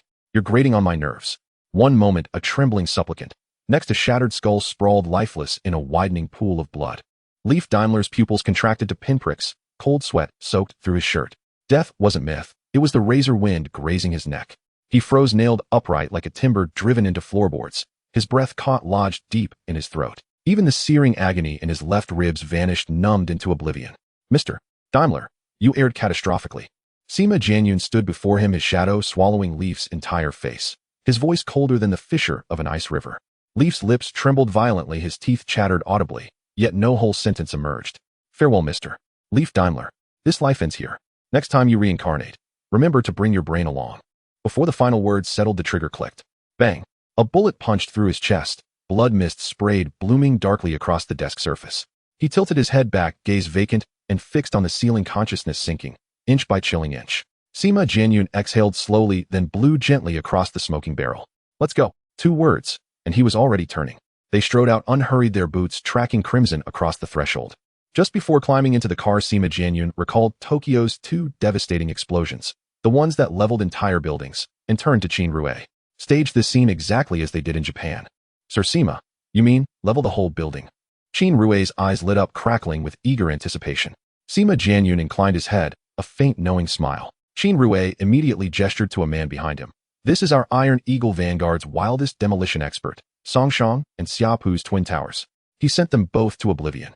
Sima Jianyun studied the man a beat longer, a compact figure in a worn jacket, his face still tinged with youthful, unspent innocence. What's your name? Reporting, sir. Qin Dan. Qin Dan. Or Hydrogen Bomb. A fine name, commanding resonant. Sima Jianyun arched a brow. I've got a job for you. Blow this building sky high. Can you do it? Reporting, sir. Mission accepted without reservation. Upon hearing the plan to demolish the building, Qin Dan jolted, as if electrified, his eyes blazing with fierce intensity. Go ahead. He snatched up the walkie-talkie and swiftly established contact with the team stationed in the underground garage. All personnel gathered their grenades and tightly bound them to the nodes of 3 primary load-bearing beams, constructing a brutally efficient timed detonator. With a sharp tug on the pull ring. Withdraw.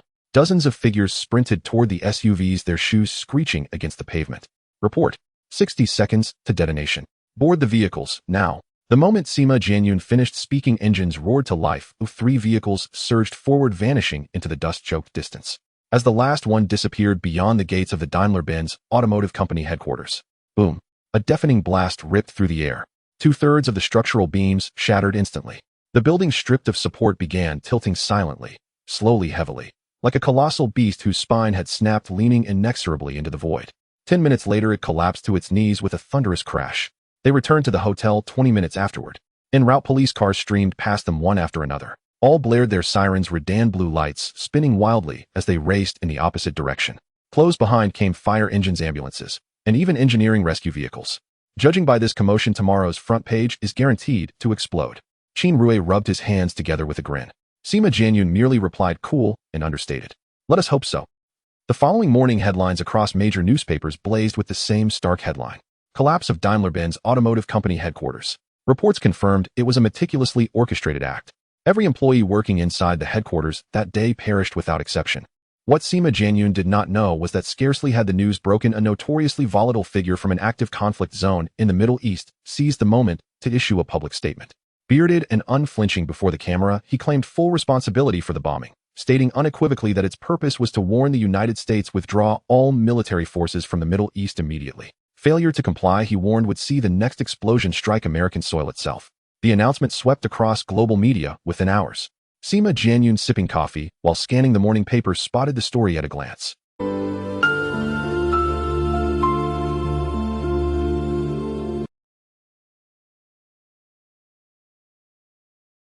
Ironically, this turned out to be a tremendous boon. At the very least, it diverted all police attention away from them, granting Sima Jianyun and his team ample time and space to vanish cleanly. If anyone felt most frustrated, most incensed, it was undoubtedly Qin Dan, explosives expert of the Tying Rincher unit. His face had fallen into grim lines. Why did every masterpiece he painstakingly engineered inevitably get claimed by someone else the moment it went live? The sensation was indescribable, akin to having one's lover stolen right under one's nose. Yet, there lingered a strange, subtle comfort. Suddenly he stiffened, his spine prickling with cold sweat. Could it be that deep down, he secretly relished being the wronged party, whose work others usurped? Thus concluded the German operation. Having secured BMW's Asian market rights and independent production line, Sima Jianyun's gaze quietly shifted toward France. Just as preparations were underway, an unexpected letter arrived from Sweden, that perpetually snow-draped Nordic nation. Its paper was thin, its text even thinner, only a few lines. Yet its impact on Sima Jianyun struck like thunderclap. He read it over and over, then called Gibbs Auto, directly verifying each word aloud. Only after hearing the confirmation from Gibbs' own lips did he finally believe it. Volvo and Saab, two venerable Swedish automakers, had simultaneously extended full acquisition offers. Volvo is widely known, founded upon safety, its emblem itself incorporating a seatbelt motif. Saab, by contrast, remains obscure to most. Yet both are Swedish institutions, both forged safety into their very DNA. In real-world crash performance, Saab proved even more uncompromising than Volvo. Despite its rugged construction and exacting calibration, however, it struggled commercially. Years of critical acclaim, without sales success, ultimately led to its quiet exit from the stage. Saab's origins were anything but ordinary, born from the merger of Scania Automobile and the Swedish Aircraft Company. In other words, its engine lineage traces back, not to road vehicles, but to spacecraft. Its driving feel, throttle response, and mechanical reliability were second to none. Sima Jianyun hesitated. Having just secured BMW's Asian operations was acquiring both Volvo and Saab overreach, like drawing legs on a snake. Uncertain, he dialed Qin Feng directly. What? Both Volvo and Saab want you to swallow them whole. Qin Feng, far away in Hong Kong, fell silent for a long moment after hearing the news. That doesn't make sense. Why would they approach you unprompted?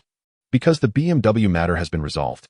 Gibbs Auto breathed easier and casually introduced us to old friends singing our praises. Ah, so that was it. It made perfect sense. Still, the commercial vehicle division of Volvo by conventional logic should have gone to Geely. Indeed, that very acquisition later gave rise to Lynk Co. Truth be told, Lynk Co.'s exceptional quality control rests firmly on Volvo's technological foundation. Qin Feng's pulse quickened, his thoughts ignited. If Volvo alone could transform Geely, then Saab, whose weight and prestige surpassed even Volvo's, would be nothing short of revolutionary. An old joke once circulated widely among enthusiasts. If you seek a car on Earth bold enough to stand toe-to-toe with a tank, only Saab fits the bill. Absurd as it sounded, the quip cut straight to Saab's core strength, safety taken to an almost mythic extreme. In truth, Qin Feng had long harbored a dream, to build an automobile brand wholly his own from the ground up. Even the original agreement with BMW over Asian market rights had been less about the mark itself, and more about mainland China, a vast untapped frontier still awaiting cultivation. But, relying solely on BM badge products kept profits stubbornly capped. Gibbs claimed the lion's share, what remained offered only meager returns. Yet seizing both Volvo and Saab would be like holding two master keys, one unlocking Nordic engineering rigor, the other turning the lock of Sweden's uncompromising safety philosophy.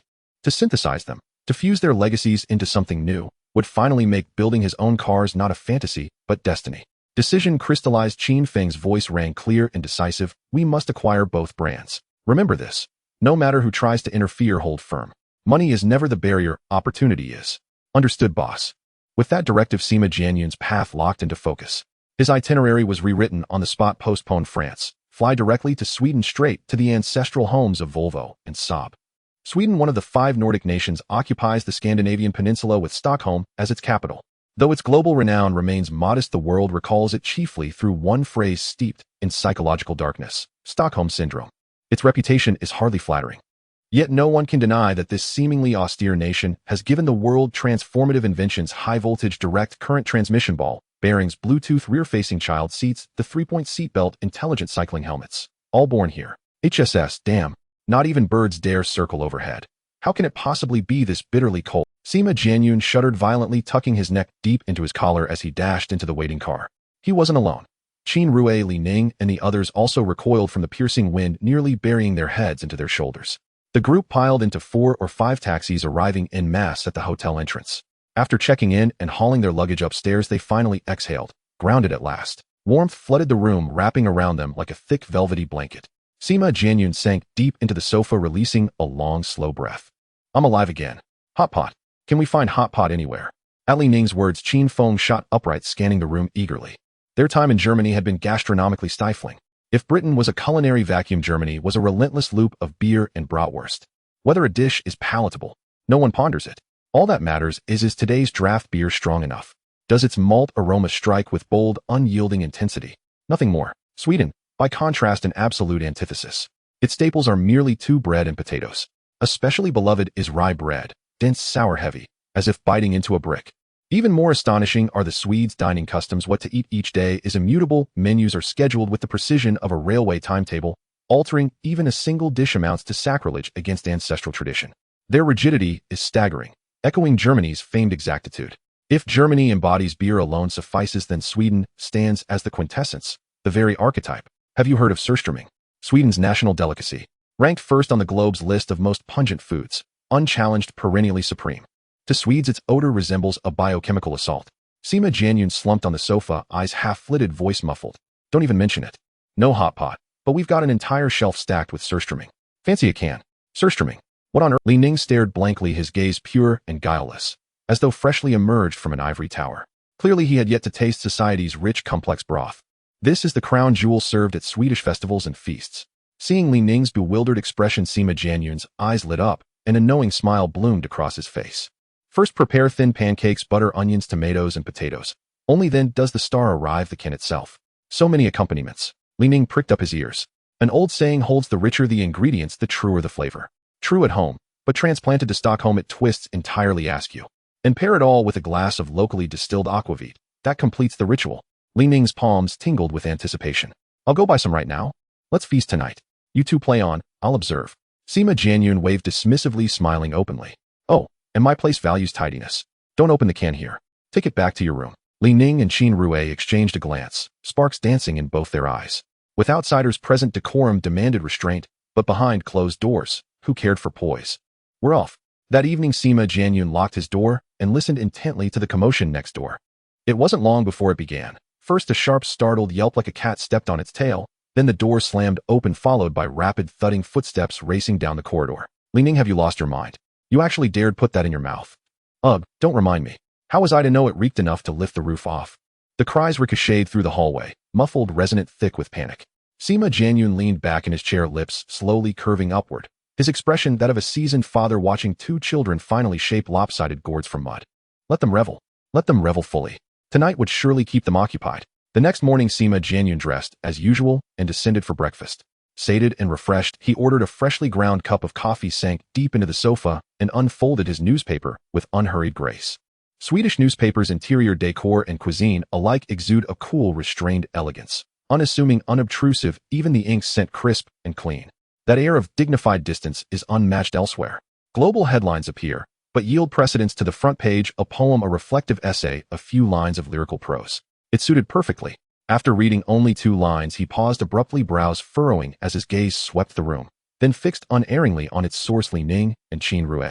They huddled in thick coats, collars pulled high, revealing only 2 wary eyes, 2 small shadowed figures shrinking into the dining room's corners. Sima Jianyun drew a quiet breath, fingertips pressing gently against his temples. At that moment they spotted him too, and hesitated before edging cautiously toward his table. Mr. Sima, stop. He raised a hand. Sit there. He gestured toward the empty table diagonally opposite. What on earth is that smell clinging to you too? Has it seeped into your very pores? They shot each other a look, faces falling slack with dismay. Blame Li Ning. He bought the can yesterday. It had already spoiled. Qin Rue lowered his voice, but fury still crackled beneath. Impossible. I checked the seal, verified the expiry date. Only the bottom bulged slightly. Everything else was perfect. That bulge is precisely the problem. Qin Rue held his ground, unyielding. Enough. I've reviewed the documentation. Surströmming is canned while fermentation continues inside the fish. Gas release is natural and expected. A swollen can is standard practice. Sima Jianyun spoke lightly, a faint smile playing on his lips. And that aroma, might it not have been this potent since the day it rolled off the production line? His words hung in the air, and instantly both men froze, turning as one to stare at him. Their eyes held 3 parts shock, 7 parts chilling realization. Mr. Sima, you knew all along, didn't you? No wonder you insisted we open it only in our own rooms. I sensed something amiss even then. They exchanged another glance. Then almost imperceptibly their expressions softened, as if a lid had just been lifted. So this entire farce was orchestrated by you from the start. Sima Jianyun chuckled softly, twice, and offered no reply. What use was dredging up the past? He gave a quiet, wry smile, then composed himself. Back to business. It's time we address the matter at hand. Instantly Li Ning and Qin Rue straightened, backs rigid, faces solemn. Our mission to Sweden is unequivocal: acquire Volvo and Saab. Neither may be overlooked. Our rhythm admits only one tempo, speed. We must finalize agreements before others catch wind, swiftly, decisively. Sima Jianyun's voice was steady, each word landing with weight. Did either of you read today's paper? General Motors has just withdrawn from Germany and is now heading straight for Sweden. A single delay and we'll face them head in, a direct confrontation with the Titan. He feared no such duel, not truly. Even should they resort to underhanded tactics with Qin Rue and Li Ning at his side, and the full force of the Iron Eagle elite behind him, he remained certain they could weather any storm. What truly troubled him was stalling. Any bottleneck at Volvo or Saab would throw off the entire industrial rollout. Light and heavy manufacturing plants alike would fall behind schedule. This European journey was never about acquiring mere automakers. He sought nothing less than Europe's industrial skeleton, the full-spectrum light industry, heavy industry, wholly absorbed, wholly integrated. Seize maximum market share within the narrowest possible window. With these two as his most trusted confidants, he laid bare Qin Feng's original directive, word for word. They fell silent, long and deep. Acquiring a company is never as simple as theory suggests. Negotiations alone could stretch weeks or months. Precisely why Sima Jianyun insisted on directness, cutting straight to the core, refusing detours. His time allowed no waste, no protracted testing of resolve. Recall the Mercedes-Benz affair: no prolonged talks, no second chances, just a turn and walk away, pivoting to another target. Mercedes could be replaced. BMW could be replaced. So too could Volvo and Saab. Thus, severing superfluous branches was urgent, non-negotiable. Chin Feng concurred wholeheartedly. This global financial crisis, though bringing hardship, was ultimately a transient tremor. He did not know when the storm would pass, but he knew with absolute certainty that every second counted. Hence that persistent gnawing urgency remained ever present. His meeting with senior executives from Volvo and Saab was set for precisely 10 o'clock. He glanced at his wristwatch. 30 minutes remained. His gaze swept over the two men. Perhaps you'd best return to your rooms for a shower first. That odor is truly overwhelming. Li Ning and Qin Rue exchanged glances, cheeks flushing with shared embarrassment. They rose to leave, when suddenly yesterday's scrubbing nearly stripped the skin off us. And still that stench clings. One more rinse then sigh? Wait. Sima Jianyun raised a hand to halt them. Try adding lemon water to your bath. It works wonders for neutralizing odors. Qin Rue and Li Ning snapped their heads around, eyes sharp with suspicion. The memory of last night's folly still tightened their foreheads. Ahem. This time I swear, no trickery. Sima Jianyun cleared his throat, a subtle smile tugging at his lips. Fine. We'll trust Mr. Sima, once more. If you try any tricks again, there won't be a next time. The moment the words left her mouth, the two dashed into the dining room for lemons and hurried back to their room. Sima Jianyun leisurely sipped his coffee, the newspaper spread across his lap, turning the pages with ease. He was completely unaware that a pair of eyes in the corner had been observing all his actions clearly. 20 minutes later, Qin Rue and Li Ning descended the stairs with vibrant spirits. The strong, fishy smell that clung to them was gone, replaced by a refreshing and gentle lemon scent. This time I wasn't lying, right? Sima Jianyun asked with a smile. No lies. A Sima who doesn't lie is truly commendable. You say one thing, I say another, responding straightforwardly. Sima Jianyun merely shook his head lightly, not continuing the conversation. At that moment, two middle-aged men with blonde hair and blue eyes dressed in crisp suits approached the table, guided by a servant. Mr. Sima, these two are looking for you. They say they have an appointment with you.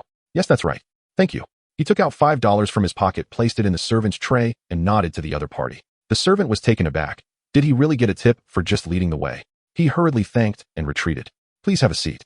Sima Jianyun's smile was warm. I am Sima Jianyun, the agent of Mr. Qin Feng. Hello, Mr. Sima. I am Hamilton, the representative of Volvo. I am Neil Moxis, the representative of Saab Automobiles. I have long admired your name. The two introduced themselves as soon as they sat down, getting straight to the point. Volvo and Saab have always shared common interests, both integrate safety into their very bones, researching down to the finest details. The two companies also never set technical barriers, often organizing closed-door discussions among engineers, exchanging their latest achievements without reservation. Because of this openness, both have consistently led the global industry in safety.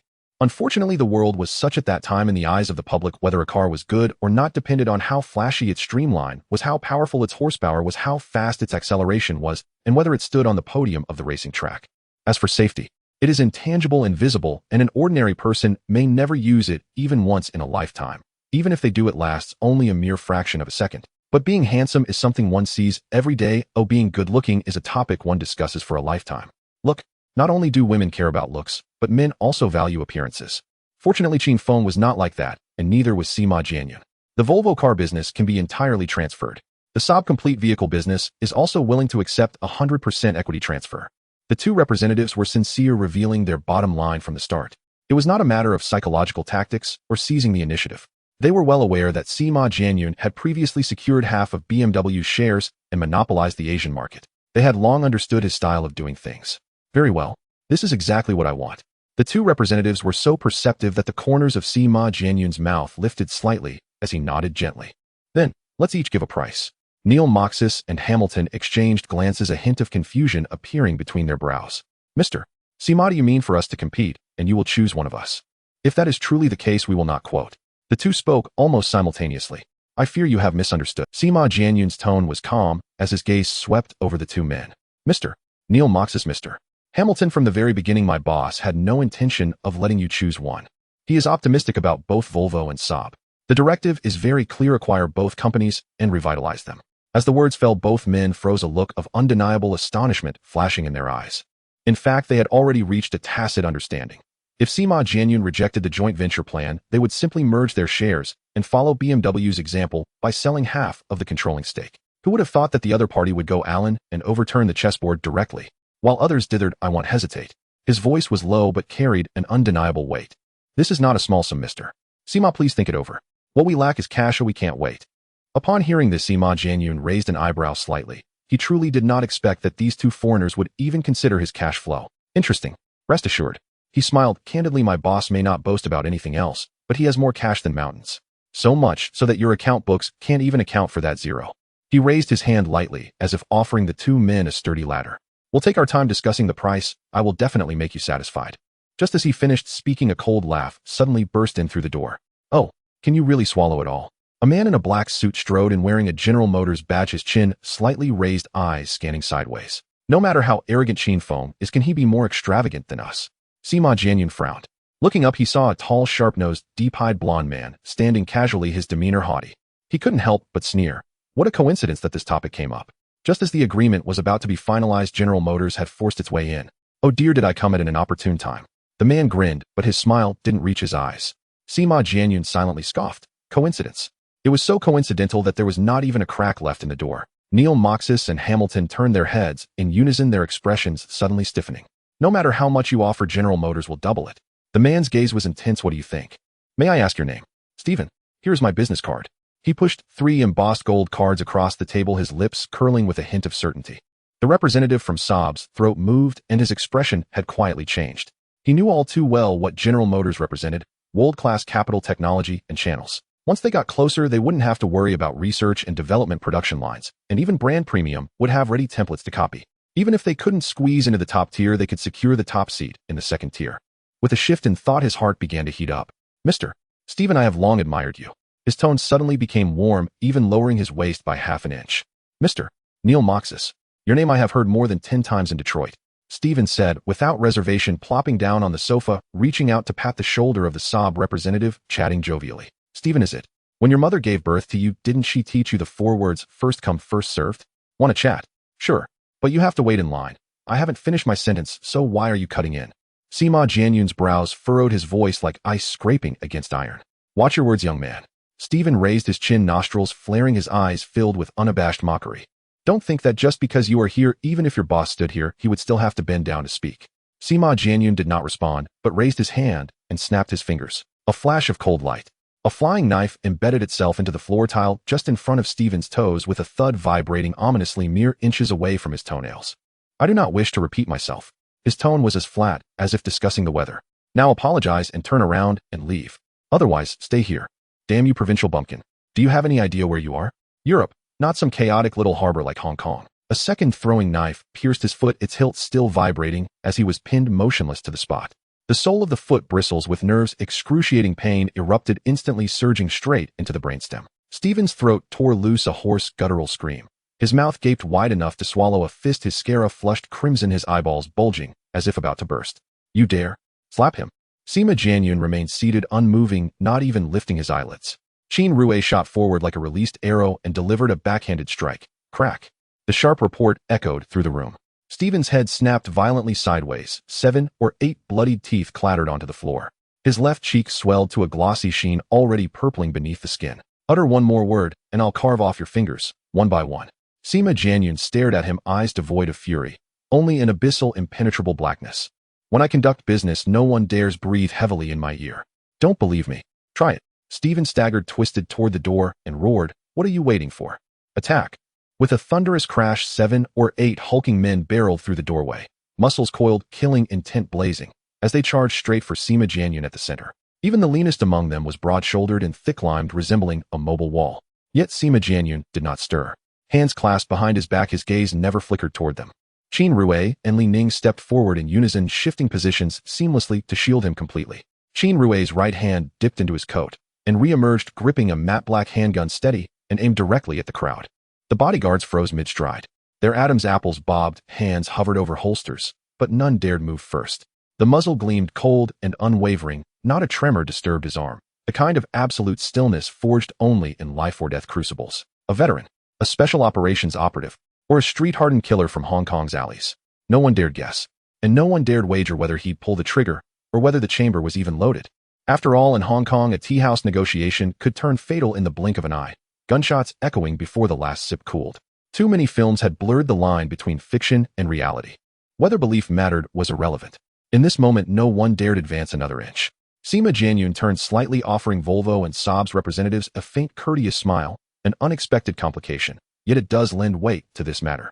Rest assured we will never let your side bear any loss.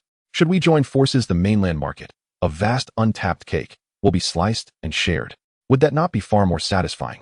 The mainland market, a dark, fertile expanse, virgin soil rich and waiting to be cultivated. At these words the two exchanged a glance, a fingertips tapped twice softly against the table's edge. At that precise moment Nemesis Nyasab's representative subtly shifted strategy. He raised his voice sharply. Mr. Semasab has faced mounting operational pressures recently. Our cash flow is strained and our need for capital is acute. With your acquisition offer set at 800 million US dollars, can your side truly deliver on that figure? Sima Jianyun smiled faintly and nodded. $800 million alone poses no difficulty whatsoever. Your company's technological legacy and vehicle quality fully merit that valuation. A flicker of genuine emotion crossed Nemesis Nye's face. Yet it vanished in an instant. He pivoted smoothly toward General Motors' delegation and called out, Mr. Stephen, Mr. Sima has offered 800 million. What is your position? I bid 1 billion. Stephen declared resolute. Saab is a hard-won jewel of industrial civilization. 800 million to buy it outright. Preposterous. Nemesis Nye's heart leapt. He turned immediately to Sima Jianyun. Mr. Stephen has raised his bid to 1 billion. Mr. Sima, might you consider raising yours further? Sima Jianyun gently waved his hand. Frankly, our precision analytics team ran exhaustive simulations. The optimal figure is 750 million. An additional 50 million reflects our utmost sincerity. My final offer remains 800 million. If that falls short of your expectations, please feel free to negotiate directly with General Motors. I refuse to serve as a mere placeholder in this contest. Moreover, this is not an auction hall. I have no interest in playing rhetorical games. Before the final syllable faded, he gestured politely, since Mr. Nemesis Nya clearly favors Mr. Stephen, please proceed with your discussions. And kindly do not delay our follow-up process with Volvo. Volvo? Nemesis Nya stiffened instinctively, turning toward Hamilton, who sat quietly on the sofa. Hamilton, are you truly proceeding with this agreement? Nemesis Nya's voice carried disbelief. What objection could there possibly be? Of the contract in his hand. Hamilton, are you truly proceeding with this agreement? Nemesis Nya's voice carried disbelief. What objection could there possibly be? Hamilton spoke calmly. Today we recognize only one partner, Mr. Chinfeng. Even if General Motors intervenes at the last minute, our decision remains unshaken. Nemesis Nya's ears burned, a faint flush rose across his cheeks. But he quickly composed himself. He represented Saab's collective interests. Personal sentiment had no place at the negotiating table. Very well, best wishes for your signing. He rose and walked directly toward Stephen's group. Hamilton remained utterly still, undisturbed. Closing the contract, Hamilton lifted his gaze to Sima Jianyun and nodded solemnly. The terms are clean, no hidden clauses. Clearly your side approaches this with genuine sincerity. Naturally, Sima Jianyun replied with open candor. Additionally, our portfolio includes numerous automotive patents. If transferred alongside, the total value would slightly exceed $1 billion. What is the exact figure? 1,300 million US dollars. Hamilton's gaze remained steady, his words concise and deliberate. If you accept this amount, we may initiate the next phase immediately. Sima Jianyun responded without hesitation. Agreed. Then let us sign now. Hamilton wasted no time. Sima Jianyun had always admired such people. Few words, no detours, clear arithmetic and straight paths. Yet someone refused to abide by that crisp efficiency. Wait. 1,300 million. We match it exactly. Partner with us, and you gain a broader platform, deeper resources.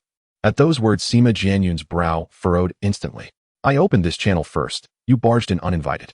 By what rule does that stand? Saab has long been absorbed into your fold. Now you seek to snatch Volvo too. Do you truly believe yourself invulnerable, untouchable by blade or bullet? A surge of lethal intent flared within him. To everyone's surprise, however, Volvo's representative calmly raised a hand. Your conglomerate already commands an extensive brand portfolio. With Saab now under your banner, we can hardly expect meaningful support from you. Thus, we foresee the likely outcome of integration. Within 3 years, Volvo will merge with Saab. Within a few more, it will either fade into obscurity or become a marginal footnote.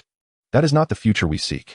Therefore, we decline General Motors and choose instead to collaborate with Qin. Each word was precise, the logic airtight, flawless. Sima Jianyun felt a flicker of genuine surprise. He hadn't expected Hamilton, so reserved in demeanor, to possess such incisive clarity and razor-sharp reasoning. This simplified matters considerably. Once the acquisition closed, countless logistical threads would demand attention. Exactly the kind of steady, capable leadership Hamilton embodied. If his judgment held firm and his execution proved precise, he would surely earn greater responsibility. Stephen's face darkened instantly. Mr. Hamilton, you must weigh your decision carefully. Aligning against General Motors will make your days exceedingly difficult. Hamilton shook his head. The words are spoken, offense is already done. Whether I go to you or not changes nothing. Since hardship is inevitable either way, why bind myself needlessly? Stephen fell abruptly silent. Sima Jianyun nearly laughed aloud, silently applauding in his mind, brilliant. The sharper the intellect, the smoother the path ahead. Very well, Mr. Hamilton, I respect your decision. Stephen forced the words through clenched teeth. Wishing you every success, but I sincerely hope 3 or 5 years hence you won't find the Volvo name buried in bankruptcy registries, utterly forgotten. That concern is unnecessary, Mr. Stephen. Volvo possesses world-class engineering talent and mature production lines. The market will render its own verdict. Hamilton spoke neither humbly nor defiantly, his tone level, yet each word carried unmistakable weight. Let's go. Stephen slammed his palm onto the table and rose abruptly. Sabo's representative followed closely behind. Before stepping out, he cast a lingering, icy glare back at Sima Jianyun. That gaze was bone-chilling, like a blade scraping raw flesh. Sima Jianyun shook his head faintly. I haven't touched you yet, and already you've rushed forward to offer your head. You've grown weary of life. He said nothing, only flicked his eyes toward Qin Rue. Instantly comprehending, Qin Rue pulled out his radio and slipped out silently in pursuit. With him on the move, Stephen would draw no more than a few final breaths. Then, Mr. Hamilton, shall we resume discussing the acquisition details? Precisely what I had in mind, Mr. Sima. A taut, tightly suppressed tension flickered across Hamilton's face. Relax, you're not walking to the gallows. A smile curved Sima Jianyun's lips. That speech just now, even I felt compelled to applaud. Rest assured, not only will your position remain unshaken, it will grow firmer and higher than before. Thank you. We'll proceed directly to the next phase of negotiations. His expression visibly softened. One promise, after all, outweighed 10 contracts. At that very moment, Qin Rue had already vanished through the door, tailing Stephen's vehicle from a distance. Though surrounded by towering, vigilant bodyguards, none sensed the shadow gliding unseen behind them. Iron Eagle sharpshooters, status. Dump truck is in position. Target is about to enter the net. Remote detonator is armed and ready for immediate activation. I'm fully prepared here as well. Scene will be staged convincingly as a robbery. Confirmation crackled over the radio. A cold, razor-thin smile edged Qin Rue's mouth. Excellent. All units await my command.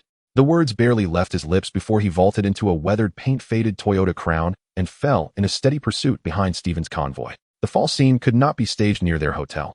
Too close and police would spot the flaws instantly. If action was taken, it must be flawless, without a single drop of leakage. Qin Rue was always patient, especially now. Ahead, the convoy sped past 6 successive streets long since leaving the city center, racing swiftly toward the outskirts. This road led to only one place, the suburban Hilton 5-star luxury hotel. Target confirmed. Qin Rue's fingertips twitched faintly, beginning to orchestrate their final act. Dump truck, full-speed impact at the next intersection. Topple that Mercedes instantly. Acknowledged, guaranteed topple. He paused briefly, then lowered his voice. Remote detonator, status. Already embedded in the remote-controlled vehicle, ready to send them straight to the Western Paradise. Lock onto the trailing SUV. All bodyguards. None shall survive. Understood, none shall survive. He then turned to the third team, robbery unit. Once both vehicles are overturned, storm the site immediately. Strip it clean. Make it utterly convincing. Understood. Everything aligned with surgical precision, waiting only for Stephen's entourage to step into the trap. Inside the car, Stephen reclined in the rear seat of the Mercedes beside Nemesis Sabo's automotive agent. Mr. Stephen, regarding our cooperation. He was cut off brusquely. Cooperation.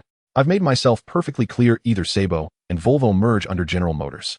Both brands occupy nearly identical market positions. The corporation won't sustain 2 redundant homogeneous divisions. So, either unite them into a new brand or relegate Volvo to a subline under Sabo. Nemesis froze on the spot. Just hours earlier at the hotel, Stephen had spoken quite differently. But earlier at the hotel, you, Mr. Nemesis. Stephen's voice tightened sharply. We are no longer children. Matters must be handled like adults. Understood. At that moment, agitation seethed within him. His left cheek burned with swelling pain. 3 teeth were missing from his mouth. That accursed Sima Jianyun. He had quietly deployed an assassination squad the moment he stepped out of the hotel. Tonight would be Sima Jianyun's end. Damned wretch. Beyond Sima Jianyun, another buzzing fly plagued him. Nemesis. Utterly nauseating. Enough, Nemesis. This ends now. My patience has limits. If you press further, this deal vanishes as though never proposed. Yes, I withdraw my acquisition offer for Sabo Automotive. Stephen's tone was harsh, merciless. Open your eyes. How many automakers kneel at bankruptcy's threshold? You're hardly my only option. Nemesis swallowed hard and finally fell silent. Yet deep in his eyes smoldered raw resentment and bitter fury. That foul, despicable beast. For a fleeting instant he imagined if a runaway freighter suddenly barreled toward them, dragging that devil straight into hell. As if hearing his inner scream, fate bowed. Just then, At the intersection, the traffic light turned red. From afar, a dump truck surged forward like a wild beast unleashed, ripping through air, bearing down straight upon them. No brakes, screeching engine roaring defiantly. It came for blood. Stephen sensed something amiss, but it was already too late. "Shit, go," he bellowed. Before the words fully escaped his throat, the driver's finger had barely brushed the accelerator when the dump truck crashed violently into the Mercedes' right flank. The entire vehicle split apart as if cleaved by a colossal axe. A thunderous impact hurled metal and glass in a shrieking chaos, lifting the car off the ground, sending it tumbling, spinning, soaring, before crashing down again, rolling over and over before finally grinding to a halt. Inside the cabin, no one drew a second breath. Dump truck, stand down. Remote vehicle, engage. In the SUV trailing the Mercedes, every occupant froze rigid. Death struck too fast. Even reaction was denied. What in God's name? The next instant, boom. A fireball erupted from beneath the chassis, rocketing skyward in blinding fury. The blast wave lifted the heavy SUV nearly 15 meters into the air, then slammed it savagely back to earth, flipping sideways, skidding wildly, tearing apart. The bodyguards inside lost consciousness instantly. Pain never reached their nerves. Within 60 seconds, both vehicles lay utterly destroyed. Remote vehicle, stand down. Robbery unit, move in. The third team roared up in a chipped, battered SUV, swift, precise, erasing all traces and arranging the scene flawlessly within 3 minutes. Then they sped away without pause. Robbery unit, stand down. From a distant rooftop, Chin Rue folded his miniature telescope and keyed his radio. Outstanding work. Mission concluded, full withdrawal. He swung the car around, heading back toward the hotel. Near the street corner, he pulled into a narrow alleyway's rear lane and continued on foot. Just as he approached the hotel's main entrance, a sudden chill prickled his spine. Silence hung unnaturally thick, yet countless unseen eyes seemed pinned upon him. His heart sank. Ambush. His instincts were rarely wrong. Eyes lowered, shoulders relaxed, pace unchanged. Not a single wrinkle disturbed his expression as he pushed open the door and entered. The moment he crossed into the lobby, that suffocating pressure dissolved. He exhaled slowly, and his gaze turned. Indeed, someone was lying in wait. But who sent them? Where were they hidden? No answers yet. He counted silently to 3, then seized his radio. All units, immediately change attire and disperse to sweep the perimeter. Report anomalies only by location. No engagement without authorization. No action without my direct order. Understood. Crisp acknowledgments snapped over the earpiece, one after another. Meanwhile, Sima Jianyun and Hamilton's negotiation had reached its final stage. Core terms fully agreed upon, leaving only minor logistical details. Those matters will be handled separately, of no immediate consequence. The priority now is evacuating the 2 individuals, especially since we remain uncertain how many adversaries are present, or whether any have already infiltrated the hotel. Chin Rue moved silently behind Sima Jianyun. Li Ning glanced up, their eyes met. Chin Rue swept his gaze across the lobby and gave Li Ning an almost imperceptible nod. Li Ning's thumb pressed firmly against the hilt of the throwing dagger at his waist, his knuckles taut. At the first stir of wind, the blade would fly, without hesitation. Though Sima Jianyun did not turn, he sensed the tension thickening in the air behind him. His smile remained unchanged, his tone as warm and composed as before as he concluded his final remarks with Hamilton. The pleasantries drawing to a close, both men rose to shake hands. Sima Jianyun suddenly raised his hand, his smile deepening. "Mr. Hamilton, to demonstrate our sincerity, shall we share a cup? A toast to smooth cooperation and auspicious beginnings." This. Hamilton blinked, taken aback by the unexpected gesture, hesitating slightly. It is an old Eastern custom to offer a ceremonial cup before embarking on a venture, ensuring a triumphant start and propitious fortune. The moment the words left his lips, Sima Jianyun slapped his forehead with theatrical dismay. "Oh, nearly forgot this entirely. Quickly, my presidential suite. That bottle of Matai was specially flown in from Hong Kong, the finest vintage. Mr. Hamilton, you must honor us by tasting our authentic local spirit." Without waiting for consent, he seized Hamilton's arm and steered him directly toward the elevator. Chin Rue had already stepped ahead, opened the suite door, and entered swiftly. His gaze sharp and methodical, scanning the sofa curtains, mirrors, and entryway. No anomalies detected. He gave a slight nod, signaling safety to Sima Jianyun. Smiling broadly, Sima Jianyun guided Hamilton firmly into the living room, speaking with brisk cheer, "Please take a seat." "Just a moment. I'll bring the wine immediately." He turned and strode toward the bedroom. Chin Rue followed closely behind. They rounded the corridor corner and disappeared into the inner chamber. Kneeling beside his suitcase, Sima Jianyun lifted the lid and retrieved the unopened bottle of Matai, asking casually, "Any complications?" Everything proceeded exactly as planned, clean and decisive. Chin Rue replied calmly. Stephen of General Motors and Nemesis of Saab collapsed instantly. None drew another breath. But on our return to the hotel, I sensed something amiss at the main entrance. Someone was tailing us. Well hidden, but their trail betrayed them. "Where are they?" Sima Jianyun's fingertip slit open the cardboard seal, then peeled away the plastic wrap. Iron Eagle sentinels have dispersed to search. The intelligence will arrive shortly. Do not alert them, nor eliminate them entirely. Leave one alive. Interrogate thoroughly who sent them, why they watched, and how long they've been tracking us. Understood, Mr. Sima. Sima Jianyun rose and stepped out, his expression instantly reassembling into affable warmth as the door swung open. Hamilton, come. Authentic aged soy aroma Matai straight from Hong Kong. Best served warm. Take a sip. At that very instant, a low voice crackled over the radio. Target confirmed. Location.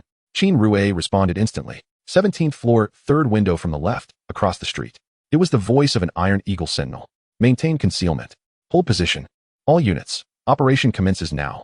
At that moment, Qin Tan crouched motionless in the shadow behind a fire door nestled in the recessed angle between the 17th and 18th floors of the high-rise diagonally opposite the hotel. Beneath him lay several corpses, throats cleanly severed, blood yet to pool, life already extinguished. This nest had been cunningly concealed. Even the edge of his trusted dagger had worn perceptibly thinner. Fortunately, not a single bird had been startled, and following the trail, he'd uncovered their lair. That precise intelligence had been transmitted moments earlier, while he lay hidden inside a ventilation shaft counting window shadows 3 times to verify.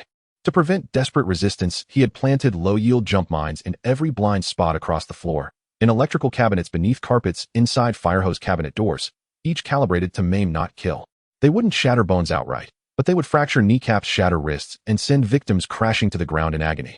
The longer the screams endured, the more rapidly panic would spread. Compared to instantaneous death, such pain chilled the blood more deeply. Now Qin Tan closed his eyes and began a silent count.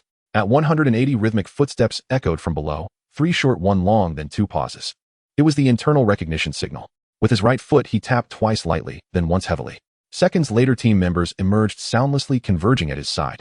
Qin Tan raised a hand, pointing toward the tightly shut door at the corridor's end. They're all inside. No movement. Breaching. Standard procedure. Stun grenades first. He withdrew 2 silver-gray grenade casings from his tactical belt and advanced along the wall with the team. The lead operative carried a Remington shotgun, its muzzle fitted with a specialized attachment, capable of suppressing entire rooms in close-quarters combat. Upon firing, it unleashed blinding light, equivalent to a flashbang detonating directly before the eyes. Victims were instantly blinded, vision obliterated, unable even to blink. No matter how many stood within, one shot would cripple the entire room. Qin Tan now stood before the door, raising 3 fingers, initiating a silent countdown. 3, 2, 1. Boom. The door exploded inward. In that same instant, Qin Tan flicked his wrist. A stun grenade arced sharply through the air and landed precisely inside. 2 muffled thuds followed immediately. Then came shrieks, raw, guttural, unbearable. Team members surged forward, weapons angled low, spraying bullets along floors, baseboards, and windowsills. Every potential hiding place, behind doors, beside sofas, atop wardrobes, was engaged with 2 rapid shots regardless of visible presence, pinning down resistance before it could rise. In truth, the moment the stun grenade struck the floor, all occupants were already reeling. Eardrums ringing, viscera churning, spines hammered, as if by a colossal maul. They crumpled to their knees, vertigo overwhelming limbs, utterly powerless to lift themselves. The Iron Eagle sentinels wasted no words. On sight they fired. First round to the head, second to the heart. Follow-up shots were swift, clinical, leaving no survivors, except 2. 2 captives were spared. Not for mercy, but for redundancy. Only one would be used, the other held in reserve. This task Qin Tan executed with unmatched proficiency. From his chest pocket, he drew a hand grenade, its metallic casing gleaming coldly under the corridor lights. Only one of you will live. I ask. You answer. Speak, and survive. Stay silent, and die. Their eyes locked, throats convulsed, gazes hardened like tempered steel. Sturdy bones, Qin Tan murmured, nodding. Then with casual ease, as if retrieving a cigarette pack, he pulled a small cloth pouch from behind his back. I used to refuse to handle this, even under torture. Too cruel. But since you've declined the wine today, I shall break my own vow. He unfurled the pouch, revealing slender metal hooks, needle-fine, barbed at the curved tips, stained cobalt blue, tools more suited to a podiatrist than a warrior. Yet veteran Iron Eagle sentinels recoiled instinctively, half a step back, breath suspended, as if confronting something ancient and unspeakable. Qin Tan wasted no time. He advanced and began. Within 20 seconds, the man writhed on the floor, face ashen, sweat drenching his back, screaming, I'll tell you. Anything, just stop. The second captive watched, eyes bulging, pupils dilated, lips trembling uncontrollably. Don't. I'll tell you everything. Whatever you want. I'll say it all. Just don't touch me. Relaxed, Qin Tan smiled, tilting his chin toward his teammate. You're second in line. The man was immediately dragged into the adjacent room, locked in and closely guarded. Now it's your turn. Spill everything. Not a single word omitted. We were sent by Mr. Stephen. He said Qin Feng's agent was here and had to be eliminated on the spot at any cost. What was the justification? Was this Stephen's personal directive or sanctioned by General Motors? The assassin shook his head. I truly don't know, but I did hear Stephen say this had nothing to do with General Motors. His true identity is that of a corporate spy. A corporate spy? Continue. Qin Ten leaned against the doorframe, his smile unwavering. The chairman of Matsushang Corporation and Shitapa Corporation both owed a profound debt of gratitude to a certain elder in their youth. They have long referred to each other as senior and junior brothers, bound together unbreakably. Stephen was the corporate spy they jointly planted. They suspect Qin Feng orchestrated the explosion incident in the island nation. They seized this opportunity to place both Qin Feng and General Motors squarely on the pyre. Let them bleed each other dry, and then reap the spoils in silence. Wait. Qin Tan's brow furrowed sharply. You just said those two old men from Matsushang and Shitapu. Are they still alive? Mr. Matsushang died instantly, but Shitapus Hayakawa Jide, before drawing his last breath, sent a message to his son. After securing the scene, Qin Tan led his team back to the hotel. Not a single assassin remained alive. All were rendered permanently harmless. When reporting to Qin Rue, he repeated every word verbatim. Qin Rue listened, his expression darkening. His fingers struck the desk with heavy, deliberate force. Is this true? Absolutely true. I cross-verified the account 4 times. Their skill level makes elaborate deception impossible. Even if attempted, I would have detected it instantly. Qin Tan spoke with calm, measured precision. This matter is too urgent. I must report directly to the boss immediately. Oh, won't you first consult Mr. Sima Jianyun? He'll call him directly in a moment. He's likely wrapping things up there as well. Indeed, time was running short. Sima Jianyun had never anticipated that Hamilton, the man who boasted of downing 7 or 8 bottles of vodka without blinking, would slump onto the sofa after just 3 glasses of baijiu, snoring like crumpled, discarded newspaper. With no alternative, staff carried him to the neighboring presidential suite. No sooner had this chaotic mess been tidied than Sima Jianyun exhaled in relief, only to find Qin Rue striding toward him, face grave and resolute. Something urgent? He asked instinctively. Qin Rue nodded. It's critical. I need you to connect me to the boss immediately. I must report in person. Before the words left his mouth, Sima Jianyun had already turned toward the bedroom. Follow me. Inside the 100-square-meter bedroom, he retrieved a dedicated encrypted communication device from the safe, used exclusively for contacting Qin Feng. He dialed. Seconds later, Qin Feng's voice came through the receiver, thick with drowsiness. Sima Jianyun, must you disturb my slumber at this unholy hour? His irritation was unmistakable. Boss, please hold your temper, for Qin Rue has uncovered something urgent. It demands your immediate attention. Qin Feng fell silent at once, his tone shifting instantly. Speak. What's happened? Hey, race the situation. Qin Rue recounted the day's events concisely and rigorously, neither embellishing nor omitting, each sentence anchored in fact. At the end, he paused briefly, then added, given these circumstances, Shitapa Corporation's heir is highly likely to act against us, triggered by Hayakawa Jide's final message. Let him act. I've already dispatched his father. Why should I fear the son? Qin Feng let out a cold laugh. Besides, if he dares send men to shadow you, his very bones must be blackened with corruption. Hey, race my order. He'll dispatch a strike team immediately. Before he consolidates power, eradicate him root and branch. Let the world see who dares reach beneath my very eyes. He'll crush them heathen. The words rang with ironclad authority. Truly only Qin Feng could speak thus. Anything else? One minor matter. Sima Jianyun's voice remained serene. The head of Saab Automobiles and General Motors representative were both killed in a construction vehicle collision. I instructed Qin Rue to arrange it. Silence held for 2 seconds on the line. I trust you thoroughly assessed cause and consequence before acting. Had I been in your position, I'd most likely have done precisely the same. Dead is dead. No need to dwell. The crucial question was anyone watching. Not a single witness remains. You know Qin Rue's craft. Do you doubt its perfection? Sima Jianyun gave a light, knowing chuckle. Though Saab is gone, I've secured Volvo's passenger car division in full acquisition. Congratulations, boss. Henceforth, Volvo passenger vehicles fall entirely under your banner. Excellent. A masterstroke. Don't limit yourself to the automotive sphere. Seize every viable domain you can swallow whole. Anyone who dares obstruct your path, crush them without mercy. Need personnel, equipment, or intelligence? Speak up. They'll provide all technical support. Your word alone is more than enough. Leave the rest to me.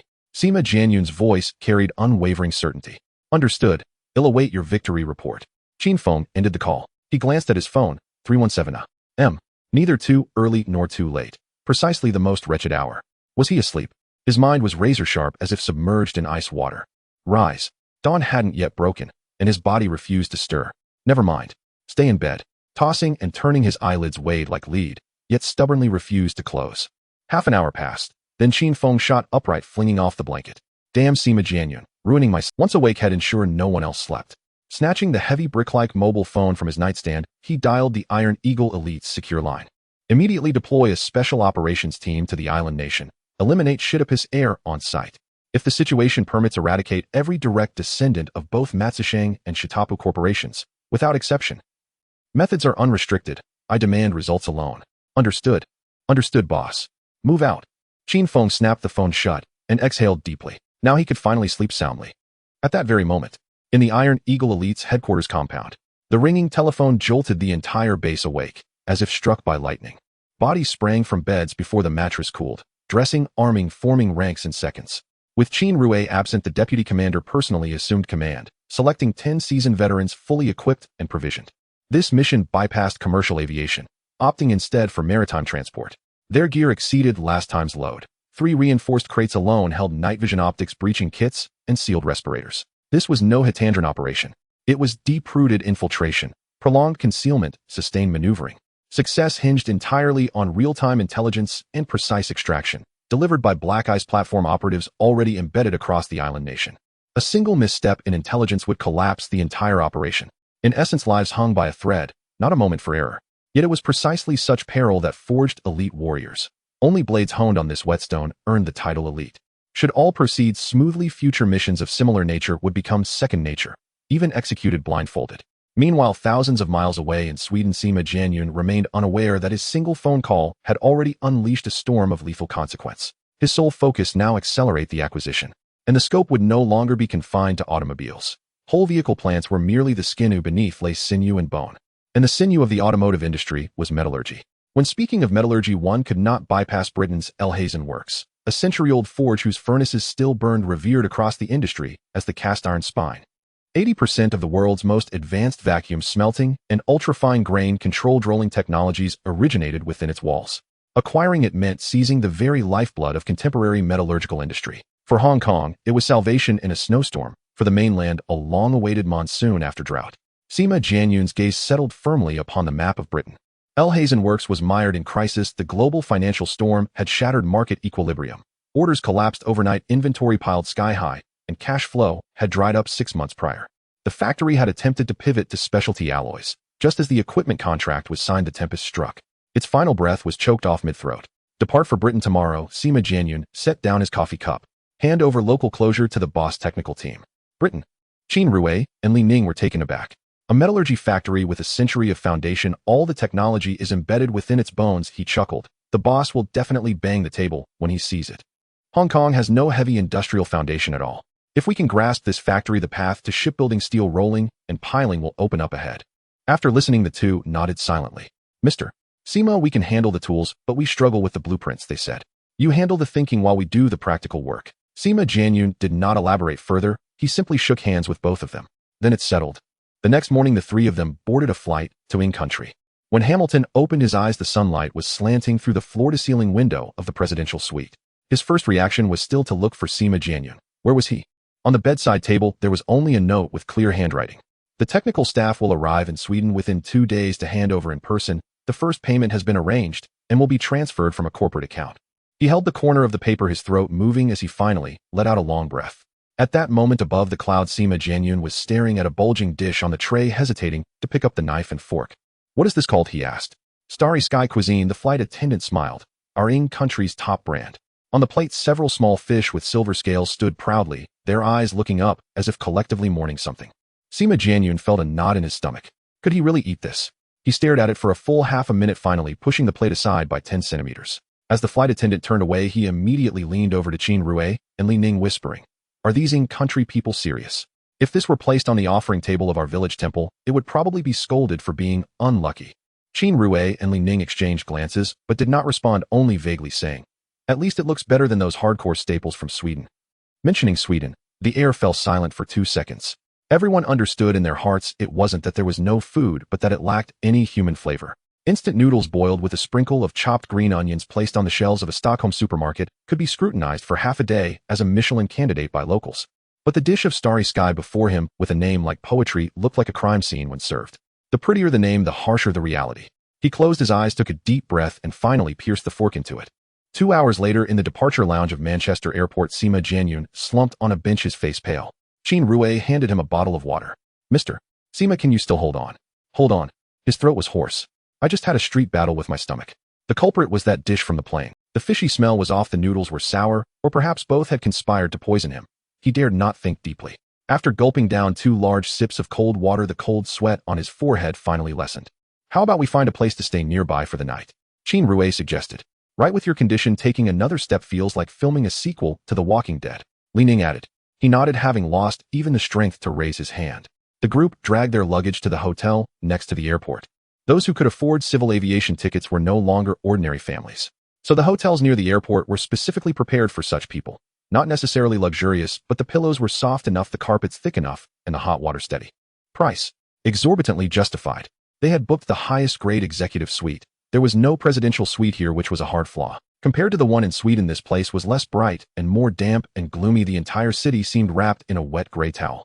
This damn weather, he gazed at the lead gray sky outside. Even the clouds are too lazy to move. Qin Rui frowned and looked up at the sky.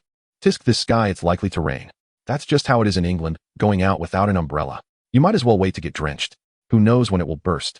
Sima Jianyun slumped on the sofa, his voice weak as if all his strength had been drained. Mr. Sima, do you really not need us to call a doctor to take a look? Qin Rui furrowed his brows even tighter. Exactly. You are our backbone. If you collapse, how will we explain to the boss? Li Ning also had a serious expression, his tone heavy. What nonsense are you talking about? Your body is up to military standards. Just take a nap, recuperate, and you'll be back to full strength by tomorrow morning. Hopefully. Qin Rui and Li Ning exchanged a quick glance without responding. That evening's dinner was served as fried fish with chips, a truly local flavor. But that first bite was a fusion of flavors that left one feeling conflicted. Tell me, do they not have the words delicious written anywhere in their recipe books? Qin Rui gritted his teeth, struggling against the charred fish on his plate, his voice altering in tone. I'm more confused than you. Could it be that the English are inherently incompatible with deliciousness? Li Ning's entire face contorted into a bitter melon. The ironclad resolve he built during training in the Netherlands and Sweden surrendered instantly in England. No one expected that beyond the mountains there would be even higher mountains, and the level of black cuisine could surpass one generation after another. In any case, the first night in England was intense and unforgettable. The next morning, Sima Jianyun opened his eyes and sat up, throwing off the covers.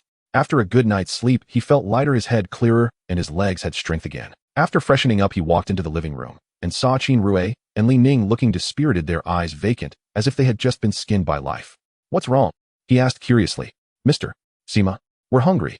Hungry. They'll call the front desk for room service right now. He reached for the phone on the coffee table.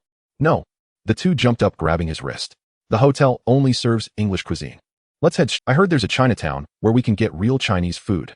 The moment the words Chinese food left his mouth, Sima Jianyun's mouth watered and his tongue tingled. What are we waiting for? Let's go. The three quickly grabbed their coats and sped off to central London.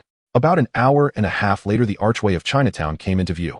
They couldn't be bothered to unload their luggage, tossing money to the driver to wait right there, and turned to dash into a roadside Chinese restaurant.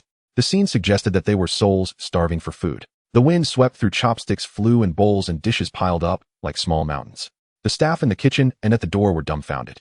After working in this industry for over a decade, it was their first time seeing compatriots devour food so ravenously. The boss personally brought over 3 cups of cold tea, smiling as he leaned in. Gentlemen, just arrived in England. Yes, we landed yesterday afternoon. The food here was utterly inedible, and we struggled through the night. Sima Jianyun swallowed an entire wonton and wiped his mouth with a smile. Last night, I didn't even touch a grain of rice. Well, that's quite a feat. Out here to make a living isn't at all about getting a full belly. He spoke this candidly without any pretense, having been a drifter for so long, but this time the taste of England truly crossed beneath his bottom line. Then if you don't mind, whenever you're in London for work, feel free to come to my restaurant for a meal. No matter how much you order, it's half off. The boss' eyes curved into crescents. Thank you so much. Sima Jianyun grinned widely, then suddenly changed the subject. However, let's skip the discount. It's not easy for you to open a restaurant across the ocean. If you really give me a discount, I'd feel embarrassed to come in next time. The boss was taken aback, then burst into hearty laughter. All right, I'll take your word for it. After eating and drinking their fill, they chatted for another half an hour. From all corners of the world, discussing politics, economics, and the streets, nothing was off limits. From the boss, Sima Jianyun also got a rough understanding of the current situation in London. Being the heart of Europe's economy, London was the one suffering the deepest and longest from this round of financial crisis. That day, many rich people directly lost everything. After the small talk concluded, Sima Jianyun stood up and let everyone out. They got in the car, sought a shop, and settled down. Everything went smoothly. Oldly, don't rush to lie down, go downstairs, and bring me 2 newspapers. Li Ning had just settled onto the sofa to catch his breath, but upon hearing this he had to get back up and slowly head downstairs. Are our pills still enough? Sima Jianyun suddenly asked. It's alright, why do you ask, mister? Sima? He shook his head, a slight furrow forming on his brow. I can't quite say, just feeling uneasy inside. Since getting out of the airport my right eyelid has been twitching non-stop. Isn't a twitching right eye a sign of fortune? Qin Rue casually replied. Left eye twitches for wealth, right eye twitches for disaster. Sima Jianyun shot him a sideways glance, a hint of disdain in his eyes.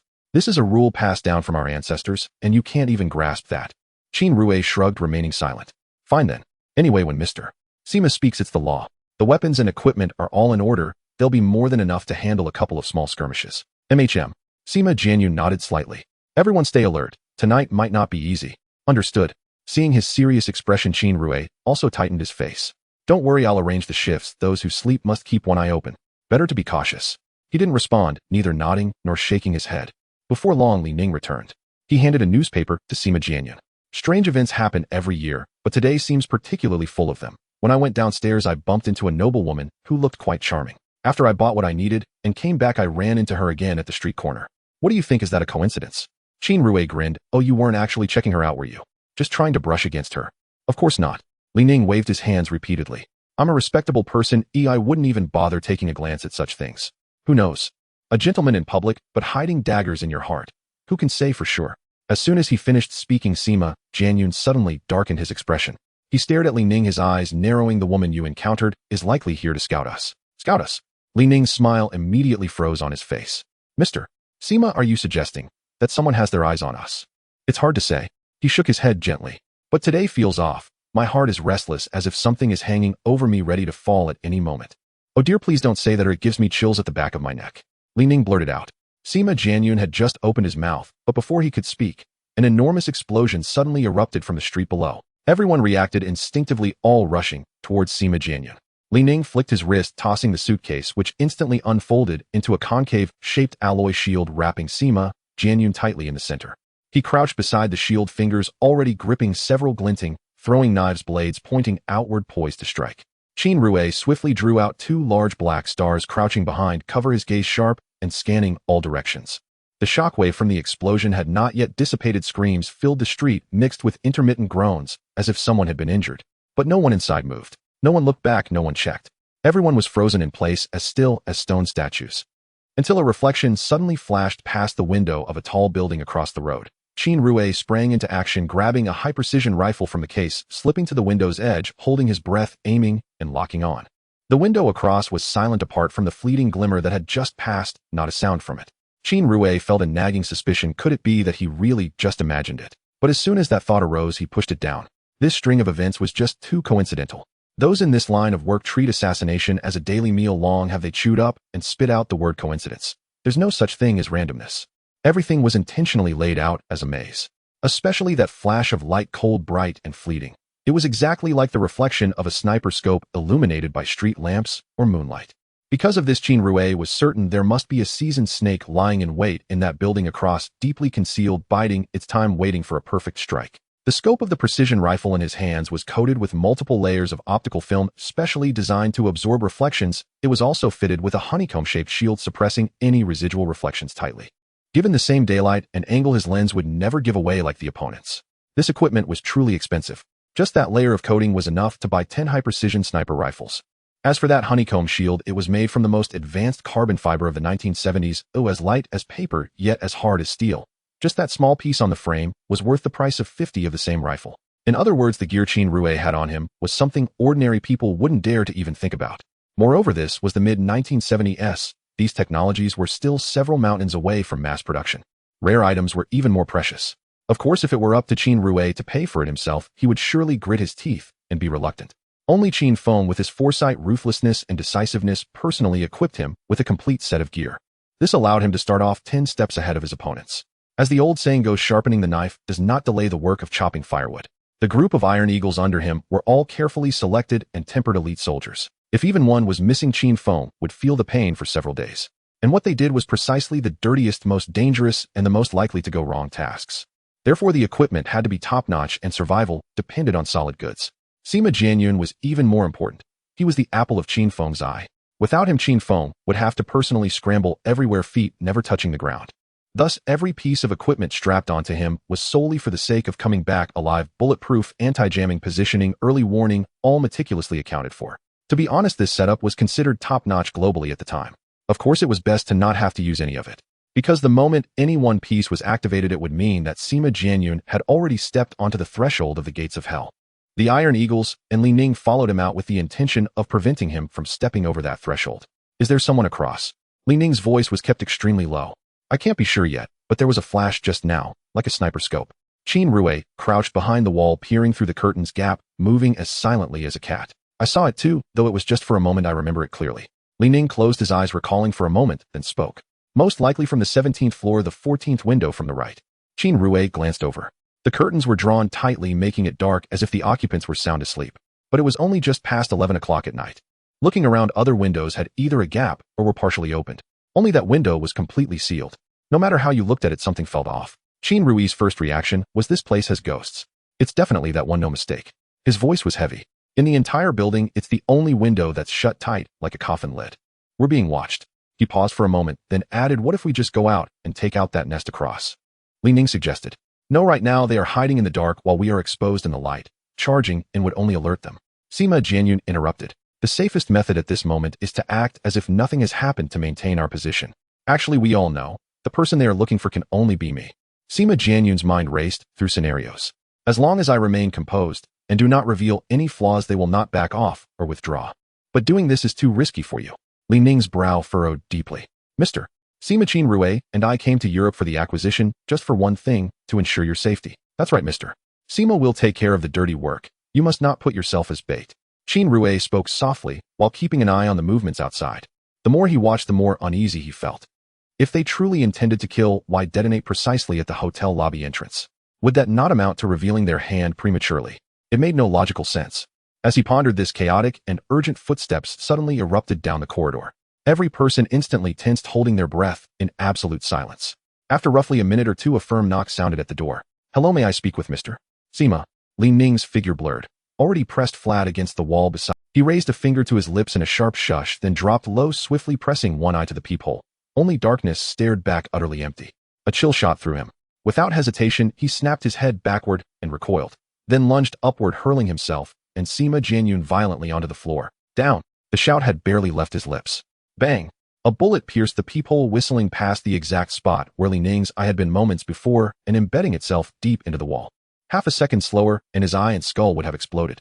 Now Li Ning lay fully atop Sima Jianyun. More bullets stormed through the door like monsoon rain, sweeping the room in lethal arcs. Chairs and tables flew, the chandeliers shattered, and even the expensive cashmere sofa was riddled with holes. Fortunately, the instant he hit the ground, he'd already drawn his concave alloy shield from behind his back, flipping it open to cover them both. At last, a hard shell capable of withstanding sustained fire. Out of the corner of his eye, Qin Rue caught a flicker of flames slipping through the window frame. Crash! The entire pane exploded inward. He rolled instinctively toward the baseboard, pressing his spine tightly against the cold concrete wall. Damn it! There's a sniper on the windowsill, just as I suspected. The situation had deteriorated completely.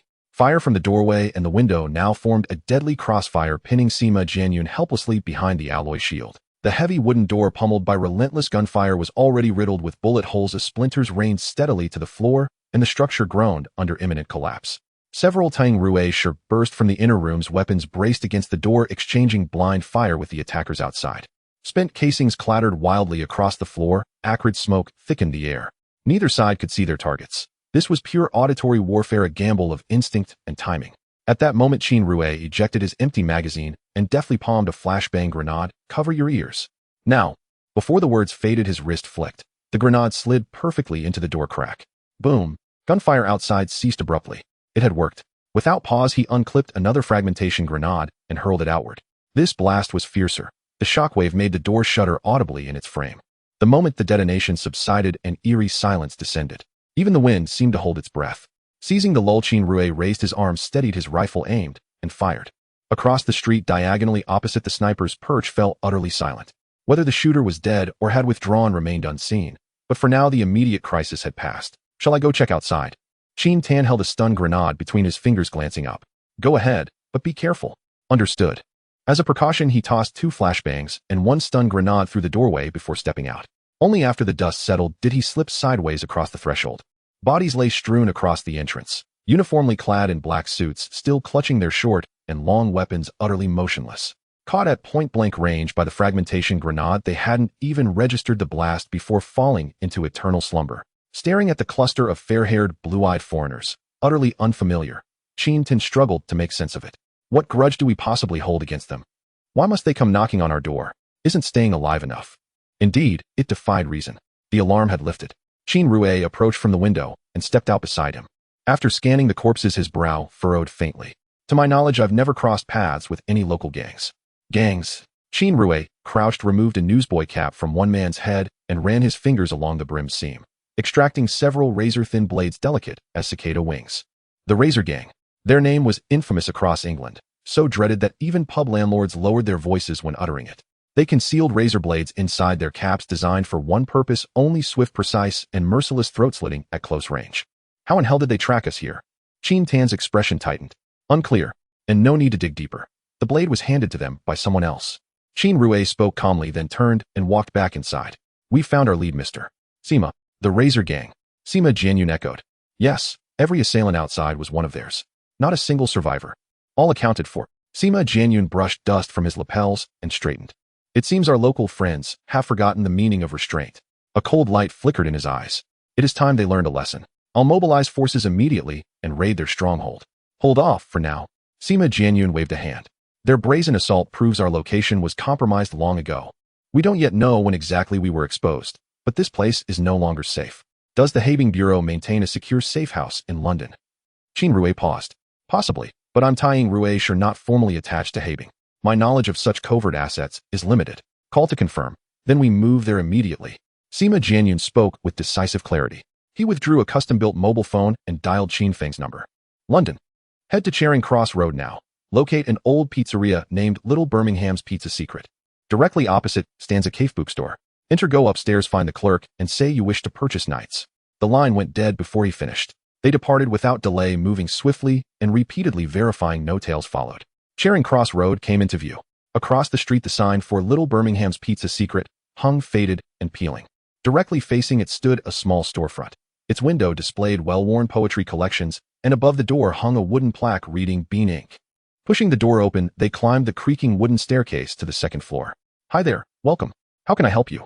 A freckled girl greeted them, her voice bright and effervescent like freshly shaken soda. Hello, miss. We're looking for a book titled Knights.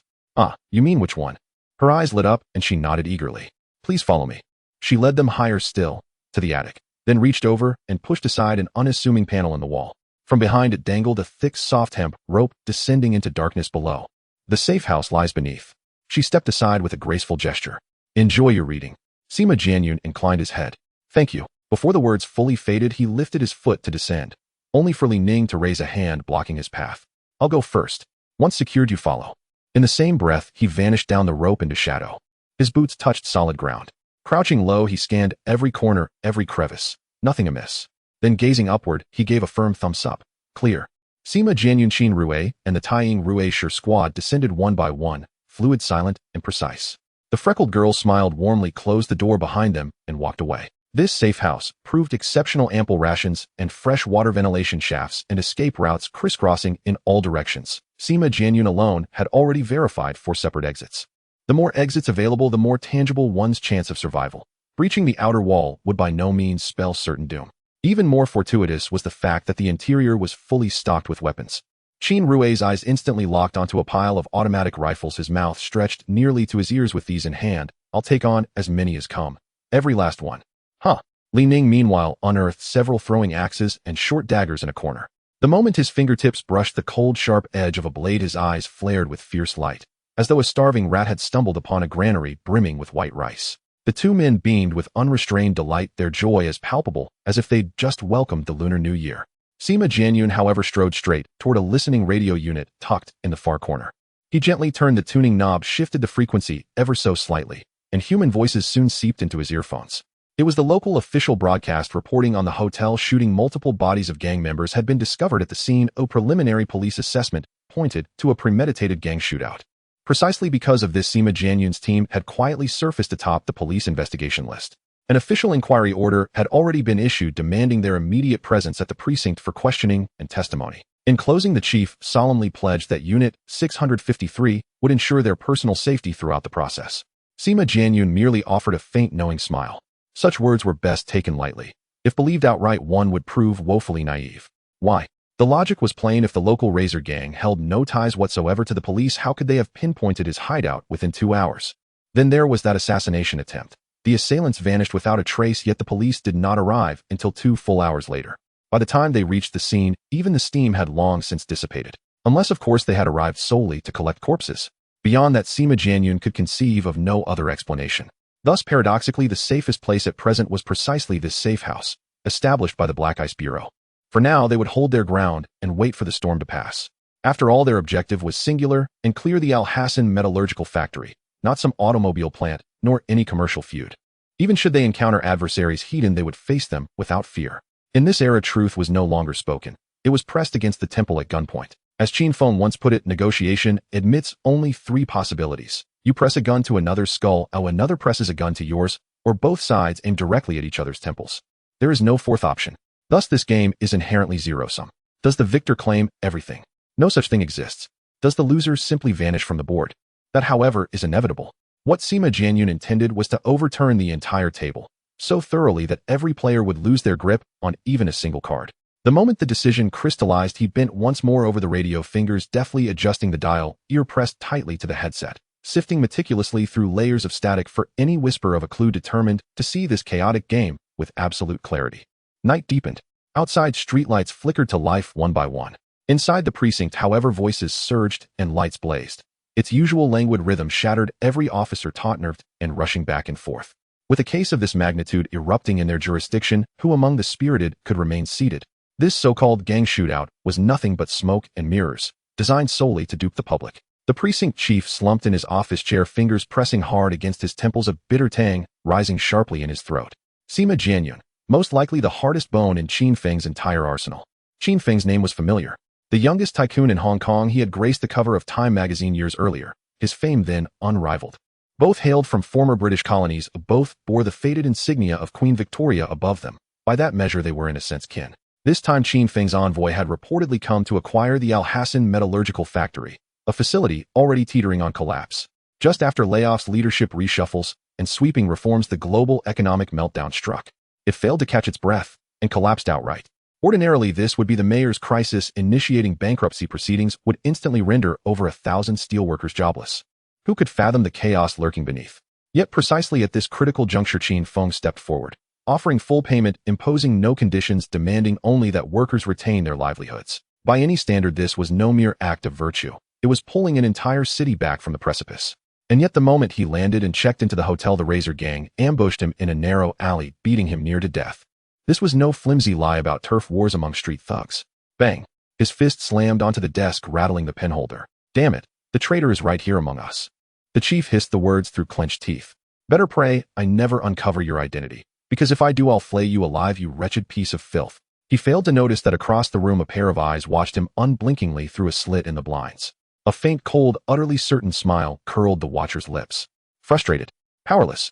Humph. This was merely the first card turned. The Razor gang's new era was just wait and see, old man. When the reckoning comes, you won't even comprehend how you lost. Elsewhere. Shelby family private estate, outskirts of London. Thomas Shelby sat sunk deep in a sofa, methodically scraping his nails with a slender dagger. So you're telling me, not a single one returned?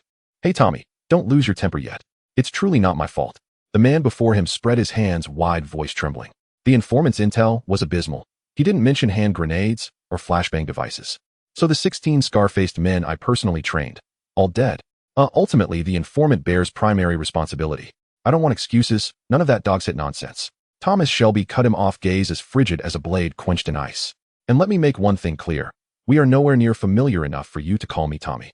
Before the words fully settled, 2 hulking figures stepped forward from behind, iron grips locking onto the man's arms.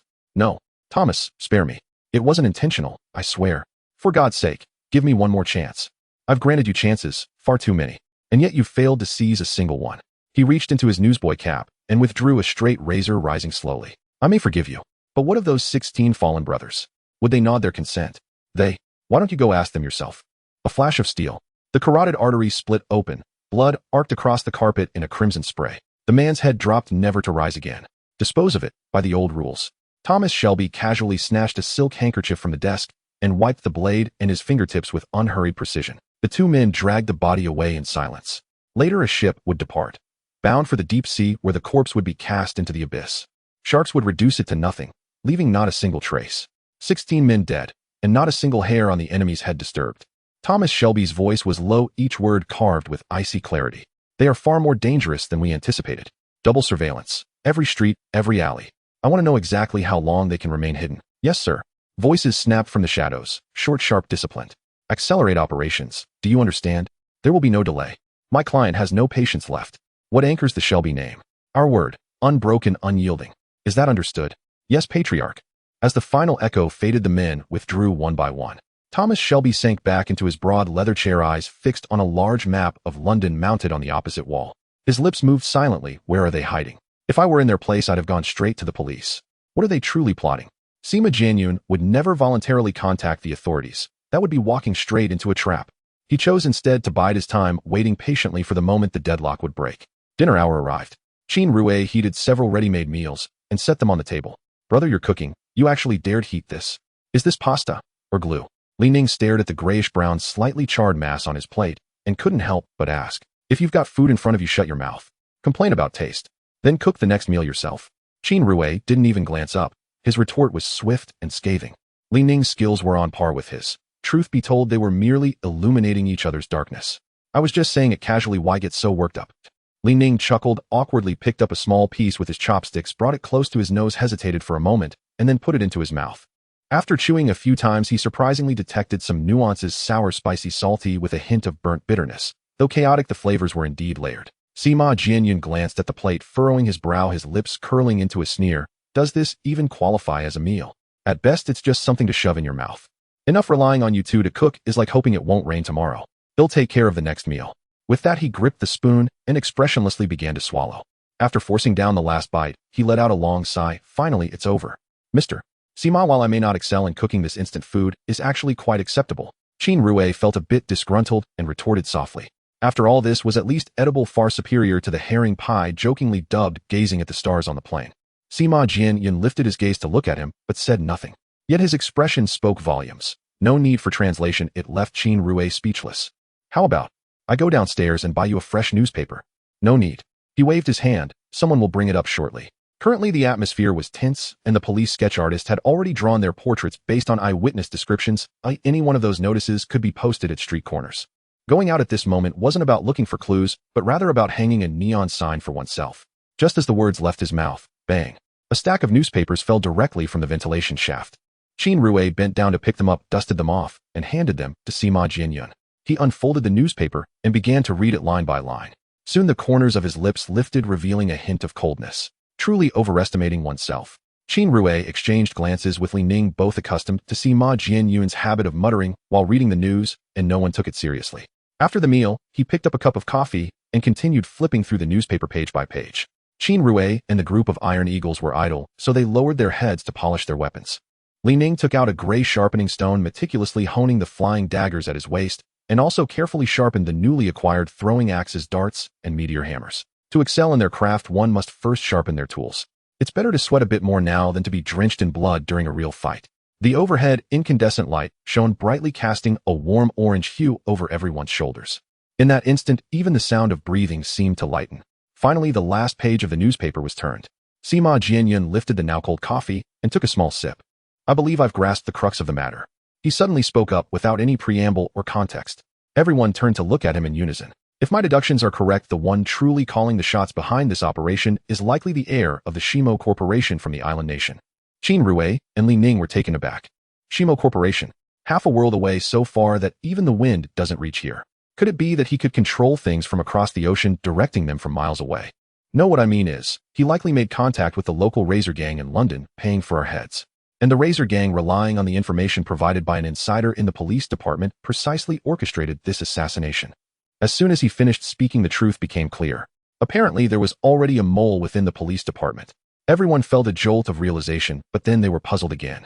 Can such a wealth of information truly be gleaned from a few old newspapers? Qin Rue and Li Ning simultaneously looked at Sima Jianyun, their expressions revealing skepticism. There are golden houses in books and beautiful women in books. He smiled lightly, his tone relaxed. Therefore books must be read and read thoroughly. Upon hearing this, the two remained half convinced. Could it be that those Americans would truly print secrets on the front page? Of course not.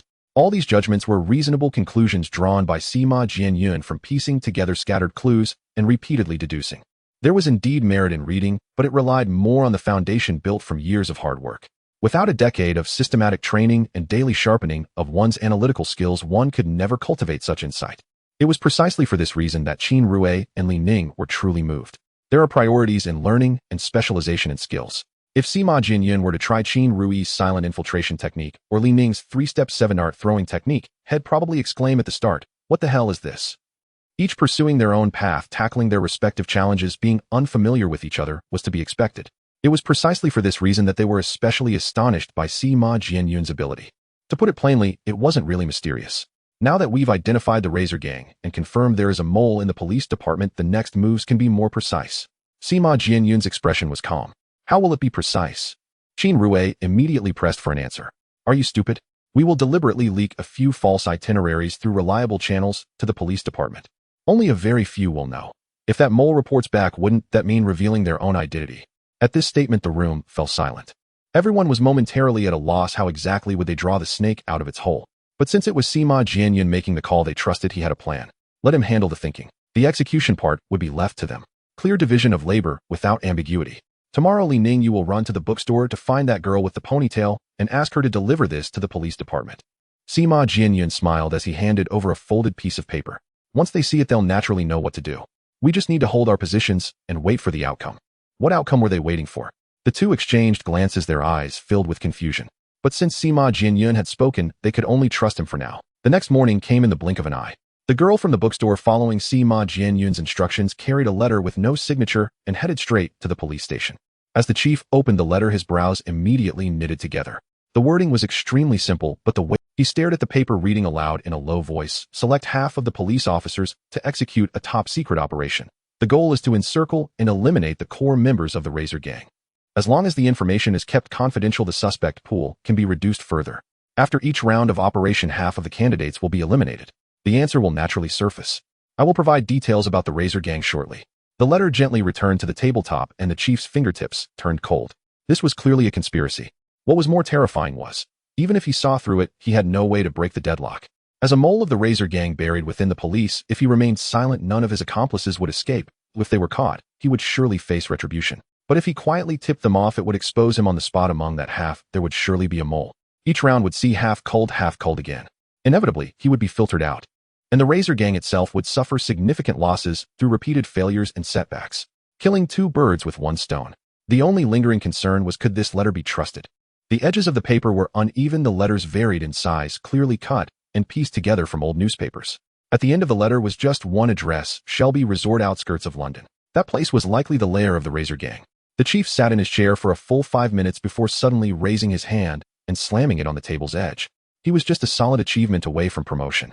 If he could truly bring down the Razor Gang, now not only would the common people cheer, but the higher-ups would probably come personally to toast in celebration.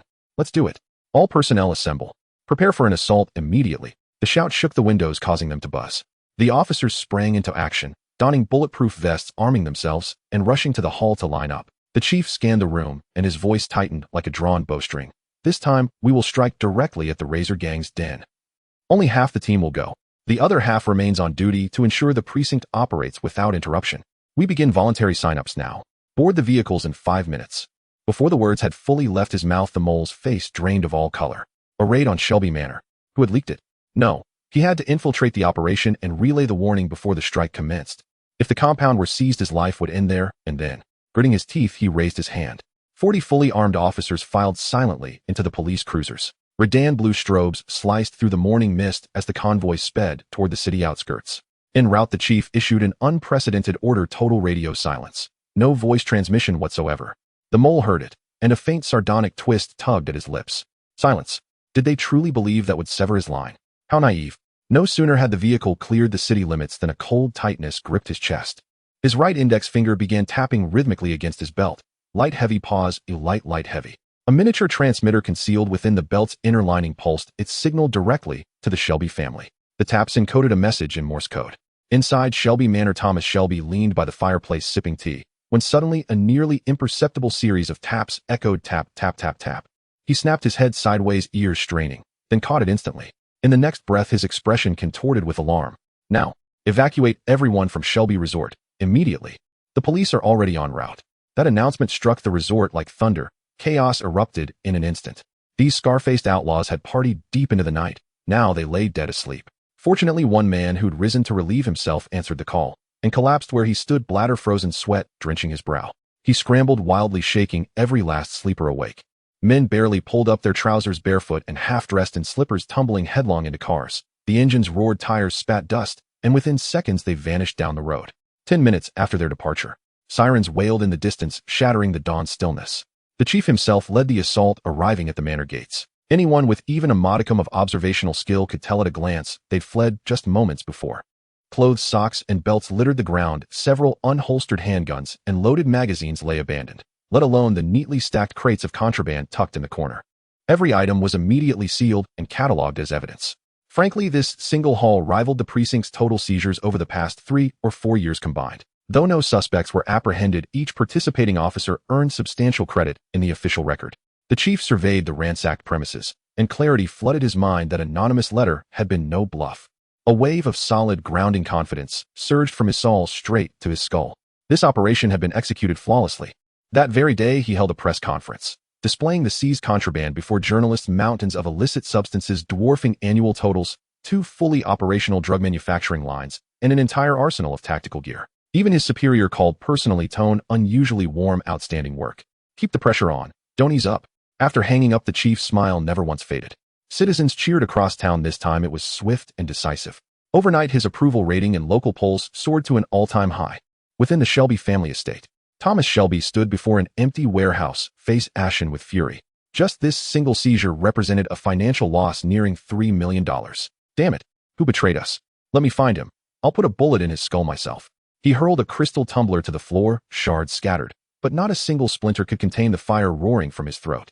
At that very moment, in a secure safe house on the city's outskirts, Seema Janyun flipped through the morning paper, shoulders shaking with quiet laughter. See that? Using another's blade to kill, effortless always. He slid the paper slowly toward his companion, tapping a fingertip on the front page photograph. It's time for the second wave. Before the final word left his lips, he hummed a tune, then picked up a pair of scissors and snipped methodically, snip, snip, cutting out individual letters, rearranging them into a fresh sheet. This time the message was starkly minimal, just a single address. And the courier was no longer the bookstore girl who loved tying ribbons. Now Black Ice Agency operatives handled delivery, handwritten envelope, precisely stamped, postmark, deposited cleanly into a municipal mailbox. Mail carriers sorted it routinely, placing it squarely on the chief's desk. Black Ice had long since mapped every Shelby black market venue, covert channel, and shell corporation with surgical precision. Seema Janyun refused to act directly. His sole aim was to wield others as instruments. As risks mounted, so did consequences. After repeated raids on their strongholds, would the Shelbys not lash out in blind, desperate fury? Iron Eagle elite warriors were too valuable, never to be squandered on tasks rightfully borne by the police. Thus, let the precinct charge ahead. Perfectly fitting. And remarkably, they charged with unmatched zeal, as though born to bear precisely this burden. At dawn the next day, the chief again found a fresh envelope waiting at the corner of his desk.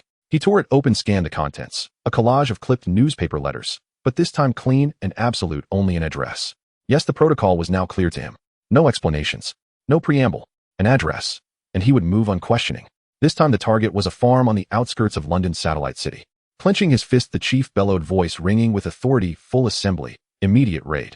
This time officers stood tall and alert, their pace noticeably quicker than usual. After all, yesterday's operation had awarded generous bonuses to everyone present.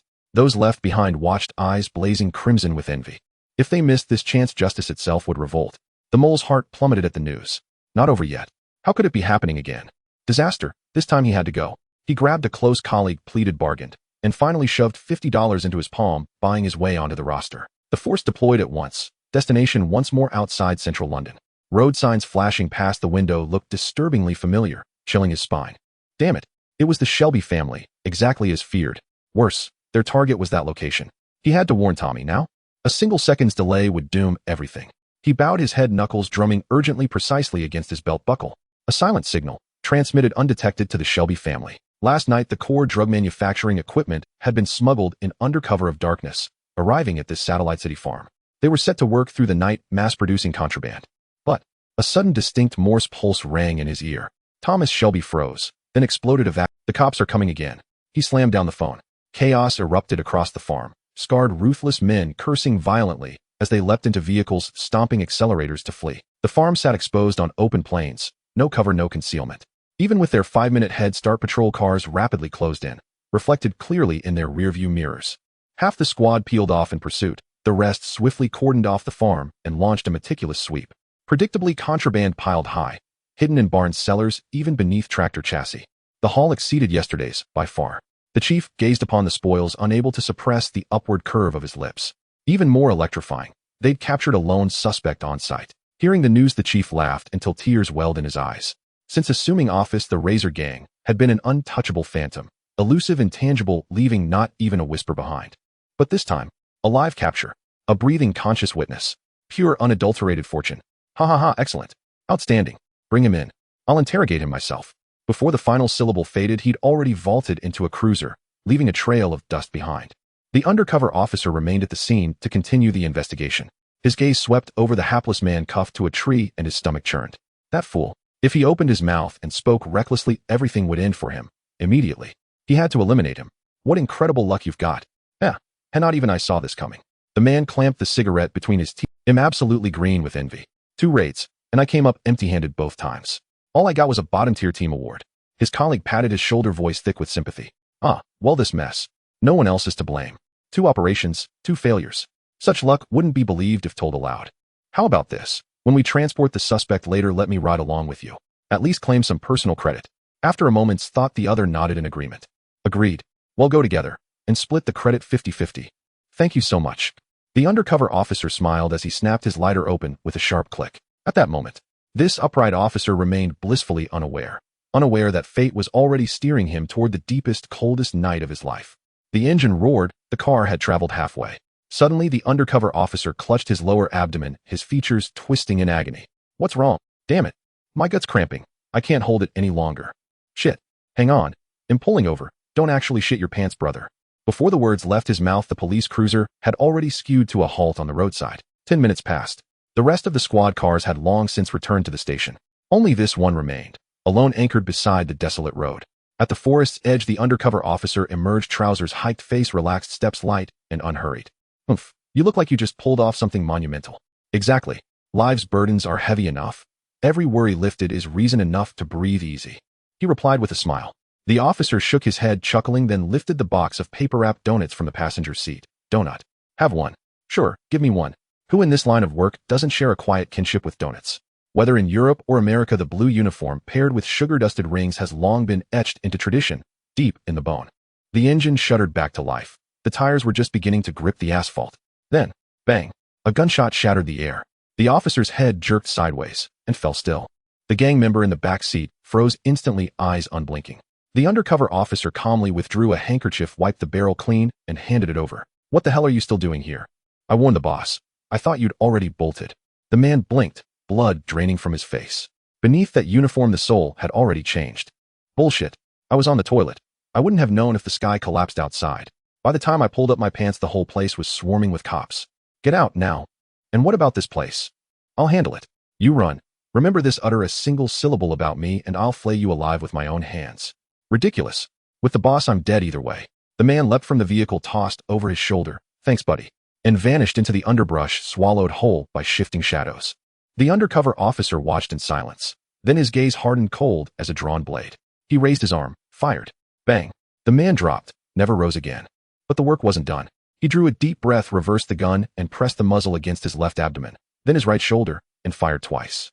Blood bloomed instantly across his uniform, spreading in thick, dark rivulets. There was more to do. He seized the radio, voice trembling, ragged and hoarse. Help, help. Suspect opened fire. I've been hit. Request immediate backup. The instant the transmission ended, the radio clattered onto the muddy ground. He slumped sideways, collapsing beside the front wheel, forehead pressed against the scorching hot engine hood. He'd meant to shift just 2 inches, to strike a more convincing pose. But darkness blurred his vision, his fingertips grew icy, and blood had already soaked his pant leg, heavy and cold. Damn it, should have shot my arm instead. That was the last thought to flicker through his mind before the void swallowed him whole. Back at the station, sirens wailed. The response vehicle spun around and sped off instantly. The scene lay unnervingly silent. A police cruiser tilted awkwardly at the roadside. Its driver slumped sideways, blood congealed dark crimson. 100 meters away, the gang member lay supine, a black hole punched through his back. And another officer sprawled 3 paces from the car door, chest drenched in vivid arterial red. Officers poured from their vehicles, voices warped with urgency. Examination revealed the undercover officer was unconscious, but his pulse held steady. As they lifted him onto the stretcher, blood still dripped steadily from its crossbars. The driver, his colleague, was already gone. The chief arrived, brow knotted tight as a noose. No one had foreseen the case unraveling like this. Every thread of evidence now hinged upon this single body, still warm, still breathing. The truth could only be pried loose once his eyes opened again. The ambulance screamed away, the twin red taillights carving blazing streaks across the deepening dusk. Sima Jianyun spread open the day's newspaper, his fingertip pausing on the printed lines, and suddenly laughed aloud. That fool truly staged his self-injury act with startling conviction. Yet doing so is tantamount to dragging his own face directly beneath the spotlight. Sima Jianyun gave a gentle shake of his head. In all his years, he'd never encountered an opponent like this, not cunning enough to evade but foolish enough to stun. Wait, with a mind like that, how did he ever embed himself inside the police force? Was he even reliable? Perhaps only abroad could such a man survive. Here, to become a mole. Even the gatekeeper wouldn't spare him. Only these single-minded Britishers could produce such an absurd specimen. Mr. Sima, have you identified the mole? Li Ning couldn't help asking. Sima Jianyun smiled faintly and nodded. Never imagined this Briton's mind turned slower than rusted gears. Such a shallow trap, yet he couldn't even see the strings. It seems we'll soon be able to step outside and breathe fresh air again. Qin Rue and Li Ning's eyes lit up in unison. No matter how secure the safe house, being cooped up within 4 walls day after day made one's very bones ache with damp decay. If they didn't get out soon, if they didn't walk, didn't feel the sun, moss might well sprout on their scalps. Send the 3rd anonymous letter, and the job will be flawlessly complete. After that, we're free to wander wherever we please, down every street, through every alley. Even as he spoke, he snatched up a pair of scissors and snipped sharply, snick, snick, snick, through the letter paper. The ink, barely dry, the 3rd letter was already sealed. Once again it passed through the Black Ice Bureau's hands, delivered personally by a postal courier into the chief's desk drawer. The letter ran long, but distilled to a single sentence. The mole is the officer currently hospitalized. The chief stared at the page, motionless, for a long while. Indeed, that officer bore the strongest suspicion. It hadn't occurred to them earlier, not because they overlooked him, but because they simply never considered him. Yet once examined closely, the flaws surfaced undeniable. First, the officer had been present for both operations. Second, the other officer's fatal wound, a precise, unexpected shot to the temple, could only have been delivered by someone standing nearby unobserved him. Third, and most damning, his wounds to the arm and abdomen matched the angle, depth, and bleeding pattern of self-inflicted injury, and the recovered bullet matched the caliber of his issued sidearm. There was no plausible explanation, no defense possible. Keep him under close surveillance. That much was certain. As for harder evidence, the letter stated plainly, to be presented in person tomorrow. The chief ran his fingertip along the edge of the paper, a heavy weight settling in his chest. Who lay behind this? And where precisely might even hotter evidence be unearthed? Night had deepened. Shelby Manor. Thomas Shelby's face was ashen with fury. In 2 days, 2 core drug manufacturing and trafficking hubs had been dismantled. Merely the direct financial losses, on paper alone, exceeded $5 million. And that was only possible thanks to an insider's early warning. Without that informant, the losses would have more than doubled. Damn it, who's stabbing me in the back? His teeth ground together with a sharp, grating sound. I'll find him, slice him apart piece by piece, and feed him to the stray dogs. No sooner had the words left his lips. A low, hoarse chuckle echoed through the room, cold and jagged like a dull blade scraping across stone. Tommy, I'm afraid that opportunity has already slipped away. Who? Thomas Shelby shot upright, his right hand flashing toward the holster at his waist. A flash of cold steel. Thud. The muffled impact was brief and brutal. A throwing knife had pierced his palm clean through, pinning his entire hand to the oak tabletop. Don't move, Tommy. The voice came again, languid yet laced with hooks. I'm rather tightly strung. One twitch from you, and I panic. And when I panic, my friend here gets restless. You wouldn't care to be turned into a pincushion, would you? Thomas Shelby clenched his numb right hand, forcing his voice steady. Who are you really? Oh, asking us. The voice drifted lazily across the room. Why, we're the good ones, of course. Compared to you, Mr. Shelby, we're practically saints. Do you truly intend to pretend those blood debts never existed? Preposterous. Whose debt do I owe? Stop posturing. Is that so? The Razor Gang, who raised its banner with their own hands. Razor Gang. So, they'd already uncovered everything. Thomas Shelby's heart plummeted like a stone. He was buying time, praying the scarred enforcers downstairs would hear the commotion and storm up to his aid. Once reinforcements arrived, guns drawn, he'd face any number of assassins without flinching, superior numbers, overwhelming firepower, and home turf on his side. Yet something felt deeply wrong. Not a single sound had risen from below. Not for minutes, not for an eternity. Not a cough, not a footstep, not even the creak of a chair. What in God's name had happened? Mr. Shelby, there's no need to worry about your friends downstairs. They're sleeping very soundly. When they wake, if they ever do, the first thing they'll see may well be the light of heaven. A low, chilling laugh rose from the shadows. What? Those 30-odd men downstairs, all gone, erased silently right beneath his very eyes, by just these two. Thomas Shelby's throat tightened. He could barely believe it. Fine. Even if they had managed to infiltrate, how could they incapacitate an entire floor without triggering a single alarm, without rousing a single dog, or flickering a single light? 30 living, breathing humans, not 30 scarecrows. This wasn't underworld work. It was myth-making. Unless they'd grown wings, or been born of the night itself. Do you suppose only the two of us walk through your door tonight? Wrong again. People like us never go in alone. Before the sentence ended, the figure stepped slowly from the gloom. Thomas Shelby's pupils contracted violently. He froze, paralyzed where he stood. It's you. Damn it, it's you. He recognized them instantly. The very clients he'd hired elite killers to hunt down, and whose deaths he'd personally bankrolled. But hadn't they long since rotted in some stinking London sewer? To track them down, he deployed dozens of men, scoured every narrow alley and basement in the East End, searched every abandoned van, twice over. The trail vanished at the entrance of a small, unassuming second-hand bookstore. Just an ordinary old shop. Its sign had faded almost to nothing. He'd visited himself, remembered only the faint bitterness of the coffee and the freckled girl behind the counter, her smile disarmingly warm. Nothing else remained in his memory. The shop was so cramped one couldn't even turn around. He'd swept the rear alley 3 times, searched the attic twice, and even pumped smoke in every rat hole. Yet here they stood, alive, unbroken, undeniable. He bowed his head in silent surrender. One misstep, and he'd lost utterly, irredeemably.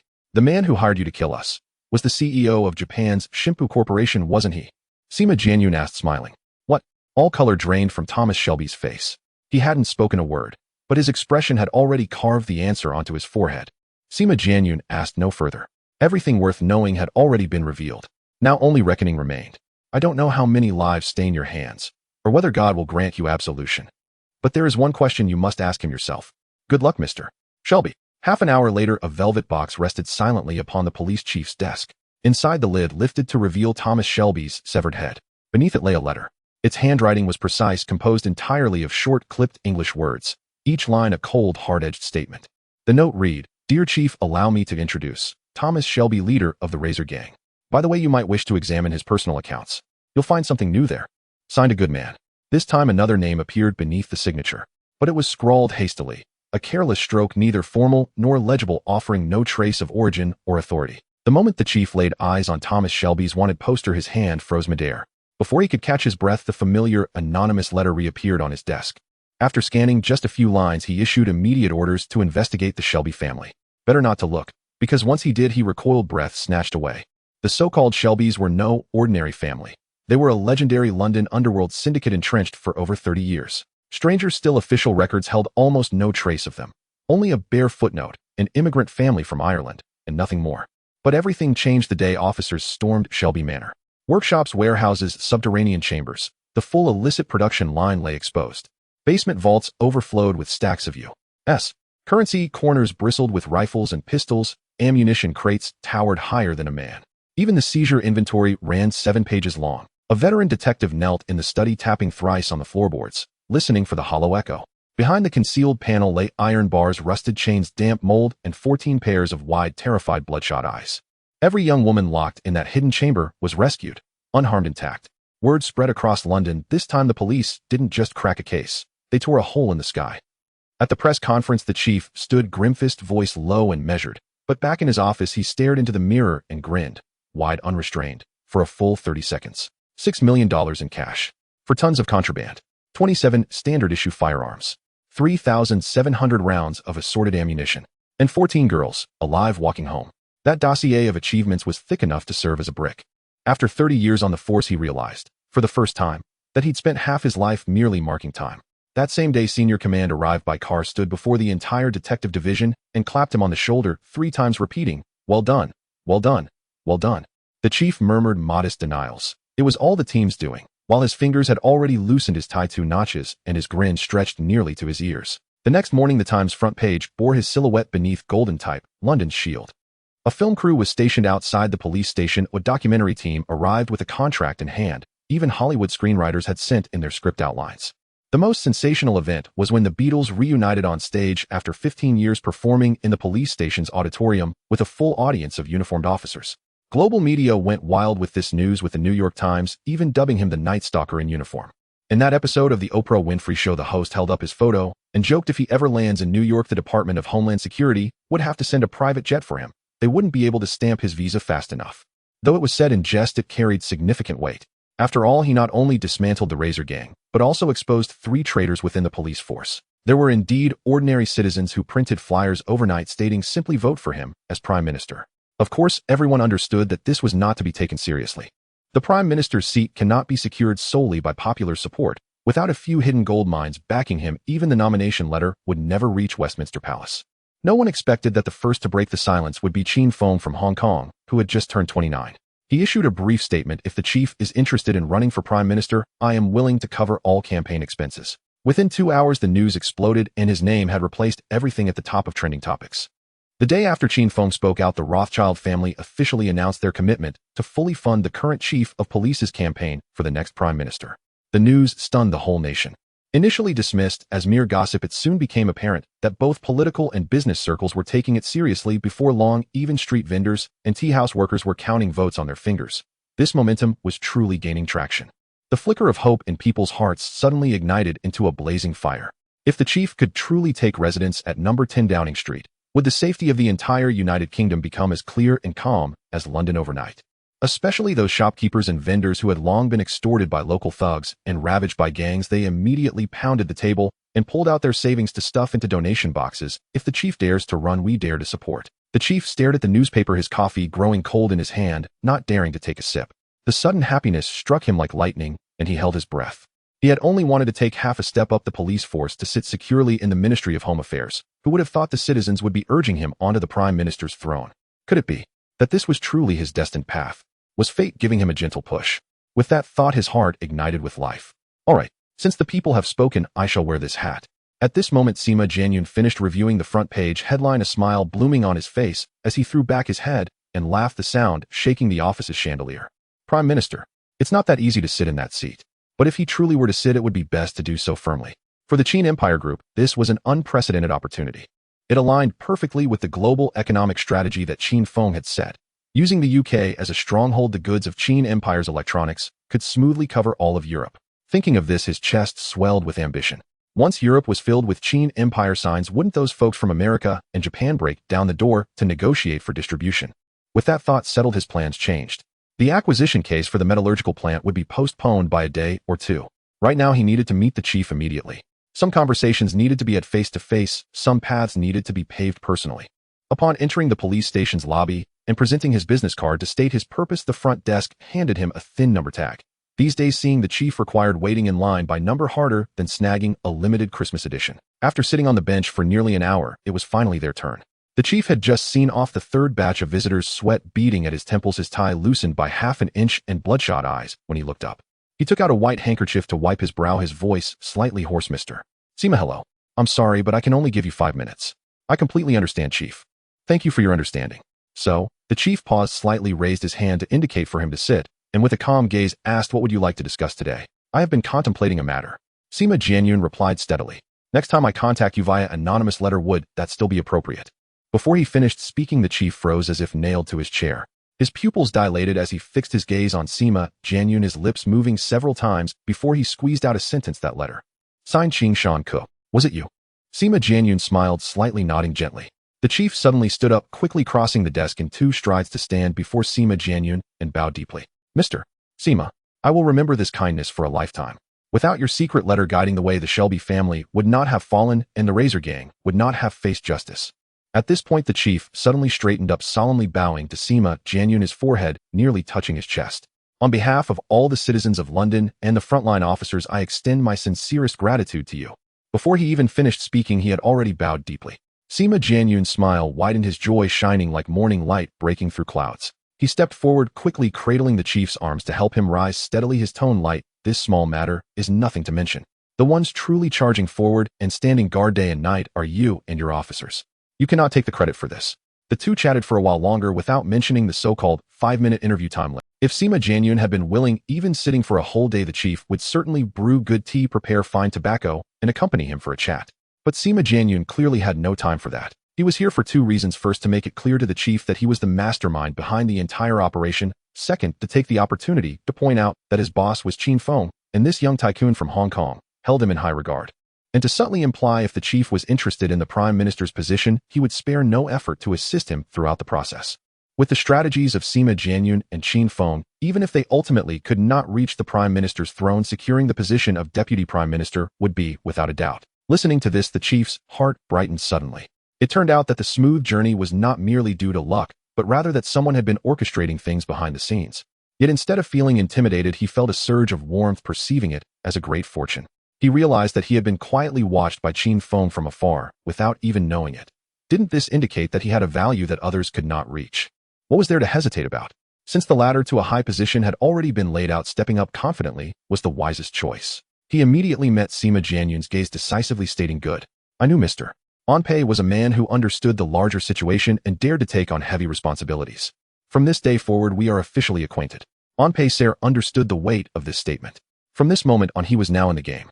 From this moment on, Sima Jianyun would be his mastermind, the core of his strategy. With just a call, the other party could plan and strategize for him at any time. Oh, and by the way, there was one small matter I almost overlooked. The chief's name is Anpei Ser. In the future, Mr. Ampere, should you have urgent matters, please deposit your letters in the vintage green mailbox beside the main entrance of the police station. Mailbox at the police station entrance. Ampere Thorne's pupils contracted slightly. He instantly grasped it. Every anonymous letter he'd ever received had slipped silently through that very mailbox. Understood. Mr. Sima, I'll commit that to memory at once. A long-forgotten surge of exhilaration suddenly welled up within his chest. Yet, there remains one matter I've never quite fathomed. Please speak freely. Sima Jianyun nodded with a gentle smile. Why do you all go to such extraordinary lengths to assist me? Ampere Thorne shook his head, lightly, brows faintly furrowed. I truly cannot fathom what benefit this holds for you. Mr. Ampere, at first we sought nothing in return.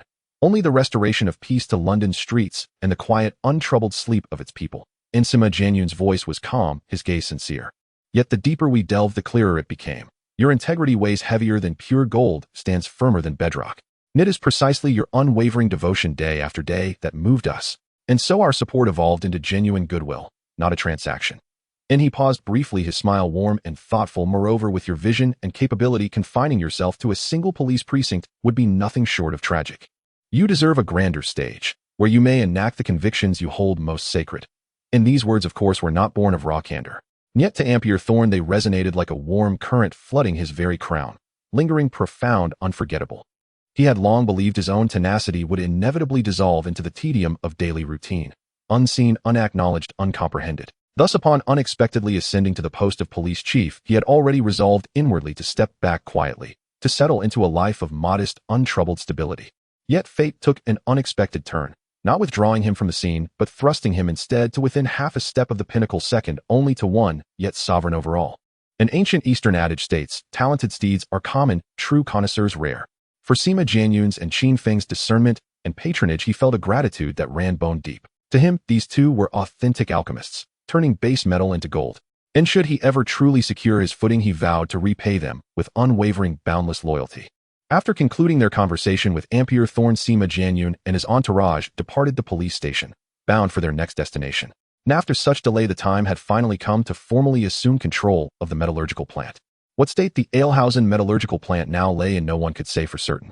And frankly, Sima Jianyun harbored genuine anticipation for this upcoming visit. Metallurgy is the root of industry. With this plant secured automobiles, photolithography machines, and semiconductor chips, all critical components, could be produced entirely in-house. From raw ore entering the gates to finished parts rolling off the line, the sturdier and more self-sufficient this entire chain became, the less vulnerable it would be to external strangleholds.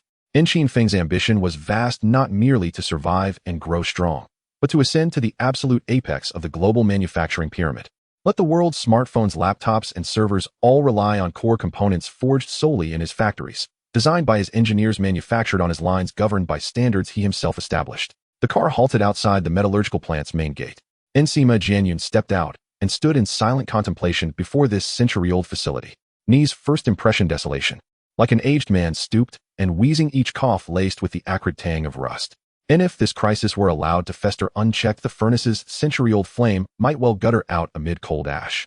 He refused to witness its collapse. Yet a solitary decision, however resolute, would avail nothing.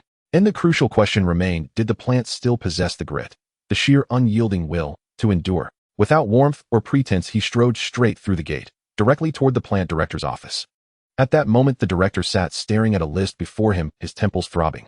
Na Bank's demand letter had just arrived, its justification stark and unambiguous: excessive risk. All cooperation terminated, outstanding loans demanded in full immediately. For a venerable smelting enterprise, this amounted to the final fatal blow. And for years it had survived only by patching gaps, borrowing from Peter to pay Paul, clinging to life by the thinnest thread. When the financial crisis struck, the already sparse order flow snapped entirely. And with no recourse, the director had swallowed his pride and gone door to door pleading for orders, solely to safeguard the livelihoods of hundreds of workers. But when morale fractures, even the warmest meal cannot warm cold hands. And workers suspected their leadership of deception, of skimming wages already paper thin. Yet under present conditions, merely issuing salaries was an act of sheer endurance. Without cost-cutting, the factory gates would bear official seals by tomorrow. And remarkably, this plant, even teetering on the precipice, had never laid off a single soul. Elsewhere, firms had long shed burdens and slashed staff to weather the winter. And this one chose another path. And the director led by example. Mid-level managers wore themselves to exhaustion, scrambling for every possible order, clinging fiercely to each slender thread of hope. Yet the few orders painstakingly secured were systematically undermined by recurring strikes and deliberate lethargy among the workforce, until they withered away entirely. And the director's chest tightened. He nearly collapsed from suffocating fury. Where unity falters, even the finest strategy crumbles before it can be played. And lighting lamps in darkness is futile. When the oil runs dry, the room remains pitch black. Ni's anger wasn't kindled by hardship itself, but by the maddening truth: salvation lay within reach, yet no hand would grasp it. Plainly put, it was sorrow and seething indignation, the frustration of watching raw potential remain stubbornly, tragically untapped. And all this Sima Jianyun had already learned in meticulous detail before arriving. This smelting plant's director, Sima Jianyun, knew nursed a deep, unspoken resentment. And if he truly possessed even a modicum of responsibility, how could he have sunk to this desperate pass? True, the workers' plight was undeniable.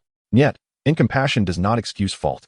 Having fallen so low, none contemplated lifting themselves or rescuing the plant, but fixated instead on surrender, on internal sabotage, on petty power struggles with superiors. It was truly disheartening. And then he saw him. And the director before him was not yet 50, yet his scalp was alarmingly thin, his face gaunt and hollowed. Sima Jianyun studied him for several seconds, his heart clenched. Na man literally broken by the weight of a single factory, and truly relentless. And no preliminaries, he cut straight to the point. Upon learning Sima Jianyun represented Qin Feng, and had come expressly to acquire the smelting plant, the director's eyes instantly flooded with tears. Ni's hands trembled faintly, yet his voice held taut iron control. And no, I will never sell the plant to save my own skin. And while the plant endures, I endure. Should it fall, I shall walk its path to the end. And Sima Jianyun listened, his expression utterly unmoved. Your willingness to share its fate changes nothing about its imminent collapse. And he shook his head, tone as placid as commenting on the weather. In, even if bankruptcy proceedings were initiated, I could reclaim it at auction for the same price. It would merely entail dismissing a few more personnel. Do you imagine that would shake me to my core? In the director's Adam's apple bobbed. He offered no reply, only lifted his chin higher. In, that is your affair. I shall not interfere. Then you may keep it. In, foolish. And Sima Jianyun uttered the word, clean, sharp, final. The only person you move is yourself. Who else acknowledges such self-dramatization? And do you truly believe your subordinates cherish your sacrifice? Wrong. They eagerly await your downfall. In their eyes, whether you've embezzled funds has long ceased to matter. You are the plant's greatest parasite. No one thanks you. They trample you instead. When you fall, your name will be etched upon the pillar of shame, indelible, irredeemable. And no matter how much you labor, how long you endure, the outcome remains unchanged. Every card laid bare, each sentence piercing deep into marrow. Yet the director simply shook his head slowly, gently, but with absolute immovable resolve. In collaborative orders, I welcome them wholeheartedly. But if your sole purpose is acquisition, I regret to say, you must leave. And Sima Jianyun's brow arched faintly. And, do you truly believe in its present state this plant could fulfill even a single one of my orders? Go ahead, place it. And the director replied with quiet composure. In, very well, then let us wager. In, wager on what? In, on this plant. The goods I require are merely automotive-grade steel, a a material your plant has refined for 30 years blindfolded without error. Deliver the full order flawless and complete within the stipulated deadline, and I shall pay 10 times the agreed value. And fail by even a single kilogram, even the weight of one screw, and you lose. Lose, and the plant becomes mine. And dare you accept? A smile lingered at the corner of his mouth, yet his gaze held no hint of jest. 10 times the payment. Securing this deal would allow the factory to breathe for at least 3 months. The factory director trusted himself. 3 months was enough to get the machines running again and bring people together once more. What he lacked was merely time. But the bank wouldn't wait, the suppliers wouldn't wait, and even the old partners were pulling out. This sum was vital. If he lost, the entire factory, along with half a lifetime of his hard work, would belong to this young man before him. A winner-takes-all gamble. The loser would be completely wiped out. So should he take the plunge or not? A weight settled in the director's heart, his mind torn between opposing forces, making either choice seem difficult. To take it or not to take it. This thought hooked into his throat like a barb, so close yet utterly out of reach. But would this factory still heed his words? Would the workers be willing to roll up their sleeves and get to it? With a firm clench of his jaw, he spoke up. I accept the wager. What are the terms? A deposit, pay half the amount up front. Half? Sima Jianyun paused for a moment, then chuckled softly. I've never seen a deposit this high. This is quite the first for me. In extraordinary times, extraordinary measures must be taken. The director's ears burned, yet his voice remained resolute. Indeed, he knew how uncomfortable this was. But aside from pushing forward with determination, he had no other option. Sima Jianyun looked him over, a slight arc forming at the corner of his mouth. Actually, the price for your half could be negotiable. The dim light in the director's eyes suddenly brightened, fixated on his opponent. But, you speak. I've heard that aside from this metallurgy factory, you also own a small workshop. The condition I require is simple. If you lose, that workshop along with the factory will belong to me. How do you know about that workshop? You need not ask. Sima Jianyun's smile remained undiminished. So, all right. It's settled then. All right. Let's sign the agreement now. As he spoke, he pulled out a stack of papers from behind him and handed them to the director. The director examined each page carefully. The terms were clear-cut, without traps or ambiguities, just a standard gambling contract. He took the pen, signed quickly and decisively. Sima Jianyun finished signing as well, and with a gentle snap of his fingers, Li Ning removed a large bag from his shoulder, tilting it forward in front of everyone. Stacks of cash cascaded out like a waterfall, neatly piled on the table. Count it yourself. Sima Jianyun lounged back, his tone as light as casual conversation. The director stood frozen in place, palms sweating. Something felt off. Too off. How did it seem like he had calculated every step? Why was he being led around by the nose at every turn? He shook his head vigorously. Never mind.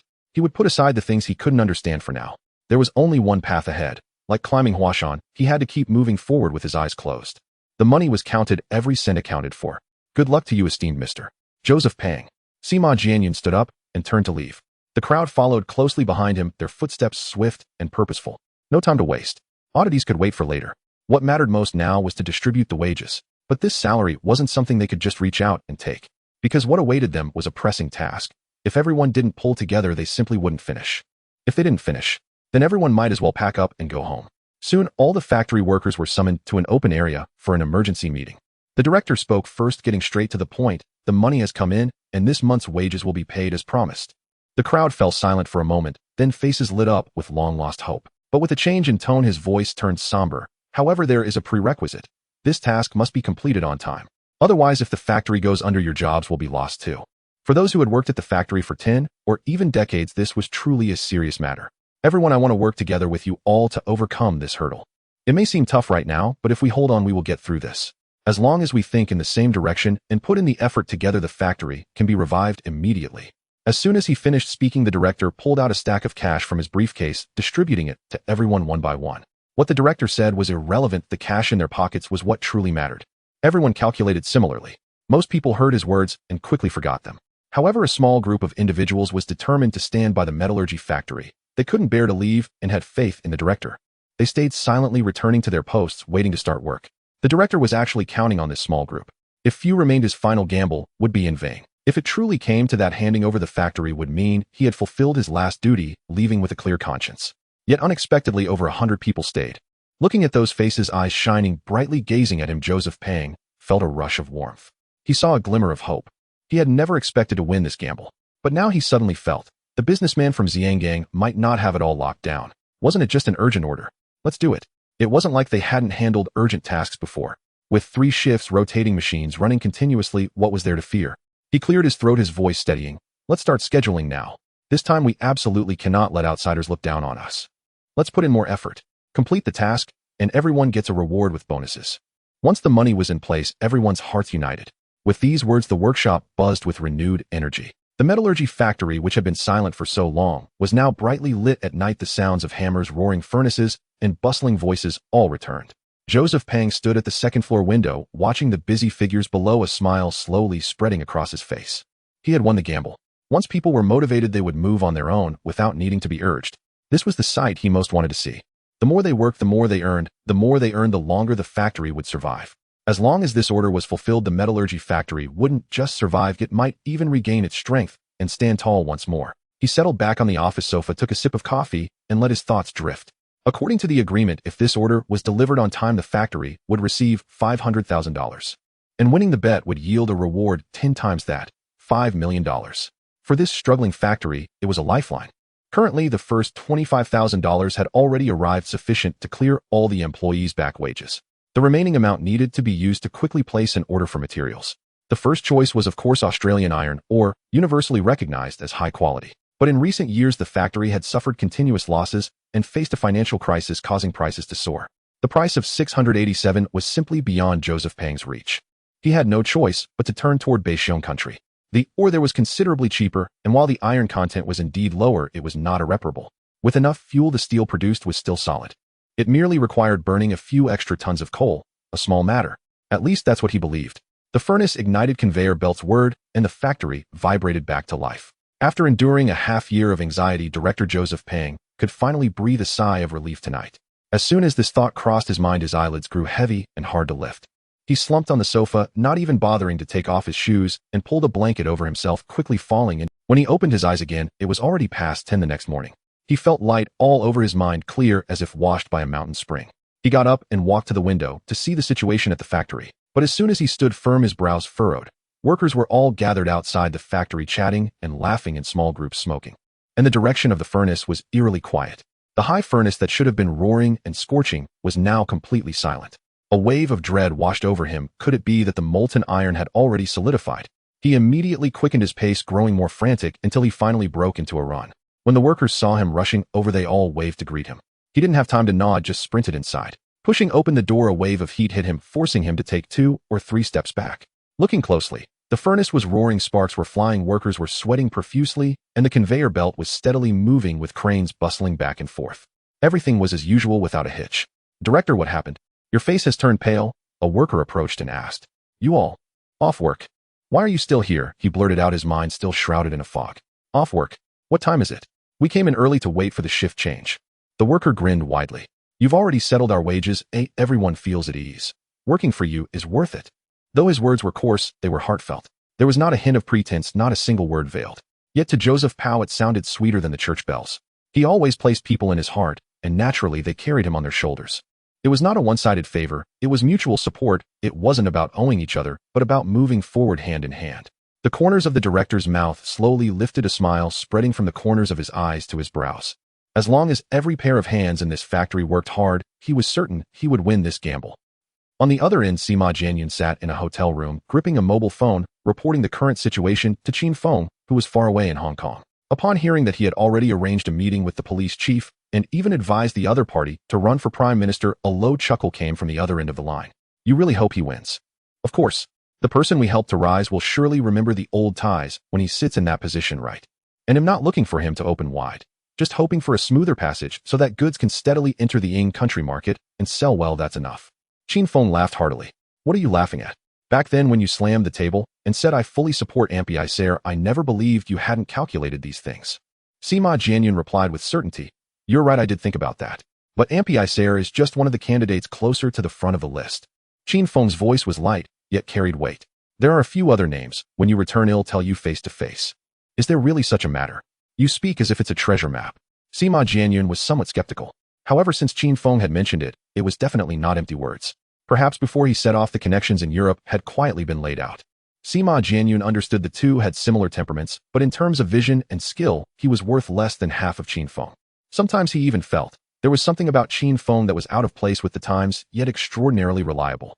Especially that gaze able to see far and step accurately. Creepy. By the way, let me ask, what's the status of the betting agreement you signed with the director of the smelting plant, Joseph Powell? Qin Feng suddenly interjected. How likely is it to succeed? Initially, it was a 90 certainty, but since you asked personally, I'll add another bit of confidence. 99, it won't be off. Sima Jianyun knew Qin Feng's temperament too well. If he spoke, the matter was likely already in hand. Upon hearing this, Qin Feng burst into hearty laughter. You? Let me tell you the truth, those workers under Joseph Pao aren't clean. When you take over that smelting plant, not a single one should be retained, they all have to go. If all the people are driven away, who will do the work? In this current situation, there are plenty of people eager to grab a job. Are you still worried about not being able to recruit skilled workers? Qin Feng retorted. Moreover, do you really think we will stick to working in the same place? I've already prepared a new site for that smelting plant, directly moving it to Hong Kong. Hong Kong. Sima Jianyun was stunned for a moment. What about the ships? Is there suitable capacity? Already arranged. I arranged for a chartered ship. It will set sail tomorrow morning. That settled it. The ship had been booked. Clearly Qin Feng had not taken that director seriously at all. In fact, neither did Sima Jianyun. Otherwise, he wouldn't have offered such generous betting conditions.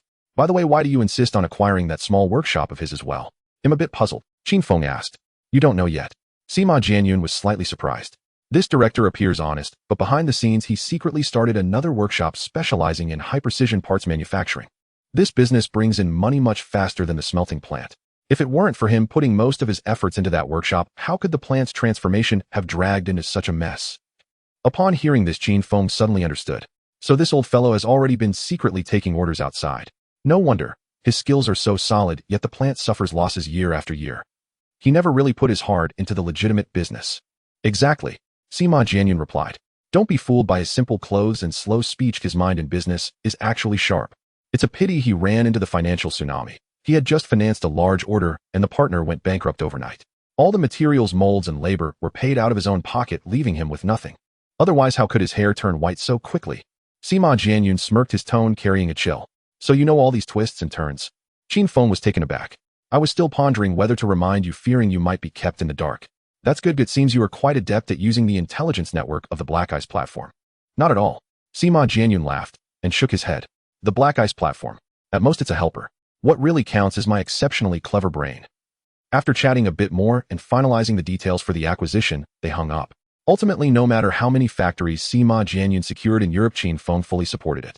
After all, these factories were not losing propositions before the crisis erupted. Just take this smelting plant, for example. That set of electric smelting technology is a whole generation ahead of its peers. If it weren't for the director's own incompetence, how could the cash flow chain have broken so easily? Thinking this way, it wasn't hard to understand why the workers were causing a stir. Every few days they took to the streets, obviously because their legitimate demands were repeatedly ignored. Who would take their jobs lightly? Especially at this critical moment. Sima Jianyun put down the phone, relaxed his shoulders, and stretched his arms back to yawn. His current job was quite light, either waiting or giving a gentle push. As long as the other party couldn't deliver the goods within the agreed time frame, that 2500 would be like picking up a top global metallurgy plant for free along with a precision parts processing workshop. Should he trip them up a bit? He pondered. He needed to use the method of boiling frogs in warm water. Quietly wait for the right moment, then settle the account all at once. Whether it was the director or the workers, none were reliable in his eyes. The fact that this factory hadn't collapsed earlier was purely a stroke of luck. By the way, Sima Jianyun's mind suddenly brightened. Starting with the raw material suppliers was the most reliable approach. Want to stir up some waves? It's as easy as pie. Just casually let it slip. The smelting plant's cash flow chain has long been broken, borrowing high-interest loans and dead-end loans. The entire plant is mortgaged. The suppliers are sharp-eared. Once the word gets out, how can they remain calm? By then, it would be time for him to cast his net. With the plan set, he immediately dialed the people from the Black Ice platform. This was something the Iron Eagle warriors couldn't handle. They specialized in assassination and close combat.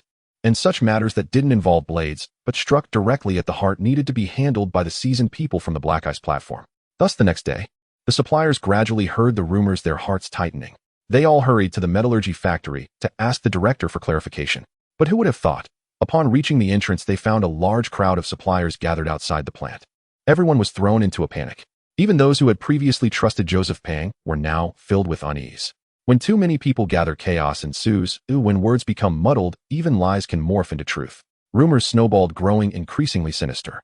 The factory workers, not well versed in reading, became anxious upon hearing the suppliers clamoring about the factory collapsing and the owner fleeing.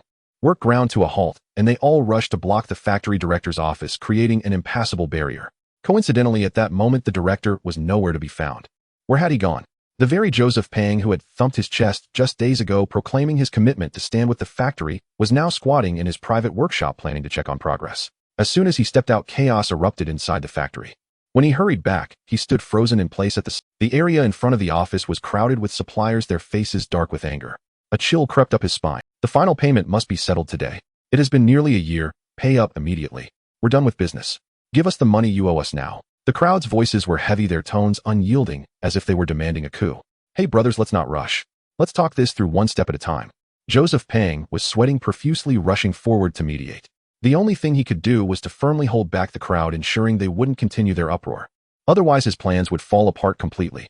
The immediate priority was to invite everyone into the office to talk. They could not remain outside. If the workers saw them, morale would plummet. How much effort had he expended to rally this spirit? He could not allow it to be ruined by such an unexpected situation. Yet even if he managed to bring everyone inside, the shouting, the grim faces, and the figures blocking the door had already etched themselves into the minds of every worker. Could he ever get them to work diligently as before? It seemed unlikely. At least until this matter was completely resolved, it would be very difficult to find a way out. Joseph, I know you just received some money. Listen carefully. Where the money comes from is none of my concern. I only want the payment that rightfully belongs to me. Do you understand? Rest assured, Joseph, I won't demand a single penny in interest. Whatever you promised in the past, I'll consider it, as if it never happened. I just want the payment right now, immediately. A group of people closed in, their tone rigid, their gazes unyielding. No matter how Joseph Pang argued, how he reasoned, even when he presented his difficulties and shared his hardships, they were fixated on one dead logic: the payment he had delayed must be delivered. Joseph's words felt thin, his throat dry, yet once he spoke, it was as if stones were thrown into a deep well, yielding no echo. At his wits' end, he could only grit his teeth and concede. He would settle all debts in one lump sum. But just as he nodded, a new problem crashed in. The $50,000 left in his pocket was far from enough to cover all the gaps. Out of a total of $250,000, the bulk had already been paid to the workers. If their wages were delayed again, who would still be willing to tighten screws or operate machinery? Work would immediately come to a standstill. How to divide the remaining $50,000 had become a knife hanging over his heart. Should he give it all to the major client? Or should he split it, silencing a few smaller suppliers first? After weighing the options repeatedly, he finally decided to prioritize settling the smaller debts. Just as a few minor payments were completed, Joseph Pang looked up and collided with the stern faces of several major suppliers. Joseph, when do you plan to settle our payment? Their voices were as cold as ice. I truly don't have the money, he answered truthfully. No money. Fine. Take the factory's equipment as collateral for the debt. Before he finished speaking, several people had already sealed their demand. Before they left, someone had pointed out to them if the cash was not in place, they would take physical assets instead. They had come in accordance with this. As for what those tall, heavy machines could actually do, they had no clear idea, but hauling them off to sell as scrap metal would at least allow them to recoup some funds. Joseph Pang's temples throbbed upon hearing this. No way. No one can touch the equipment. His voice was, if you take the machines away, the production line will be paralyzed at once. By that time, you won't even have hope for your payment, and my entire factory will have to shut down. Do you really want to see that result? The suppliers exchanged glances, their faces filled with confusion. Whether the factory stands or falls, what does it have to do with us? That sounds odd. You're about to collapse, yet it feels as if we've pushed you to this point. Enough with the nonsense. Either cough up the money or hand over the machines. You decide. They stood rigid, not budging an inch. Joseph Pang's eyes swirled with anxiety. Don't you understand? This factory supports hundreds of people. If I collapse, hundreds will be unemployed on the spot. Just think about it. How much chaos will these idle folks cause on the streets? And you, each of you has fat wallets. Do you really believe that being behind your tall walls allows you to sleep soundly at night?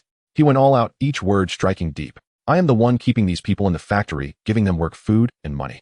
Without me, if hundreds of empty-handed men suddenly appear, can you guarantee they won't knock on your doors? Once these words fell, the suppliers' hard facades quietly cracked. Indeed, upon closer examination, it wasn't mere bluster. If it really came to that, they might not even dare to sleep soundly. With the economy in freefall, the production rhythm was completely thrown off, and there were many people wandering the streets who had lost their jobs and had nowhere to go. Cases of burglary and forced entry occurred almost every night. The sound of police sirens echoed from dusk till dawn, never ceasing for a moment. Everyone knew if the metallurgy factory really collapsed, who would the laid-off workers come to settle scores with? Surely it would be these suppliers. Then they would really be in big trouble. As the old saying goes, a thief isn't afraid of stealing 10 times, but is afraid of being targeted 3 times. No one could guarantee they wouldn't become the target under scrutiny. Realizing this, the expressions of several individuals noticeably softened. Gentlemen, I'll speak frankly. It's not that I don't want to repay the money. But in this current situation, I truly can't pull out a single cent in cash. I can't cover the bills at all. Joseph Pang's voice was steady, but his gaze was tightly wound. However, I do have an order in hand, and as long as the delivery is completed you will receive every penny owed. Will you trust me one more time? Joseph, it's not that we don't trust you, but you must present something tangible that we can rely on. How about putting the factory up as collateral for us? Yes, I think that idea is good. Several of the raw material suppliers chimed in unison, blocking his path entirely. Putting the factory up as collateral. Could that really be done? Joseph Pang felt a chill run through his fingertips. This factory had already signed a betting agreement. To mortgage it again would constitute a second mortgage, an illegal operation strictly prohibited. Once exposed, the penalties could lead to financial ruin or worse, imprisonment for 2 to 5 years. He could not afford to lose. Yet at this moment, one step back meant certain ruin. They were staging a coup, no less. His Adam's apple bobbed, his jaw clenched tight. Then finally he nodded. Very well. I can pledge part of the factory premises as collateral, but only on one condition: raw material supply must continue uninterrupted. This expenditure will be repaid in full, with interest, upon settlement of the order. The suppliers exchanged glances, murmured a brief consultation, and nodded in unison. Agreed. Then let's sign the contract. Before the words had fully faded, all three had already drawn pre-printed documents from their briefcases and slid them forward in perfect synchrony. What? Joseph Pang froze. A chill crawled up his spine, as if every word he spoke, every gesture he made had been scripted in advance, awaiting only his cue and precise timing. What's this, Joseph? Are you backing out? After coming this far, you still intend to play tricks? Make no mistake, you have no path left to retreat. Seeing his hesitation, the three suppliers' expressions darkened instantly, their voices slicing through the air like shards of glass. He had no choice. Just as his fingers closed around the fountain pen, the office door slammed open with a thunderous bang. Mr. Pang, what precisely are you doing? At that voice, his entire body locked in place. Sima Jianyun, how could he possibly be here? Of all moments, to barge in now. Damn it, who are you? The three suppliers swiveled as one, their gazes sharp as grappling hooks fixed unblinkingly upon the intruder. Allow me to introduce myself, Sima Jianyun said, a faint smile curling at the corner of his lips.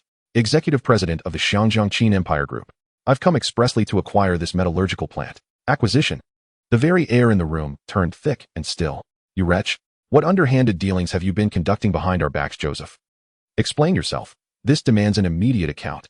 Blast it. You've been hiding some colossal secret from all of us. In that instant, the three suppliers flushed crimson, veins bulging across bloodshot eyes, their stares like blades pinned mercilessly upon Joseph Pang's face. Their posture screamed readiness to lunge forward and tear him limb from limb. Gentlemen, please, remain composed. Let us preserve decorum, Sima Jianyun murmured, his tone calm, his smile unwavering. Mr. Pang, unwilling to see the factory fall into my hands, voluntarily entered into a wager agreement with me. Should he lose, the entire smelting complex, including his modest workshop, shall transfer wholly to my ownership. And, without costing me a single cent. Those words struck like frozen stones, landing dead center in each man's chest. Their hearts plummeted, icy dread surged upward from their souls, piercing straight through the crown of their heads. You despicable scoundrel. You signed the wager agreement first, then dared use the factory as collateral to deceive us. Joseph, you crafty old fox. This is fraud, blatant criminal fraud. Enraged beyond measure, they trembled violently, teeth grinding audibly, half ready to draw blades and cleave him down on the spot. The office door stood wide open. Every syllable spoken within had drifted unmistakably into the corridor. Workers stood frozen in the hallway, their faces still contorted in shock, their eyes now blazing with incandescent fury. This bastard hadn't just swindled the suppliers, he'd betrayed his own people too. Plant manager, explain yourself. What in heaven's name is going on here? A surge of bodies poured into the room, jamming the doorway, the hallway, even the windowsills. Every exit sealed tight. Joseph Pang's vision dimmed, his knees buckled. He nearly collapsed outright. Only one thought detonated inside his skull: it's over, utterly over. 3 days later, Joseph Pang's hand shook so violently he could barely grip the pen, yet he scrawled his name crooked and trembling at the bottom of the transfer agreement. Thus the century-old smelting plant formally changed hands, its new owner Qin Feng. That same day, the ocean freighter owned by shipowner Bao docked at port. With a single phone call from Sima Jianyun, dismantling commenced immediately. Every heavy machine was methodically disassembled according to its original blueprints, bolts, brackets, piping meticulously cataloged, packed, and loaded onto the deck. Destination Xinjiang. All factory workers were dismissed en masse. Fortunately, Sima Jianyun showed restraint. Each received a generous, dignified severance package. A few loudmouths who shouted unfair were promptly pinned against the wall by Iron Eagle elite guards and given a firm, unforgettable lesson. No bones broken, but they'd lie bedridden for 7 or 8 days, unable to rise. Others, reckless desperados, slipped into the workshop after midnight, intent on blowing up the machinery. The Iron Eagle elite guards were waiting. Within seconds, the intruders were subdued, and administered a swift intravenous dose of a certain stimulant. By nightfall, the hospital emergency room admitted several patients diagnosed with acute heavy metal poisoning. From the moment Joseph signed the factory building's equipment technical drawings, even a single screw mounted on the wall became Qin Feng's private property. Private property is inviolable, not mere rhetoric, but immutable law. Even riddled with bullets, no one would dare utter a word of protest on their behalf. For 6.5 days, dismantling continued without pause. As the final vacuum smelting furnace was hoisted onto the freighter's deck, shipowner Bao's vessel eased away from port, cutting through the waves toward Xiangjiang. Sima Jianyun's momentum did not falter. That morning at dawn, Qin Feng opened his eyes upon the broad, luxuriously soft expanse of his own bed and sat upright. He stretched with a long, deep yawn, completed his morning routine, and prepared for the day ahead, fully alert and energized. The 6-subsystem lithography project progressed smoothly. The prototype had already been restored by Sima Jianyun's team and was undergoing rigorous parameter verification. The outcome appeared promising. Another prototype, dismantled years earlier in the Netherlands, lay scattered in pieces inside a shipping container covered in dust and rust. To the untrained eye, it resembled nothing more than a heap of scrap circuit boards and corroded copper. Once calibration and testing passed final validation, mass production lines would launch immediately. Qin Feng saw it all with crystalline clarity. No anxiety, no doubt. Even the most antiquated lithography machine by today's standards remained an unrivaled weapon, capable of sweeping aside all competition. No one understood better than he the terrifying power coiled within that machine. Meanwhile, Qin Empire's LCD televisions, distributed via its U.S. and European trading subsidiaries, had firmly taken root in local markets. Priced comparably to bulky, outdated CRT sets, yet impossibly slim, like bound art folios, and displaying images so razor-sharp one could count individual pores on actors' faces. Upon release, consumers rushed them en masse. Some camped outside stores before dawn, enduring 2 or 3 sleepless nights, just to claim a unit 30 minutes earlier than their neighbors. Qin Feng himself remained unaware. That very television rolling off his own assembly line had already been inflated to absurd prices by scalpers. A 500 premium. And even then, securing one was no guarantee. Only the solid foundation of Qin Empire Electronics Technology Company could sustain such demand. Any other enterprise attempting this would have seen its storefront shattered hours after posting a simple sold-out sign. Still, truth be told, the term scarcity marketing had yet to enter common usage. If history were to assign credit, Qin Feng would rightly be named its first true master. In the United States, Michael Jackson, still riding the meteoric wave of Thriller released barely 3 years prior, had just become the official spokesperson for Qin Feng's LCD television line. Securing the involvement of this global icon, Michael Jackson, had taken Qin Feng relentless persistence and negotiation. Fortunately, both parties ultimately reached full satisfaction. With its impeccable craftsmanship and Jackson's golden reputation, the television set sold out completely across the United States. Even the Great Depression failed to slow its ascent. Rising unemployment kept people indoors longer than ever, making television the most affordable and cathartic form of entertainment. A superior television does more than deliver visual comfort, it soothes the very eyes that behold it. Qin Feng's liquid crystal display struck precisely at the deepest, most sensitive nerve of consumer desire. 2 trading firms, one in San Francisco, the other in Boston, had stocked a combined total of 100,000 units. Yet within just 3 days, every shelf stood utterly bare. Their regional managers frantically dialed headquarters, urgently demanding immediate replenishment. Meanwhile, the factory had already shifted into overdrive, operating round the clock, with workers rotating through 3 shifts in relentless, uninterrupted succession. Yet orders continued to flood in like snowflakes, impossible to fulfill. The only viable path forward was expansion, adding new production lines. And Qin Feng acted without hesitation. On the foundation of his original plant, he rapidly deployed 3 entirely new production lines. Today marked their official commissioning. Thereafter, output capacity doubled overnight, and shipping volumes surged in perfect tandem. The widespread stockouts plaguing distribution centers would soon ease. No sooner had this matter settled than Qin Feng redirected his attention to the Iron Eagle elite.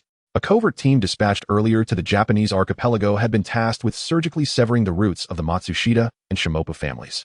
Today, word arrived they had silently returned to Hong Kong aboard ship. Minute quantities of high-intensity radioactive isotopes had been discreetly implanted within the core members of both families, undetectable by any medical technology available today. In essence, their descendants would descend slowly into living hell, a protracted, agonizing decline toward inevitable demise. First to collapse would be the immune system, which would fail utterly within 3 to 5 days. Then, with all bodily defenses gone, necrosis would begin internally, spreading relentlessly, accompanied by unceasing, excruciating pain, until at last the final breath escaped in unbearable torment. The entire process would take no less than 1 month and no more than half a year, even assuming access to Japan's most advanced medical infrastructure, the most generous estimate possible. Qin Feng offered only one assessment of the Iron Eagle Elite's execution, exquisitely done.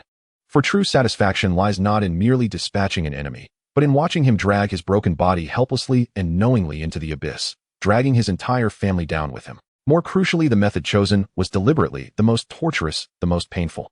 Brilliant. Just moments ago, Mr. Pow, the shipping magnate, reported that the complete metallurgical plant equipment had already been loaded onto a freighter and was now en route home. Barring unforeseen storms, the vessel should dock securely in Hong Kong within 2 weeks. Meanwhile, technical teams assigned to BMW and Volvo had already established footholds in Bavaria, Germany, and Gothenburg, Sweden, each setting up fully equipped workshops. For the first 3 months, Qin Feng did not expect them to produce anything groundbreaking, only to master the blueprints, thoroughly digesting them, internalizing them, absorbing them into their very bones. As for launching new vehicle models later, that would fall under his system's domain, not theirs to fret over. Their sole responsibility was to grasp with absolute clarity and precision the intricacies of stamping, welding, final assembly, and calibration. When mass production finally commenced, their duty was simple: not to falter, not to lag behind. Achieving that alone would constitute a monumental success. Every component's shape, installation method, and fastening point were meticulously detailed in the schematics. Follow the diagrams. Surely they could manage that. After careful reflection, Qin Feng realized nothing pressing demanded his attention. He rose immediately and headed straight for Sir Y.K. Ho's company, intending to share a cup of tea and exchange some casual conversation. He also meant to sound out Sir Ho on a delicate matter: could land be secured in Shenzhen for a new factory? Hong Kong was simply too cramped, too constricted, to accommodate his ambitions. His automobile enterprise aimed squarely at Asia, and mainland China unquestionably was both its primary target and richest prize. Better that prosperity flow inward than outward, that the opportunity be seized by kin rather than strangers. As Qin Feng pushed open the door to Sir Ho's office, the fragrant aroma of steeping tea greeted him. Sir Ho was bent over his teaware, rinsing cups and warming the pot. Upon lifting his gaze and recognizing Qin Feng, his hands paused mid-motion, astonishment and delight flashing across his face. "Mr. Qin, what auspicious breeze has carried you here? Please do sit down," he urged warmly, swiftly rinsing another cup and filling it to the brim with steaming tea. "Try this. It's fresh stock, absolutely extraordinary." Qin Feng wasted no pleasantries. He lifted the cup and drank. Heat and mellow richness surged down his throat, lingering sweetness blooming on his tongue. Revitalized, he exclaimed instinctively, "Magnificent tea. Huh, you truly know your leaves." Sir Ho's eyes lit up, radiant with pride. "Authentic Dahong Pao, straight from Wui Mountain. I had to beg, plead, and bargain relentlessly just to secure this batch. It's exceedingly rare. I'll wrap up 2 taels for you to take home." Qin Feng's lips curved faintly. "Mr. Ho, surely you're being stingy. Only 2 taels. Too little." Sir Ho chuckled, startled. "You think 2 taels is meager? I myself received only half a caddy, and I've already allotted you a quarter of it. Are you still unsatisfied? Fine, 2 taels it is." After sipping twice more, Sir Ho set down his cup and gazed at Qin Feng with quiet amusement. "Mr. Qin, I know you well. You never climbed the 3 Jewels Temple steps without purpose. What scheme brings you this time?" "Scheme? Heaven forbid." Qin Feng waved lightly, smiling. "Mr. Ho, you maintain close ties with the mainland. I have a question I'd like to ask. Lately, I've acquired several factories, yet Hong Kong's tiny expanse offers no room to maneuver. So I wondered, have you heard any whispers? Any signs of policy easing or land use approvals? I'm seeking a plot on the mainland to build a factory. You've come to exactly the right person, Mr. Qin." Sir Ho grinned broadly, then slowly refilled his cup and lowered his voice. "This matter remains closely guarded, for now, but with you there are no secrets." That remark genuinely piqued Qin Feng's interest. "What on earth is it? Tell me. No need for mystery. You're no greenhorn, Mr. Ho." Sir Ho didn't bristle.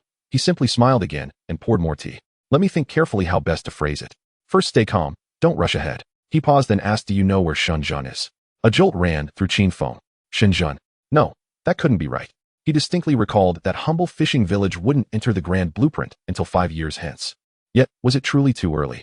No. Upon reflection, Shenzhen's formal establishment as a special economic zone would indeed occur in 1980. But long before that, preliminary signals, preparatory actions, and quiet groundwork had already begun. Suddenly it struck him. Was he standing precisely where the first pioneers had stepped ashore? His heart lurched violently, as if a rogue wave had capsized his boat, yet his face betrayed nothing. Instead, he assumed an expression of complete bewilderment. "Shenzhen? Do you mean Shamshuepa?" "Shamshuepa? Nonsense. I mean Shenzhen, not in Hong Kong, but on the mainland." Sir Ho shook his head, amused. "On the mainland? Where exactly?" Qin Feng leaned fully into his feigned confusion. "Come, let me show you." Sir Ho rose and led him into the adjacent room. A vast map of China hung on the wall, its surface smooth, its ink crisp and precise. "Here, we stand right here." He pointed firmly to a corner of the map. Qin Feng stepped closer, squinting intently at the details. Oh, so this is our position here.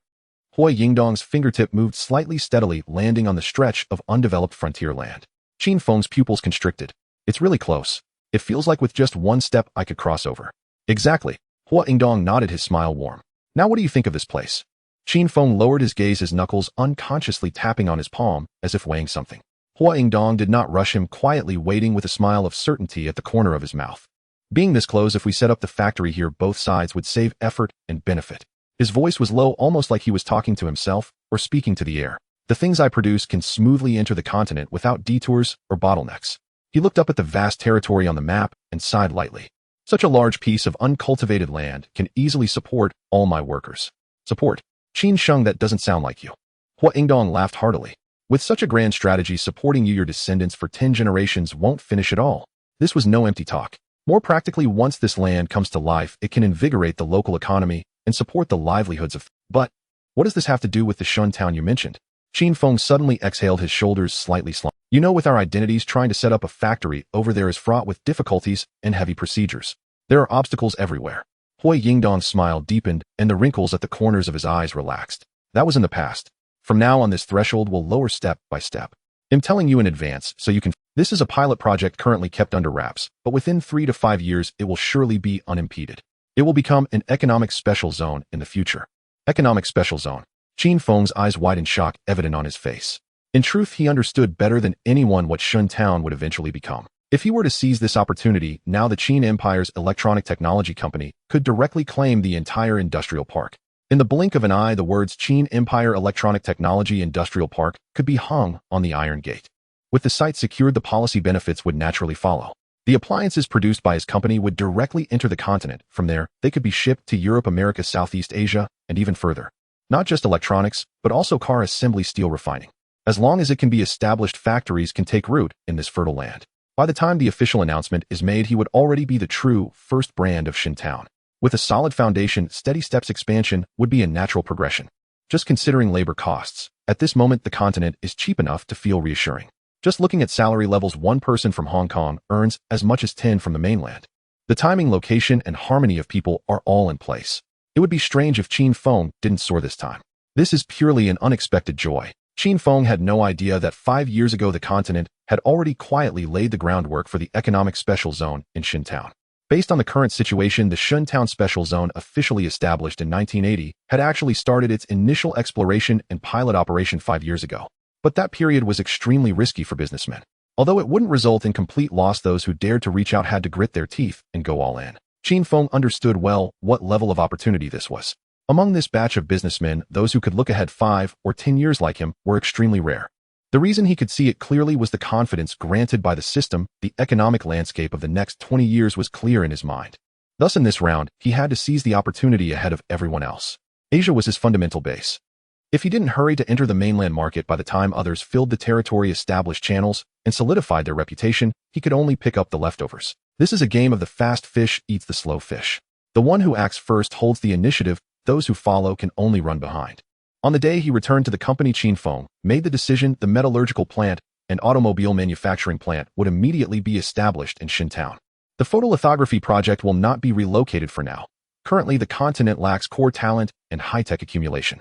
Forcing it to start in the short term poses risks far greater than the benefits. It is still safer to build the factory in Hong Kong. How to adjust later will be decided step by step. The two places are already very close. A phone call and a 2-hour drive communication is never obstructed. The production process of LCD televisions can also be gradually moved to Shintown. First, set up a branch to produce basic components, shells, wires, packaging. These processes are mature with low thresholds and easy management. Final assembly and packaging will still be completed in Hong Kong. By leveraging the shipping network of the Shipping King, they can be shipped globally, thus forming a closed-loop chain spanning Shintown and Hong Kong, covering research and development, manufacturing, logistics, and sales. Currently, the strongest product of the Qin Dynasty electronics technology is this LCD television. It is 4 to 5 years ahead of all similar products on the market. Based on the predicted pace of industry evolution, this model can dominate the market for at least another 3 to 4 years. By the time competitors catch up, the second-generation new products will already be waiting on the production line. By then, it will once again be 4 years ahead of the world. Money isn't it just steadily falling into the pocket. As for automobiles, it just lacks the blueprints.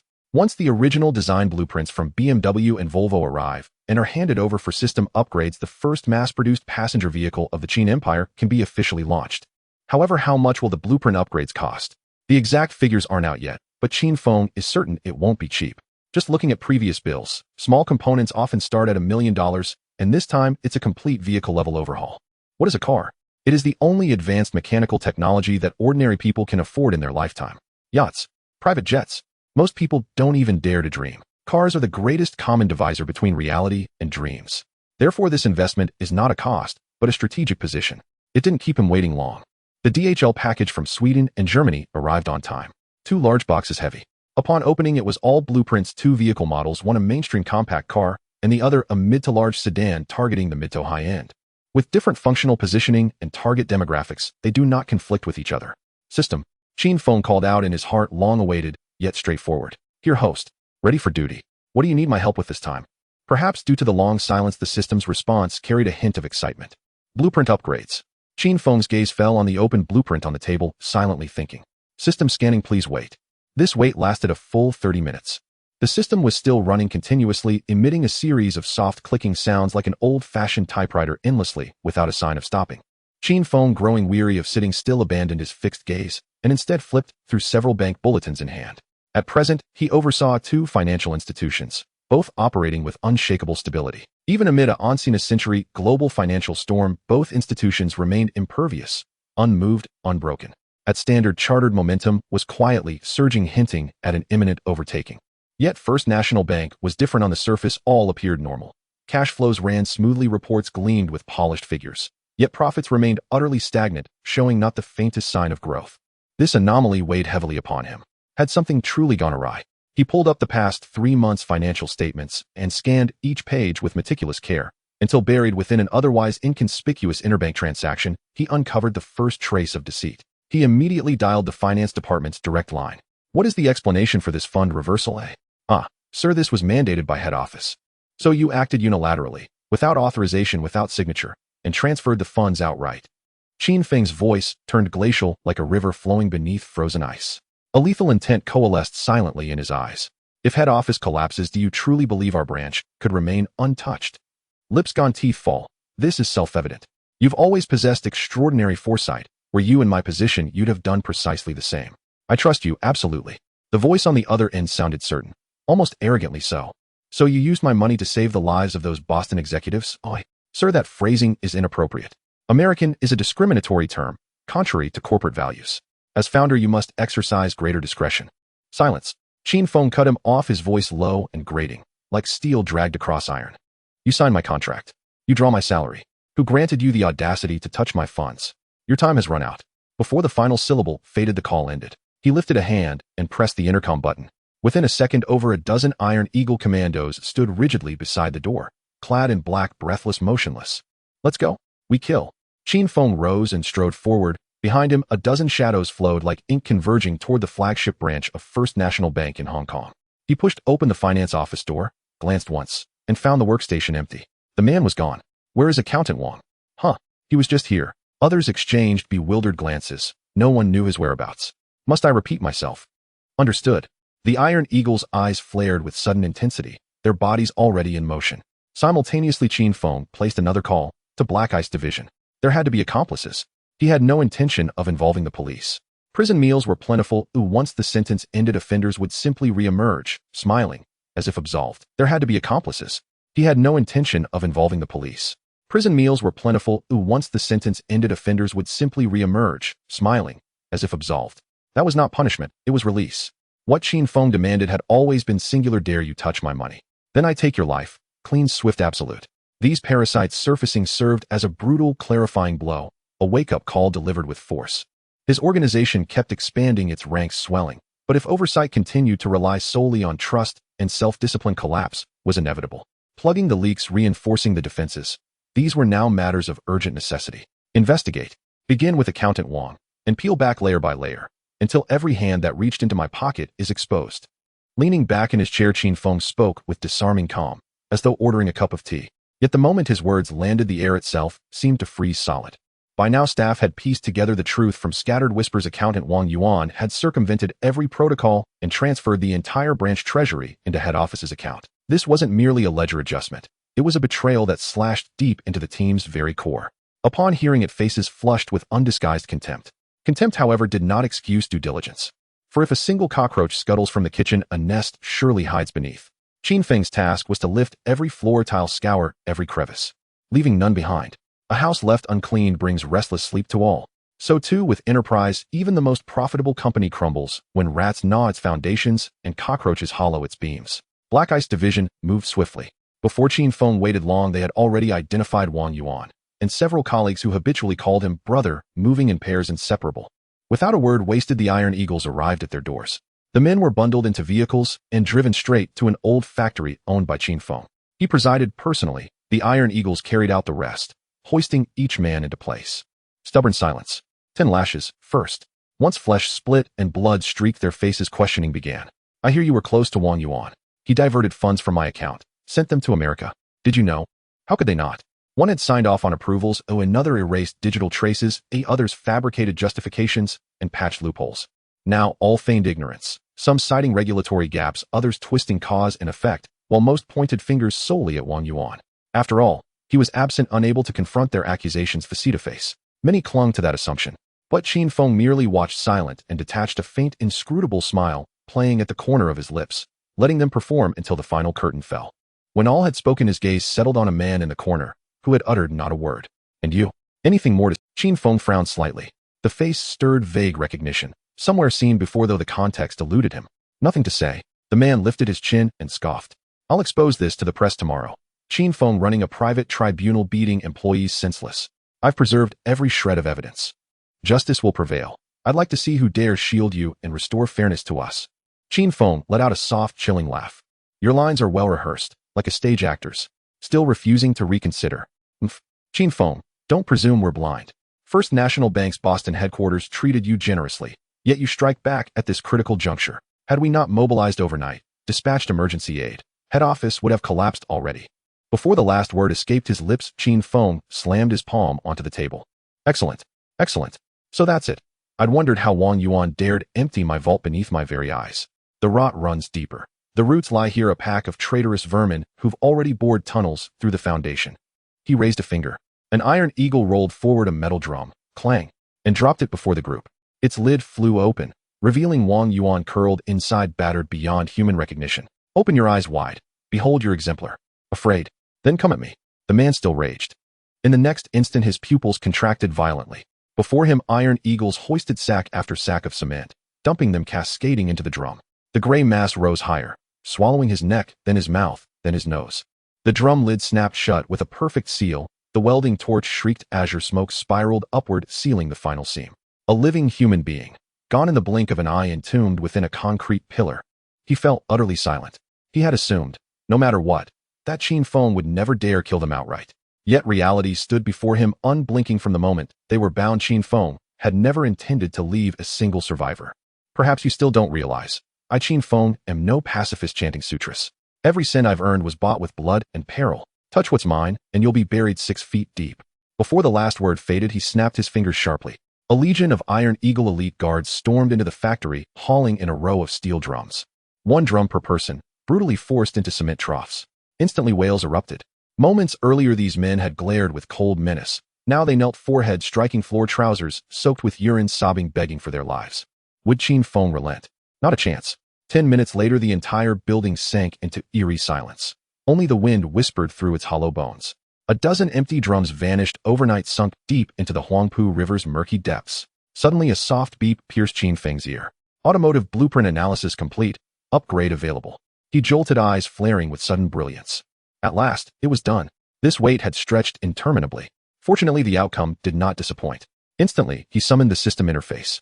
What he saw stole his breath. 2 vehicle models, each upgrade costing 80 million US dollars. Together 160 million US dollars. Absurd beyond belief. Jaw clenched, pain sharp and visceral, yet his finger pressed down firmly on the confirmation key. You'd better be worth every penny. A flash of white light, and 2 pristine manufacturing blueprints settled perfectly into his palms. Even a layman like Qin Feng recognized their extraordinary quality at a glance: sleek aerodynamic contours, mathematically precise proportions, sensors and assistive systems seamlessly integrated to cutting-edge specifications, conservatively 5 years ahead of global standards. 5 years, just right. Too far ahead and the world wouldn't comprehend, too far behind, and it would be meaningless. This balance, exquisite, attainable, sustainable, was calibrated to perfection. Yet even the most divine blueprints remain mere paper. Without actual vehicles rolling off the line, everything is empty rhetoric. So building the factory, not a moment could be spared. Shenzhen had to be secured. The thought crystallized. He seized the phone and dialed Hua Ingdong directly. Mr. Hua, it's Qin Feng. Straight to the point. Regarding the Shenzhen factory proposal we discussed, when does construction begin? Oh, so eager, Mr. Qin. Hua Ingdong chuckled low over the line. When fortune knocks, one must rush to taste the first sip. Afraid of stepping on a landmine. Risks remain, every bit as substantial as promised. Qin Feng laughed aloud. Even ducklings grow without mothers. Countless men build fortunes from nothing. Excellent. I'll submit the name immediately. Wait 3 days. Once the official approval lands, we'll head to Shenzhen together, stake our claim, and break ground. My deepest thanks, Mr. Hua. No need for thanks. Just spare time for tea. Time for tea, absolutely. The call ended. He handed the brick phone backward. His chest swelled with sudden, profound relief. Though this was his first full-scale automobile plant, his technical core team, already stationed in Sweden and Germany, could be recalled instantly.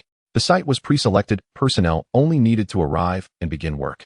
The blueprints, refined personally by the system, guaranteed flawless execution. The factory itself would be built by the original BMW and Volvo engineering teams, production line standards even blindfolded ranked among the world's finest. Only one bottleneck remained: time. Optimistically, the facility would rise within 1 to 2 years, pessimistically, no longer than 3. Naturally, construction demanded strict sequencing. Concentrate first on mid and low-tier models to activate the production line immediately. Once operational, their own sedans would roll straight into the mainland market, securing the automotive industry's very first genuine revenue stream. After capital recirculated, the second production line would near completion, allowing seamless launch of luxury sedans targeting the mid to high-end segment. Flawless execution. Decision made. Qin Feng immediately called his technical teams in Sweden and Germany. No hesitation. Agreement sealed on the spot. Relocate immediately. Volvo Cars proved especially accommodating, offering to ship its entire original production line fully intact to Shenzhen. Perfect. Without delay, Qin Feng placed another call to Mr. Bao, the shipping magnate. Xiao Feng, what grand scheme have you cooked up for me this time? The line barely rang once before Mr. Bao's booming laughter filled the air. Uncle Bao, I need to borrow a seagoing vessel. I've just acquired Volvo Cars. An entire production line must be transported back home. My word, impressive, Xiao Feng. Volvo under your banner. From now on, us old-timers rely entirely on you for our cars. Grant us an insider's price. Insider price or not, Uncle Bao, pick any model you fancy, drive it away. One word, and it's yours. Qin Feng replied, smiling. Agreed, ha ha ha. Coincidentally, one of my vessels is docked in Switzerland, meant to carry back some seafood. I'll let you use it first. Truly grateful, Uncle Bao. A trifle. No thanks required. Understood. Next time we're both free tea together, Uncle Bao. Right? I'll get back to work. The call ended. Qin Feng exhaled deeply. Another thorny obstacle resolved silently, effortlessly. He'd briefly considered briefing Uncle Bao on the Shenzhen venture, but reconsidered. Uncle Bao's empire rested squarely on maritime logistics. Shenzhen's complexities lay far outside his expertise or influence. For now, best left unmentioned. Once policy formalities cleared, Uncle Bao could always apply for his own license and establish a factory in Shenzhen, should he wish. With that thread untangled, Qin Feng felt another weight lift, mind clear, spirit buoyant. Now the Boston First National Bank demanded serious attention. They had dared to bypass him entirely, instead pressuring his subordinates, then secretly approaching the bank for emergency funds. Had they ever considered how to contain the fallout, if exposed? No. Those Anglo-Saxon elites carried arrogance in their marrow. They simply refused to contemplate consequences. To them, all other peoples were born inherently inferior. So such acts required no hesitation, no second thought, not even a flicker of the eyelid. Such audacity Qin Feng would never tolerate. Moreover, his resentment toward the remaining 4 great families had long festered.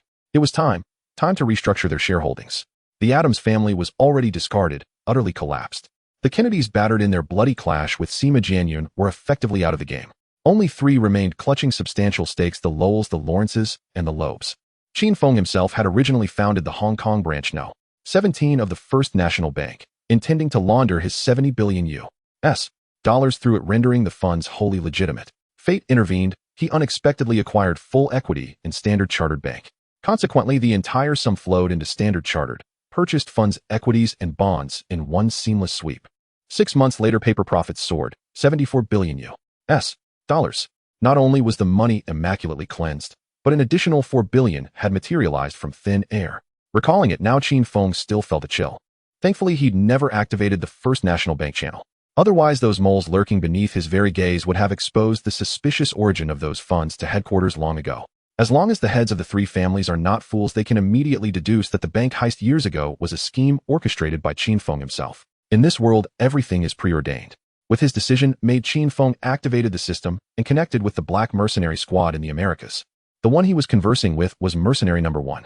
Master. In his mind, the burly black man bowed his head. Prepare for action, it's time to move. Qin Feng spoke calmly. Do you still have the weapons I previously assigned to you? Yes, they are all here, though some have shown signs of wear or malfunction. Good. I will soon open the system space permissions for you, allowing you to enter at any time and take as many weapons as you need without limitations. Qin Feng's voice remained undisturbed. Thank you for your grace, Master. The target this time is the Rosai family. You should be familiar with this family, right? The Rosai family stronghold was originally located in Massachusetts. When Kennedy vied for the presidency, his opponent was none other than the descendant young Henry Cabot Rosai. They have always maintained a low profile, yet their influence is astonishing. For a long time, any bill that the Rosai family publicly opposed could hardly pass in the Senate. A particularly intriguing example, President Wilson strongly advocated for America's entry into the League of Nations, only to be outright rejected by old Henry Rosai in the Senate, causing the proposal to die before birth. Later, when the Boston Post went bankrupt, both the Rosai and Kennedy families set their sights on this media asset. After several rounds of behind-the-scenes negotiations, the Kennedy family successfully took over the newspaper, while the Rosai family appeared to concede, only to gain enormous benefits far exceeding the paper's value. From then on, they quickly established themselves in Boston, quietly taking control of the Boston First National Bank, becoming one of its true power brokers. Thus, if one wishes to genuinely shake the Rosai family, the battlefield is not in Boston, but in Massachusetts. Only by uprooting their foundation can they be rendered powerless. Once they become rootless and drifting, even the most formidable powers will gradually crumble. Qin Feng's plan was straightforward: send this group of scar-faced tough characters directly to Massachusetts, killing one at sight, eliminating all the elders, power holders, and key elites of the Rosai family. Including all their subsidiaries, everything would be plundered, leaving no survivors and no remnants. Mercenary number 1 listened attentively, not hesitating for a moment. After receiving the new weapons, he promptly awakened all team members and set off for Massachusetts overnight. The current head of the Rosai family, however, was completely unaware of this. This was exactly what Qin Feng desired. What he intended to deliver was a sudden and unexpected thunderbolt. As for Qin Feng, he only needed to wait for news from mercenary number 1. Once things settled down on that end, he could smoothly and rightfully enter to acquire shares of the Rosai family. Once he completely swallowed this portion of the shares, the remaining two opponents, the Lowell family and the Lawrence family, would stand no chance of a comeback. Alliances. It would merely be like an insect attempting to stop a chariot. At that time, whether to crush and absorb them or to leave them be would all depend on Qin Feng's decision. Upon considering this, he felt a sudden lightness in his heart, a sense of exhilaration. Very well. Originally, he had not planned to act so quickly. It was they who delivered the knife, even daring to lean close to the blade. What else could he do? Qin Feng could only sigh and accept it all. He had long calculated that once the Boston First National Bank fully fell into his grasp, he would relocate the headquarters from Boston to Shangjiang. Perfectly situated right on the street in front of the Standard Chartered Bank. They would face each other from across the street, a mere stone's throw away. Just the thought of it was captivating. Just as Qin Feng's thoughts were soaring, his mobile phone suddenly rang. Hello, who is it? This voice. You don't even recognize me. On the other end of the line, He Chaoqiong spoke with a hint of playful reproach and a touch of annoyance. Miss, as soon as the call connected, I didn't even have time to say a word. How could I guess it was you? Qin Feng couldn't help but chuckle. In recent days, his relationship with He Chaoqiong had grown as sweet as melted honey, the feelings rapidly intensifying. They were inseparable when together, conversing with laughter, and their eyes would ignite with warmth upon meeting. They were oblivious to the gazes of others, appearing as a couple openly displaying affection. Ever since meeting the gambling king, He Chaoqiong's gaze towards Qin Feng had shifted dramatically. She found him increasingly pleasing to the eye. Her heart stirred more and more, appreciating his composure and vitality, his weightiness and warmth. She had truly fallen for him. What brings you to find me today, miss? Qin Feng teased with a smile. It's serious business. He Chaoqiong's tone became serious. There's an antique auction in West Kowloon today. Are you coming? Qin Feng had always been uninterested in such occasions. He was about to reply, you go have fun, I won't join the crowd, when He Chaoqiong preemptively added, my daddy will be attending, you need to dress appropriately, understand? The gambling king is going too. Qin Feng was slightly surprised. Of course. He specifically asked you to accompany me. If you dare to be absent, I won't let you off the hook. He Chaoqiong softly threatened, her voice rising slightly. Alright, it'll definitely arrive on time, you can rest assured. Qin Feng responded with a smile. By the way, has my father-in-law taken a liking to any particular items lately? I want to know in advance so I can bid on them as a token of my regard. Yes. A couple of days ago, while going through the exhibition catalog, he fixated on a bronze square zune from the Shang and Zhou dynasties for quite a while. Oh, it seems he is genuinely interested. Got it, he'll remember that. He'll hang up now. I need to change my clothes. Alright, make it snappy. There's still 2 hours until the event. He'll be waiting for you at the main entrance. No dawdling. Dawdling. Xiangjiang was barely this big. Walking over would be more than enough. Qin Feng shook his head and chuckled. By the time he drove there, barely 50 minutes had passed. He had ample time. As the car came to a stop, and he walked up to He Chaoqiong, her eyes brightened as she exclaimed, how did you arrive so quickly? Isn't it good to arrive early? I thought you would only show up 10 minutes before the event. Nonsense. How could I bear to make you stand for even a minute longer? As his words dropped, he gently raised his hand, revealing a bouquet of fiery red roses presented right. Here, these are for you. Do you like them? Just your presence is enough. Buying flowers. Of course I like them. But what I cherish most is you. Qin Feng felt a warmth in his heart, as if he had just downed a large gulp of ice-cold soda on a sweltering summer afternoon, refreshing from throat to toes. They were engrossed in sweet whispers, entirely oblivious to their surroundings. This attracted the attention of passers-by, some envious, while others looked on with mild disdain. Alright, it's time to enter. He Chaoqiong finally noticed the gazes around them, her ears slightly flushed as she took Qin Feng's hand and walked towards the auction hall. Her fingers were delicate and smooth, warm and soft like freshly sprouted willow branches in spring. Qin Feng allowed her to lead him all the way to the exclusive box on the second floor. Upon entering, an elderly man was already seated inside. He sat quietly without a word, yet exuded a heavy aura that made it difficult for others to breathe. This was the gravitas cultivated over years of commanding the winds and clouds, and authority etched into his bones, impossible to mimic or feign. Daddy Qin Feng has arrived. He Chaoqiong called out cheerfully as she entered the room. Father-in-law, long time no see. Qin Feng greeted him with a smile and a nod. It has indeed been a while. I heard you've been quite busy lately. Not too busy, just recently acquired Volvo and signed the Asian dealership rights for BMW. Things have piled up a bit, making it seem more lively than usual. Huh, you've quietly accomplished so much. I haven't heard a thing. He Chaoqiong's eyes widened as she stared intently at Qin Feng, as if seeing him for the first time. In appearance, Qin Feng seemed quite relaxed these days, not at all busy, but secretly he had acquired several car manufacturers. How had he managed to accomplish this while also keeping her company? Truly remarkable. He Chaoqiong's admiration for him surged even higher in an instant. Qin Feng merely smiled, not engaging further. After all, it was all thanks to Sima Jianyun paving the way for him overseas. Such matters were best kept under wraps. Father-in-law, are you still in good health lately? Not bad. The gambling king was typically straightforward, not one to beat around the bush. If it weren't for your timely warning about the financial crisis, I would probably still be charging forward blindly. I did incur some losses from selling off stocks earlier, but compared to others, I've managed to come out ahead. I lost a bit, but my principal remains intact, and I got everything back. This was the first time the gambling king had spoken so much to Qin Feng. Even Qin Feng was a bit taken aback. Your eyes for business are sharper than anyone I've ever met in my life. If you use this talent well, I may not be able to claim the title of the world's richest man, but being the top in the Asia-Pacific region certainly seems within reach.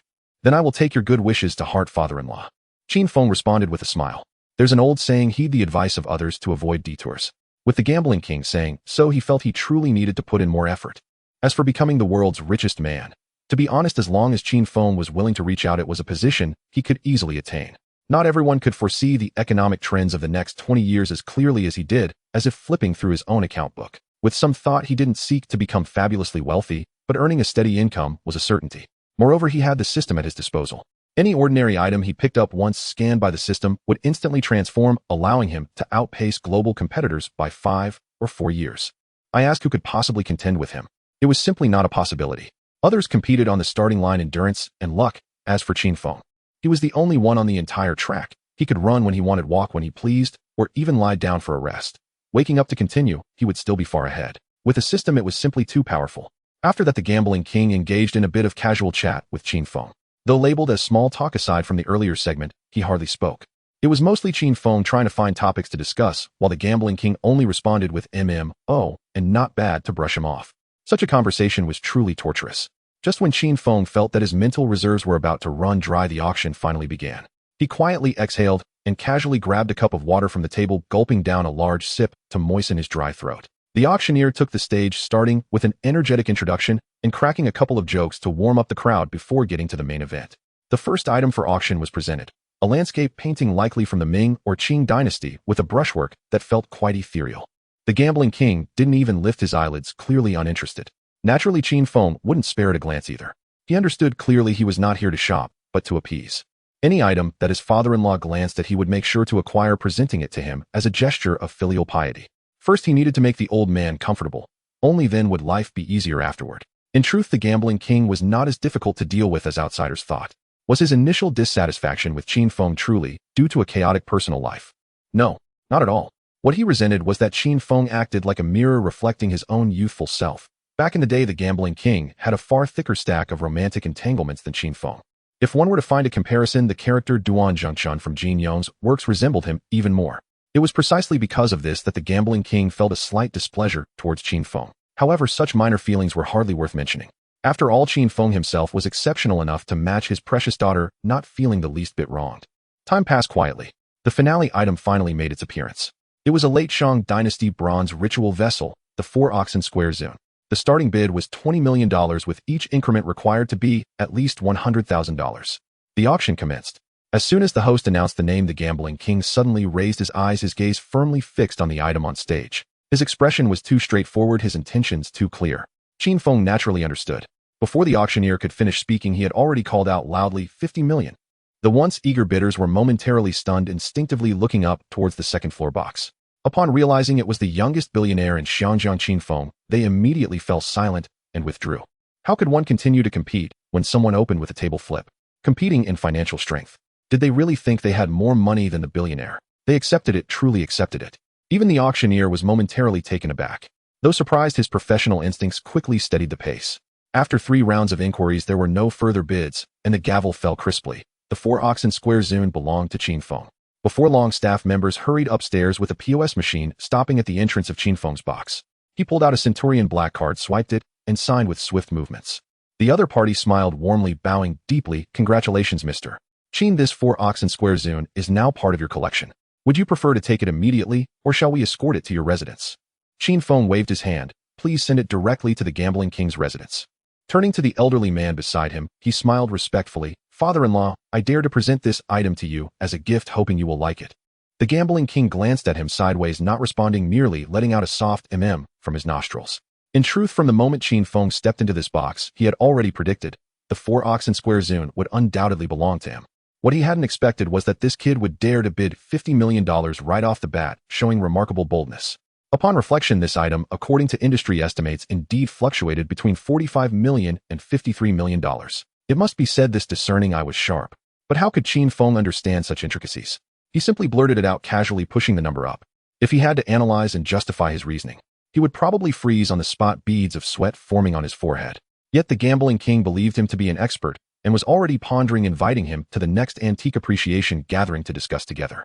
If he knew that Qin Feng looked at bronze artifacts just like he looked at wine labels, only recognizing logos and not years, then the gambling king would likely have exclaimed in disbelief, "You're chewing on peony." The entire auction concluded successfully. What? Are there more treasures after the grand finale? Qin Feng hadn't even noticed. He knew perfectly well he'd come today solely to spend money on his father-in-law's delight. What was the collection worth? It meant nothing to him. With the gambling king already triumphant in reclaiming the 4-oxen zune, the remaining auction items held no appeal whatsoever.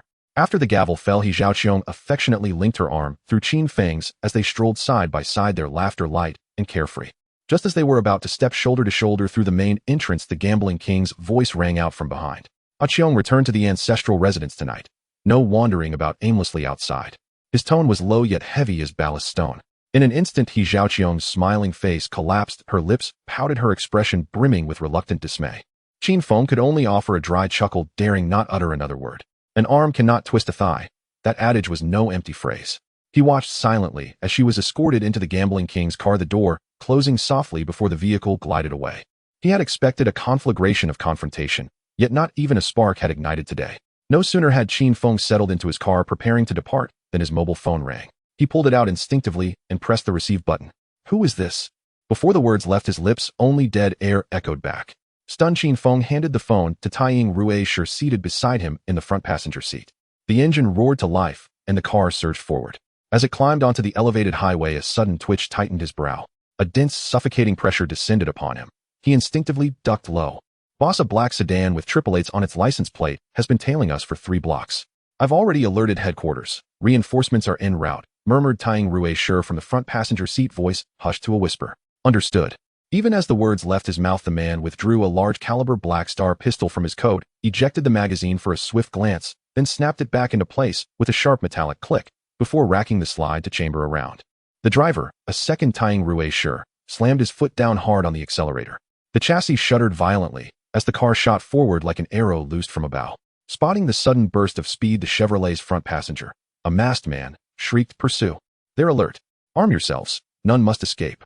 The Chevrolet surged ahead in turn, yet the thunderous roar of its V16 engine was no match for ordinary civilian vehicles. Distance widened rapidly. Panic overtook the pursuers. Suddenly, one man wrenched open the sunroof, thrust half his body outside, and leveled an AK-47 at the rear compartment of Qin Feng's vehicle, unleashing a torrent of gunfire. Rat-a-tat-tat. The bullets struck the chassis with sharp percussive cracks like monsoon rain hammering sheet metal. Fortunately, the car's hull was forged from specialized alloy rated at the highest level of ballistic resistance. Frightening to hear, yet leaving the occupants utterly unscathed. But this couldn't go on. Though the tires were run flat, sustained high-speed impacts could still induce instability, or worse, catastrophic rollover. Instantly, the front seat Tying Rue Sure lowered his window, leaned halfway out, and raised his weapon.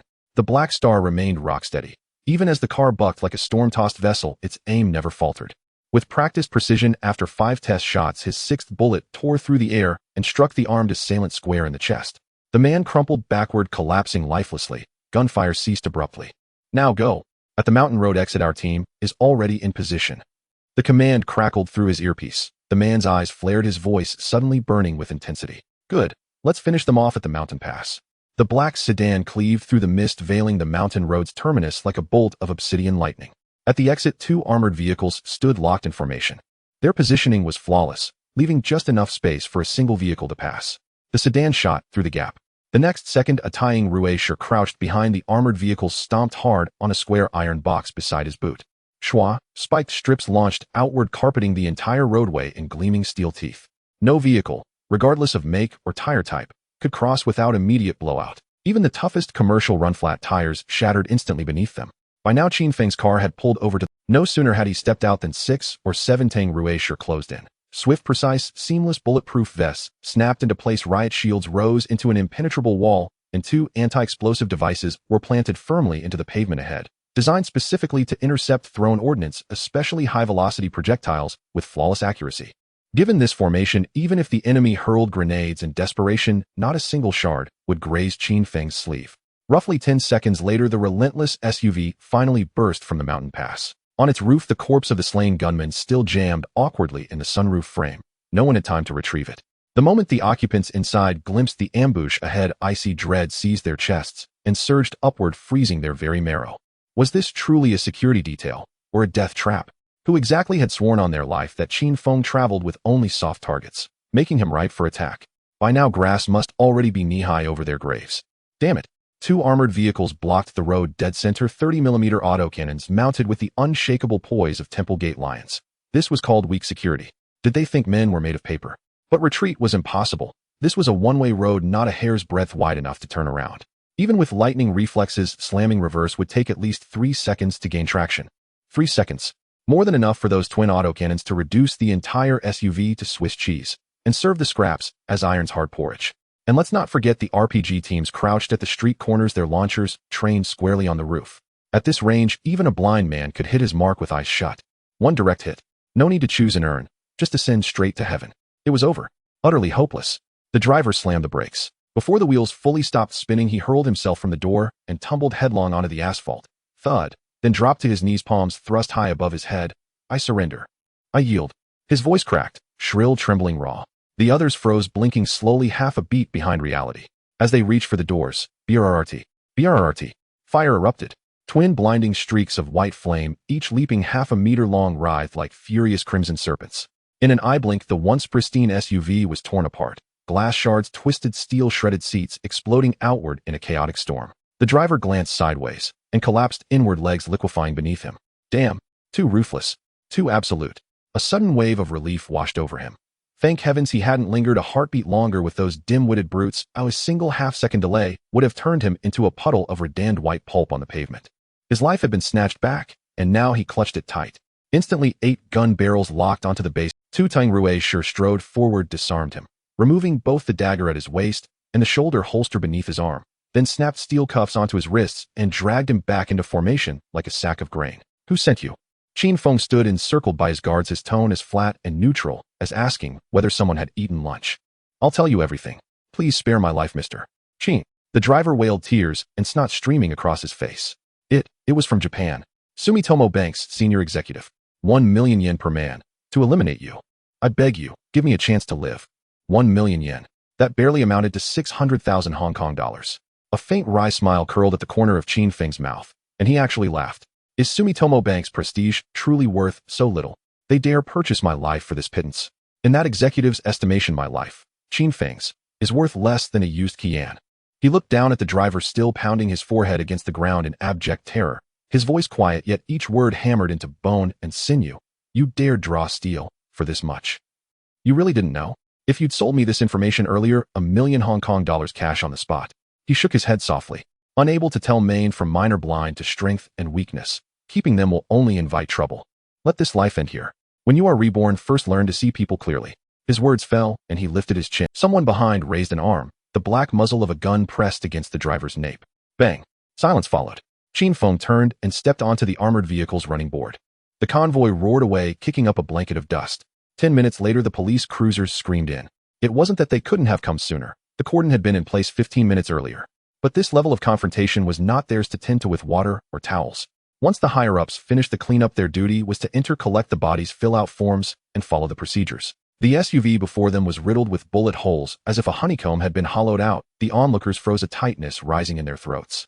More chilling still, the cabin yielded a dense cache of firearms and ammunition. The magazines alone were stacked across half the driver's seat. This isn't robbery, but it's plainly an attempt on Mr. Qin's life. The squad captain crouched by the car, his eyes behind the lenses, sweeping the shattered windshield and warped door frame before he rose slowly. Thankfully, Mr. Qin was prepared. The attackers not only failed, they left everything behind. But what sort of men does he have under him? Even those toughs in ballistic vests and tactical helmets. When they met them, they were like paper. He lit a cigarette in silence. The ember glowed, then dimmed. After 20-odd years on the job, he had never seen such a scene. Perhaps it was not age, but the times. Once gun permits loosened, the private team's wealthy bosses kept were no longer what they had been. Frankly, if that group had turned on the police, would have paid a price in lives to suppress them. But against Qin Feng's unit, they scarcely even used heavy firepower. With only 2 armored vehicles, they flattened the opposition. When iron and lead are truly brought to bear, the difference is not slight. So don't set your sights on Mr. Qin. He is now the youngest magnate of Xianjiang. His factories run day and night, and merely the newly hired local workforce exceeds 3,000. No crimes, no disruption, stabilizing bread-and-butter jobs. Who would dare touch such a man? Unless ironclad evidence ties him to organized crime or violence, this matter will be suppressed, as no complaint filed, no case registered. The work is unbecoming, but someone must do it.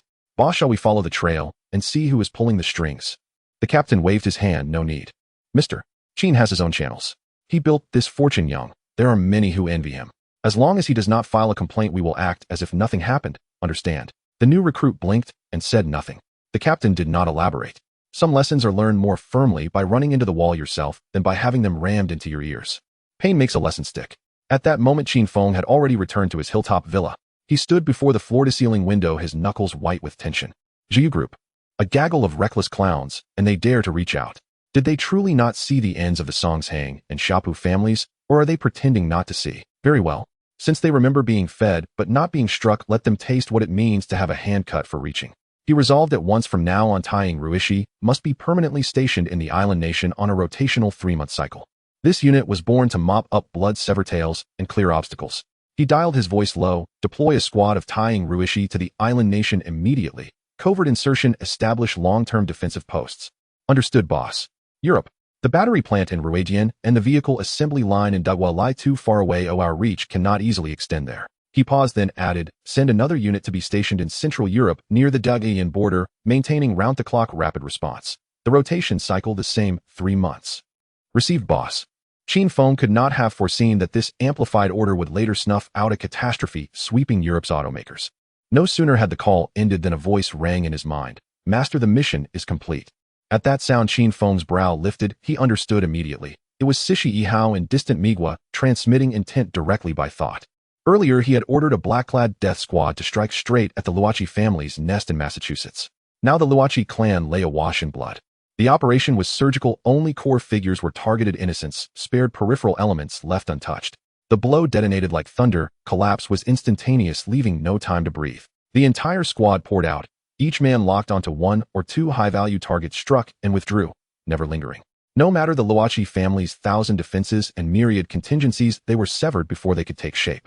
The problem was the multiplicity and dispersion of the strike points. Too many, too scattered, yet too dense. Like a net cast along an entire coastline, when the waves rise, where do you hold? Where should one rescue? Where should one defend? They lost their formation, exhausted and scrambling. Even redeploying troops became a nightmare.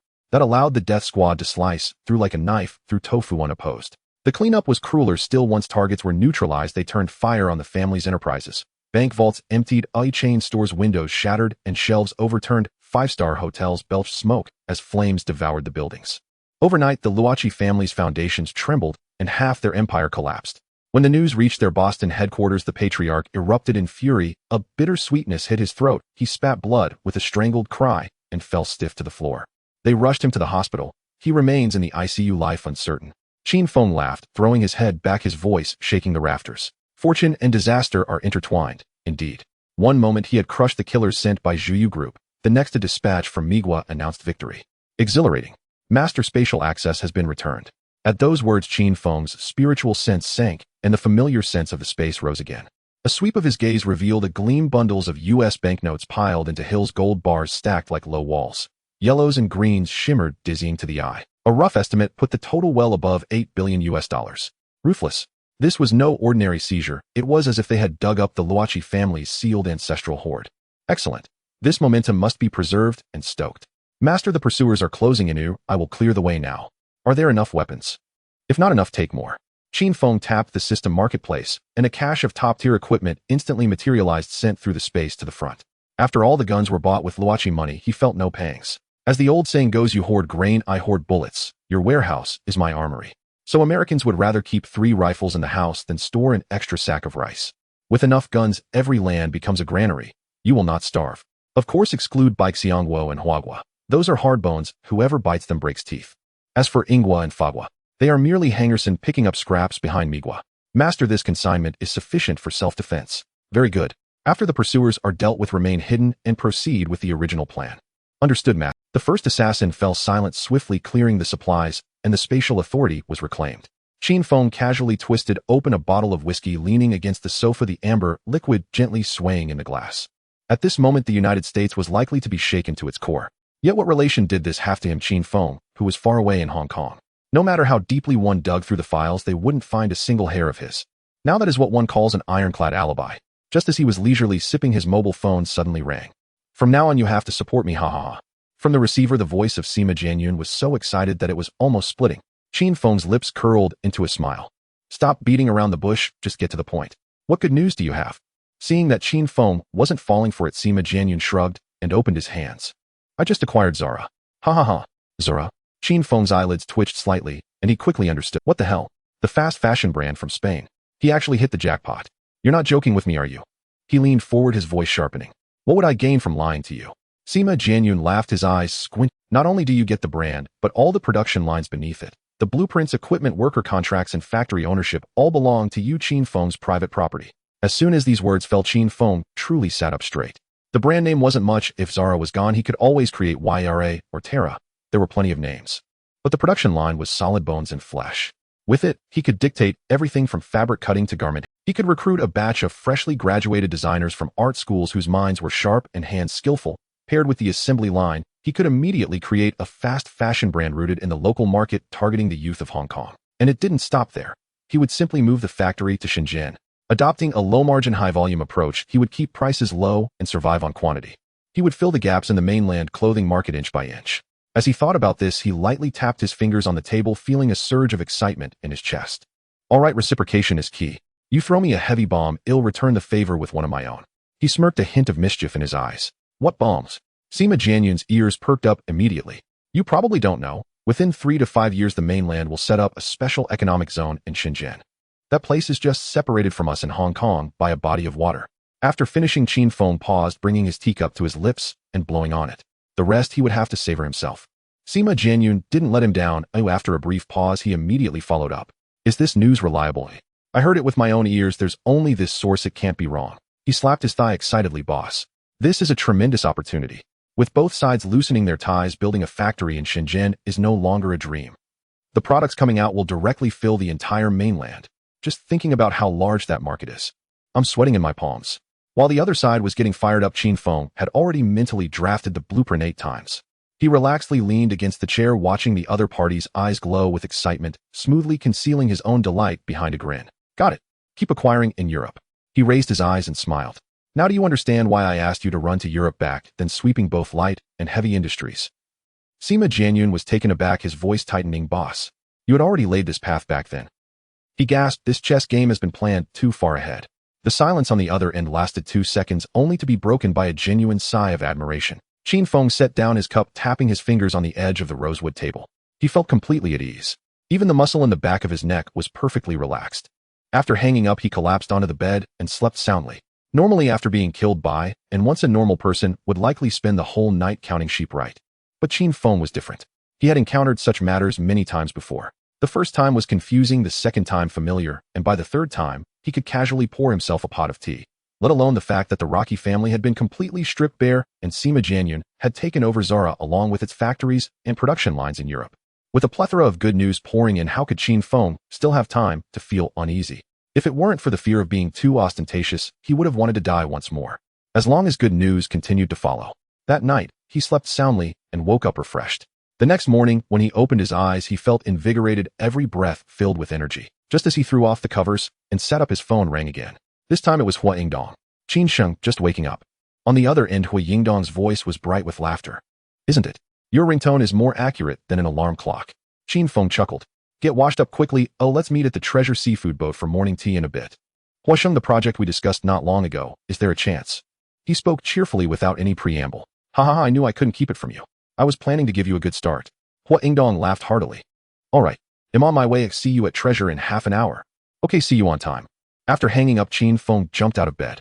He brushed his teeth, quickly washed his face with a towel, and swiftly dressed and headed out. The Iron Eagle was already waiting downstairs, and the wheels spun, heading straight for Deep Bay. The Treasure Seafood Boat, a landmark on the waters of Hong Kong, held the flavors of generations' dining tables. It had been docked in Deep Bay for years, being the oldest, loudest, and most stable of the 3 remaining painted boats. After the Dunhuang painted boat ceased operations, it became Hong Kong's sole maritime restaurant. With its beautifully carved beams and the shimmering waves outside, it had been used as a backdrop in countless Hong Kong films. To be honest, sitting on the boat eating shrimp dumplings while gazing at the horizon, such an experience is hard to find elsewhere in the entire harbor. Qin Feng stepped into the Treasure and went straight up to the 5th floor. Hua Yingdong was already seated next to a middle-aged man in a Zhongshan suit, leisurely sipping tea. Seeing him approach, Hua Yingdong smiled and stood up. You made it right on the dot. Oh no, you're 5 minutes late. Hua Sheng, please forgive me. Who can withstand the early rush hour in Hong Kong? Practicing Zen on the elevated highway for 20 minutes and only being 5 minutes late today must be written in the almanac as suitable for travel. As Qin Feng spoke, he raised his eyes to survey the man in the Zhongshan suit. Oh, you have a distinguished guest. Hua Sheng, who is this? He was just waiting for you. Mr. Sun. Hua Yingdong introduced with a sideways gesture. Mr. Sun, this is Qin Feng, whom I've mentioned to you. Qin Feng immediately cupped his hands and smiled warmly. Hello, Mr. Sun. I am Qin Feng. It's an honor to meet you for the first time. Mr. Sun raised his eyes to look closely, a slight smile appearing at the corner of his mouth, his eyes filled with admiration. The youthful vigor is striking. Mr. Qin, at such a young age, has already achieved this level, truly remarkable. I'm flattered. I am still inexperienced and weak. I will rely on the guidance of seniors like you in the future. After the pleasantries, the tea and snacks were just served at the table. The shrimp dumplings glisten, the char siu is crispy as the 3 of them eat and chat, their voices light, and the rhythm relaxed like old friends meeting with no awkwardness at all. After a delightful dim sum meal, Qin Feng firmly held a permit in his hand, the approval for the trial operation of Shintown. This piece of paper is something that all of Xianjiang could produce no more than 5 copies of. It is not only an official document, but also a passport. It is the first piece of floating wood handed to the first person who jumps into the water. For the first 3 years of the factory's establishment, no taxes need to be paid. Once the Shuntown Special Economic Zone truly operates, all taxes and fees for this group of enterprises that obtain the permit early will be directly halved. Want to expand the old factory or start a new one in the future? Approval will go through the fastest channel with resources prioritized. More importantly, the Shuntown Special Zone government will fully support from land acquisition project reporting to production operations with dedicated personnel for each step, taking on all external risks. In simpler terms, they just need to focus on creating products. If something goes wrong, no one will come knocking. If there are troubles, the government will step in to resolve them. Because behind them stands the special zone government. If Qin Feng had merely been somewhat tempted before after hearing Old Sun's words, he couldn't help but want to book a flight to Shin Town that very night. Of course, even in a hurry, one must keep a steady pace. Meals must be eaten bite by bite, and roads must be walked step by step. Old Sun suggested that everyone take some time to form a field investigation team and go to Shin Town for a visit together. If they find a suitable piece of land, they can propose it on the spot. If they like a specific area, they can make a decision immediately. Follow-up procedures will be expedited with a green light all the way. Before parting, Old Sun left a sincere remark. Just go ahead and do it. Don't be afraid of making mistakes or speaking up. As long as you can bring it up, we will definitely make it happen. What we seek is a win-win situation. This was truly a win-win is beneficial to everyone. The continent revitalizes its market economy with this fresh influx of resources, and those who take the first plunge will earn not just a small profit, but dividends that others can't even dream of in several lifetimes. What's especially important is this market is currently a completely untapped blue ocean. Just selling iron nails could make one incredibly wealthy. However, what Qin Feng had in mind were clothing, shoes, automobile parts, daily necessities. He almost covered the entire consumer chain from head to toe. After chatting with Old Sun, he suddenly realized, since he had subtly become an industry leader, why take the slow route? Why not go all in and directly establish a large-scale comprehensive department store? On the way home, this idea became clearer and clearer. Once back, he spread out his paper and pen, pondering the path for the supermarket learned from Walmart. Copy Carrefour. Or simply replicate IKEA? First, he needed to grasp the reality. Currently, the retail market on the continent is too empty. There's no time to fill it. The next 5 to 10 years will be a golden window period. He must quickly establish a presence nationwide, embedding the chain brand into every city. What about the name? He blurted out 4 words, Qin Empire Shopping Center. That's it. Since it's a comprehensive supermarket, it must provide everything in honest stop. Retail, clothing, dining, all under one roof. No need to worry about clothing. The Zara line is very stable. Retail is also simple. Just model it after the major malls in Xiangjiang, Harbor City, Langham Place, Osogo. Just follow the blueprint. Brand replication, flow, design, decoration, style, all can be transferred. This industry really has very few barriers. The last hurdle is dining. Dining will certainly flourish across the continent. Competition is inevitable. Then let's go against the flow, focus on Hong Kong-style flavors. Winning will come from being different. As he thought of this, Qin Feng suddenly stopped. It turned out that the concept of the core of the Qin Empire Shopping Center came together much more smoothly than he had anticipated. Once the thought process is streamlined, everything else will fall into place. Indeed, this is truly my style. Qin Feng secretly raised his eyebrows, feeling pleased with himself. He then picked up a fountain pen, swiftly jotting down a few lines on the draft paper to solidify the idea that had just flashed through his mind. Afterwards, he relaxed his shoulders and neck, especially the stiff neck, and got up to wash up. Just as he stepped into the bathroom, his mobile phone suddenly rang. No one answered. The ringing stubbornly persisted for over 10 times before abruptly stopping. Unbeknownst to Qin Feng, at the same time on the other side of the globe, in Dagua, in Sweden, a silent storm was brewing. Sweden, Gothenburg. The main gate of Volvo's headquarters was tightly locked. The air was heavy as if frozen. The technicians sent by Qin Feng for training were huddled upstairs, barely daring to breathe. Downstairs, several masked individuals wielded iron rods, smashing them against the iron door. The outer gate had already been pried open, but the heavy steel door of the main building remained unmoved, firmly blocking their progress. Has the distress signal been sent out? The technician team leader pressed against the window seam on the 4th floor, lowering his voice to ask. It has. Has there been a response from the other side? When will they arrive? I didn't pay attention to the time. I just clicked send and didn't wait for a reply. The person beside him turned pale, his voice trembling. Having been immersed in laboratories and textbooks since childhood, he had never even bargained at a market, so it was perfectly normal for him to feel weak in the knees and his hands to shake at this moment. As long as it's sent, they will definitely receive it. The leader's tone was calm, yet weighted. The work we did, the boss is clear about it. He wouldn't just leave us alone. Then, boss, what if they don't come, or if they come tomorrow? Leave it to fate. We've done all we can. What happens next is beyond our control. His tone was calm, not optimistic, but rather clear about how this chess game. Distant water cannot quench a nearby fire. The boss had mentioned before that an emergency team was stationed at the border between Dagua and Sweden, but if something really happened, it would still take time for them to arrive. Boss, should we spend some money to avert disaster? Avert disaster with money. The team leader's lips curled, but he didn't laugh. Can you really just throw money at a situation like this? It was obviously not possible. If it were that easy, why would he have urged that person to send a signal so urgently? These people were coming for them. As for their motives, everyone had their own speculations. He trusted his instincts, whether others believe or not was irrelevant. At that moment, a technician from Volvo headquarters suddenly burst in through the door. Xiao, why are you still standing here?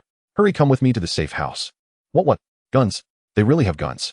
The earlier technician instantly took 3 steps back, his back pressed against the wall. The team leader, however, did not move, only nodded at the technician in the white coat. If they had guns, they wouldn't dare to smash the door so blatantly. Tyrue, did you call the police? I did. But the damn blizzard has blocked all the roads. The police car can't move at all. The technician in the white coat took off his glasses and wiped them, letting out a sigh. By the time they get here, it will take at least 2 or 3 hours. By then, who knows what this place will become? Everyone fell silent for a moment. This iron door has no chance of holding out for 2 or 3 hours. The entire Volvo Research and Development Center, aside from this door, had no other barrier to rely on. The air suddenly became heavy, suffocating those present. Don't panic, this door is sturdy. Without explosives they can't get in, Terry reassured. Before he finished speaking, a vehicle approached from a distance. Several masked individuals pulled plastic explosives from the trunk. The team leader and the timid technician stared at Terry in unison. Cough. It's just a small scene. This kind of weather won't ignite the fuse unless... Damn, they really brought accelerants. Indeed. Terry's mouth seemed to have been named by the heavens. His predictions were always on point. Hey Terry, can you take a break for a moment? If you keep talking, I'm afraid they might even pull out rocket launchers.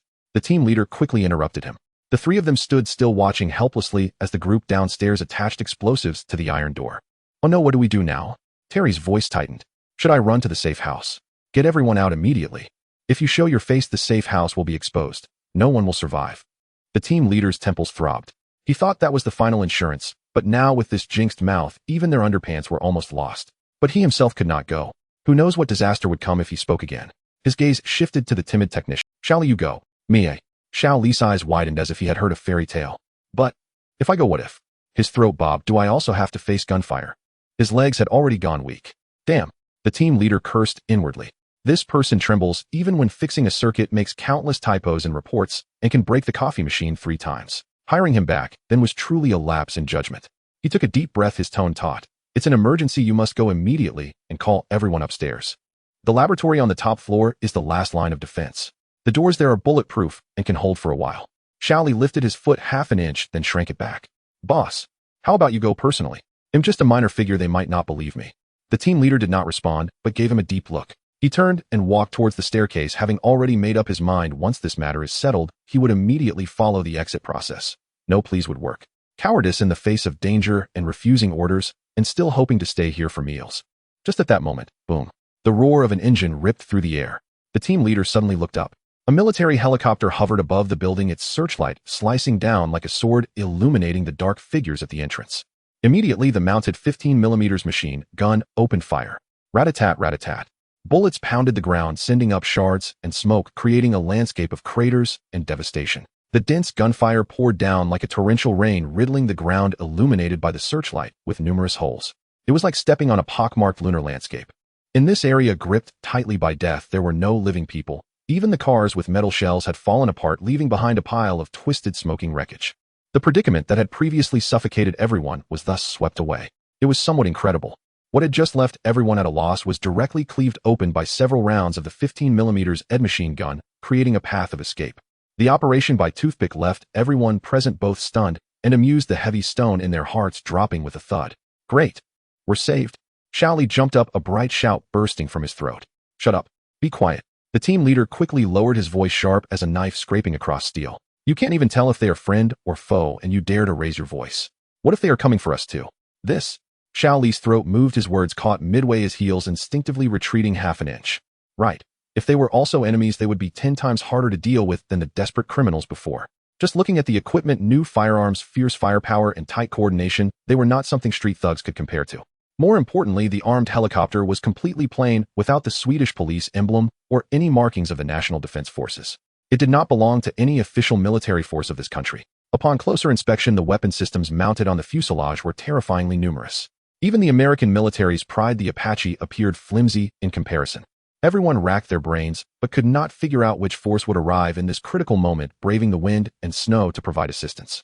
Just then, the searchlight suddenly shifted, the bright beam unexpectedly slicing towards the outer wall of the building. The team leader Xiao Li and Terry tensed up, instinctively dropping to the ground, holding their breaths. The next second, a voice from the helicopter rang through the loudspeaker, steady, clear, and familiar. Is there a technician from the Qin Empire Technology Company? Please respond immediately, or come into the illuminated area. Don't be nervous, I'm one of your own. The boss sent us to ensure your safety. As the words landed, the air seemed to relax instantly. Everyone exchanged glances, their eyes filled with the glimmer of having survived a disaster. At this moment, the team leader's tightly knit brows finally relaxed, a slight smile creeping up the corners of his mouth. Indeed, reinforcements from their side had arrived. The Iron Eagle warriors mentioned by the boss were not mere words. In such terrible weather, they had truly made it. A surge of boiling heat rushed to the top of his head, pride and reassurance crashing into his heart, leaving him speechless. The armed helicopter slowly hovered and steadily landed on the open rooftop. 6 Iron Eagle warriors descended in single file, fully armed, and went straight into the building. They searched through each room and eventually pulled out dozens of listening devices from walls, ventilation ducts, and ceiling spaces. The room fell silent immediately, each face growing increasingly grim. Damn it, there must be a mole in the team.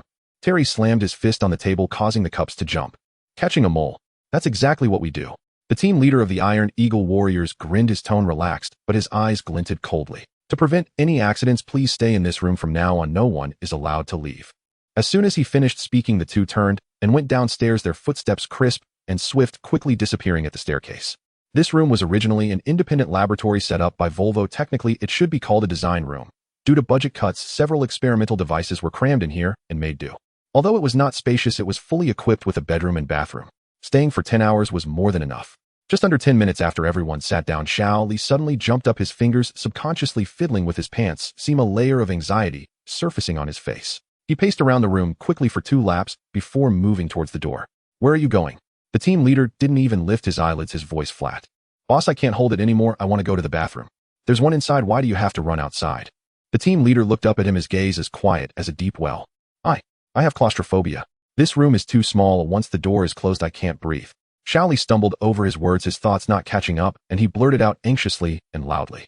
The team leader's eyelids dipped, his gaze heavy and unblinking as it locked onto Xiao Li's face. Then why didn't you mention it the last time you flew? That flight had been a red-eye budget carrier. Seats so narrow he couldn't even stretch his arms, forcing him to curl rigidly in his chair for 10 grueling hours. Even the team leader's own back had stiffened, his waist felt constricted as if bound by an iron hoop. Yet Xiao Li dozed peacefully by the window the entire time, and even rose twice mid-flight to refill his water. That incident had lodged itself firmly in the team leader's memory. This man could endure. Only later did he realize it was nothing more than a flimsy illusion, paper-thin and easily torn. Especially just now. No sooner had danger surfaced than Xiao Li's calves seized, leaving him unable even to stand steadily. Now, with an internal mole hunt underway, the Iron Eagle elite's sole mandate was to purge the traitors within. Any rational mind would have stayed quietly locked in its room, causing no trouble, drawing no attention, obstructing nothing. But Xiao Li, he'd charged headlong at the door, determined to burst out. Claustrophobia. Preposterous. The thought struck like lightning. Gooseflesh prickled along the nape of the team leader's neck. Xiao Li, are you the mole they've been warning about? Xiao Li jolted violently as though struck by a live wire. He turned his face aside, eyes darting wildly, mouth twisting upward into a grimace more ghastly than tears. See, Captain, please don't joke about this. The team leader held his gaze, and the faint lingering warmth in his chest went utterly, irrevocably cold. What more needed saying? Actions outrun words, eyes speak truer than tongues. Confess now. Voluntary disclosure is still better than letting things spiral beyond salvage. A brittle forced smile flickered across Xiao Li's face, and then slowly collapsed. He lifted his eyes, slowly fixing them on the team leader with a stare unervingly hollow. Captain, do you truly believe I'm the traitor? If not, then abide by their orders, go nowhere. Stay right here. The team leader's voice remained flat, cold as an iron slab. He couldn't yet confirm whether Xiao Li was the mole, but this moment's panic, evasion, haste, and artifice had already sounded the alarm. Truth or falsehood mattered less now. From this instant onward, Xiao Li was no longer one of them. Once this affair concluded, the team leader himself would arrange for the Iron Eagle elite to escort this technician out of the Volvo global headquarters. Where he went next, whom he met, what punishment awaited him, that was no longer his concern. He drew his salary from Qin Feng. His monthly pay bore several trailing zeros. He hadn't come here merely to copy schematics or memorize technical parameters.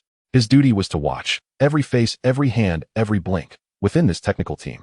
And this duty was never ceremonial. In fact, long before Xiao Li had secretly transmitted his distress signal to the Iron Eagle elite, the team leader had already acted. He'd dispatched the alert through a private channel, hence their precise second perfect arrival. Yes, at that moment clarity pierced the team leader's mind like a blade.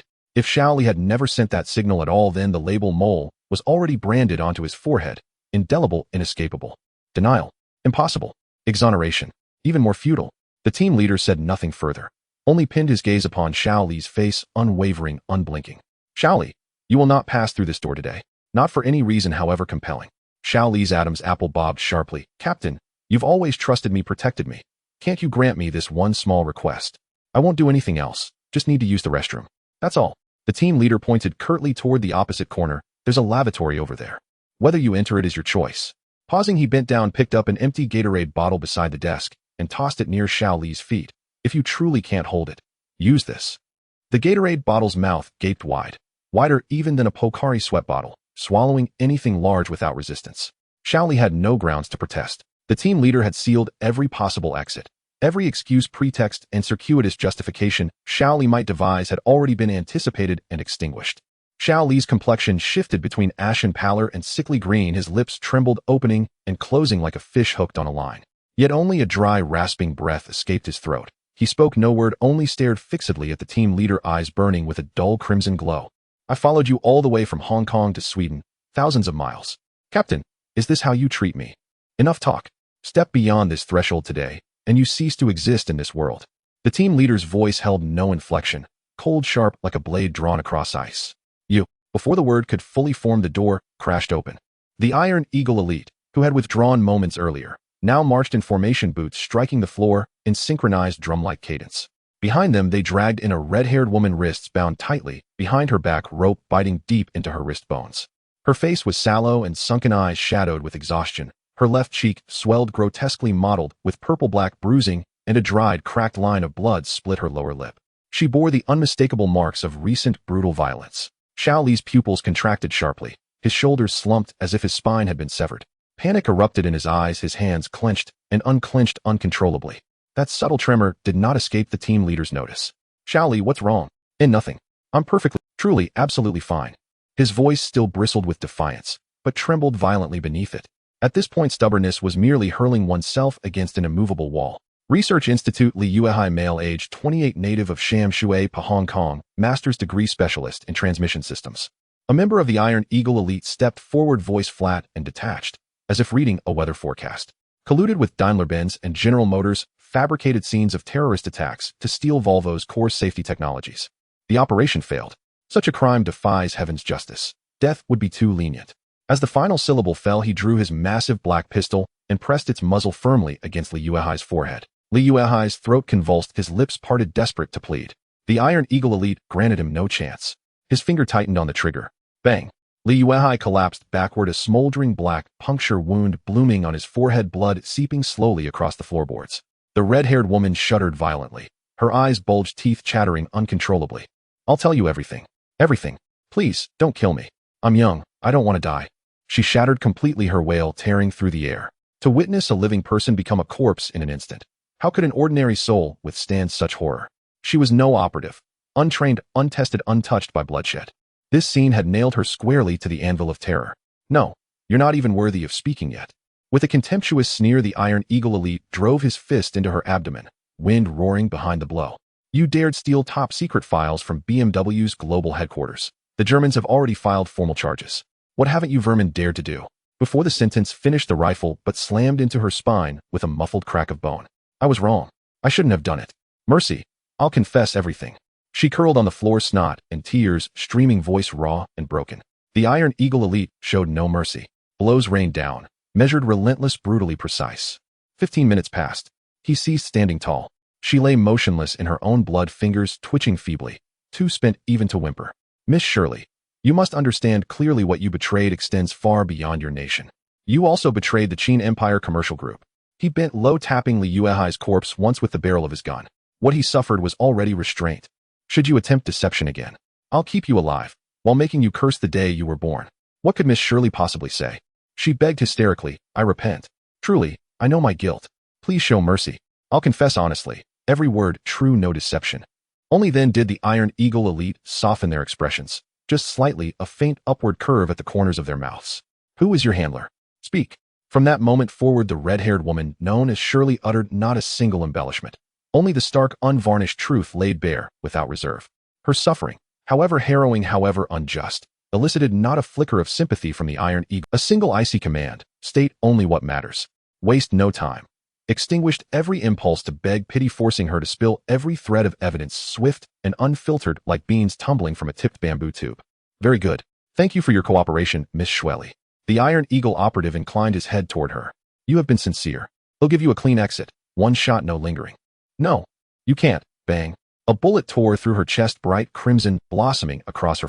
Soon after, two team members hauled in two black body bags, efficiently bundled Li Yuehai and Shueli into them, and carried the bodies straight to the incinerator. Once the flames took hold and the ash rose, the people were gone without a trace.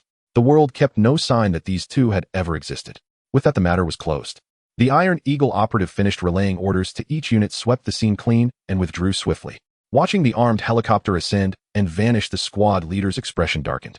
In a foreign land, one can rely on no one more than on the strength of one's own spine. At that moment in Zabanya, Sima Jianyun and his party had just secured the Zara brand and the complete set of production equipment, waiting for the charter magnate's freighter to collect the cargo. It happened to coincide with Zabanya's annual running of the bulls, the San Fermin celebrations, the region's most grand traditional festival. Its renown spread worldwide after Ernest Hemingway immortalized it in The Sun Also Rises. During the festival, every morning 6 to 8 frenzied bulls thunder along a fixed route, trailed by hundreds of young men running in their wake. The scene makes the heart beat in time with the pounding hooves. Sima Jianyun and his companions had already booked their departure, only to be told that during the festival all land and sea routes were closed and flights grounded. Want to leave? Impossible. So they stayed in the city to observe the uproarious spectacle. What a bizarre festival. Foreigners sure find strange pastimes. Bulls chasing people. What if someone trips and is trampled? This isn't a game. Li Ning frowned, disdain etched on his face. No need to be so dismissive, Sima Jianyun smiled. There is a certain courage in it. Living too many peaceful days makes one forget how hard one's bones should be. Qin Rui nodded in agreement. Mr. Sima is right. In Xiangjiang these years there hasn't been a proper rousing festival. Young people live glued to their phones, and a little breeze makes them cry foul.